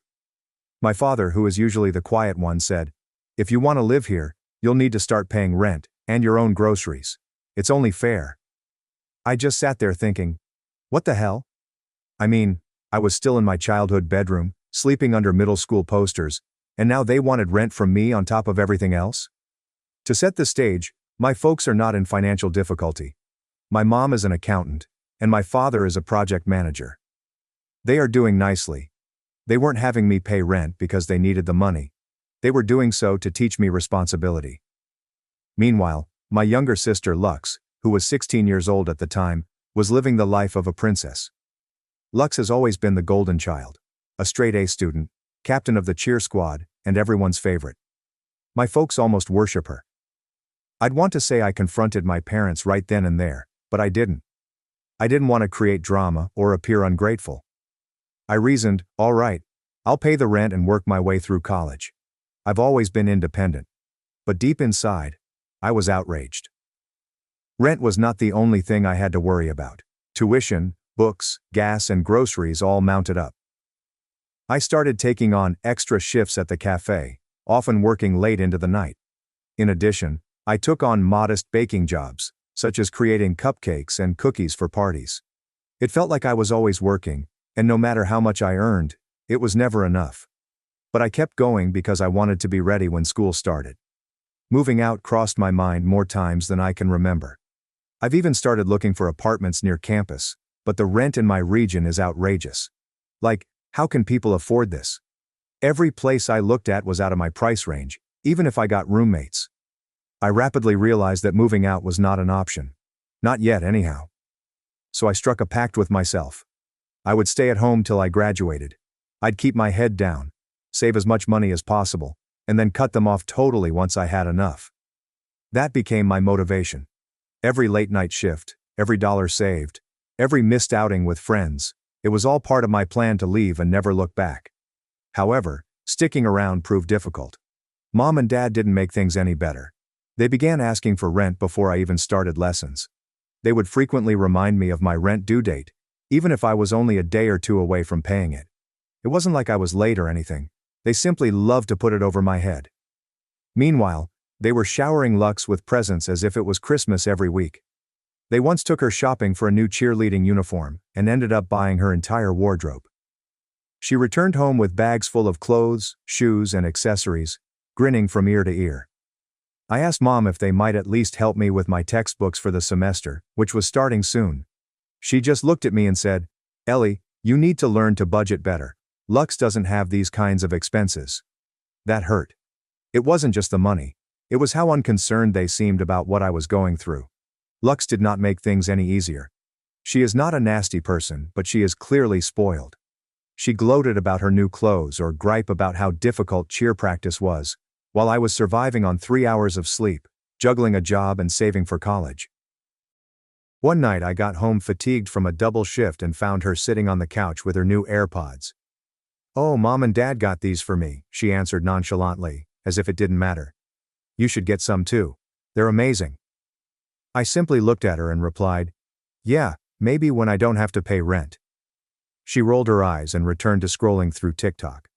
There were times when I wanted to scream, telling my parents how unjust it was. But I knew it wouldn't make any difference. They had a golden child and I was just paying the rent. So I remained silent and concentrated on my escape strategy. College was meant to be an exciting new chapter in my life, but it seemed more like survival mode from the beginning. I expected to have enough time to find my feet, establish a rhythm, and perhaps even have some fun. But, nah. Between school, work, and my parents continually harping on me about rent, I was pretty much running on empty all the time. I was awake at 6 a.m. Every day, I'd get out the door at 7 a.m. and attend morning classes at my community college. I'd try to study between lectures, but by noon, I'd be hurrying to the cafe for my shift. Most days I'd work until 9 or 10 p.m., then head home and slump into bed. And on weekends? Forget about relaxing. That's when I'd start baking for little catering orders, because, surprise, working part-time wasn't enough. I'd want to claim I handled everything professionally, but that would be a lie. The cafe was usually somewhat chaotic. We were usually understaffed, and the pandemic had made folks especially antsy. So each shift felt like a marathon. I'd be behind the counter preparing lattes, then racing to the drive-thru, then dealing with Karen number 87, who thought her coffee wasn't hot enough, all while knowing I had a backlog of projects waiting for me at home. To make matters worse, my parents were of no help. They watched me dragging myself home late at night, but instead of offering support, they'd hit me with, "Don't forget your rent's due Friday," or, "We noticed the electricity bill went up, are you leaving your light on?" I wanted to scream every time. And of course, while I was struggling to make ends meet, Lux had no responsibilities. She has no employment, and all the leisure in the world to go to cheerleading practice, hang out with her friends, or spend hours scrolling TikTok. I'd come home to find her sitting on the couch with her favorite munchies, watching whatever new Netflix show she was infatuated with, while Mom made her a smoothie to keep her energy levels up. It was like living in two separate universes under one home. The financial hardship was unbelievable. The rent wasn't terrible compared to what I'd pay if I moved out, but it still seemed like a smack in the face to be paying for the luxury of being in my own home. Add in additional expenses, and I was continuously broke. There were weeks when I'd open my bank app and just stare at the balance, wondering how I was going to stretch $42 to my next payday. And begging for assistance? Forget it. I once asked Mom if she could pay groceries for a week because I had to buy a $200 textbook for class. She looked at me as if I had just asked her to mortgage the house and said, "Ellie, We're already doing so much for you by letting you stay here. Let me stay here. As if I weren't paying rent. As if I wasn't already contributing more than Lux, who continued to receive her stipend every month without being asked for a penny. Midterms were a particularly difficult period. I was drowning in assignments, not sleeping, and my hours at the cafe had been reduced because business was slow. I tried to compensate for the lost money with extra baking gigs, but there were only so many hours in a day. One weekend, I received a large order for a birthday party. 100 cupcakes and a personalized cake. It was excellent money, but it also required pulling an all-nighter to complete everything. I spent hours baking, icing and decorating, and finished just in time to deliver the order and get to class. By the time I arrived home that afternoon, I was absolutely exhausted. I stepped into the kitchen to find Mom and Lux baking cookies for fun. Lux looked up and said, "Oh hey Ellie, you should join us. It's so relaxing." I wanted to throw the entire tray of cookies out the window. Instead, I murmured something about being weary and went into my room. I didn't wake up till the following morning. By the conclusion of the semester, I was absolutely exhausted.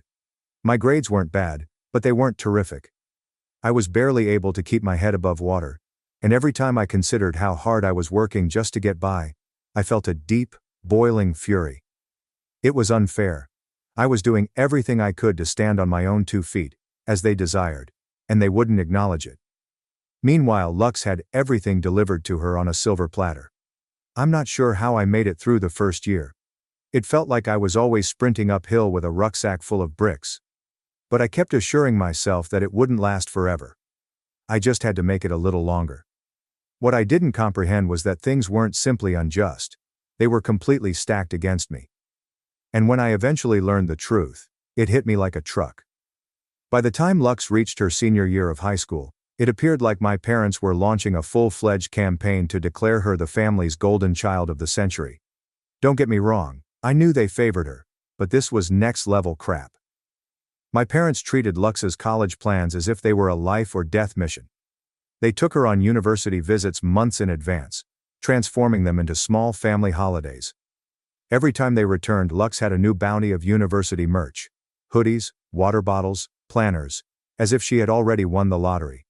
Meanwhile, I was simply trying to survive. My finances were so tight that I was always behind on something. Tuition payments, books, car upkeep, you name it. I couldn't afford to take as many classes as I wanted, so my graduation date began to grow longer and longer. At this pace, I'd be fortunate to graduate before Lux. Mom walked into the kitchen one night as I was studying. I was already on edge since I had just learned I had forgotten to submit an online assignment. Again. She dropped it without even saying, "How's it going?" "We're thinking of getting Lux a car for college." I stared at her, attempting to process.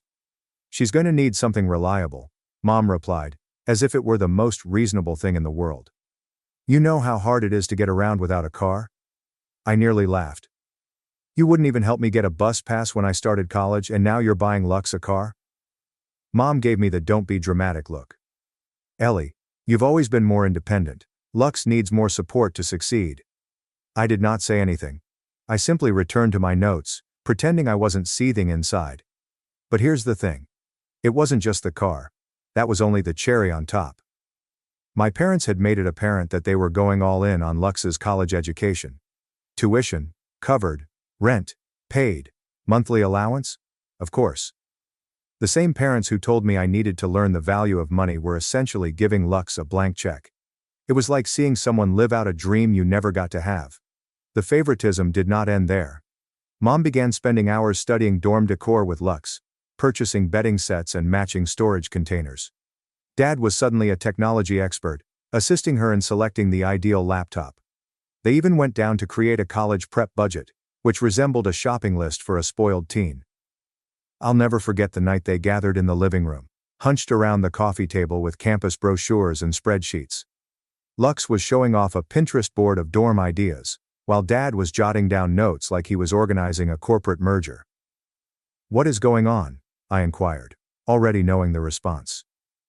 "We're assisting Lux in choosing between schools," Mom added, without glancing up. "This is a huge decision. We want to ensure she is prepared." Prepared? Correct. When Lux began receiving acceptance letters, It was as if my parents had won the lottery. She was accepted into her top pick school, and they threw her a celebratory dinner complete with her favorite cuisine and a cake that read, "Congrats Lux," in pink frosting. I didn't even acquire a good job after enrolling in community college. Throughout the evening, Mom kept saying how proud she was and how hard Lux had worked for this. She turned to me and said, "Ellie, you must be very proud of your sister. She's really going places." I wanted to shout, "Did you work hard?" Lux had no idea what hard effort was. She had been coasting through life on genius and family favoritism, whilst I was drowning in student loans and caffeine. After that, I began avoiding family dinners entirely. It was easier to concentrate on my own life than to see them raise Lux's pedestal higher and higher. The final straw arrived a few weeks before Lux's move-in date. I returned home from work one night to see a shiny used SUV parked in the driveway. At first, I assumed one of their friends had stopped by. But then Lux dashed outside, squealing.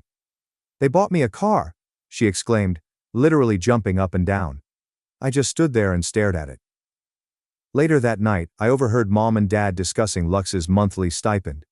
Apparently, they intended to give her enough to cover food, gas, and a little extra for fun. I couldn't afford anything else, so I ate ramen and peanut butter and jelly sandwiches. I considered saying something, calling them out for how unjust it all was. So what was the point? They'd simply say the same thing they always did. Lux needs more support. Or, it's not about favoritism. I kept my mouth shut. Lux, of course, was totally unaware. She'd come into my room every now and then to show me images of her dorm setup or express her excitement to begin her college trip. She once said, "Ellie, you're so lucky you learned to be independent so young. I'm not sure whether I could handle everything you do." Lucky. She believed I was lucky.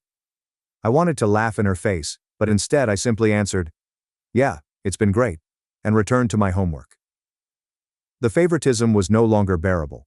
It was so obvious that I began to wonder if my parents considered me as their child, or simply a tenant who happened to share their DNA. I didn't tell anyone about how I was feeling for a long time. What was the point? My buddies were supportive, but they didn't fully understand.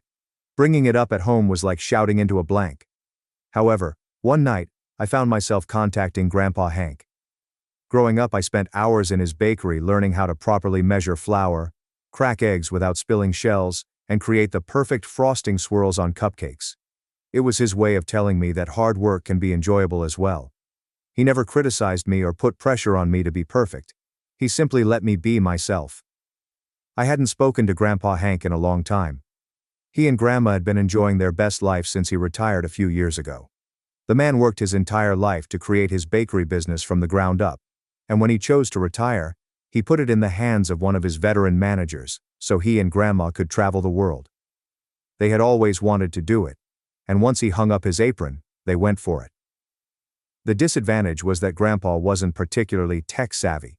He barely knew how to use his phone, let alone navigate social media, so staying in touch was difficult. He'd send the occasional postcard or phone call, but I mostly learned about their adventures via my parents. They'd barely been back for a short time when I called him that night. I suppose they choose to slow down and spend more time at home.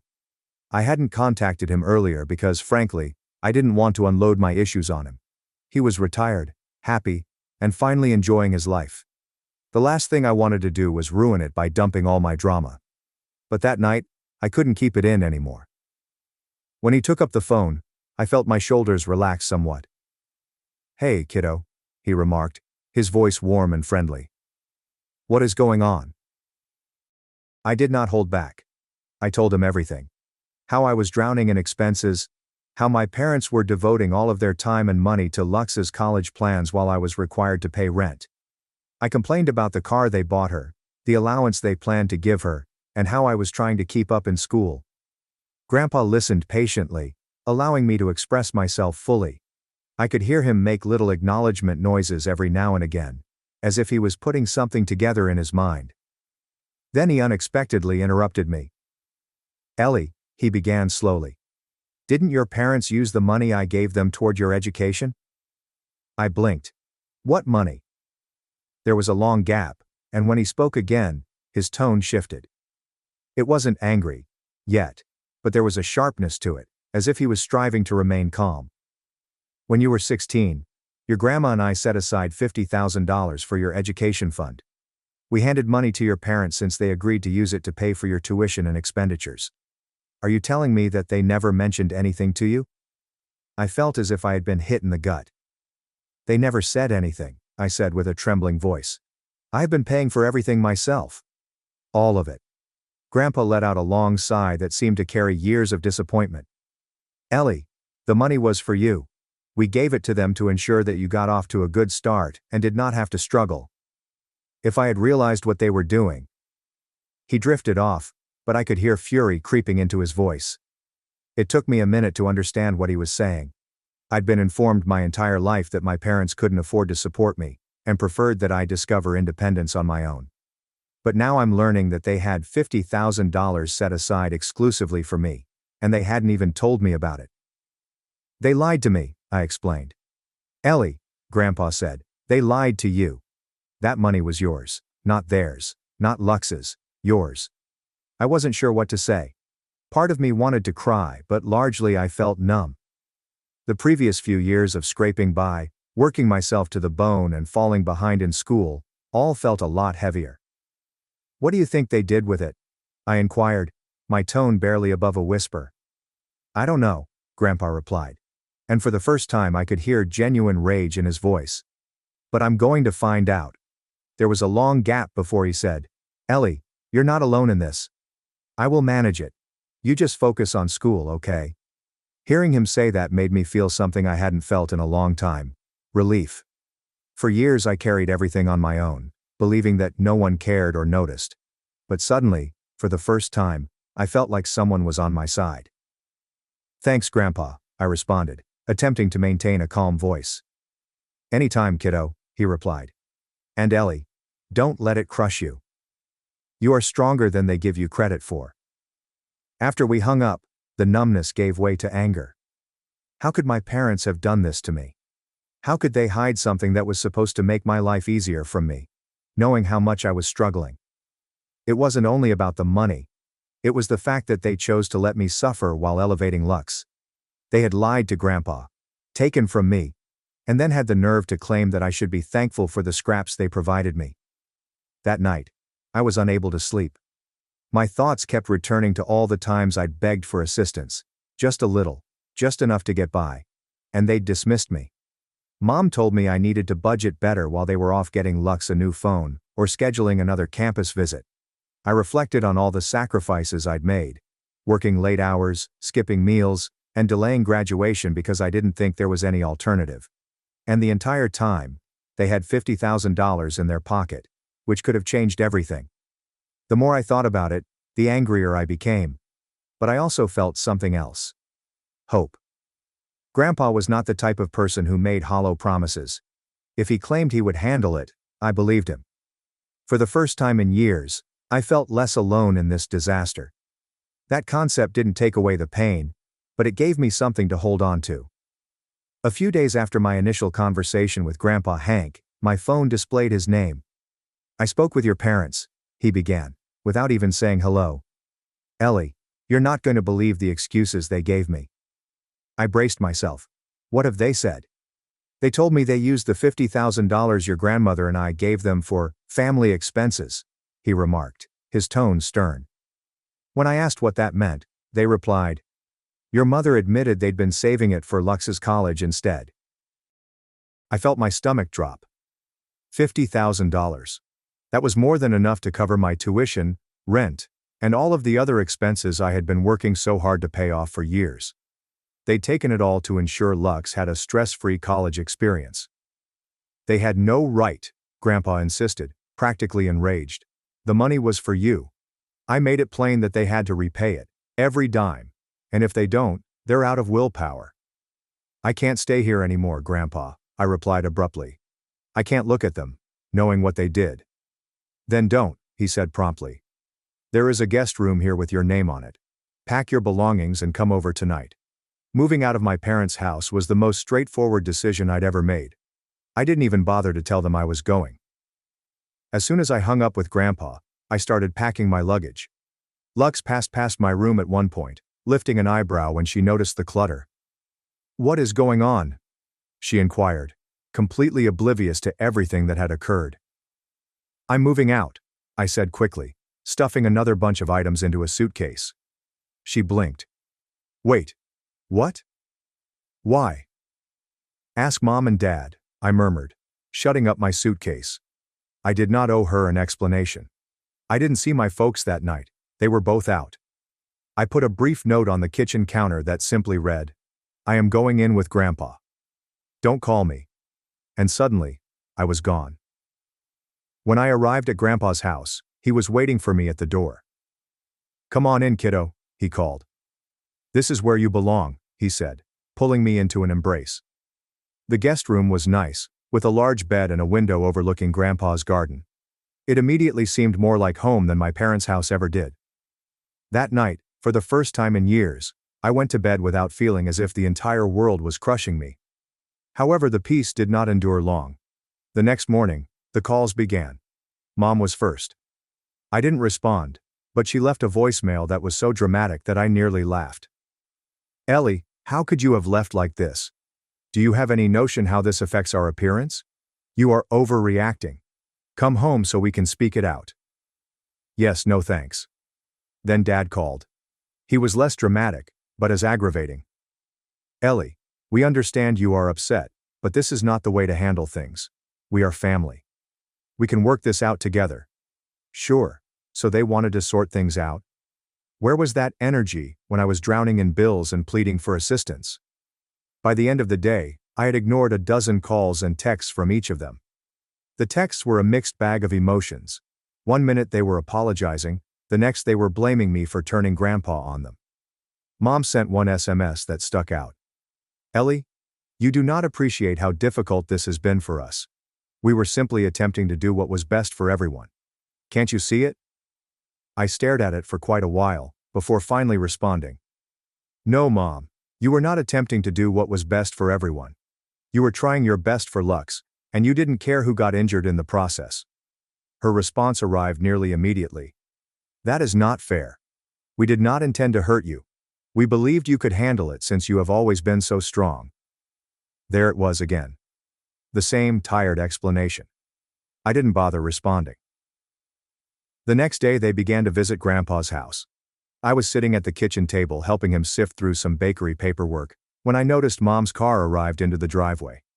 I groaned. They're here. Grandpa didn't seem surprised. Let me handle this, he said, straightening up and approaching the door.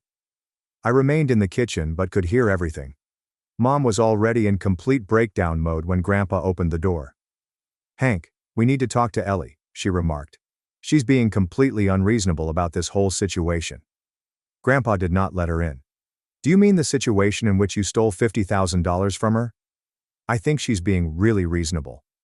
Mom stuttered, attempting to defend herself. We did not steal it.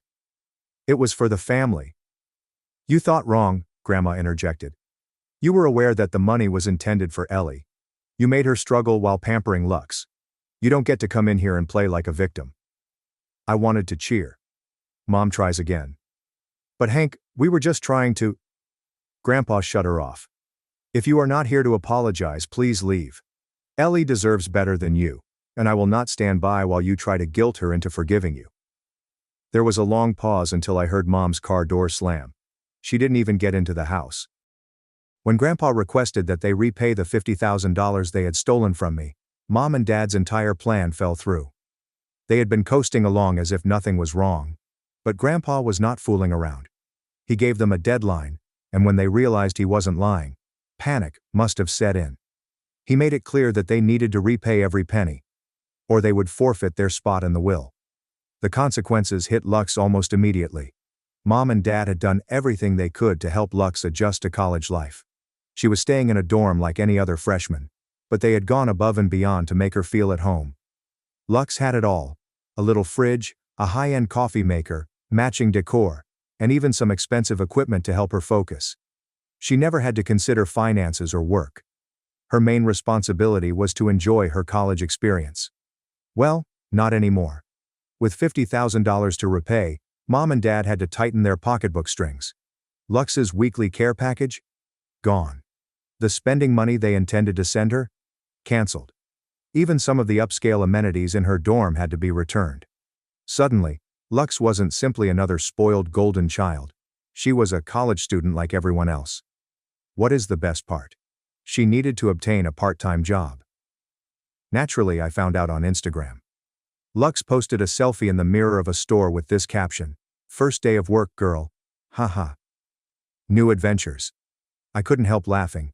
She made it sound like a fun little hobby, but I knew she was miserable. Lux quickly cracked. One night she called me sobbing so hard that I couldn't understand her. Despite my better judgment, I took up. "Ellie," she said, "everything is ruined." I took a deep breath.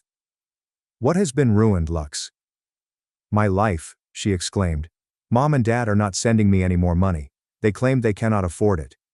Now I have to work and budget." She began sobbing again. I rolled my eyes so hard, I thought they'd become trapped. "Lux, welcome to the real world. You're finally experiencing what the rest of us go through every day." She did not appreciate it. "This is all your fault," she said, her voice hoarse with rage. "If you hadn't told Grandpa, none of this would have happened."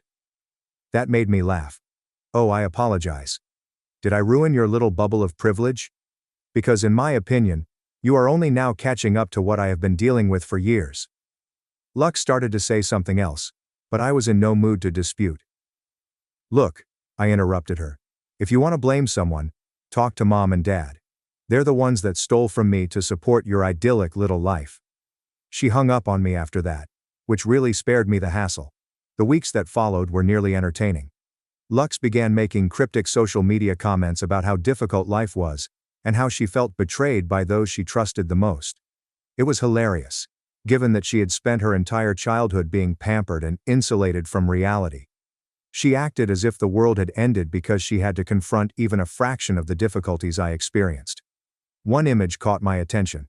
A photo of her dorm desk with a cup of instant noodles and a message that read, "College life. It's not as glamorous as it seems." I stared at it for a moment, unsure whether to respond. I wanted to say something like this: "You've been living like this for 2 weeks. Try it for years." But I stopped myself. What was the point? Lux would not understand. However, her pity party was not unnoticed. Her friends and fans bombarded her comments with offers of encouragement, writing things like, "Stay strong, Lux," or "You've got this," as if finding a part-time job and budgeting were insurmountable obstacles. According to family gossip, Lux was having difficulty adjusting to her new reality. She grumbled to anybody who would listen about how unjust things were. However, the sympathy was not as great as she had hoped. Most people were too preoccupied with their own issues to care about hers. Naturally, Mom and Dad attempted to lessen the blow.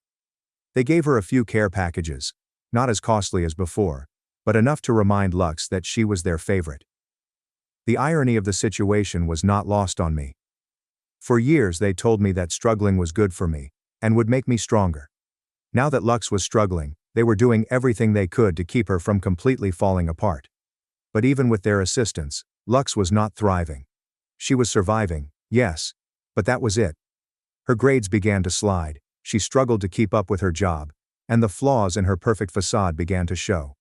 And honestly, I did not feel sorry for her. Meanwhile, Grandpa provided me with more than just a place to stay. He ensured that I had everything I needed to get back on track. He assisted me in organizing my money, urged me to take a full course load in order to graduate from college sooner, and even got me involved in the operations of his bakery. It was fantastic to be with someone who genuinely cared about my future. My parents continued to try to contact me. Initially, it was constant. Mom left the phone after voicemail, her tone alternating between remorse and apology. "We're sorry, Ellie, okay? We made mistakes. But we are still your parents. We love you." Sure. They loved me, but not enough to treat me fairly when it mattered. Dad's messages were more restrained, but also frustrating. "Ellie, we understand you're upset, but you have to view it from our perspective. We were attempting to do what was best for our family. This family requires your assistance right now. Please come home." I did not respond to any of them. What was there to say? They were not regretful about what they had done. They were sad they had been caught. They merely wanted me back so they could exploit me once more. The calls eventually slowed down. I believe they knew I was not going to forgive them, simply because they asked me to. Grandpa sat me down in the kitchen just before I graduated. "Ellie," he continued, sliding a folder across the table. "I've been thinking about the future of the bakery." I opened the folder and discovered a stack of documents outlining the business's activities.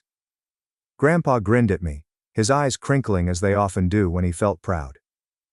"You've been quite helpful, and I can tell you genuinely care about this location.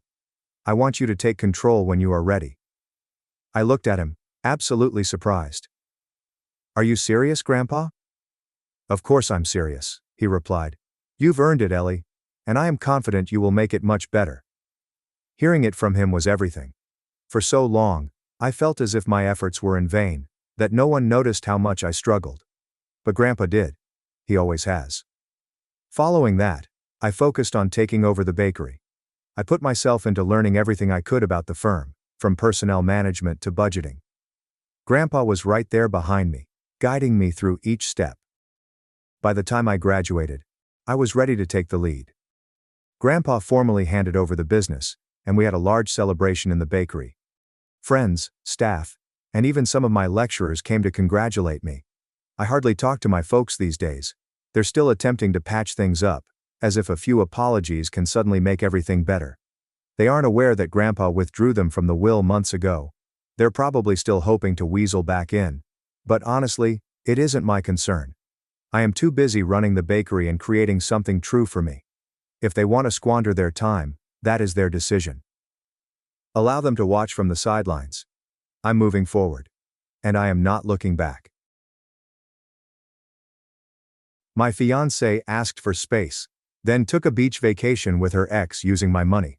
I sold her car and changed the locks before she got home. Okay, Reddit, I was engaged until my fiancée suddenly told me, "I need space." I respected her requests. A few days later, her friend provided me with images showing her on vacation with her ex. I didn't say anything. I got to work. By the time she returned, her key had stopped working. Her car was gone, as was her role in my life. Here's how things went down. Let me start at the beginning. I am a 29-year-old male who owns a custom motorcycle shop in Farah. Good money, nothing extravagant, but enough to live well in Arizona. I've been grinding since I was 20. After years of working 60 or more hours a week, I finally got the shop properly established last year. It began with simply me, in a little garage area, hired from an old mechanic who was retiring. I now have 4 full-time staff and a reputation for doing some of the cleanest custom work in the Southwest. The shop was not given to me on a silver platter either. To grow my capital, I saved every dollar I earned while working at other stores, took night studies in business management, and lived in a shoebox-sized studio apartment for 3 years. It's deeply fulfilling to walk into my shop every morning knowing that every bolt, tool, and square inch is there, because I earned them. I've never been the sort to splurge on costly things. My father watched his brother lose everything in a horrible divorce in the 1990s. House, retirement funds, and even having to liquidate his little business to pay the settlement. From the beginning, my father instilled in me the importance of financial responsibility. Luke, build your own safety net because no one else will. This counsel proved to be life-saving. I recall purchasing my first good tool kit. Dad came over to my flat, noticed me organizing these brand new snap-on wrenches, and simply nodded. Good investment. Tools make money, toys don't. He then assisted me in creating a custom storage solution for them out of scrap wood from his own garage. That's my father. Practical advice followed by practical assistance. I acquired my flat 3 years ago, when the market was down a little. The remainder of my money goes directly to investment accounts and the shop. The 2 exceptions to my modest lifestyle are my Ducati Monster, which is midnight black with bespoke exhaust that sounds like pure mechanical poetry, and my dog Max, a 3-year-old German Shepherd who has been with me since he was a puppy. I would occasionally take him shopping. Customers adored him, and he'd just sit outside my office, occasionally greeting folks with a tennis ball in his jaws. Max and I have had the most steady relationship of my life. There is no drama or complaints about working late. Only pure loyalty. The type of friend who is equally content going for a mountain run or simply laying at your feet as you work on engine plans. My fiancée Aretha, a 27-year-old woman, and I had been together for 2 years and engaged for the last 6 months. The wedding is scheduled for this fall, and payments have already been made on the venue, caterers, and other details. She relocated to my flat after the first year. On the surface, everything looked to be going well. She had her career, and I had mine at the shop. We had the entire future planned out. Meeting Aretha felt like fate at the time. We met through a mutual friend at a housewarming party. She was stunning, with flawlessly styled blonde hair, and the kind of presence that turns heads when she walks into a room. Smart too, always understood what to say to clients, and how to work a room. Our first few dates went perfectly. She appeared to be engaged in my business, asking the appropriate questions, and laughing at my jokes. I'm thinking about how I overlooked several red signs. She'd make remarks about my buddies being very simple, because they like sports and gaming. I dubbed my closest friend Tristan's apartment a man cave nightmare, since he had gaming consoles and a large TV. Tristan never liked her. He felt she had princess vibes and was always observing how she acted differently around certain individuals. Notice how she talks to that waiter versus how she talks to your landlord, he'd tell you. 2 different individuals. I dismissed it as her being socially adaptive. That's what males do sometimes. We see what we want to see. When a woman who looks like she belongs on a magazine cover expresses interest, we ignore the warning signs. Basic male programming fault. But I ignored it all because I believed we were solid. The sex was excellent. She looked stunning on my arm at professional functions. And I thought I had found someone who appreciated my efforts. When she suggested marriage, I thought, why not? I was settled and ready to begin the next chapter. It was a random evening in May. I was preparing dinner. Yes, I did the majority of the cooking even after spending all day at the shop, while she was too tired from sitting at a desk when my phone rang with a text message. Luke, things feel complicated. I'm stressed over the wedding, and I really need some space to think and figure things out. Don't contact me for a while, please. I'll reach out when I'm ready. It was more than just a gut punch. 6 months to our wedding, and she needs space? There was no warning or communication, only a text requesting me to effectively disappear while she figured things out. But it's fine. I tried to be understanding. I texted back. Okay, I understand. Take the time you need. Then nothing. She requested for radio silence. I spent the following few days in a fog. Could not concentrate at work. I was working on a custom seat for a 72 Triumph when Tristan walked by the shop. He watched me sand the leather for about 20 minutes before stating, "Dude, that seat was done half an hour ago. You're just going through the motions." He was correct. I set down the tools and closed the shop early for the first time in months. Tristan came over on Thursday night with pizza and told me plainly, "Dude, this isn't normal. Nobody asks for space 6 months before their wedding, unless they're doing something dodgy." Initially I defended her. Perhaps she's just stressed about the wedding. Her mother has been putting a lot of pressure on her over the guest list. Even with my own ears it sounded faint. Tristan just gave me the look that says, "You're smarter than this," without saying anything. He has been my friend since high school. Been with me during my mother's passing. Helped me move my shop twice. Never asked for anything in exchange. The type of friend that arrives with tools when you suggest a project, not excuses when you need assistance. Then Friday night, I received a text from Aretha's friend Melissa. She's one of Aretha's co-workers, and we've always gotten along. "Luke, I think you should see this. I feel bad showing you, but you deserve to know." Attached is a screenshot from Aretha's Instagram close friends story, in which Melissa participated. Pictures of beautiful sunshine, the beach, cocktails, and Aretha looking outrageously joyful, while arm in arm with Jordan, her ex-boyfriend. This was the caption: "Living our best lives. Island getaway. Reunited. Sometimes you need to revisit the past to see your future clearly." My blood became chilly. Space to think referred to a tropical vacation with her ex-boyfriend, and she specifically requested that I not contact her. And she was naive enough to publish it on her close friend's story, oblivious to the fact that Melissa and I were friends. I called Melissa to get further information. It turned out that Aretha had informed everyone at work that she was taking vacation days due to a family emergency. Melissa emailed me photographs of an emergency involving bikinis, piña coladas, and her ex-boyfriend's tongue stuck down her throat. The hurt transformed into something else. A cold and harsh clarity. She didn't simply desire space, she wanted me out of the way while she tested her old relationship, keeping me as a backup plan in my own apartment, utilizing my resources while urging me to leave her alone. All the while, my wedding venues received my deposits, and her engagement ring was on her finger in the beach images. Fine. Saturday morning, I switched into tactical mode. First call, wedding venue, cancelled. I lost my $5,000 deposit, but whatever, cheaper than a divorce. Second call, caterer. Another $2,000 spent. Photographer, florist, and DJ. One by one, I meticulously deleted the wedding she had spent months arranging. The next call is for a locksmith. I had my apartment doors deadbolt and knob lock updated. It cost around $250 and was well worth the money. I spent the next hour poring over documents, documenting what I had paid for and what she had. The reality was grim. My contribution amounted to approximately 80% of our split expenses. Next, the ring. Aretha had simply placed it on her nightstand before departing. Probably didn't want tan lines on her beach photos with Jordan. My 3-carat diamond cost me about $15,000. I stored it in my safe, along with the paperwork proving I had purchased it. In Arizona, engagement rings are considered conditional gifts. The automobile needs context. About 6 months ago, Aretha's old Honda died. The timing belt snapped, bent the valves. It would have cost more to fix than the automobile was worth.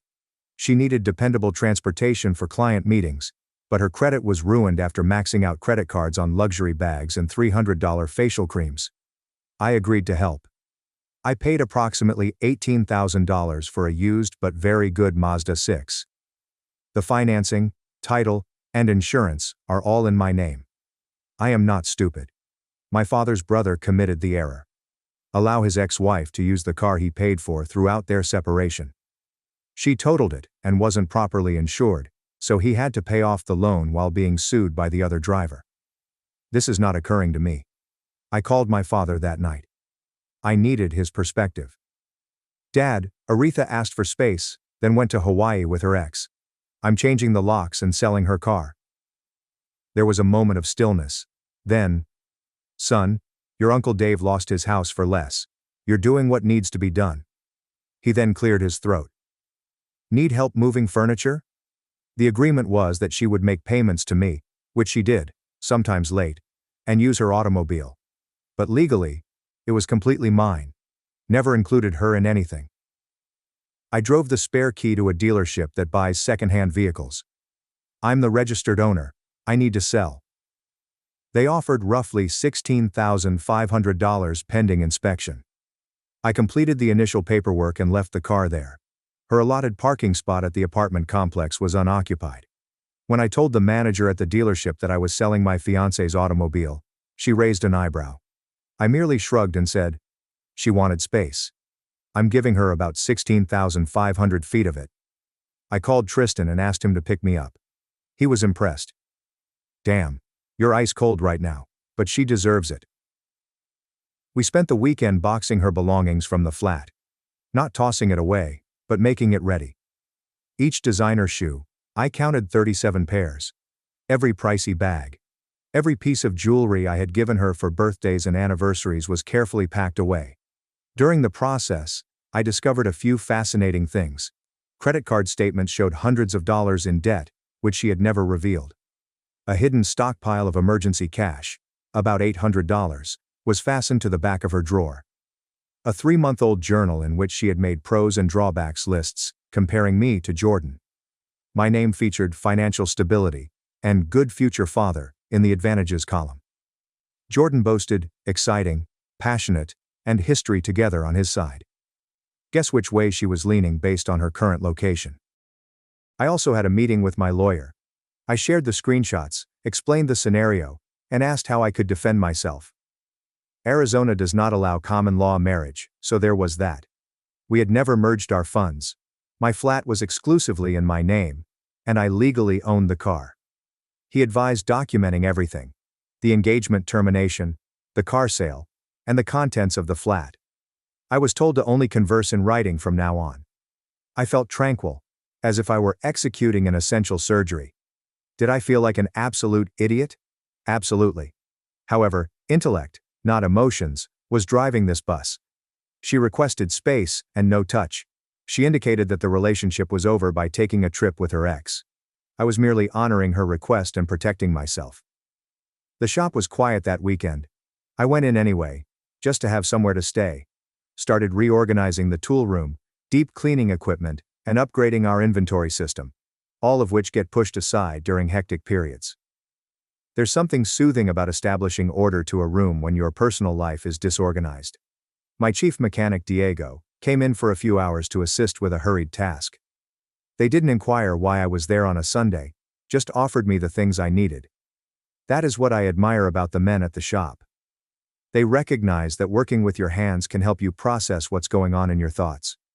According to Instagram, the Best Life vacation extended an additional week. The countdown to meltdown was underway. One small consolation amid all of this. At least my Ducati remained secure. Aretha had always grumbled that it was too risky and a waste of money, but I had insisted on maintaining it. When Tristan picked me up from the dealership, he looked at me and said, "We're going to ride bikes this weekend. You need it." He was correct.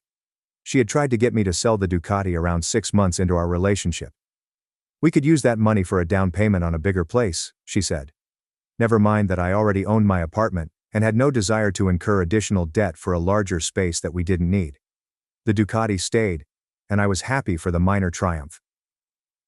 Sunday morning we rode our bikes through the highlands. Tristan rode his Kawasaki, while I rode my Ducati. The concentration necessary to navigate such curves at speed was precisely what I needed.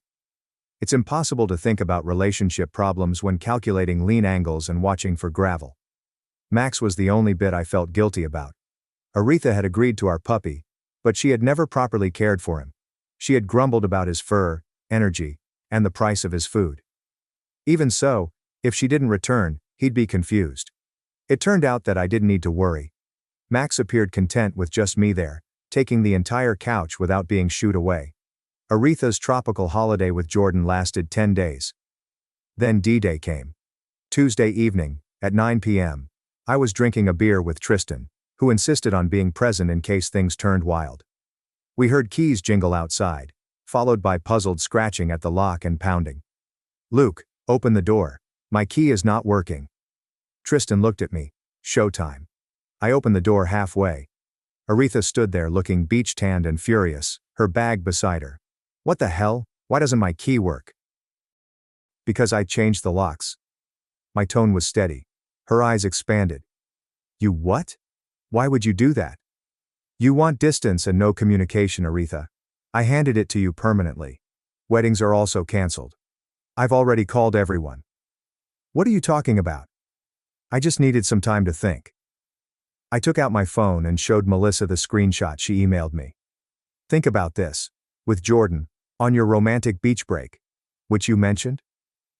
Her expression changed from indignant to panicked in an instant. That, did Melissa show you that? That is not what it appears to be. It looks like my fiancé is on vacation with her ex while I am at home preparing our wedding. This is pretty self-explanatory. It was a last-minute situation. He was going through a difficult period and needed to talk to someone. Tristan snorted from behind me. I simply stared at her. "So you go to Maui to be his therapist?" Her gaze shifted to the empty parking spot. "Where is my car, Luke?" The arrogance in her voice was astounding. Like I had buried her toy.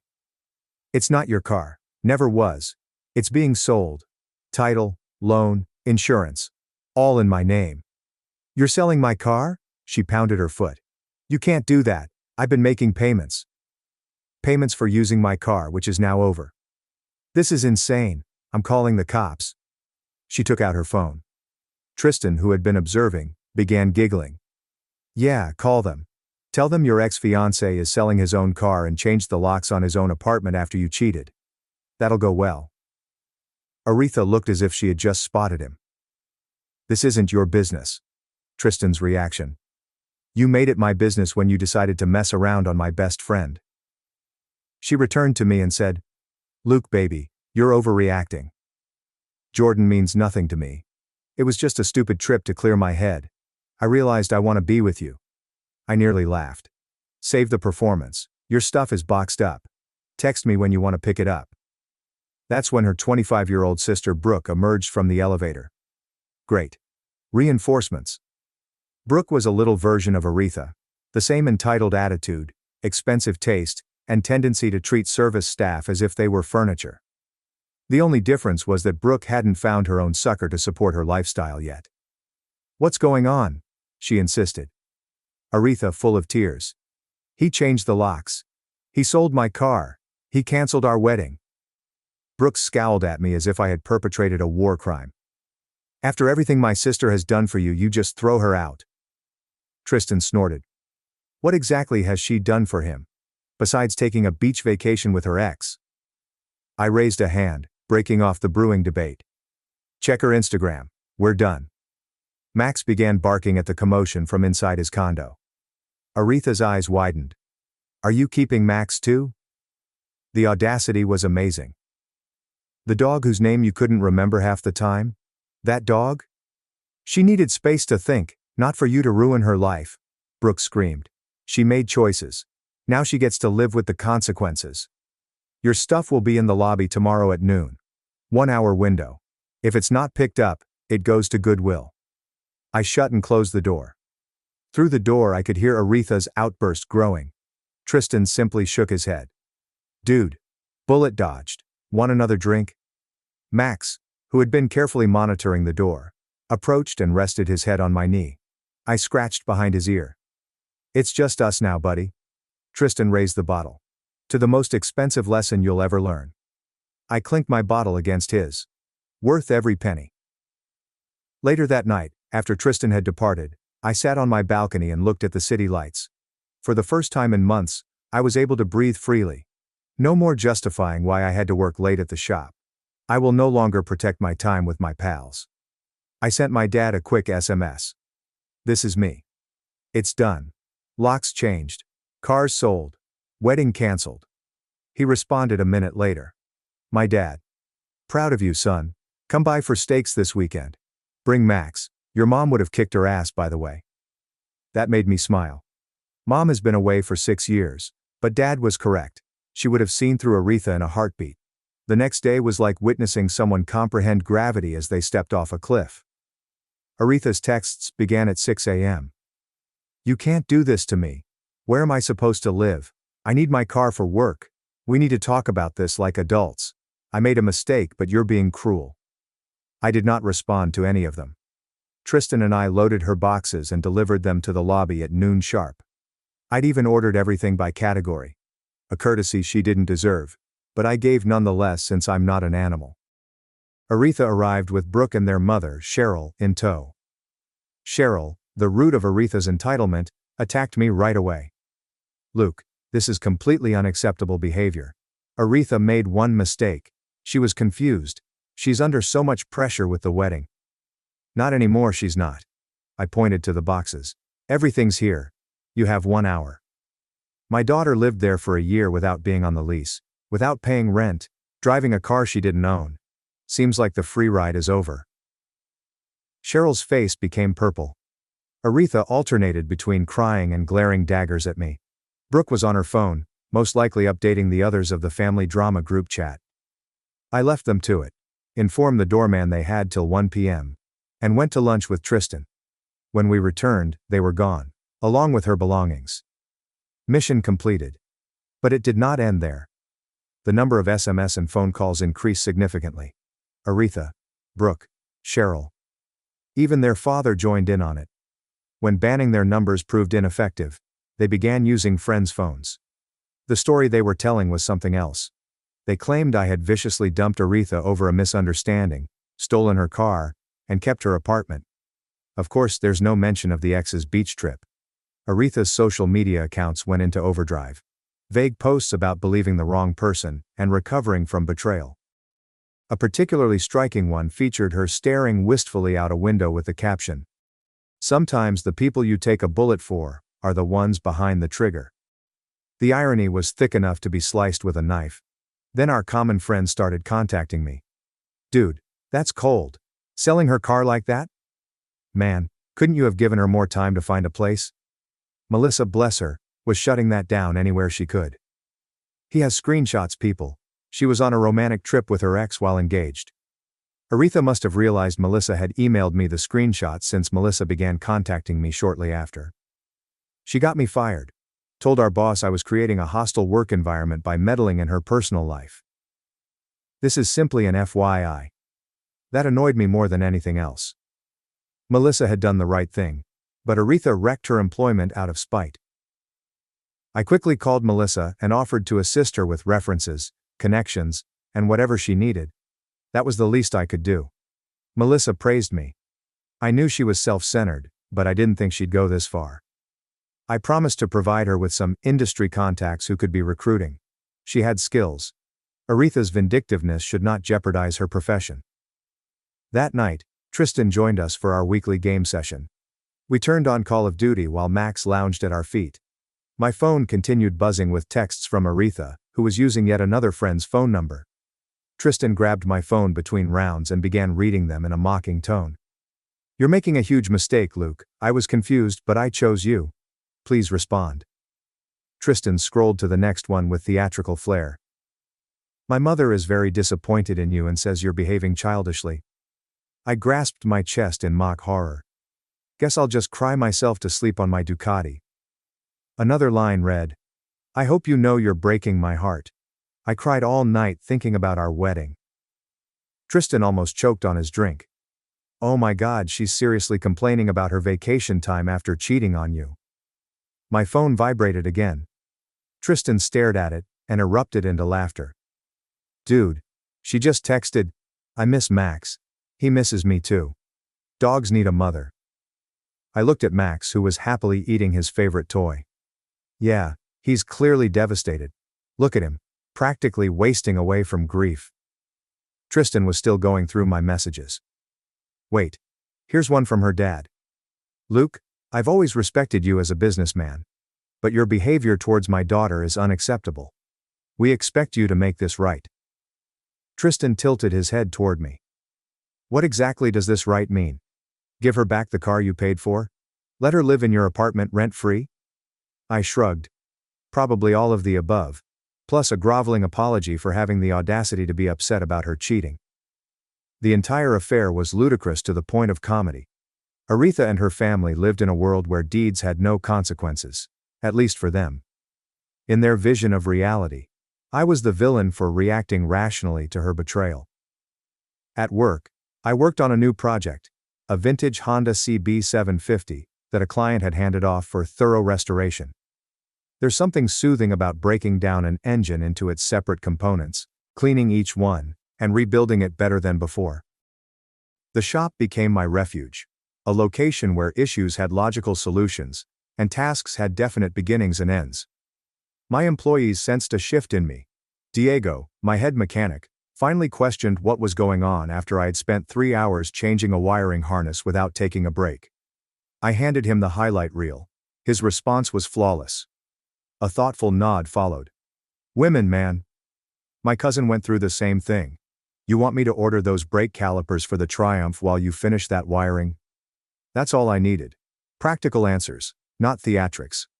The shop remained open late that week as I put myself into work. Nothing heals heartache like productivity, and a bank account that is growing rather than bleeding money for someone else's desires. Dad went by the shop with lunch on Thursday, continuing a custom he established when I first opened it. He'd bring sandwiches from a small deli near his house, and we'd eat in my office, chatting about everything and nothing. "How are you holding up?" he said between bites. "Better than expected," I acknowledged. "Work helps." He nodded. "Your Uncle Dave gained 15 pounds after his divorce. Sat around eating microwave burritos and watching game shows." He smiled at me and said, "You're doing it right. Stay busy. Keep moving forward."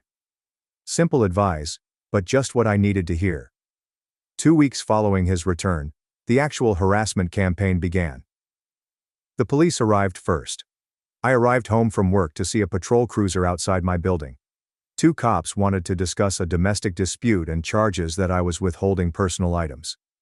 I gave them the documents my lawyer had prepared: proof of automobile ownership, an apartment contract in my name solely, and canceled wedding receipts. I showed them the screenshot of Aretha and Jordan. I explained that I'd given her all of her stuff. They departed satisfied, as this was a relational issue rather than a legal one. As they left, one of the officers gave me a knowing look. "Document everything from here on out," he said gently. "These situations tend to escalate." Words of wisdom from someone who had seen this happen before. The next day, my landlord called with a noise complaint. Apparently, an unidentified neighbor reported loud disputes and potential domestic disturbances. I explained the problem. Fortunately, I had a positive relationship with the property management. She stated that she had witnessed Aretha try to tailgate residents into the building multiple times, which was against protocol. The situation then escalated. Aretha and Brooke began showing up at my business, just happening to be in the lobby as I was leaving. Aretha once attempted to force her way into the elevator with me, shouting about how I had ruined her life. When Diego and the other guys realized what was going on, they constructed a protective barrier. "Boss, do you want us to call security?" Diego inquired, placing himself between Aretha and me. I nodded, and they led the sisters out. "My squad has my back, no questions asked." This was getting out of control. I filed a police report about the harassment.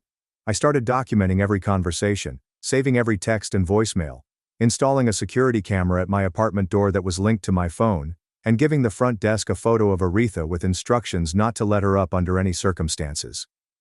The breaking point occurred when I awoke to discover my car's tires slashed. At 3 a.m., security cameras saw Brooke doing it. The camera was extremely clear, with her face visible as she knelt by each tire, meticulously puncturing them with what seemed to be a hunting knife. Police were called. Charges were filed. The incident report estimated the damage at more than $800. I upgraded all 4 tires to high-performance ones last year. Thankfully, my insurance paid everything after the deductible, but having the car hauled and repaired was a significant nuisance. I became paranoid about the Ducati after that. I started parking it in a secure garage a block away, just in case. There was no way I was letting them get to my baby. That bike was the payoff for years of hard work. If they had harmed it, I'm not sure I could have kept my cool. That same day, I received an email from Jordan, of all people. "Man, I'm sorry about all this. She told me you two were already over before our trip. I didn't know you were still engaged. She's been showing up at my place too. Just thought you should know." Aretha had fed him a whole lie, that we had broken up weeks before, that I was possessive, and that I refused to accept the end of our relationship. When he discovered the truth through common friends, he ended things quickly. Now she was turning up abruptly at his apartment, crying and wanting another chance. "Bullet dodged, brother," he replied before hanging up. I couldn't argue with that.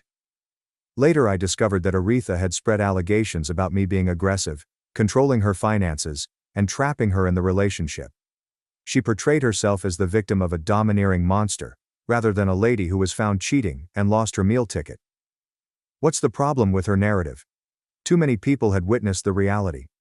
My neighbors had noticed me walking Max alone every night, while she stayed inside watching Netflix. My staff had witnessed her show up demanding money while her credit cards were maxed up. Our pals had witnessed how she treated service personnel when she believed no one was watching.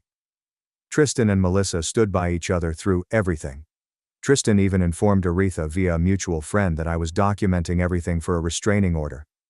Melissa, despite losing her job, provided me more screenshots of Aretha talking about the beach trip to her pals before leaving. "Luke thinks I'm just thinking, lol. Meanwhile, Jordan and I will be living it up in paradise." The screenshots included timestamps and dates.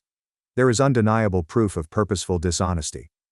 I included it all to the expanding dossier that my lawyer was maintaining. I contacted my father following the tire slashing incident. "They're escalating," I said. "Slashed my tires. Showing up at work. Spreading rumors." "Makes sense," he responded with surprising calm.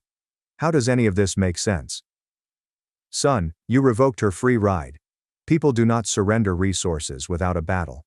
Your uncle's ex-wife did the same thing. She keyed his truck and told the neighbors he was cheating. It's what happens when the gravy train stops moving. He stopped, then said, "Did you put up your security camera like I showed you?" "Yes, sir. I caught her sister on video with the knife." "Good man." I filed for a restraining order. There was a lot of evidence. Workplace incidents, slashed tires, continual harassment, bogus police reports, and dozens of messages from various numbers after being banned. The hearing was planned. I was ready. The restraining order hearing was like viewing a real-life version of the shocking Pikachu meme. Aretha arrived with Cheryl, dressed as if they were going to church, perhaps anticipating pity from the court. I arrived with my lawyer and a binder full of evidence. Aretha's tactic became evident quickly. Portray a sad, bewildered young woman who made a mistake and was now being punished excessively by a domineering ex. It could have worked if we hadn't had the receipts. My lawyer meticulously documented the pattern of harassment. The judge flipped over the evidence with an increasingly serious expression. The judge issued the restraining order immediately. 3 years, and no contact within 500 feet of me, my house, or my business. That should have been the end. But Aretha's family had one final hand to play: desperation. About a month after the hearing, Cheryl contacted. The family was in financial difficulties. Aretha was unable to retain a job without transportation. Brooke had legal fees from the vandalism charge. They needed aid. "Could you please contemplate selling Aretha's car back? Perhaps you could lend them some money to help them get back on their feet." I laughed so hard. Absolute audacity. These guys had attempted to harm my name, job and property, and now they sought financial help. "Cheryl," I whispered. "Aretha and Brooke are both in violation of the restraining order by having you contact me. I'm forwarding this call to my lawyer and the police. Don't call again." Later I learned what happened by word of mouth. Aretha was sacked from her work. It turns out that constantly missing work because you don't have a car does not look professional. Her credit cards were maxed up after the beach holiday. She'd been crashing with her parents, but her frequent demands had strained their marriage. Jordan? Long gone. He blocked Aretha after she repeatedly showed up inebriated at his flat. Brooke was sentenced to community service as well as reparations for slashing the tires. As for me, I sold the engagement ring and went on a 2-week solo vacation to Europe. I posted exactly 0 images online. When I returned, I painted the entire apartment, purchased new furniture, and reclaimed my home. The place looked better than ever. Now it's a tidy, efficient space where a guy and his dog may live peacefully. Tristan and I meet frequently, and he's actually getting along with Melissa now, which is an unexpected bonus.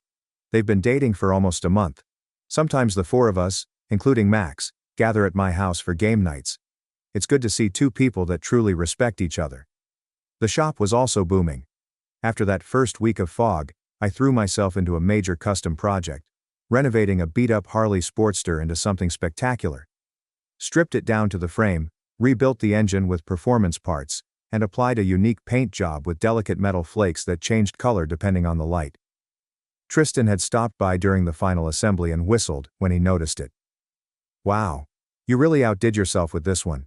The tank paint alone is worth what you're asking." The client who commissioned it was so thrilled that he recommended 3 friends who wanted comparable work. In the biker world, word of mouth is more effective than paid advertising. Diego and the crew had also made significant contributions throughout the Aretha ordeal. There were times when I wasn't feeling my best, and they took care of me, without complaint. When the Sportster project was highlighted in a motorcycle magazine, I ensured that everyone received credit, and bonuses. A good team is worth its weight in gold. About 3 months after the restraining order, I was at a motorcycle show in Las Vegas, showing one of my custom builds. A woman approached and began asking thorough questions about the fabrication work. Not the typical, "it's pretty" comments, but precise technical inquiries that demonstrated her knowledge. Sarah, 28, is an industrial designer who rides a Triumph Street Triple. We exchanged numbers professionally, but ended up messaging about motorcycles and other topics. We've been dating informally for several months. She has her own career, apartment, and money. She strokes Max behind the ears right where he prefers it. Max brought Sarah his favorite toy the first time she came over. which he had never done before with Aretha. Dogs recognize exceptional individuals when they encounter them. Sarah attended Sunday lunch at my father's house last week. They spent 2 hours discussing motorbike engine design while I prepared steaks. Dad contacted me later. She knows her stuff. Good choice, son. High praise from a man who is naturally distrustful of everyone. I discovered more about myself in those few months than in the previous decade. I discovered I'm stronger than I expected, that I have folks in my corner who will show up when I need them, and that sometimes the best thing to do with poisonous people is to cut them off totally. These days I'm too busy developing bikes and a better life to think about what could have been. Certain classes are pricey, but gosh, are they worth it? Thanks for watching and being part of the drama. Don't forget to subscribe and hit the bell so you never miss a wild news story. My dad threw me out at 16 for defending my brother at dinner.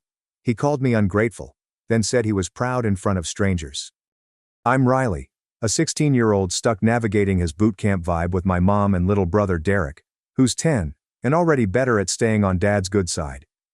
The rules were unbreakable. Home by 9 p.m., dishes done before bedtime, no backtalk.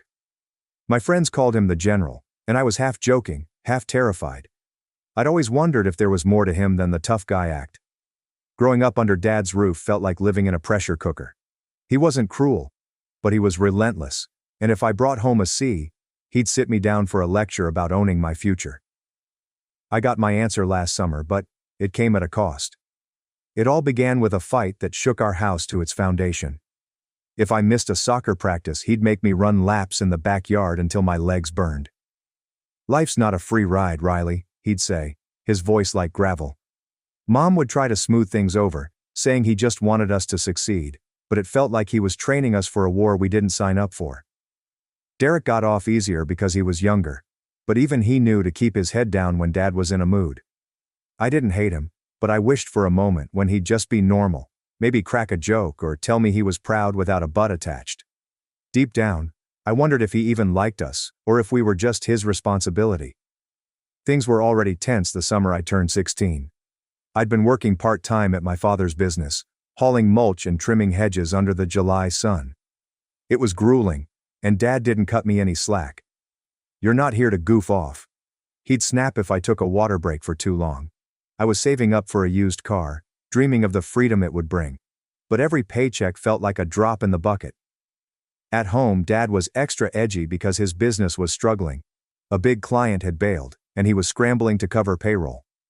Mom kept trying to cheer him up, but he'd just grunt and disappear into the garage to tinker with his tools. Derek and I tiptoed around him, knowing one wrong move could set him off. It all came to a head one muggy evening in late July. Dinner was quiet, just the clink of forks and Mom's nervous small talk about her garden club. Derek was rambling about a science fair project, something about building a model rocket, when Dad cut him off. Focus on eating, not yapping, he said, not even looking up from his plate. Derek shrank back and my jaw tightened. I couldn't stop myself from muttering, maybe he'd talk less if he didn't shut him down all the time. The room froze, Mom's fork caught in midair, and Derek's eyes widened. Dad's head snapped up, his gaze boring into me. What have you said? He asked, his voice low and dangerous. I knew I should back down, but something in me broke. I responded, you're always on us. Derek was simply excited. And you act as if it were a crime. You treat us as if we are failing you every day. Mom gave a gasp. Riley, honey, let's not. But Dad lifted his hand, silencing her. He leaned forward, his knuckles white around the glass. Do you think you can talk to me like that at my place after everything I've done for you? Is this everything you do? I laughed bitterly. You mean treating us like dogs and pretending we're never good enough? I'm working hard for your company, but all I receive is criticism. My voice was shaking now, and I could feel Derek's gaze, but I couldn't stop. Dad rose up, towering above the table. Riley, you're out of line. You don't understand what it takes to keep this family afloat. Maybe I would know if you ever spoke with us, I shouted while standing. You're not a father. You're the boss. The words remained in the air, and for a split second, I believed he might hit me. Instead, he pointed to the door. Get out now. I did not think so. I simply grabbed my footwear and rushed out, slamming the front door so fiercely that the windows rattled. The night air was thick, and crickets chirped as if nothing had happened. I strolled down our street, my pulse racing, remembering the fight. Part of me felt liberated, as if I had finally shouted what I had been holding back for years. However, another part was afraid. What if Dad never lets me back in? What if I burned down my entire family? I ended up at a park a few blocks away, sitting on a bench near an empty baseball field. My phone vibrated. Mom texted, "Please come from home, Riley." He didn't mean it. I didn't respond. I wasn't ready to face him. I sat there for hours watching the stars come out, trying to figure out why Dad was so hard on us. I remembered stories Mom told me about his childhood, how his own father walked out when he was a kid, leaving his mother to raise 3 boys alone. Dad had to work early, dropping out of high school to help pay bills, which would explain why he pushed us so hard, but it didn't excuse treating us as if we were never enough. Around midnight, I heard footsteps crunching on the gravel path. My gut wrenched, anticipating a cop to instruct me to move along. Instead, it was Dad. His work jacket was hung over his shoulder, and he appeared tired, not angry, but simply exhausted. He didn't say anything at first and simply sat on the bench a few feet away. I expected a lecture, but he simply glanced at the field, his hands clasped between his knees. Finally he spoke, his voice as gentle as I had ever heard it. "I used to play ball out here. Shortstop, wasn't half bad." I blinked, surprised. Dad never talked about his past. "Not like that. Why'd you stop?" I inquired cautiously. He shrugged, a faint sad smile pulling on his lips. "Life got in the way.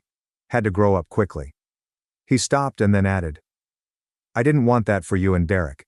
This is why I pushed you." Perhaps I pressed too hard. I wasn't sure what to say. This was not the father I knew, who had just kicked me out. He seemed almost apologetic, but I was still angry, still hurt. "You didn't simply shove," I responded, my voice taut. "You made us feel as if we were failing you. Like we're not even your children, but rather projects."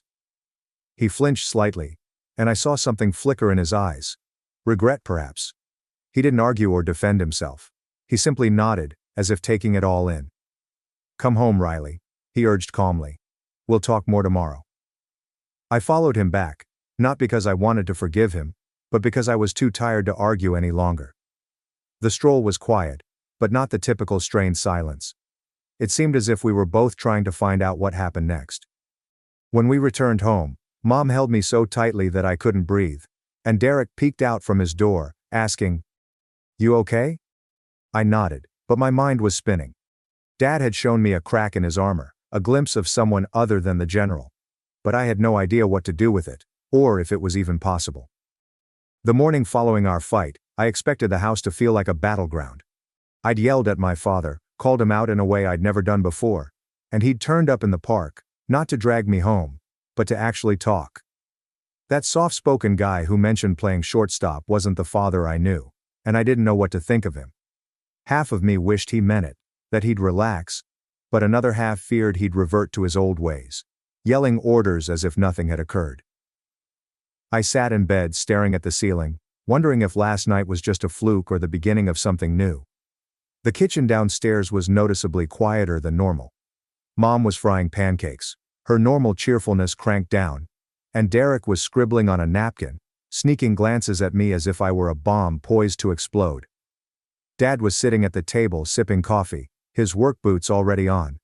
I lingered in the doorway, half expecting him to begin a sermon on respect. Instead, he looked up and nodded quickly.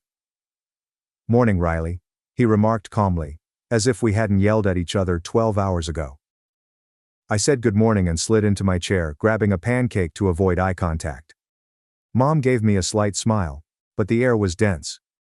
Everyone is waiting for someone to make the first move. Eventually Dad cleared his throat. "Got a job today at the community center," he added, without looking at any of us. "They need the garden redone. Could use an extra hand." He stopped, then asked, "Riley, you in?" I froze. Fork is halfway to my mouth. Dad never invited me to work with him. He's just told me. And after last night I assumed he would want me as far away as possible. Derek's eyes widened, and Mom's brows furrowed, but I kept my expression neutral. Sure, I answered, attempting to seem casual as my heart was racing. Is this his method of making amends, or am I falling into a trap? The community center was a rundown brick facility a few kilometers from our house, with a patchy lawn and a garden that appeared to have been neglected for years. Dad's team was already there, unloading shovels and soil bags off the truck. I'd previously worked with them, but today felt different. Dad did not tell me to get moving or critique my technique. He simply handed me a rake and said, "Start over there by the fence." I nodded, waiting for the catch, but he moved away to chat to his foreman, Pete, about drainage plans. I set to work raking dead leaves and uprooting weeds. My mind is whirling. Is this his version of a peace offering? Or was he simply too tired to fight? As the morning progressed, I kept stealing looks at Dad. He was in his element, directing the crew with that strong tone, but he wasn't as severe as usual. He even laughed once when Pete tripped over a hose, a quiet giggle that I couldn't distinguish. Around midday, a woman from the community center emerged. Miss Rivera, who oversaw the after-school programs. She was short with a no-nonsense demeanor, yet her smile was warm. "This is looking amazing, Tom," she told her father. "The kids will love it," Dad said, wiping sweat from his forehead. "Just doing our job," he replied. But I noticed a glimmer of pride in his eyes.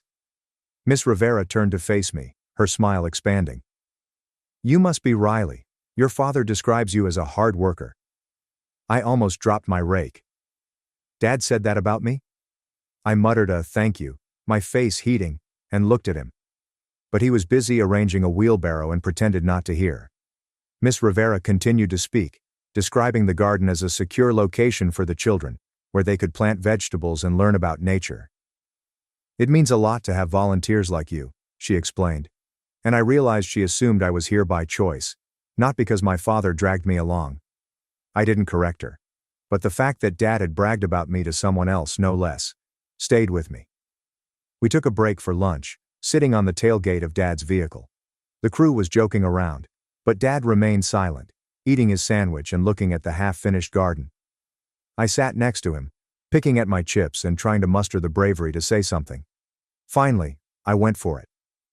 "This place is kinda cool," I added, keeping things light. "Better than hauling mulch for rich people's lawns." He snorted, which could have been a joke. "Yeah, well, this one's pro bono," the lawyer replied. "Ria's been bugging me for months, saying the kids deserve something nice." I raised an eyebrow. "Dad, free work?" That was new. "Why did you say yes?" I inquired, truly interested.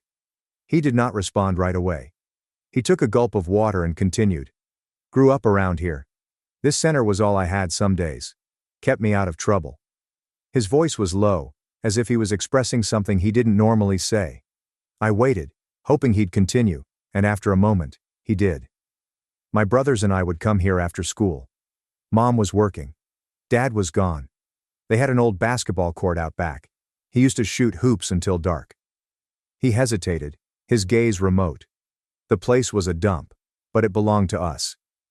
I stared at him, attempting to picture it. Dad, who was only a few years older than Derek, used to dribble a basketball on a cracked court. He had never talked about his childhood in such detail before. Mom had mentioned his father departing, but Dad always dismissed it as unimportant. I am now hearing him talk about the community center. I caught a glimpse of another. Someone who had been a youngster with hopes, rather than the person who governed our house like a military outpost. "I had no idea you played basketball," I answered calmly, not wanting to scare him away. He shrugged, a little smile pulling at his lips. "It wasn't bad." "Too short for varsity," I joked, and for a little moment it felt like we were just two guys conversing, not father and son about to butt heads. But Pete called him over to verify some measurements, and the moment had passed. I returned to work, my mind ringing. Dad had opened up a little, and it was bothering me. I wanted to think he was trying, but years of his tough man persona had me skeptical. What if this was only a one-time occurrence, and he went back to yelling the next day? The afternoon became busier. Miss Rivera enlisted the support of a group of summer program participants, who primarily ran around, tossed dirt, and asked a million questions. Leo, a thin child of about 8, seized onto me and followed me around like a shadow. He said, "You're strong," as I hauled a bag of soil. "I bet you can lift a car."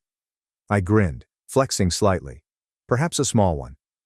Leo chuckled and pointed to Dad, who was instructing another kid how to plant a seedling. "Is that your father?" I looked over and thought he was terrifying. Dad was stooped down, his large hands gently stroking the ground around a small plant. His face was concentrated, but not stern. "Yeah," I answered. "But he's not so bad." Seeing Dad with those kids seemed strange. He wasn't barking orders or yelling at them for messing up. He was patient, explaining how deep to dig, and even smiling when one girl splattered muck on his clothes. Leo started chatting, explaining how he came to the center every day because his mother worked late. "Miss Rivera is nice, but I wish we had a real garden," he stated. "My grandmother used to grow tomatoes." I nodded, recalling what Dad had said, and how this land had been his lifeline. Maybe that's why he came here, to give back what he'd lost. By the time we finished, the sun had fallen, and the garden was beginning to take shape. Clean rows of soil, a few seedlings, and a cleared area for a bench. Miss Rivera thanked us, her eyes beaming as if we had given her the moon. Dad only nodded, but I knew he was happy. On the way home, I expected him to say something about last night to clear the air, but he didn't. Instead, he switched on the radio. He sang an old rock tune that I didn't recognize and tapped his fingers on the steering wheel. It was the most relaxed I had seen him in months. When we pulled into the driveway, Mom was waiting on the porch. Derek kicked a soccer ball close. "How did it go?" she inquired, her tone hesitant, as if she were testing the waters. Dad said, "Fine," and then glanced at me. "Riley did well." My jaw almost hit the ground. A compliment from Dad without a buttock attached. Mom smiled, and Derek dashed over to inquire whether I noticed any exciting tools. I ruffled his hair while still processing.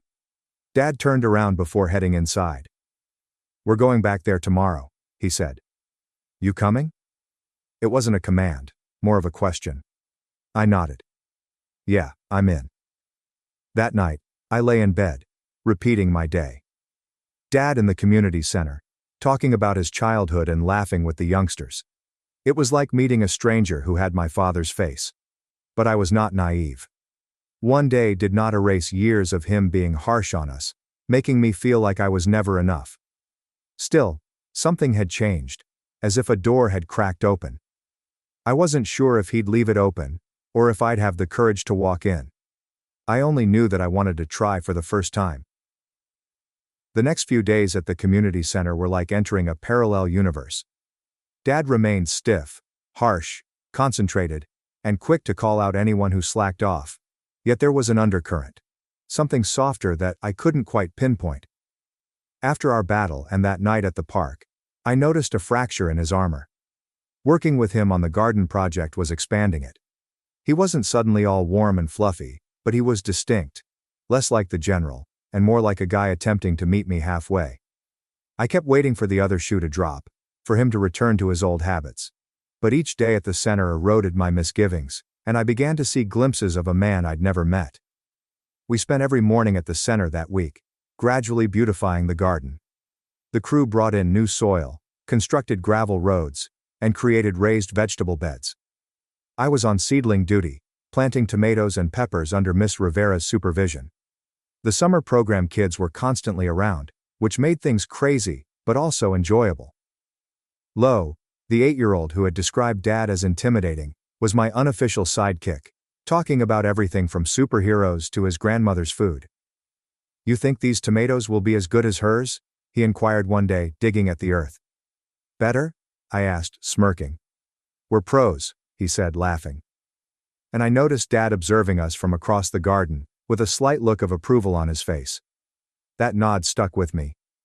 Dad didn't give out praise very often, and when he did, it was usually backhanded, like, "Not bad, but you could have done it faster." But lately, he's been different.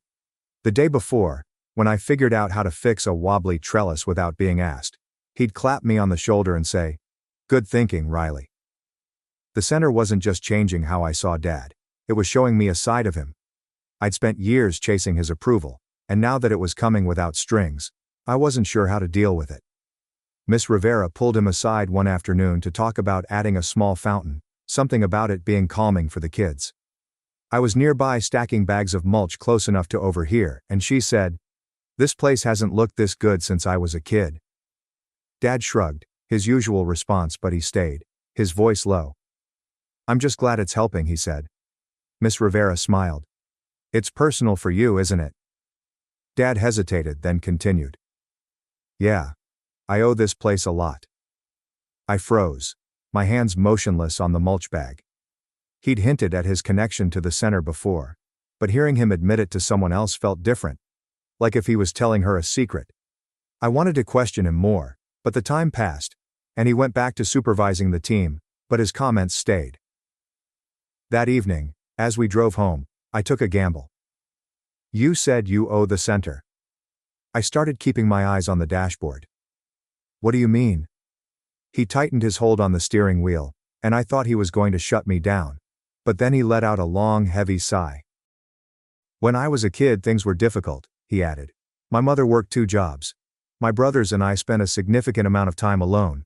This area used to be nothing more than a rec room and a busted court. It provided us somewhere to go and kept us from going wild." He looked at me, his eyes softer than usual. Miss Rivera was one of the counselors then. She wouldn't let me quit. I blinked, attempting to picture it. Dad. My tough-as-nails father. As a scrappy boy who required someone like Miss Rivera to keep him in line. I found it difficult to comprehend. "You never told us that," I said quietly. He snorted a half-laugh. "It's not exactly a bedtime story, Riley." But he didn't sound furious, just worn, as if holding that memory was more than he let on. I wanted to press to find out what else he'd withheld from us, but something urged me to let it go. For now, this was sufficient. Back home, things remained a little weird. Mom was thrilled. Dad and I were getting along, but Mom continued watching us as if she was expecting another fight. Derek was his typical self, alternating between homework and begging me to play video games. But even he sensed the change. "Dad's not yelling as much," he said one evening, stretched on the couch. I ruffled his hair and chuckled. "It's weird." Yeah, odd is one term for it, but it was also hopeful, which worried me. Hope made you vulnerable, and I wasn't sure I was ready to trust Dad's new side. The following day at the center, things were intense. The paving stone delivery arrived late, and the crew was hurrying to complete the paths before Miss Rivera's large community event the next weekend. Dad was in full foreman mode, but he wasn't snapping at anyone. Instead, he was moving quickly, double-checking measurements, and helping with the hard lifting. I was moving stones with Pete the foreman when he leaned over and remarked, "Your old man's different this week. You do something to him?" I shrugged. I am not sure how to respond. Maybe he is just in a good mood. Pete laughed. Tom is in a good mood. That is a first. But Peter was correct. Dad was different. When one of the younger crew members dropped a stone and broke it, I expected him to lose it. Instead, he simply answered, "He happens. Grab another one." The guy was as surprised as I was. Later, when Leo and a few other youngsters tried to help by carrying tiny pebbles, Dad didn't push them away. He crouched down and demonstrated how to properly lay the stones. His speech is patient, almost compassionate in this situation. "See?" he murmured, directing Leo's hands. "It needs to be strong." Leo smiled, and I felt a pang in my chest. This was the dad I'd always wanted, but watching him with strangers' children made me both jealous and proud. That afternoon, Miss Rivera served lemonade to everyone, and the youngsters raced around giggling and splashing each other. Dad and I sat on a bench to gather our breath. He remained quiet, watching the chaos with a faint smile. "Reminds me of the old days," he remarked almost to himself. "You and your brothers?" I inquired, sipping lemonade. He nodded. "Yeah, we'd make a mess and drive the counselors crazy, but they never kicked us out." He hesitated, then continued. "Made me believe that I could be more than simply another screw-up." His words struck me hard. Dad. A screw-up. The guy who ran a business, kept our family fed, never missed a bill. It didn't add up. "You're not a screw-up," I murmured, the words coming out before I could stop them. He gave me a shocked look before laughing softly. Thanks, kid. But I got near. He didn't clarify, and I didn't press.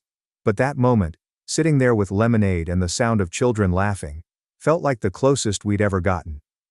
By Friday, the garden was practically complete. The beds had been planted, the walkways had been marked, and Miss Rivera was ecstatic about the event. A ribbon-cutting event with food and music. She kept thanking Dad, who simply waved her off. However, I could see he was proud. That night while we were cleaning up, Leo came up to me with a tiny tomato plant in a pot. Miss Rivera replied, "I could give this to you," and he put it into my hands for being amazing. I chuckled and ruffled his hair. "You are quite fantastic yourself." Dad was close, coiling a hose, and he looked over, his eyes crinkled at the corners. "Better take care of that," he responded. "Leo's counting on you." As I drove home, I clutched the plant on my lap, feeling strangely protective of it. Dad was humming along to an old radio song about rambling men. And for once, the stillness between us wasn't oppressive. I wanted to tell him I was delighted we were doing this, but the words seemed too huge. Instead I said, "Lo's a good kid." Dad nodded. "Yeah, reminds me of you at that age. Always curious." I glanced at him, my throat tightening. Was this a compliment? A memory? Whatever it was, it seemed like a gift. When we arrived home, Mom had dinner ready. Spaghetti. Derek's favorite. And the house felt warmer, as if the strain from last week had finally subsided. Derek was chatting non-stop about his rocket project. Dad actually listened, asking questions rather than dismissing him. Mom caught my eye, and her smile indicated that she too saw it. After supper, I placed Leo's plant on my windowsill and promised myself I would keep it alive. As I lay in bed, I reflected on my father, the child he once was and the man he was growing into. He was still harsh and hard-edged, but there was something more to him. I was only beginning to understand the layers. I had no idea what tomorrow would bring.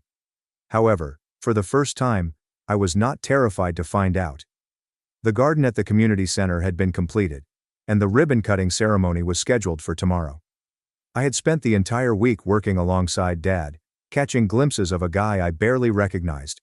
Someone who joked with children, shared stories from his history, and even threw me a compliment or two without lecturing me. It was as if the battle we'd had, the one that sent me screaming out to the park, had sparked something in him. But I was not naive. Dad was still the one who dominated our house with an iron hand, and made me feel like I was never enough. As we approached the weekend, I wondered if this new side of him would endure, or if it would fade like a mirage once the project was completed. What I didn't expect was that the next several days would reveal more of my father than I'd ever seen, forcing me to determine what kind of son I wanted to be. Saturday mornings were crazy.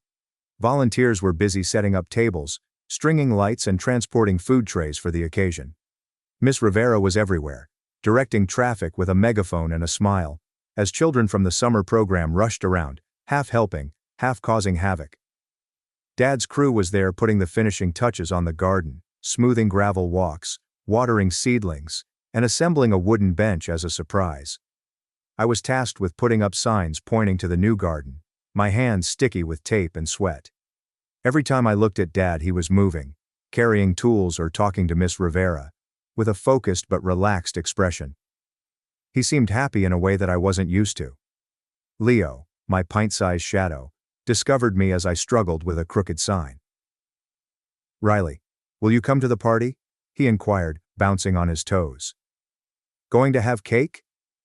I giggled while adjusting the sign. "Don't miss it, mate. Will you save me a piece?" He nodded sincerely, as if it were a holy pledge, before darting off to chase a butterfly. I watched him leave, feeling a strange combination of pride and protectiveness.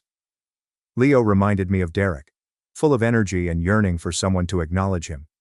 It reminded me of Dad, who had been patient and nice to Leo all week, something he rarely did with us. Why was it easier for him to express that side to strangers? The gathering began at noon, with music blasting from speakers and a swarm of neighbors, children and local officials milling about. Miss Rivera gave a speech thanking everyone, particularly Dad and his crew. "Paul Harper's given us more than a garden," she remarked, her voice shaking slightly. He's given our kids a place to develop. The audience applauded, and I noticed Dad move uneasily, his hands tucked in his pockets. He wasn't a huge attention seeker, but I could tell he was moved. When Miss Rivera summoned him up to cut the ribbon, he tried to wave it off, but she persevered, and the audience cheered him on. I took a picture with my phone. Dad, scissors in hand, appears awkward, but proud. It was the first time I'd considered capturing him in that way. After the ribbon was cut, the garden was declared open. Children crowded in, touching the plants, running down the walls, and climbing on the bench. Leo grabbed my hand and dragged me to show off his tomato plants, which we planted together. They're growing already, he added, pointing to small green shoots. I grinned and kneeled to have a better look. You're a natural, Leo, he smiled, then dashed off to join his friends. I rose up, dusting off my jeans, and noticed Dad looking at me again, his expression soft. You're good with him, he said, walking over. He looks up to you, I replied, embarrassed. He is easy to like. Dad nodded and said, You're easy to like too, Riley. My breath caught. Was that affection from Dad? I stammered a thank you, my face flushed, and he clapped me on the shoulder before departing to assist Pete with cleanup. The remainder of the day was a blur, eating BBQ, playing games with the kids, and avoiding Derek, who'd arrived with Mom and was attempting to lure me into a water balloon fight. Mom was in her element, visiting with neighbors and stealing extra cookies for Leo and his friends. Dad remained busy, but I watched him slowing down, taking breaks to chat to others, and even laughing when Miss Rivera taunted him about his elaborate garden design. It was surreal to see him like this, as part of a community rather than just the guy who barks instructions at home or work. I kept thinking about what he'd said about owning the center, and how I needed a place like this as a kid. It left me wondering what else I didn't know about him. As the sun sank, the gathering came to a close, and the majority of the attendees dispersed. Miss Rivera drew me aside as I was stacking chairs. Riley, I need a favor, she explained, her eyes serious. Marcus is a kid who has been coming to the facility for years. He's 14. He's a good child, yet he is suffering. I could use someone to talk to. Maybe show him the ropes in the garden. I paused. I was not a counselor, just a high school student. But her expression was so genuine. And I thought about Leo and how much he looked up to me. Sure, I replied. I can try. She smiled with relief. Your father said you'd be wonderful for it. He is proud of you, you know. My stomach flipped. Dad is quite proud. He had never said it outright. Not like that. I nodded, too astonished to respond, and returned to stacking chairs, my mind spinning. That night at home, the house felt strange. Warmer, as if the air weren't as heavy. Mom hummed in the kitchen. Derek was sprawled on the couch, while his father was fiddling in the garage as usual. I went out to see him, which I hadn't done in years. He was cleaning his tools, and the radio was playing an old country tune. I leaned against the workbench and watched him work. Today was cool, I admitted, testing the waters. He glanced up and nodded. Yeah, Rivera runs a good show. I took a deep breath and went for it. You didn't have to do all of that, including the garden, for free. Why would you care so much? He set down his rag, his hands quiet for a moment.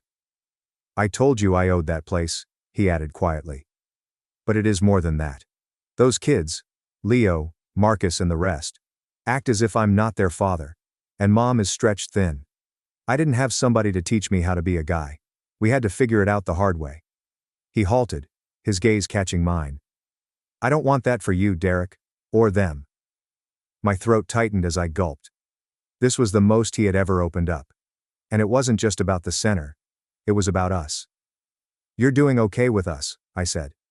The words, clumsy, but honest. He returned to his tools with a tiny smile that didn't require words. The next morning, I awoke early to see Leo's tomato plant still growing on my windowsill. I chose to return to the center, not because I had to, but because I wanted to. Marcus was there, a lanky lad with a reserved expression, kicking a soccer ball against the wall. I introduced myself, feeling embarrassed, but he nodded, and we ended up planting several more seedlings together. He didn't say much, but when I showed him how to space the plants, He paid attention and mimicked my movements. It felt wonderful. Like I was passing on what Dad had taught me, even if he hadn't intended to. Dad arrived later, dropping off the extra tools Miss Rivera had requested. He saw me with Marcus but said nothing. Just gave me that nod again. The one who said more than words. I realized that this was who he was. Not just the tough guy, but the man who had tried to be better than his own father, who had planted a garden for children he didn't know, and who was trying to be there for me in his own unique way. I wasn't sure what happened next. School was about to start, and Dad's business was still unstable. But for the first time, I felt as if we were on the same team. Back at home, Derek was working on his rocket project, and I helped him attach some fins, laughing as he spilled glitter all over the table. Mom watched us with warm eyes. And when Dad walked in, he didn't yell at Derek for the mess. Instead, he sat down and asked, "That thing is going to fly?" Derek lit up as he described his plan, and Dad listened. Really listened. I caught Mom's eye, and she smiled, as if she knew we were all on our way. As I proceeded to bed, I noticed Leo's plant, its leaves catching the moonlight. It was little, frail, and growing. Thanks for watching and diving into this wild family drama with me. If you love Reddit family drama, don't forget to subscribe and turn on notifications so you never miss the next one. My cousin said I wasn't fun enough for her trip, then left her kids at my house while owing $10,000. Now I let the police handle her. My cousin declined to invite me to her bachelorette party, stating, "It's only for close friends," but then asked me to watch her children. My parents supported her, stating, "You don't have anything better to do anyways." So instead, I reserved a last-minute vacation at a beach resort. She waited outside my house with her children, calling me constantly as I was sipping cocktails by the ocean. It was the first time in 28 years that I had stood up to Nellie, and it felt incredible. Looking back, I should have done it years ago. Our relationship had always been one-sided, with me continually providing and she talking without hesitation. My therapist had told me for months that I needed to set limits, but I continued finding excuses. "She's family," I'd explain. "It's complicated." The reality was easier and more difficult to admit. I was frightened of the aftermath, of being the villain in our family story. Growing up, everything was small. If she forgot her lunch at school, I'd have to share mine. If she had a school project due the next day, I was the one staying up late to assist her complete it. If she had a temper tantrum about something, my parents would advise me to be the larger person and let it go. Everything remained the same as we got older. Nellie had 2 young children, and I somehow became her unofficial babysitter. She would drop them off on short notice, believing I had nothing else to do. If I had plans, too bad. If I was busy, I could make time. My entire existence had revolved around Nellie's demands and exigencies. The repeated demands progressively wore me down, similar to how water erodes stone. Every time I attempted to set even the smallest boundary, she found a way to make me feel bad. "We're family," she'd explain. "Family helps each other out." However, this assistance only went in one direction. Nellie was conveniently too busy to pay me a visit when I was in the hospital for pneumonia last winter. She texted me 3 days after I was discharged, asking if I could watch the kids that weekend, since she had concert tickets. I've put up with it for years. She then became engaged to Jason, a wealthy real estate developer who seemed to cater to her every need. When she called to tell me of their engagement, she spent 45 minutes explaining the proposal, the ring, 3.2 carats, cushion cut with a diamond band, and their plans for a destination wedding in the Bahamas. She never asked how I was doing or mentioned the promotion I had emailed her about the previous week. I'd already realized that I would likely be asked to do a million things for her wedding. She'd want me to help with planning, go dress shopping, run errands, and of course, watch the kids as needed. I made a secret agreement with myself to be supportive within reason. After all, it was a special day, and I wanted to be there for her, regardless of our convoluted relationship. I was prepared for it all. What I wasn't expecting was the bachelorette party situation. One day I was surfing through Instagram when I came across a post by one of our mutual acquaintances. It was a countdown to Nellie's bachelorette trip, with a big group of women celebrating and chatting about how delighted they were. I looked at my screen, puzzled. I had not heard anything about this excursion. I assumed it was simply being arranged and that I'd find out about it soon. A couple days have gone by, No invitation. There is no mention of it. So I decided to ask. You're welcome. Hey, are you doing a bachelorette trip, Nellie? Nellie says. Oh yeah. It's just going to be a small group. Only my closest friends. Closest buddies. I was her sole cousin. My reply. Oh. I just assumed I'd be invited. Nellie's reaction. I didn't think you'd be into it. We're having a fun girls' weekend. I didn't want you to feel out of place. Out of place? What exactly did that mean? She must have noticed the expression on my face because she immediately added, You know, it's nothing personal. I just want a certain vibe, you know? I nodded, seeming to understand, but inwardly I was crushed. I didn't want to beg to go on her trip. But she didn't even contemplate inviting me? That stung. We'd grown up together. We spent summers at our grandparents' lake cottage. Secrets were shared under blanket forts. I was there when she experienced her first heartbreak at 16, and I assisted her in studying for her college entrance tests when no one else would. The exclusion seemed purposeful. Calculated even. I later learned from our common friend Jess that Nellie had informed everyone that I was too stressed out and would ruin the weekend.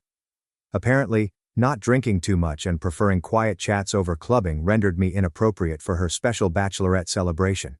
It was just another reminder that Nellie only regarded me when I helped her.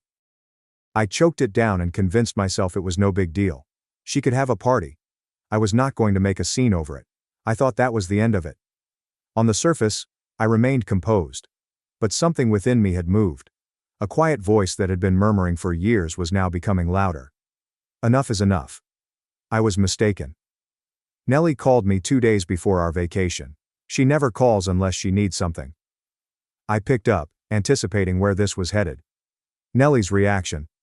Hey, so I have a huge favor to ask. I remained silent, waiting. Nellie, please. I need you to watch the kids this weekend. Our sitter just canceled, and I'm completely stuck. I nearly laughed. She excluded me from her trip because it was exclusively for close pals. But now she expects me to drop everything and babysit. So she could leave, so I let her continue talking. Nellie, please. It would help me so much. You know how hard it is to find a sitter at the last minute. And I know you love spending time with them. There it was. The guilt trip. I was about to answer no when a thought occurred to me. Instead of responding, I told her I would get back to her later. She appeared relieved. Nellie responded, Thanks, cuz. I knew I could count on you. I hung up without promising anything. After we had disconnected, I sat at my kitchen table staring at the wall. My hands were slightly trembling. Partly from anger. Partly from the unusual sensation of standing at a crossroads. For over 3 decades I had been conditioned to say yes to Nellie. To put her wants before mine. My therapist's comments rang in my mind. What would happen if you put yourself first even once? That's when the idea struck me. I earned a break too. Why not treat myself to something special? My finger hesitated over my phone for a brief minute before I made the decision. Then I went online and booked a last-minute trip to Oceana Beach Resort, a destination I'd wanted to visit for years. The confirmation email arrived with a pleasant ping.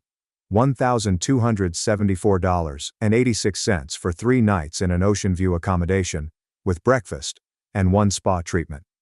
It was more than I would normally spend on myself, but the feeling of release was well worth it. I spent the evening packing, carefully selecting comfortable attire, and included my new swimwear, which still had the tags on. I added my Kindle, which was loaded with 3 novels I'd been intending to read for months, as well as a journal that I'd never used. This weekend would be entirely for me. No responsibilities, no guilt, and no Nellie.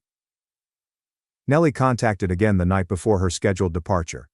I saw her name flash across my phone's screen and felt the familiar flutter of anxiousness that always accompanied her calls. I took a deep, steady breath before responding. Nellie. So, we're good for tomorrow? I took a big breath and spoke casually. My response. Oh, I forgot to text you. I actually booked a trip for myself this weekend. I won't be around to babysit. Silence. Nellie, please explain. Wait, what do you mean you booked a trip? You never go anywhere. I disregarded the jab. You say. Yeah, I figured it was time to do something fun for myself. Hope you figure things out. She began sputtering. Nellie says, "But wait. What? You can't just leave. What am I supposed to do with the kids?" I replied, "Not sure. Maybe ask one of your close friends." She gasped as if I'd slapped her. Nellie's response, "Oh my God, you're being so petty right now." I shrugged. I responded, "Not trying to be. Just prioritizing myself. Like you did." Before she could say anything else, I told her I needed to leave. I then switched off my phone's notifications, packed my bags, and went to bed. The next morning, I awoke early, gathered my belongings, and departed. I was on the beach, drinking in hand, listening to the waves, when my phone started erupting with missed calls, voicemails, and angry texts. First one, Sarah. "Where are you? I'm at your house." The next, Nellie. "You said you'd help me." Then my mother called. I let it go to voicemail. She called again. And again. Finally, I responded. "Mama. Nellie is outside your house with the kids. What is going on?" I took a sip from my drink. My response? I told her I wouldn't be home. I have my own plans this weekend. She responded, "Wait, so she expected you to babysit?" You responded, "Yep." Without even asking me first. Silence. Then, "Mom. I see." She did not yell at me. She did not tell me that I was being selfish. For the first time, she sounded bored of Nellie's antics. Now I'm sitting by the ocean, enjoying the sunset, and my phone continues buzzing on the table. Nellie is still outside my house, enraged and contacting me non-stop. I'm debating whether I should respond. Maybe when I have finished my drink. I sat there, watching the waves come in and feeling the warm breeze on my cheeks. The sound of the surf blocked out my phone's buzzing, but I could still see alerts stacking up. Nellie was not giving up. After a few minutes of stillness, my phone rang again. But this time, it wasn't Nellie. It was my father. My father never calls unless something terrible is happening. I exhaled, picked up, and braced myself. Dad asks, "Where are you?" His speech was calm, but I could hear a sharp edge in his tone. "This is me. At the beach. Taking a break." "Your dad. Nellie is crying in front of your house with the kids. She's saying you abandoned them." I closed my eyes and breathed slowly. My response? I didn't abandon anyone. I never agreed to babysit. Dad replied, "You know she had plans this weekend. She needed your help." There it was. The customary speech. The expectation that I would always step up, regardless of the situation. My reaction. She uninvited me from her trip. She didn't think I was close enough to be there. But I was close enough to be her free babysitter. Number not, this time. Dad remained silent for a moment. Dad said, "I understand that you're upset, but family takes care of each other." I gave a quick laugh. "You're asking, does Nellie take care of me? Has she ever? Or am I just expected to drop everything for her whenever she wants?" More silence. Then I encountered something unexpected. My dad. "Your mother and I are on our way to get the kids." I sat up straight in my chair. My response was, "Wait, you're going to Nellie's house?" My father. "No. Your house. She left the kids there and she left." I felt a slow, creeping rage rising in my chest. Nellie had actually left her children outside my house, hoping that someone, anyone, would look after them. She had not found another babysitter. She had not made alternative plans. She had simply dumped them there, and left. I tightened my teeth and took another sip from my drink. My response? "How long ago?" My dad. "About 20 minutes. Your mother and I are already halfway there." I breathed sharply. She truly believed I'd cave, that I'd rush home in a panic and accept responsibility as I always did. Not this time. I say, "Good. Let me know when you have them." Then I hung up. I looked out at the sea, trying to calm myself down. I felt awful for the children. They did not deserve this. They had no notion their mother was using them as pawns in some bizarre guilt trip. I pondered phoning Nellie, but I knew exactly what she'd say. She would play the victim. She'd turn things around on me. She would tell everyone that I was the cruel, selfish cousin who forced her to abandon her children on a doorstep because she had no other option. It was not worth it. 15 minutes later my father texted, "Dad. We have them." I let out a breath that I had not realized I was holding. Then another SMS came through. "Father. We're taking them to our house. Your mother is furious." That made me pause. Was Mom furious? That was new. My mother had always made excuses for Nellie and found ways to smooth things over. But something about this drove her too far. Before I could think too much about it, another message arrived. This time from Nellie. Nellie's reaction: "How could you call Mom and Dad on me?" So I was the problem. I rolled my eyes and continued reading. Nellie's reaction: "You know I had nowhere else to bring them. What else was I supposed to do? Nellie, you're seriously making this a huge deal over a trip. Nellie, you're petty and selfish." Then the final message: "Nellie, you're dead to me." I stared at the screen for a second before locking my phone and putting it away. I wasn't going to let her ruin the weekend. But I had a sense it wasn't done yet. I ignored Nellie's angry texts as I sat back in my lounge chair. The sun was setting over the ocean, transforming everything into vivid tones of gold and orange. The waves were steady, rhythmic, and pleasant. I should have relaxed, but something was bothering me. Nellie was not the sort to simply let things go. She was always skilled at deflecting responsibility and twisting circumstances in her favor. And this was the type of thing she would hold on to for years. I sighed, took a slow sip of my drink, and picked up my phone again. 42 unread messages. Nellie contributed the majority of this, some from my mother. I started by skimming Mom's most recent texts. Mom responded, "We have the kids." Mother: "Nellie isn't answering our calls." Your mother: "Call me when you can." I frowned. Nellie was not responding to them. She was messaging me constantly but ignoring them. That did not make sense. I hesitated before clicking on her name. The texts were just how I expected. Nellie's response: "I hope you're happy. You ruined everything." Nellie's response: "You're so bitter it's disgusting." Nellie's response: "You embarrassed me in front of everyone." Nellie's response: "I hope you're enjoying yourself while I'm falling apart." Nothing new. Just the normal guilt trip. I was about to put my phone aside again when a fresh message appeared. Nellie's response: "I told my friends what you did. They all agree you're an awful cousin. No wonder you don't have many close friends." I breathed sharply. There it was. I'd spent my entire life as the responsible one. The one who could be relied on. The good cousin. Nellie was used to me having to be the bigger person. But now that I wasn't falling over backwards for her, she wanted to portray me as the villain.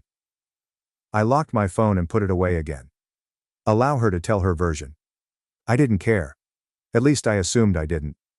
My phone buzzed again about an hour later, right as I was finishing supper at the resort's open-air restaurant. I sighed, expecting more furious texts. But it was not Nellie, it was my neighbor. Your neighbor. "Hey, are you home? There's someone banging on your front door." My stomach sank. I responded fast. "Me. Who is it?" "Your neighbor." "I think it's Nellie. She's yelling your name." Of course she was. I clenched my jaw.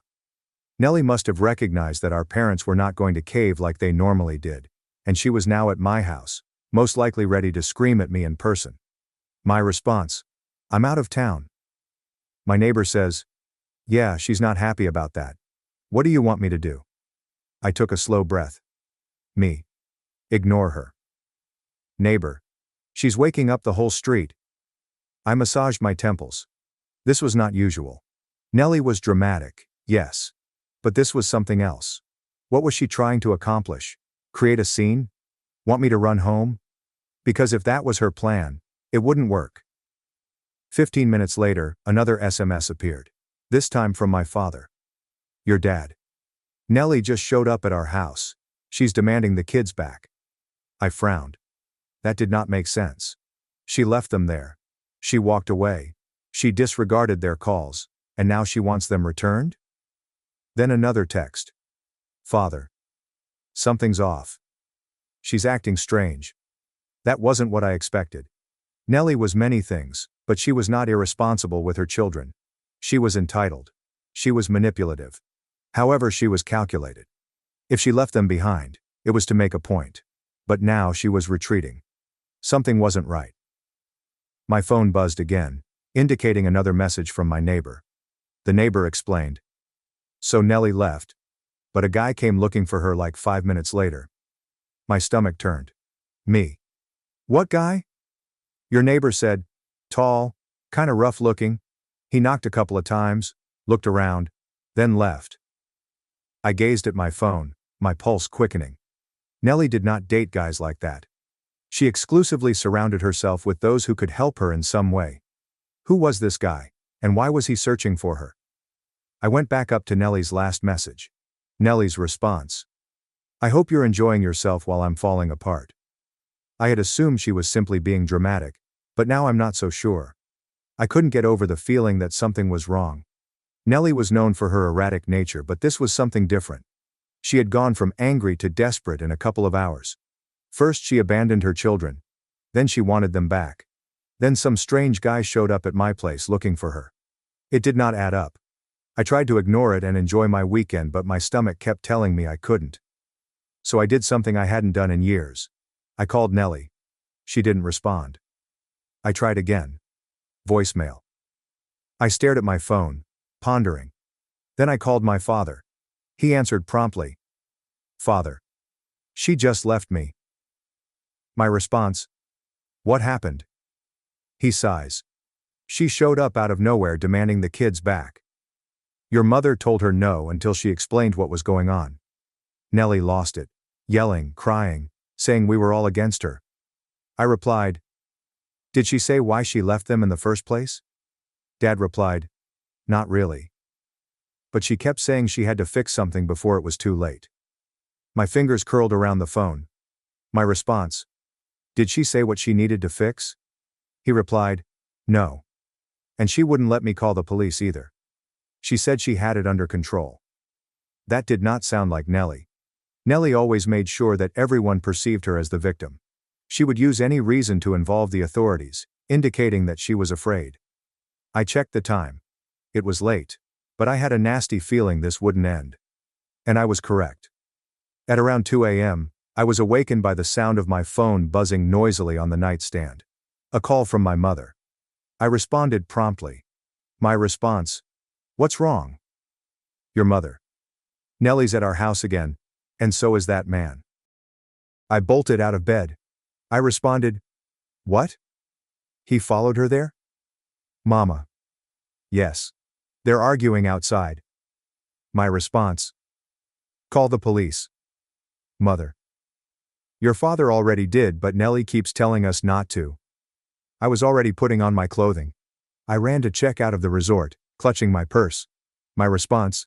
I'm coming home. She replied. What? No, don't. But I'd already hung up. Nellie had dragged our entire family into whatever mess she was in, and I needed to witness it myself.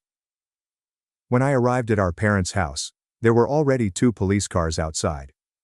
Nellie was on the front porch, crying uncontrollably. I got a good look at the man, who was pacing on the sidewalk and shouting at her. He was tall, rough-looking and angry. I did not recognize him. Nellie didn't date men like that. One of the officers stood between them, attempting to diffuse the tension. I parked and stepped out, my heart pounding in my chest. Mom noticed me immediately and rushed over. Mom. I told you not to come, I said, too late. I looked at Nellie and then at the man. My response. Who is that? Mom shakes her head. Mom. We don't know. I turned to Nellie. My response. Nellie, who is that? Nellie refused to look at me. Instead, the man turned to face me. Guy. Oh, you're the cousin. The one who left her high and dry. I took a step back, caught off guard. Me. Excuse me? Man. Mocking voice. I need a weekend for myself. I don't have time to help my own cousin. My blood became chilly. My response. Nellie, did you tell him about me? Nellie would still not look at me. The man laughed. He responded. Of course she did. She blamed you. Said you were the reason she was stuck in this mess. I clenched my jaw. Me. What a mess. Man. The money. I felt as if the ground had been pulled out from beneath me. Me. What money? The man scoffed. He replied, "The $10,000 she owes me." My heart has stopped. I turned to Nellie. My response, "Tell me he's lying." Nellie eventually looked up. Her face was pallid. Her eyes are bloodshot. Nellie whispered, "I needed the money for the wedding." I stared at her. I responded, "You borrowed money from him? Why?" She wiped her face and shook her head. Nellie replied, "I thought I could pay it back before he came looking." The man laughed again. He replied, "Yeah, well, you thought wrong." I turned around to face him. I said, "So you're a loan shark?" Man responded, "I prefer businessmen." I breathed sharply. "You're right. And you thought what? Coming here and making a scene would get your money faster." He shrugged. The man. She wasn't answering my calls. She ran out of excuses. So here we are. I looked at Nellie again. My response, "Is this why you left the kids at my house?" Nellie shielded her face. Nellie mumbles, "I didn't want them to be around if things got bad." I closed my eyes. She had used me. She had tried to persuade me to watch her kids so she could deal with a loan shark in private. When I refused, she departed anyway. She had put all of us at risk because she refused to accept responsibility for her own actions. I was finished. Following the statement taking, the cops escorted the man away. Nellie attempted to apologize to our parents, but they were not having it. He said, "You put your kids in danger, Nellie. You put all of us in danger." Your mother replied, "And you tried to blame your cousin for your mistake." Nellie kept sobbing, claiming she didn't know what else to do. I stood there silently. I didn't feel anything. I wasn't angry anymore. I was not even surprised. I was just exhausted. My response, "Figure it out, Nellie." She gazed up at me with wide eyes. "Nellie, are you saying, you're just going to walk away?" Me. Yes. For the first time in my life, I didn't feel compelled to repair things for her. She had caused this catastrophe. She'd need to clean it up. I turned, walked back to my car, and drove off. Nellie and I did not speak for weeks. The silence between us extended like a strange but not unpleasant vastness.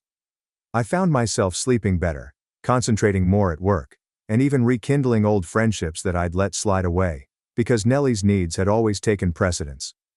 My therapist noticed a difference in my manner almost immediately. "You're sitting differently," she commented throughout our session. "Your shoulders aren't up around your ears anymore." I later learned from our cousin Jaime that my parents pushed Nellie to sell some of her wedding frills to pay off the debt. Her designer wedding gown was returned and exchanged for something more modest. The complex 5-tier cake was simplified to a 2-tier design. The 8-person band was reduced to a DJ. The guest list was reduced from 250 to 75. The wedding took place on May 17 at the local country club rather than the Bahamas. According to the images Jaime showed me, it was a much smaller gathering than Nellie had planned, but nonetheless gorgeous in its own way. Nellie looked lovely in her dress, but there was a tightness around her eyes in every photo. Her smile had a forced feel to it, as if she was still bitter about the way things had turned out. I was not at the bridal party. I was not even invited. Jaime informed me that Nellie had told everyone that I abandoned her in her hour of need, that I had shown my true colors when she most needed help. She'd created a story that portrayed her as the victim, and me as the villain. 5 years ago, I would have been crushed. Now I realized, I didn't really care what Nellie or her friends thought of me, and honestly, I was fine with that. On the day of her wedding, I went on a hike to the waterfall at Redwood State Park, which I'd wanted to do for years but never had the opportunity. I sat on a sun-warmed rock, listening to the pounding river, and felt nothing but calm. There is no guilt, no resentment, just the simple pleasure of being exactly where I desired to be. My parents called me the day following the wedding. There was some awkwardness between us initially. After all, they had been enabling Nellie's behavior for years. However, they were making an effort. My mom invited me to join her for Sunday supper the next weekend. "Just us," she clarified hastily. "Nellie won't be there." It was a modest acknowledgement, but it meant something. Life carries on. Nellie and Jason are currently expecting their 3rd child. We see one other at family gatherings and have a courteous but distant connection. She no longer wants me to babysit or do errands for her. I occasionally catch her looking at me with a mix of resentment and something else. maybe respect. Or at least recognize that the dynamics between us have irreversibly changed. As for me, I am currently dating someone that values my time and respects my boundaries. I've done 3 more solo vacations in the last year, each one a reminder of that first transformative weekend by the sea. I've learnt that saying no doesn't mean the world ends. Setting boundaries does not make me selfish. For the first time in my life, I prioritized myself. And I do not regret it. Not for one moment. Sometimes I wonder what would have occurred if I had not stood up to Nellie. If I'd kept being her doormat for the rest of our lives. The thought makes me shiver. That beach trip was more than simply a vacation. It marked the beginning of my actual existence. And while the trip has not always been smooth, I would not give up my freedom for anything. Number 1. I now manage my time. Number 2. I will no longer accept guilt as cash. Number 3. I understand that helping others does not imply abandoning oneself. These 3 ideas now guide me, and they have revolutionized not only my relationship with Nellie, but also how I navigate the world. It took me 28 years to learn these lessons, but I'm glad I eventually did. Thanks for watching and diving into this wild family drama with me. If you love Reddit family drama, don't forget to subscribe and turn on notifications so you never miss the next one.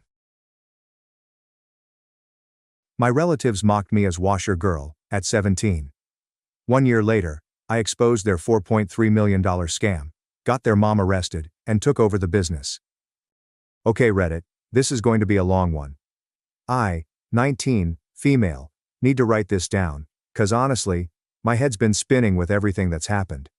Really never thought I'd be sharing my life story here, but whatever. Here goes. It all started when my dad got diagnosed with cancer. I was 14, just starting high school, thinking my biggest problem was going to be algebra or something. Dad had been feeling tired for a while, but we thought it was just work stress, you know? Then one regular Tuesday after school, Mom sat me down in our kitchen and told me he had stage 4 pancreatic cancer. The next 6 months were like watching a movie of someone else's life. Dad got super sick super fast. Lost all his hair, lost so much weight. His favorite Chicago Bears jersey looked like a tent on him. He tried to keep joking around, still helped me with my math homework, even when he could barely sit up. The last thing he said to me was, "Don't let your mom's cooking kill you before I get back," when they took him to the hospital for the last time. That was just so Dad. Always trying to make me laugh. He died on a Thursday. I remember because it was supposed to be pizza night. We'd always get a deep dish on Thursdays, and had been doing it since I was little. Instead, I was sitting in a hospital waiting room with those stupid flickering fluorescent lights, watching my mom cry into her phone while telling our relatives. I thought that was going to be the worst part of my life. Boy was I wrong. Mom totally lost it after Dad died. Started dating 2 months later. Said she needed to feel alive again or whatever. That's how she met Ralph. Rich guy, real estate developer type. He started coming around all the time, bringing Mom fancy gifts, taking her on weekend trips. I tried to be happy for her. I really did. Dad wouldn't want her to be sad forever, right? But then she married Ralph less than a year after Dad died. Didn't even tell me they were engaged. I found out when she told me to try on a junior bridesmaid dress she'd already bought. The wedding was at some fancy country club in Newport Beach. All of Ralph's rich friends were there, looking at us like we were some charity case Ralph had adopted. I spent most of the reception hiding in the bathroom, trying not to cry. That's when everything really changed. Mom and Ralph moved into his massive house in Newport Beach. We're talking about one of those places with a pool and a tennis court. But guess what? There wasn't room for me. Mom said I'd be more comfortable living with Dad's sister, Aunt Astrid, in Chicago. More comfortable for who, Mom? So I got shipped off to Chicago like some package nobody wanted. Aunt Astrid lives in this huge house in Lincoln Park with Uncle Marcus and my cousins, Michael, 17 male, and Rebecca, 18 female. We used to be super close when we were kids. They'd come visit every summer and we'd spend weeks making up stupid games and building blanket forts. But man, everything was different once I actually moved in. Suddenly I wasn't their fun summer cousin anymore.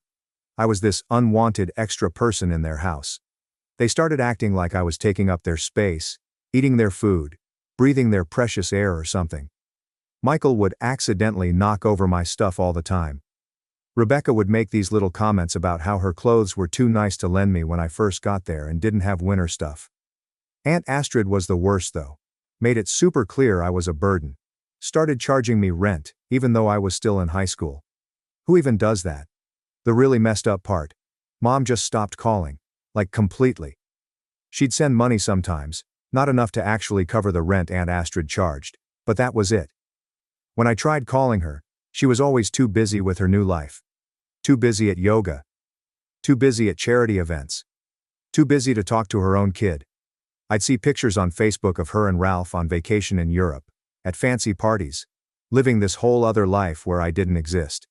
She even archived all our old family photos, the ones with Dad and me. Said they didn't match her new profile aesthetic.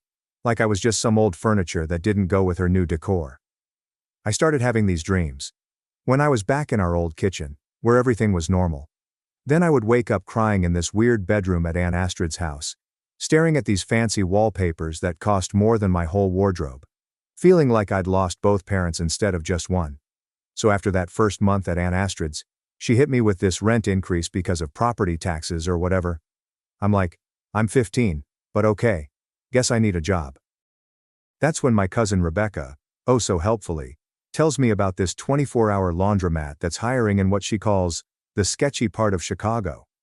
It's this run-down building, wedged between a closed-down doll store and this super sus phone repair shop that I'm pretty sure never actually repairs any phones.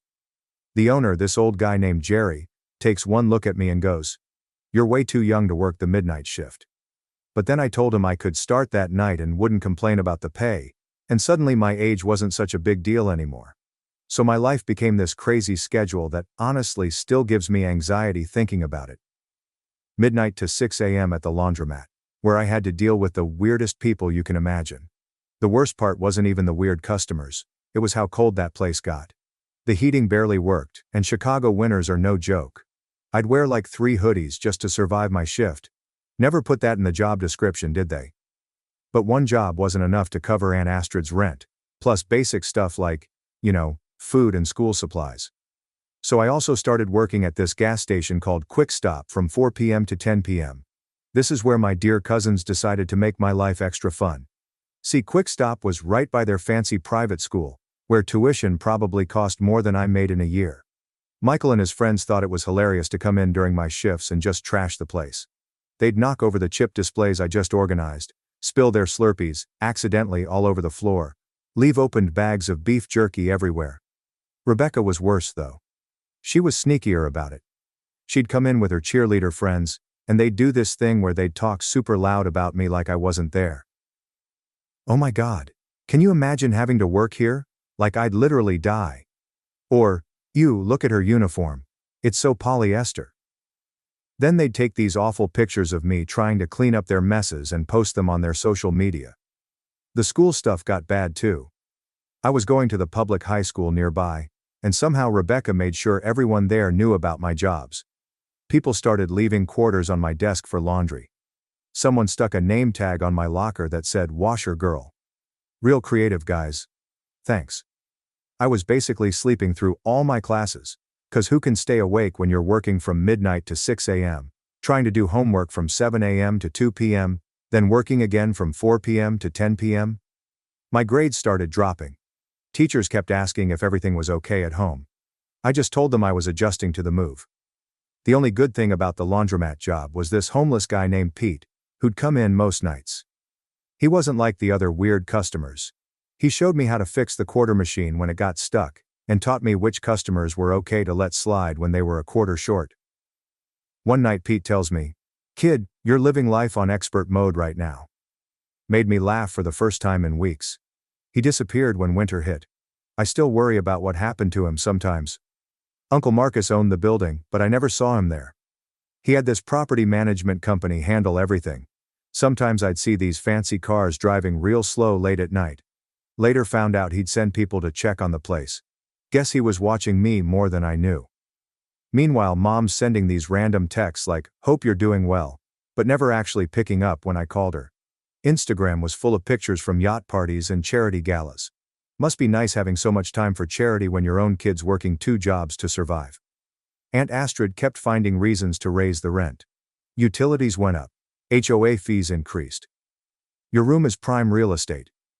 Like, yeah, I'm sure that converted storage room in the basement with the weird mushrooms growing in the corner is really prime Chicago real estate.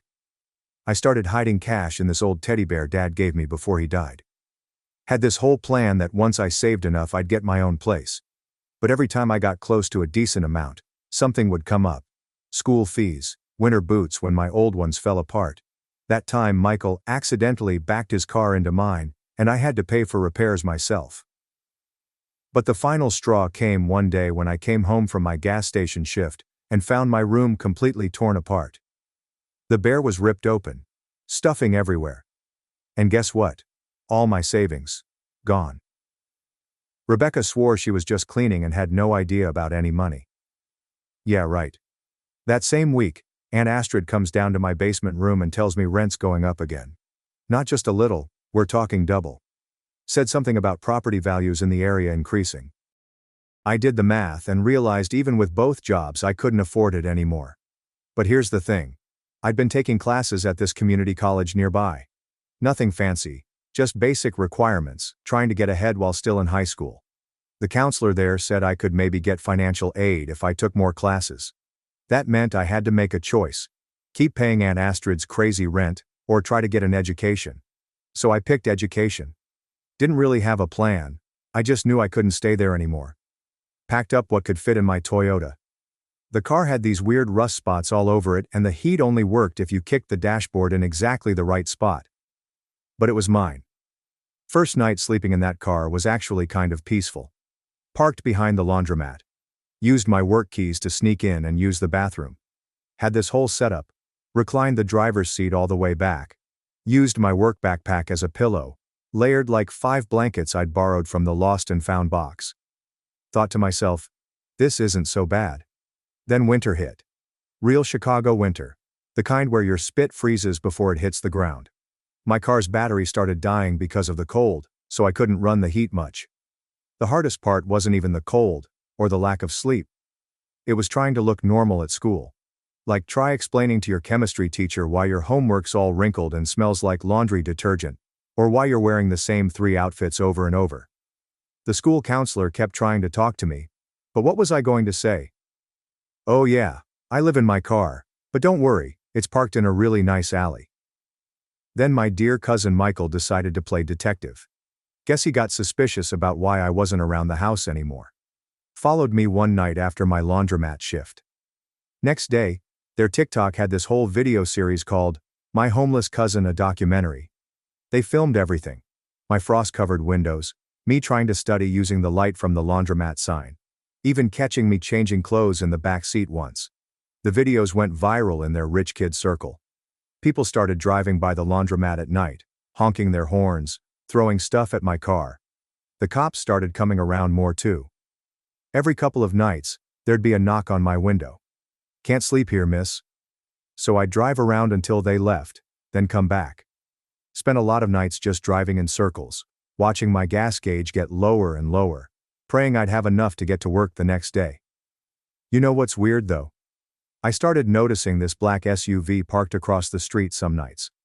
Always in a different spot, but always there. Tinted windows, engine running. First I thought it was cops or maybe some creep, but they never bothered me. Just sat there like they were watching.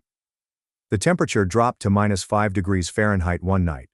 The kind of cold that makes your eyes hurt. My car wouldn't start. The phone was dead, and the laundromat was closed for repairs. Thought, well, this is it. This is how I die. They're going to find me frozen like those rats in the alley. Wrapped myself in every piece of clothing I owned and tried to think warm thoughts. That's when someone knocked on my window. I looked up, and there's Uncle Marcus, standing in the snow like it's totally normal to be out at 2 a.m. in Arctic temperatures. He just goes, I think we need to talk. Turns out the black SUV, that was his. He'd been watching me through the laundromat security cameras for weeks, sending people to check on me. Said he wanted to see what I was made of. Who does that kind of messed up test? But honestly, at that point I was too cold to care about his weird teaching methods. So there I was, basically turning into a human popsicle in my car. And Uncle Marcus is just standing there in his expensive wool coat, looking at me through the window. I'm thinking he's going to lecture me or call the cops or something. Instead, he says, "My office has better heating." Like this is some totally normal situation. His office was this small room above the laundromat I'd never been in before. Turns out he had this whole private space up there. Desk, mini fridge, coffee maker, even a little bathroom. While I'm defrosting my fingers around this cup of actually good coffee, he just sits there watching me like he's trying to solve a puzzle. Finally he goes, "You know, your dad and I used to sleep in a car too." Which, what? I almost dropped my coffee. See, I'd always known Uncle Marcus as this crazy rich real estate guy who wore suits that probably cost more than my car. But then he starts telling me this story I never knew. Apparently he and my dad grew up super poor. Like their mom worked 3 jobs, and they still couldn't afford rent most months, kinda poor. Uncle Marcus pulls out his phone and shows me this ancient photo of 2 skinny teenagers sitting in a van, eating beans straight from the can. "That's your dad on the left," he says. And yeah, same goofy smile I remembered, just on a much younger face. The whole time he's telling me this story, I'm sitting there trying to process it. Like, how did they go from homeless teenagers to, well, this? That's when he tells me about the laundromat. The original owner used to let them hang out inside during really cold nights. They'd help him fix machines, clean up, whatever needed doing. When the owner got sick, he offered to sell them the place. Dad had just started college on a scholarship, but Uncle Marcus had been working construction and saving every penny. So the owner sold it to him for basically nothing. That was his first property. Then he starts pulling out all these old documents from his desk. Property deeds, contracts, business plans, all with my dad's notes in the margins. "When your dad got sick," Uncle Marcus continues, "he made me promise 2 things. First, to look out for you. Second, to make sure you learn how to look out for yourself." Then he gives me this look and goes, "Gotta say, you're doing better at the second part than I expected." I'm sitting there trying not to cry. Failing pretty badly at it, to be honest, when he drops the real surprise. Turns out he owns like half the block around the laundromat now. Apartment buildings, stores, even that sketchy phone repair place. And he's been watching me through the security cameras this whole time, sending his guys in the SUV to keep an eye on me. "You worked 2 jobs without complaining, kept your grades up, found ways to survive that most people wouldn't think of. Even kept that laundromat running better than the manager I hired." He actually smiled when he said that last part. "Jerry told me you fixed the quarter machine. Took my maintenance guy 3 tries to figure that out." That's when he pulls out this key. Says it's for the apartment above his office, a whole studio apartment I didn't even know existed. He told me it's mine. No rent, as long as I keep working at the laundromat and keep my grades up. I tried to say no, like this felt too much like charity or something. But he shut that down real quick. "This isn't charity. This is an investment. You've got your father's brains. And your own kind of determination. I'm investing in that." Then he shows me this whole file he's kept. Copies of my school records. Work reports from Jerry. Even screenshots of those awful TikToks Michael and Rebecca made. "They thought they were shaming you," he says. "All I saw was someone who refused to break." It's weird, you know? All this time I thought he was this cold rich guy who didn't care. Who let his wife treat me like garbage. Turns out he was testing me. Messed up way to do it, yeah. But I kind of get it now. He wanted to see if I had what my dad had. That thing that makes you keep going when everything's against you. Before I left his office that night, he said something else about Dad. Told me about their last conversation when Dad was in the hospital.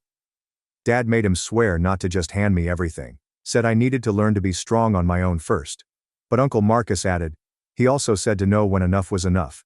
And kid, you've more than proved yourself. I spent that night in a real bed for the first time in months. The apartment wasn't fancy, just 1 room with a kitchenette and bathroom, but it was warm, clean, safe. But the morning after Uncle Marcus gave me the apartment, I woke up to my phone blowing up with texts from Aunt Astrid. Turns out Michael had driven by the laundromat on his way to school and saw me walking down from the upstairs apartment. He took pictures, because of course he did. Aunt Astrid shows up at the laundromat during my shift, wearing her designer workout clothes and looking like she's about to explode.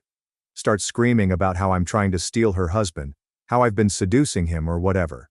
Like, yeah, Aunt Astrid, I totally seduced him by being homeless and fixing washing machines. Super sexy.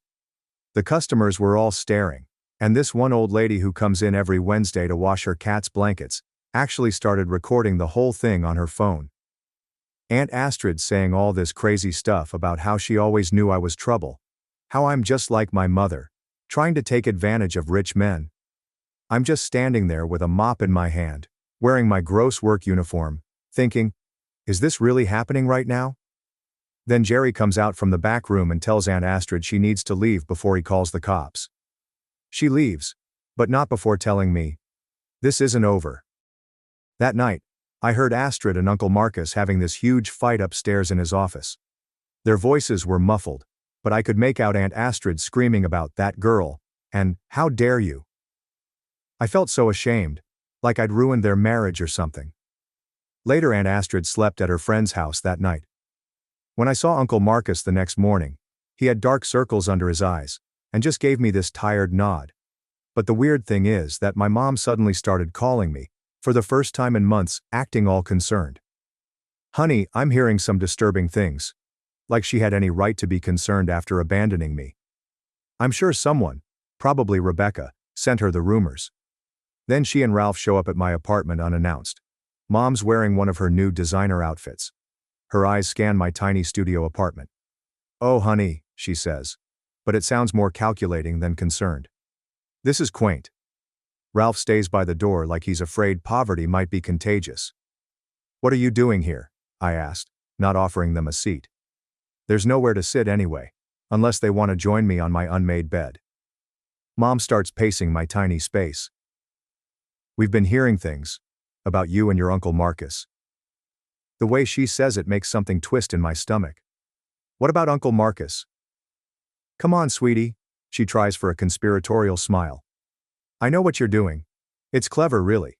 I would have never thought of it at your age. Thought of what? Getting close to Marcus like this. Working in his business, playing the poor abandoned niece. I'm sure he's promised you quite a bit. The realization hits me like a slap. You think I'm trying to get his money? Well, aren't you? Living in this place, working in that laundromat, spending all that time with him, it's obvious what you're doing. I laugh, and it comes out harsh. Obvious to who? You? The woman who shipped me off to Chicago and forgot about me? That's not fair. No, you know what's not fair. You disappeared when Dad died. You married Ralph. What, 10 months later? Send me to Aunt Astrid like I was some old furniture that didn't match your new decor.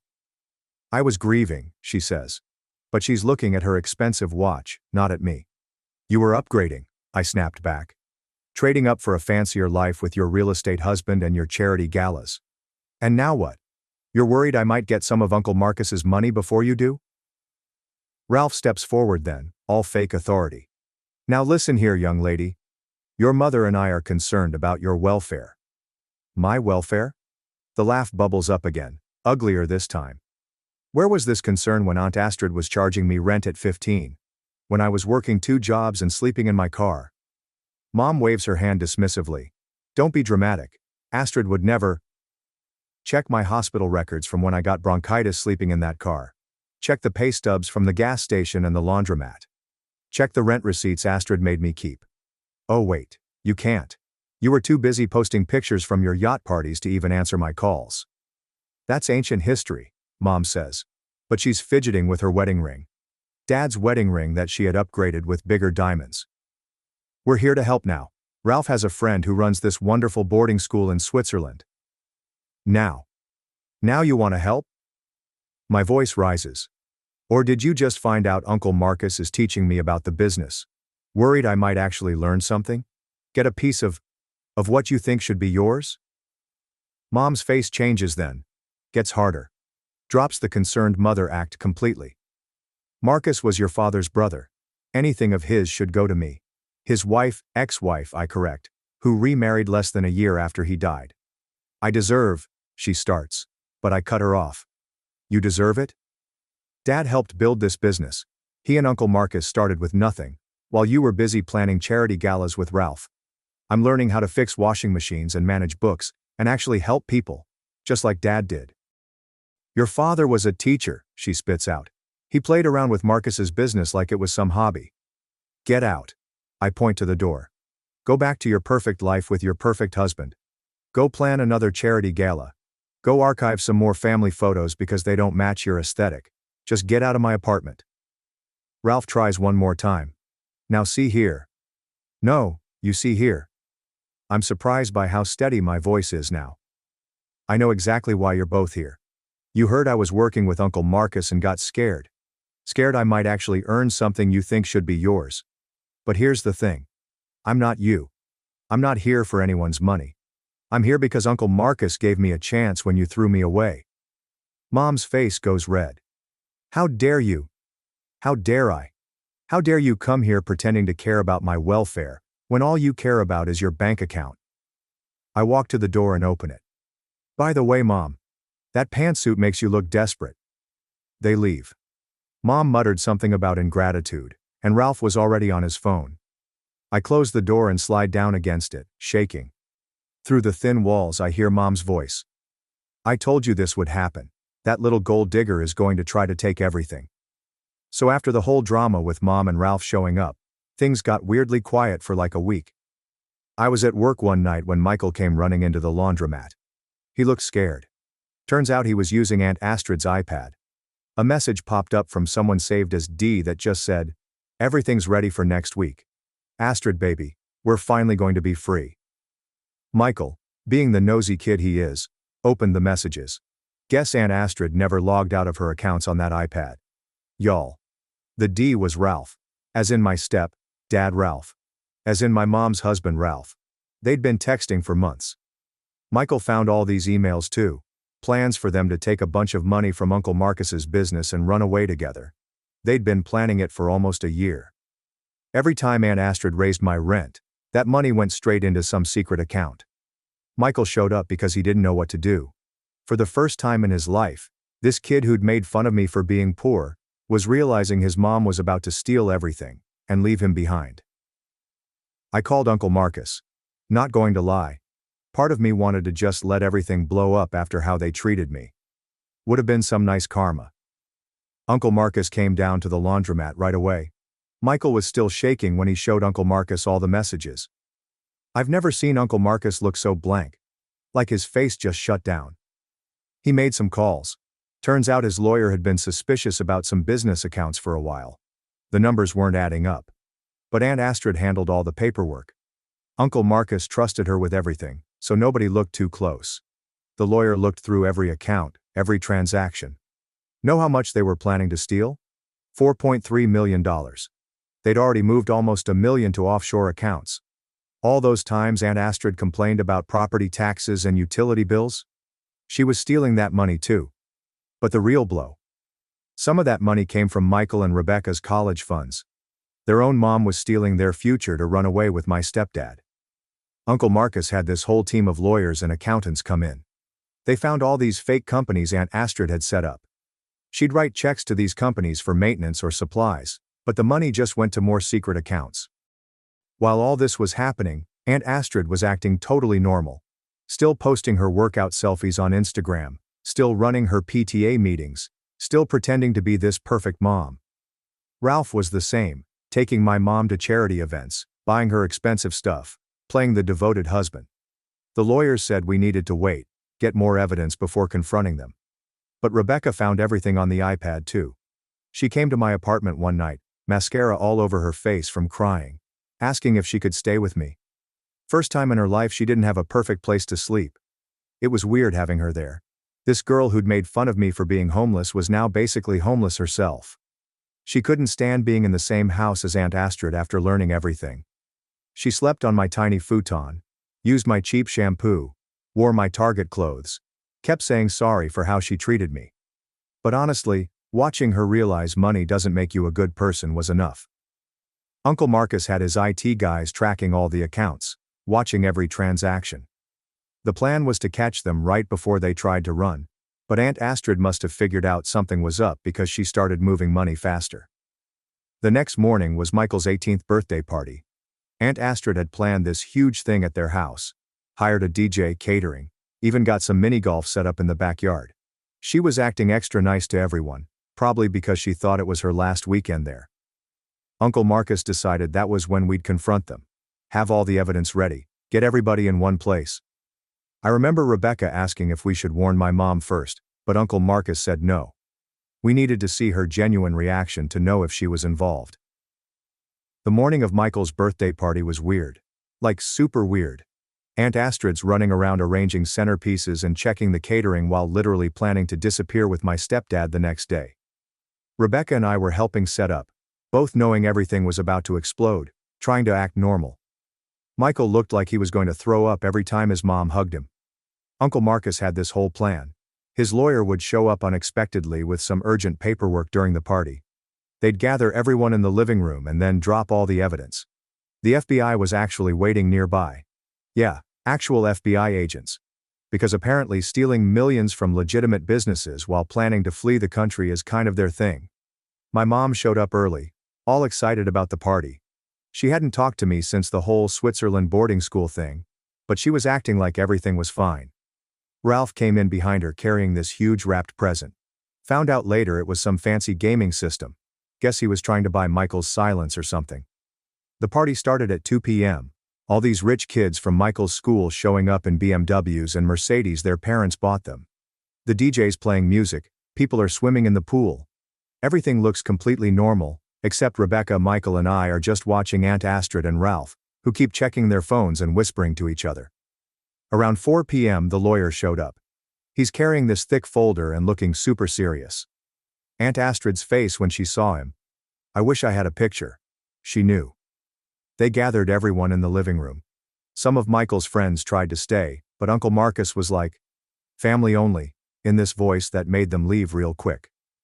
My mom was complaining about interrupting the party. But then the lawyer started laying out documents on the coffee table. Bank statements, emails, transfer records, pictures of Aunt Astrid and Ralph together from some private investigator. With each paper he put down, the room got quieter. Then he played a recording. Aunt Astrid and Ralph talking about their plans, laughing about how stupid everyone was for not noticing. My mom stopped breathing when she heard Ralph's voice. Just straight up froze. Aunt Astrid tried to say the recording was fake, but then Uncle Marcus pulled out her iPad, the one Michael found the messages on, and started reading their texts out loud. Y'all, the screaming that happened next. Mom launched herself at Ralph, started hitting him with her purse, which had like 1,000,000 metal things in it, BTW. Aunt Astrid tried to run for the door, but the FBI guys were already there. Some agent lady just goes, Astrid Anderson, you're under arrest for wire fraud and embezzlement. They took them both away in handcuffs. Ralph kept yelling about how he had a good explanation. Aunt Astrid was crying about how weed ruined her life. But you know what the worst part was? Neither of them even looked at their kids. Like your son's 18th birthday party just got turned into a crime scene, and you can't even say sorry? Mom had a complete breakdown, like full-on hysterics. Turns out Ralph had been using her money too. She'd signed a bunch of papers without reading them, because she trusted him, she said, and he'd basically stolen everything she had left from Dad's life insurance. The next few weeks were crazy. The FBI investigation found even more stuff. Aunt Astrid and Ralph had been planning this for over a year. They had fake passports, offshore accounts, this whole secret life ready to go. They'd stolen from pretty much everyone, the business, the kids' college funds, even charity money from those fancy events they were always going to. While all this was happening, Uncle Marcus was watching how everyone handled it. Rebecca and Michael basically moved into my tiny apartment. We had this whole system. Michael slept on the futon, Rebecca shared my bed, and we all shared one bathroom. Which was interesting. They both got jobs at the laundromat. Rebecca's actually really good with customers when she's not being mean to them. And Michael? Kids have a talent for fixing machines. He figured out this problem with the industrial dryer that even the repair guy couldn't fix. Mom went to rehab. Not for drugs or anything, just to deal with everything. She'd been so focused on looking perfect, having the perfect rich life, that she'd ignored all the red flags about Ralph. Uncle Marcus really stepped up. He's been teaching us all about the business. Says he wants us, me, Rebecca, and Michael, to run it together someday. We each have different strengths. I'm good with numbers, like my dad was. Rebecca's great with people when she tries, and Michael's got this weird genius thing with machines. Last week we all went to visit Dad's grave. First time we'd been there together. Uncle Marcus told us more stories about him. About how he'd helped build this whole business while still being a teacher, because he believed in helping people. Aunt Astrid and Ralph are in jail now. Turns out stealing millions and planning to flee the country is kind of illegal. They're both trying to blame each other, which would be funny if it wasn't so sad. Michael and Rebecca still struggle with it. Like, imagine finding out your mom cared more about running away with someone else's husband than she did about you. But you know what's weird? We're actually better now. Like, all of us. Mom's dealing with her issues instead of hiding them behind designer sunglasses. Rebecca and Michael learned what it's like to actually work for things. I learned that sometimes letting people help you isn't a weakness. Sometimes I look around at my life now and can't believe how different everything is from a year ago. Like, I'm sitting here in the laundromat office. My office now. I manage the place. And it hits me. Although I lost my family, I'm doing much better now. TLDR. Found out aunt and stepdad were secret lovers planning to steal millions and run away. They got arrested at a birthday party. Mom had a breakdown, went to rehab. Cousins learned humility through laundry. And we all somehow became a real family. Also, Dad was playing 4D chess from beyond the grave. Thanks for watching and diving into this wild family drama with me. If you love Reddit family drama, don't forget to subscribe and turn on notifications so you never miss the next one. TH164. They abandoned me. At a Colorado rest stop at 22, as a joke. 15 years later, they came to my restaurant begging for $20,000. I gave them $73.50. My family thought it was humorous to leave me stranded in another state. Let's see if he can make it back, they joked and drove away. I never went back. They finally discovered me after 15 years. There are 107 missed calls. That summer I turned 22 was meant to be like any other. Working at my father's hardware store for money. Living at home because college wasn't realistic, according to Banks, my father. And serving as the everlasting punching bag for my golden child brother, Alan. We weren't destitute, but we weren't the sort to go on Disney vacations. So when Banks stated that we were going on a family road trip to my uncle's wedding in Colorado, I should have known something was up. 3 days into that horrible road journey, I was already regretting not making up an excuse to stay at home. My father and Alan had been taking turns playing their favorite game, making Salvador's life terrible. Mom, Irene, would occasionally say, "That's enough," in her weak voice. But we all knew it was only for show. Look, I need to explain something about my family. Banks wasn't your typical dad. He was the type to wake you up at 3 a.m. to shout about a chore you neglected. Who would toss away your belongings if they were in his way? Who had been telling me that I was useless since I could understand words? Alan quickly realized he had to choose between being Dad's mini-me and becoming more like me. Guess which path he took? That morning, we came to a rest spot in Colorado that seemed to go nowhere. For miles, there is nothing. Only fields, mountains in the distance, and a depressing tiny restroom facility with vending machines. I had been sleeping in the back of our Suburban and needed to stretch my legs and use the restroom.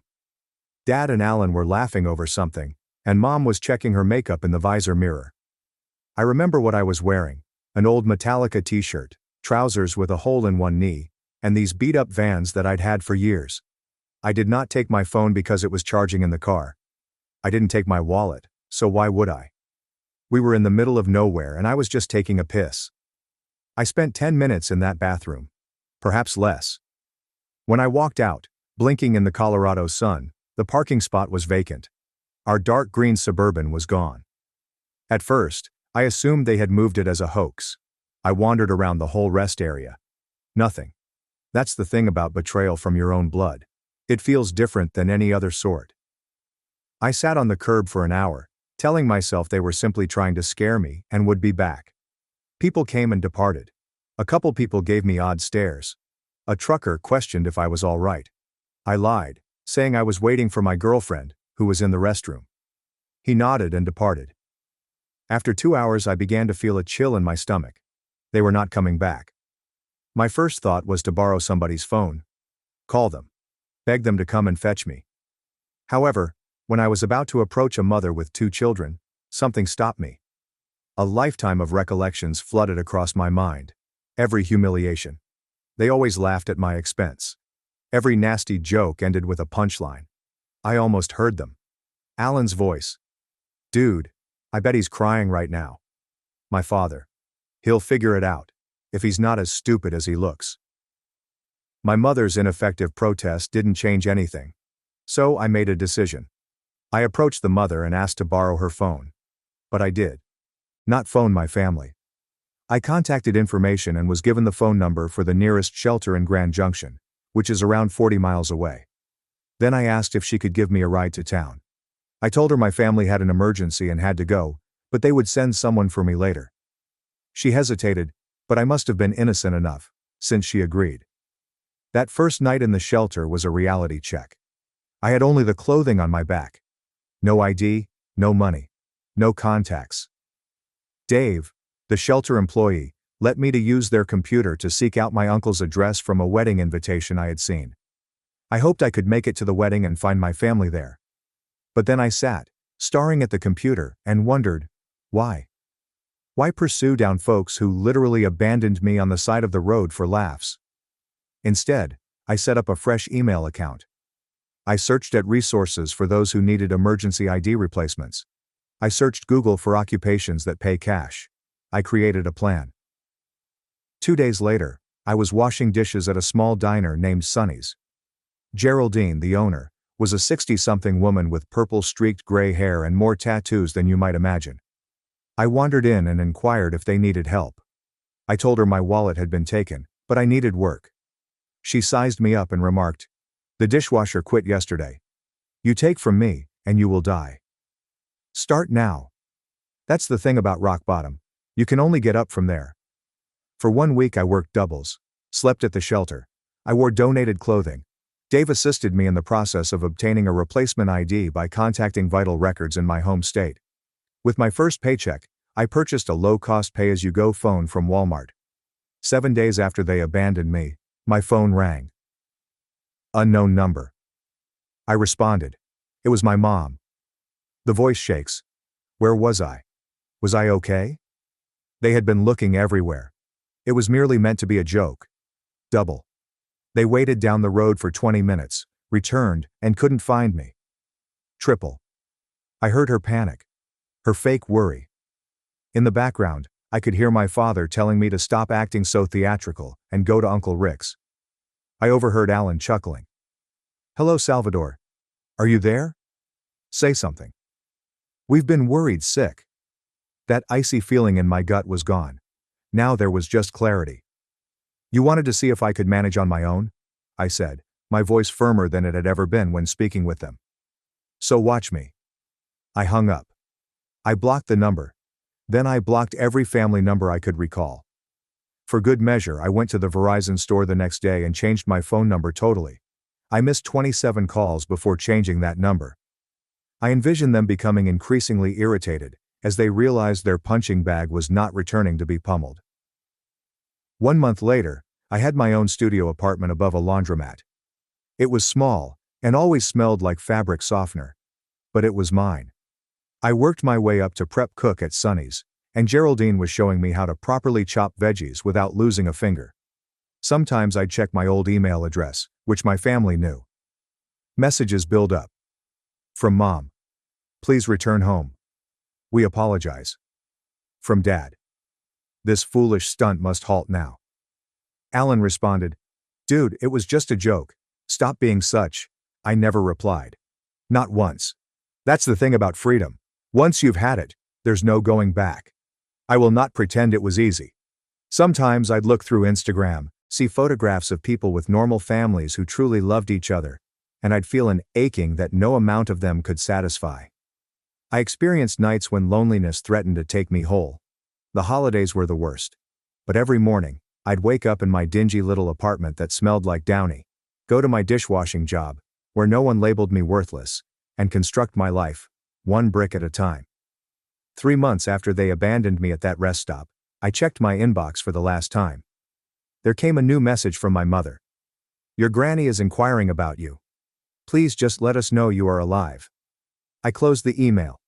The account has been deleted. I threw my old SIM card in the bin near Sunny's. That night, Geraldine showed me how to bake her renowned apple pie. I said I had good pastry skills. It was the first real compliment I had received in many years. I never looked back. Update 1. 5 years after being abandoned at that Colorado rest area, I found myself staring at a familiar face in my Facebook page. Not because I was trolling my family's profiles, well, maybe I was, but because Alan had recently been mentioned in a local news piece back home. He'd received a DUI. He wrapped his automobile around a telephone pole. Nobody was hurt, except the pole. The publication had utilized one of his high school football photos. He appeared so young and smug. Nothing like the fat mugshot below. That's the thing with karma. It goes at its own pace and never forgets an address. By then, I had established something like a life in Colorado. My terrible studio above the laundromat was eventually exchanged for a one-bedroom with actual windows. I had worked my way up from dishwasher to line cook to assistant manager at Sunny's. Geraldine still ran the house with an iron hand and a flour-dusted glove, but she'd stopped treating me like a charity case and more like, I'm not sure, a crazy nephew or something. My first major purchase, when I had actual savings, was a good laptop. Nothing spectacular, just enough to attend online community college classes in business management and basic accounting, which banks always maintained were for people who couldn't perform actual work. I'd spend my mornings at Sunny's, afternoons studying, and evenings at work. Rinse. Repeat. Look, I'm not going to pretend that what occurred didn't leave me messed up. Trust issues. More like trust subscriptions, which I could cancel whenever someone got too near. In 5 years I'd only made 2 friends. My neighbor Doug, who played bass in a lousy garage band, and occasionally gave me homemade beer that tasted like hoppy dishwater.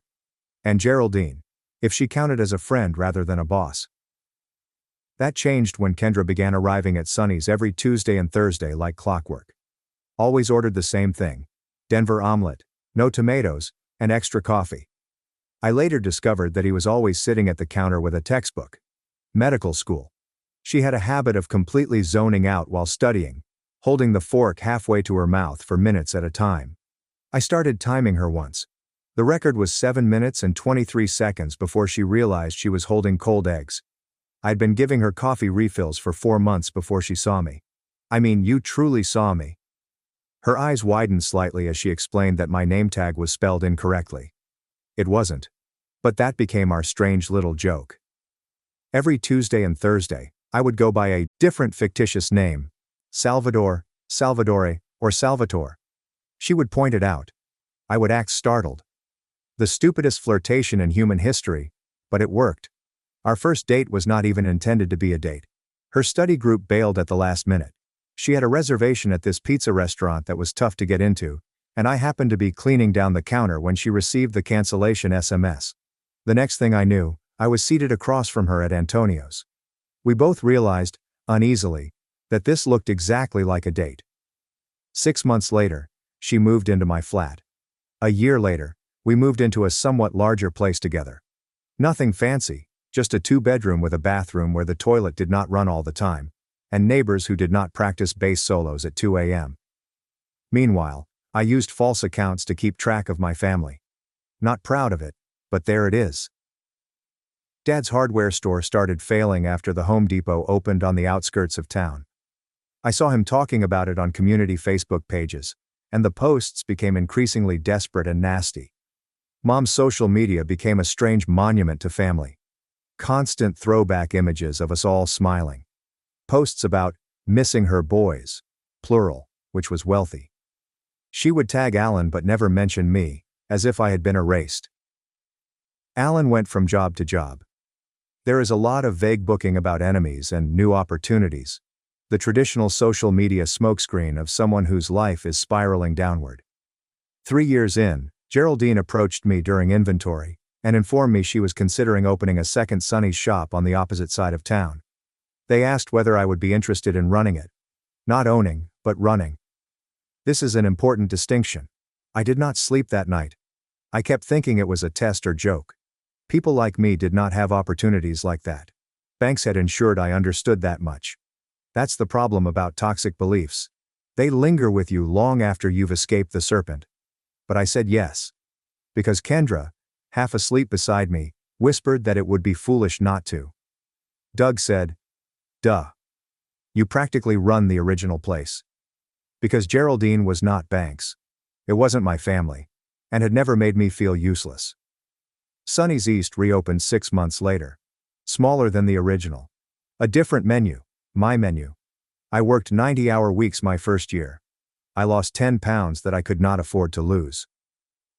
I had a fight with Kendra about never being at home. I came home to find passive-aggressive Post-its on the fridge more than once. But it worked. People arrived. People came back. The food tasted wonderful. The vibe was good. We weren't getting rich. But we were making do. 4 years after being abandoned, I earned enough to assist Kendra with her medical school loans. Not all of them, those creatures are monstrous, but enough to make an impact. She cried when I handed her the payment confirmation. Not sobbing in a movie while wearing beautiful mascara. Real sobbing, snotty, red-faced, hiccuping crying. I had never felt more like a true person than in that moment. Then my granny died. I found out on Facebook. Mom shared this lengthy dramatic tribute with a million heart emojis. Grandma Rose was the only one in the family who ever stood up to Banks. The only person who seemed to notice me. She would pass me $20 money while no one was looking, telling me to save them for my escape. I believe she meant college. It turned out to be more literal than that. I pondered about attending the funeral, even looked into airfares.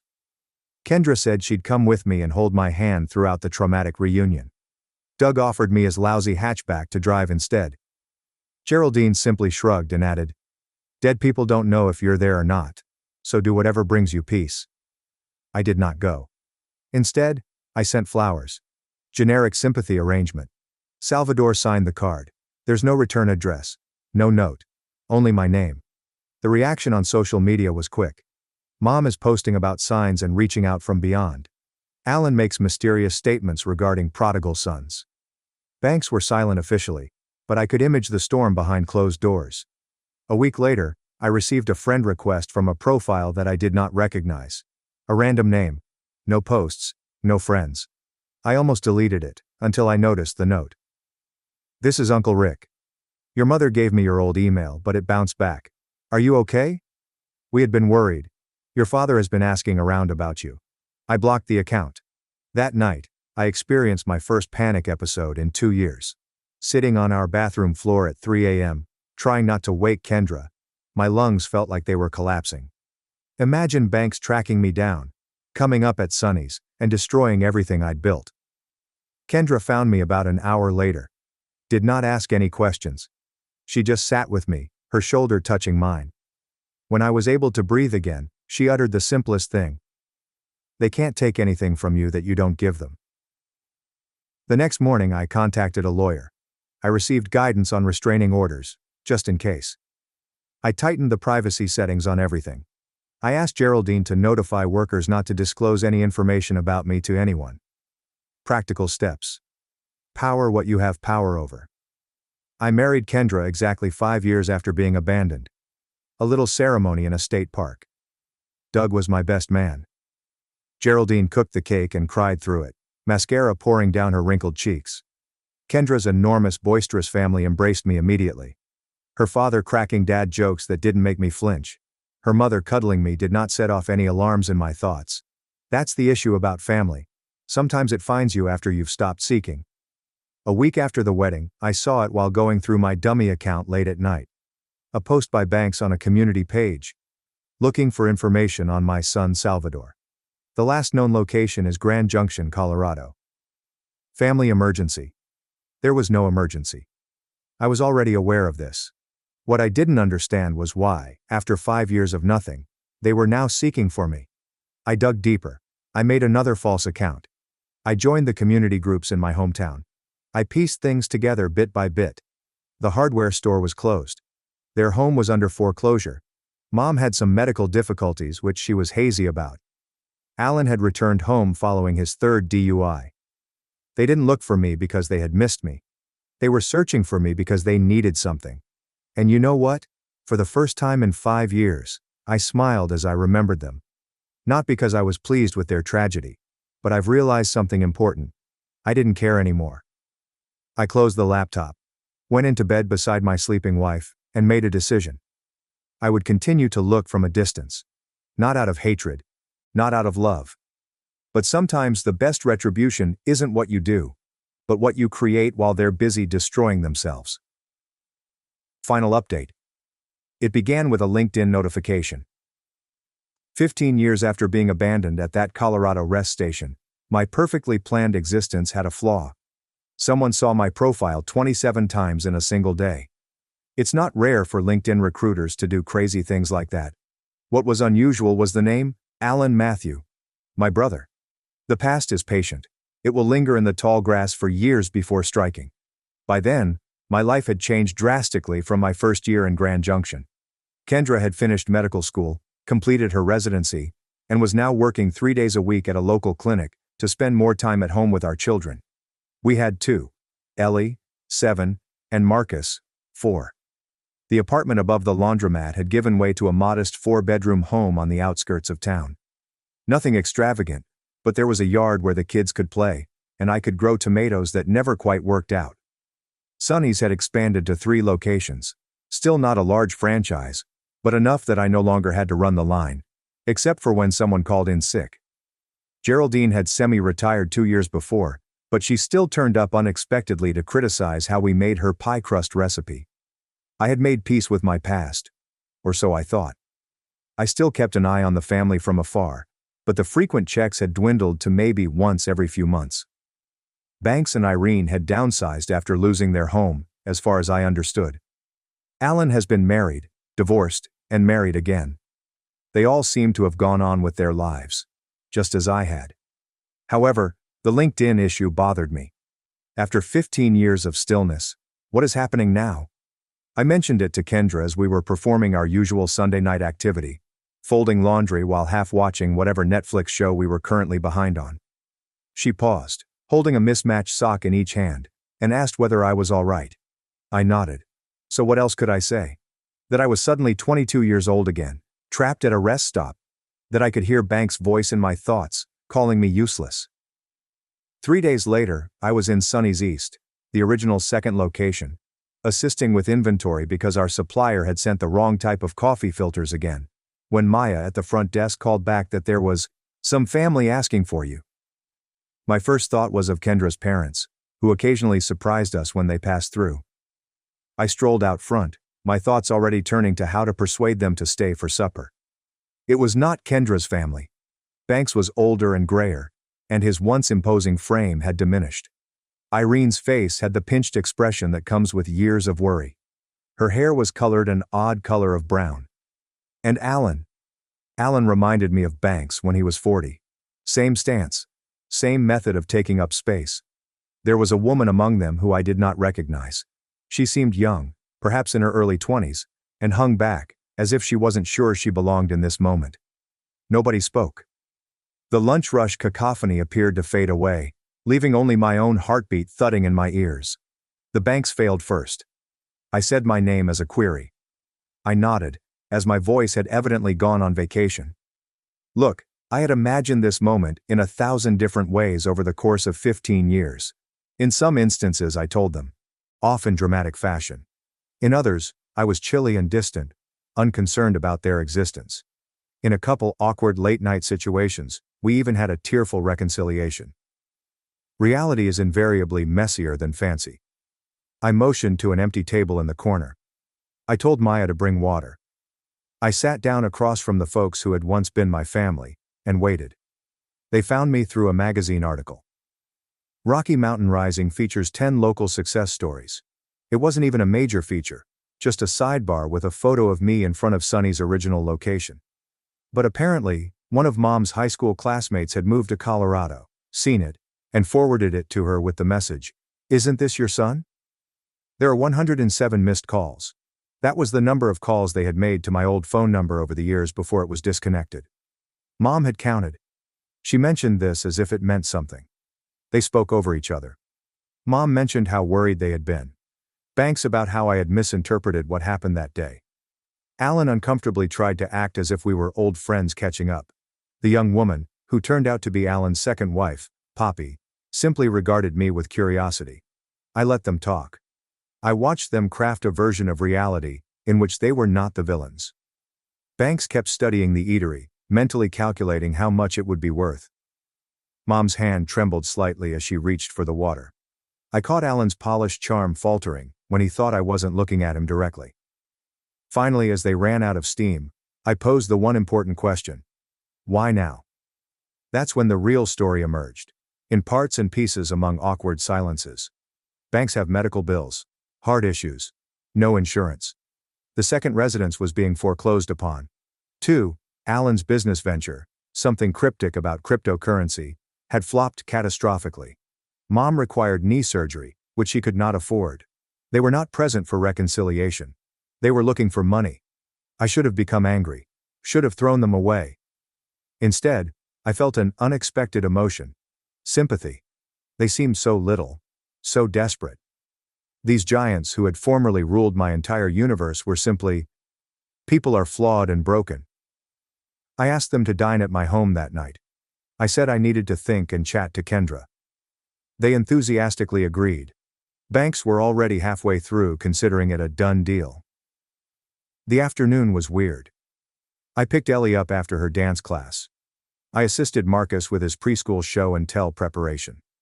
All while messaging Kendra with updates on who was coming to dinner. She volunteered to take the children to her sister's. I said no. I wanted them there. I wanted my family to meet my family. Dinner was chicken enchiladas, my specialty. That wasn't very special. Just a recipe from the back of an old El Paso carton that I'd adjusted over time. Ellie set the table without being asked, meticulously placed the forks on the incorrect side until Kendra quietly corrected her. Marcus insisted on wearing his Spider-Man outfit because it was Tuesday, which allegedly had become Spider-Man Day. When the doorbell rang, I nearly dropped the dish I was bringing to the table. Kendra clutched my arm as she passed, saying she had my back no matter what.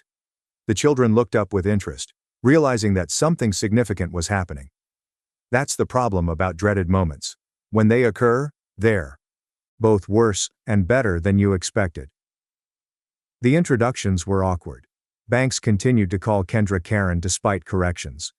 Irene couldn't stop crying every time she looked at the kids, which terrified Marcus. Alan and Poppy were the least horrible, making genuine attempts at normal conversation, but Alan kept hinting about family helping family. After supper, Kendra brought the kids upstairs for baths and bedtime, giving me a look that said it all. Text if you need extraction. Then it was just me and them, sitting in a living room that seemed too small.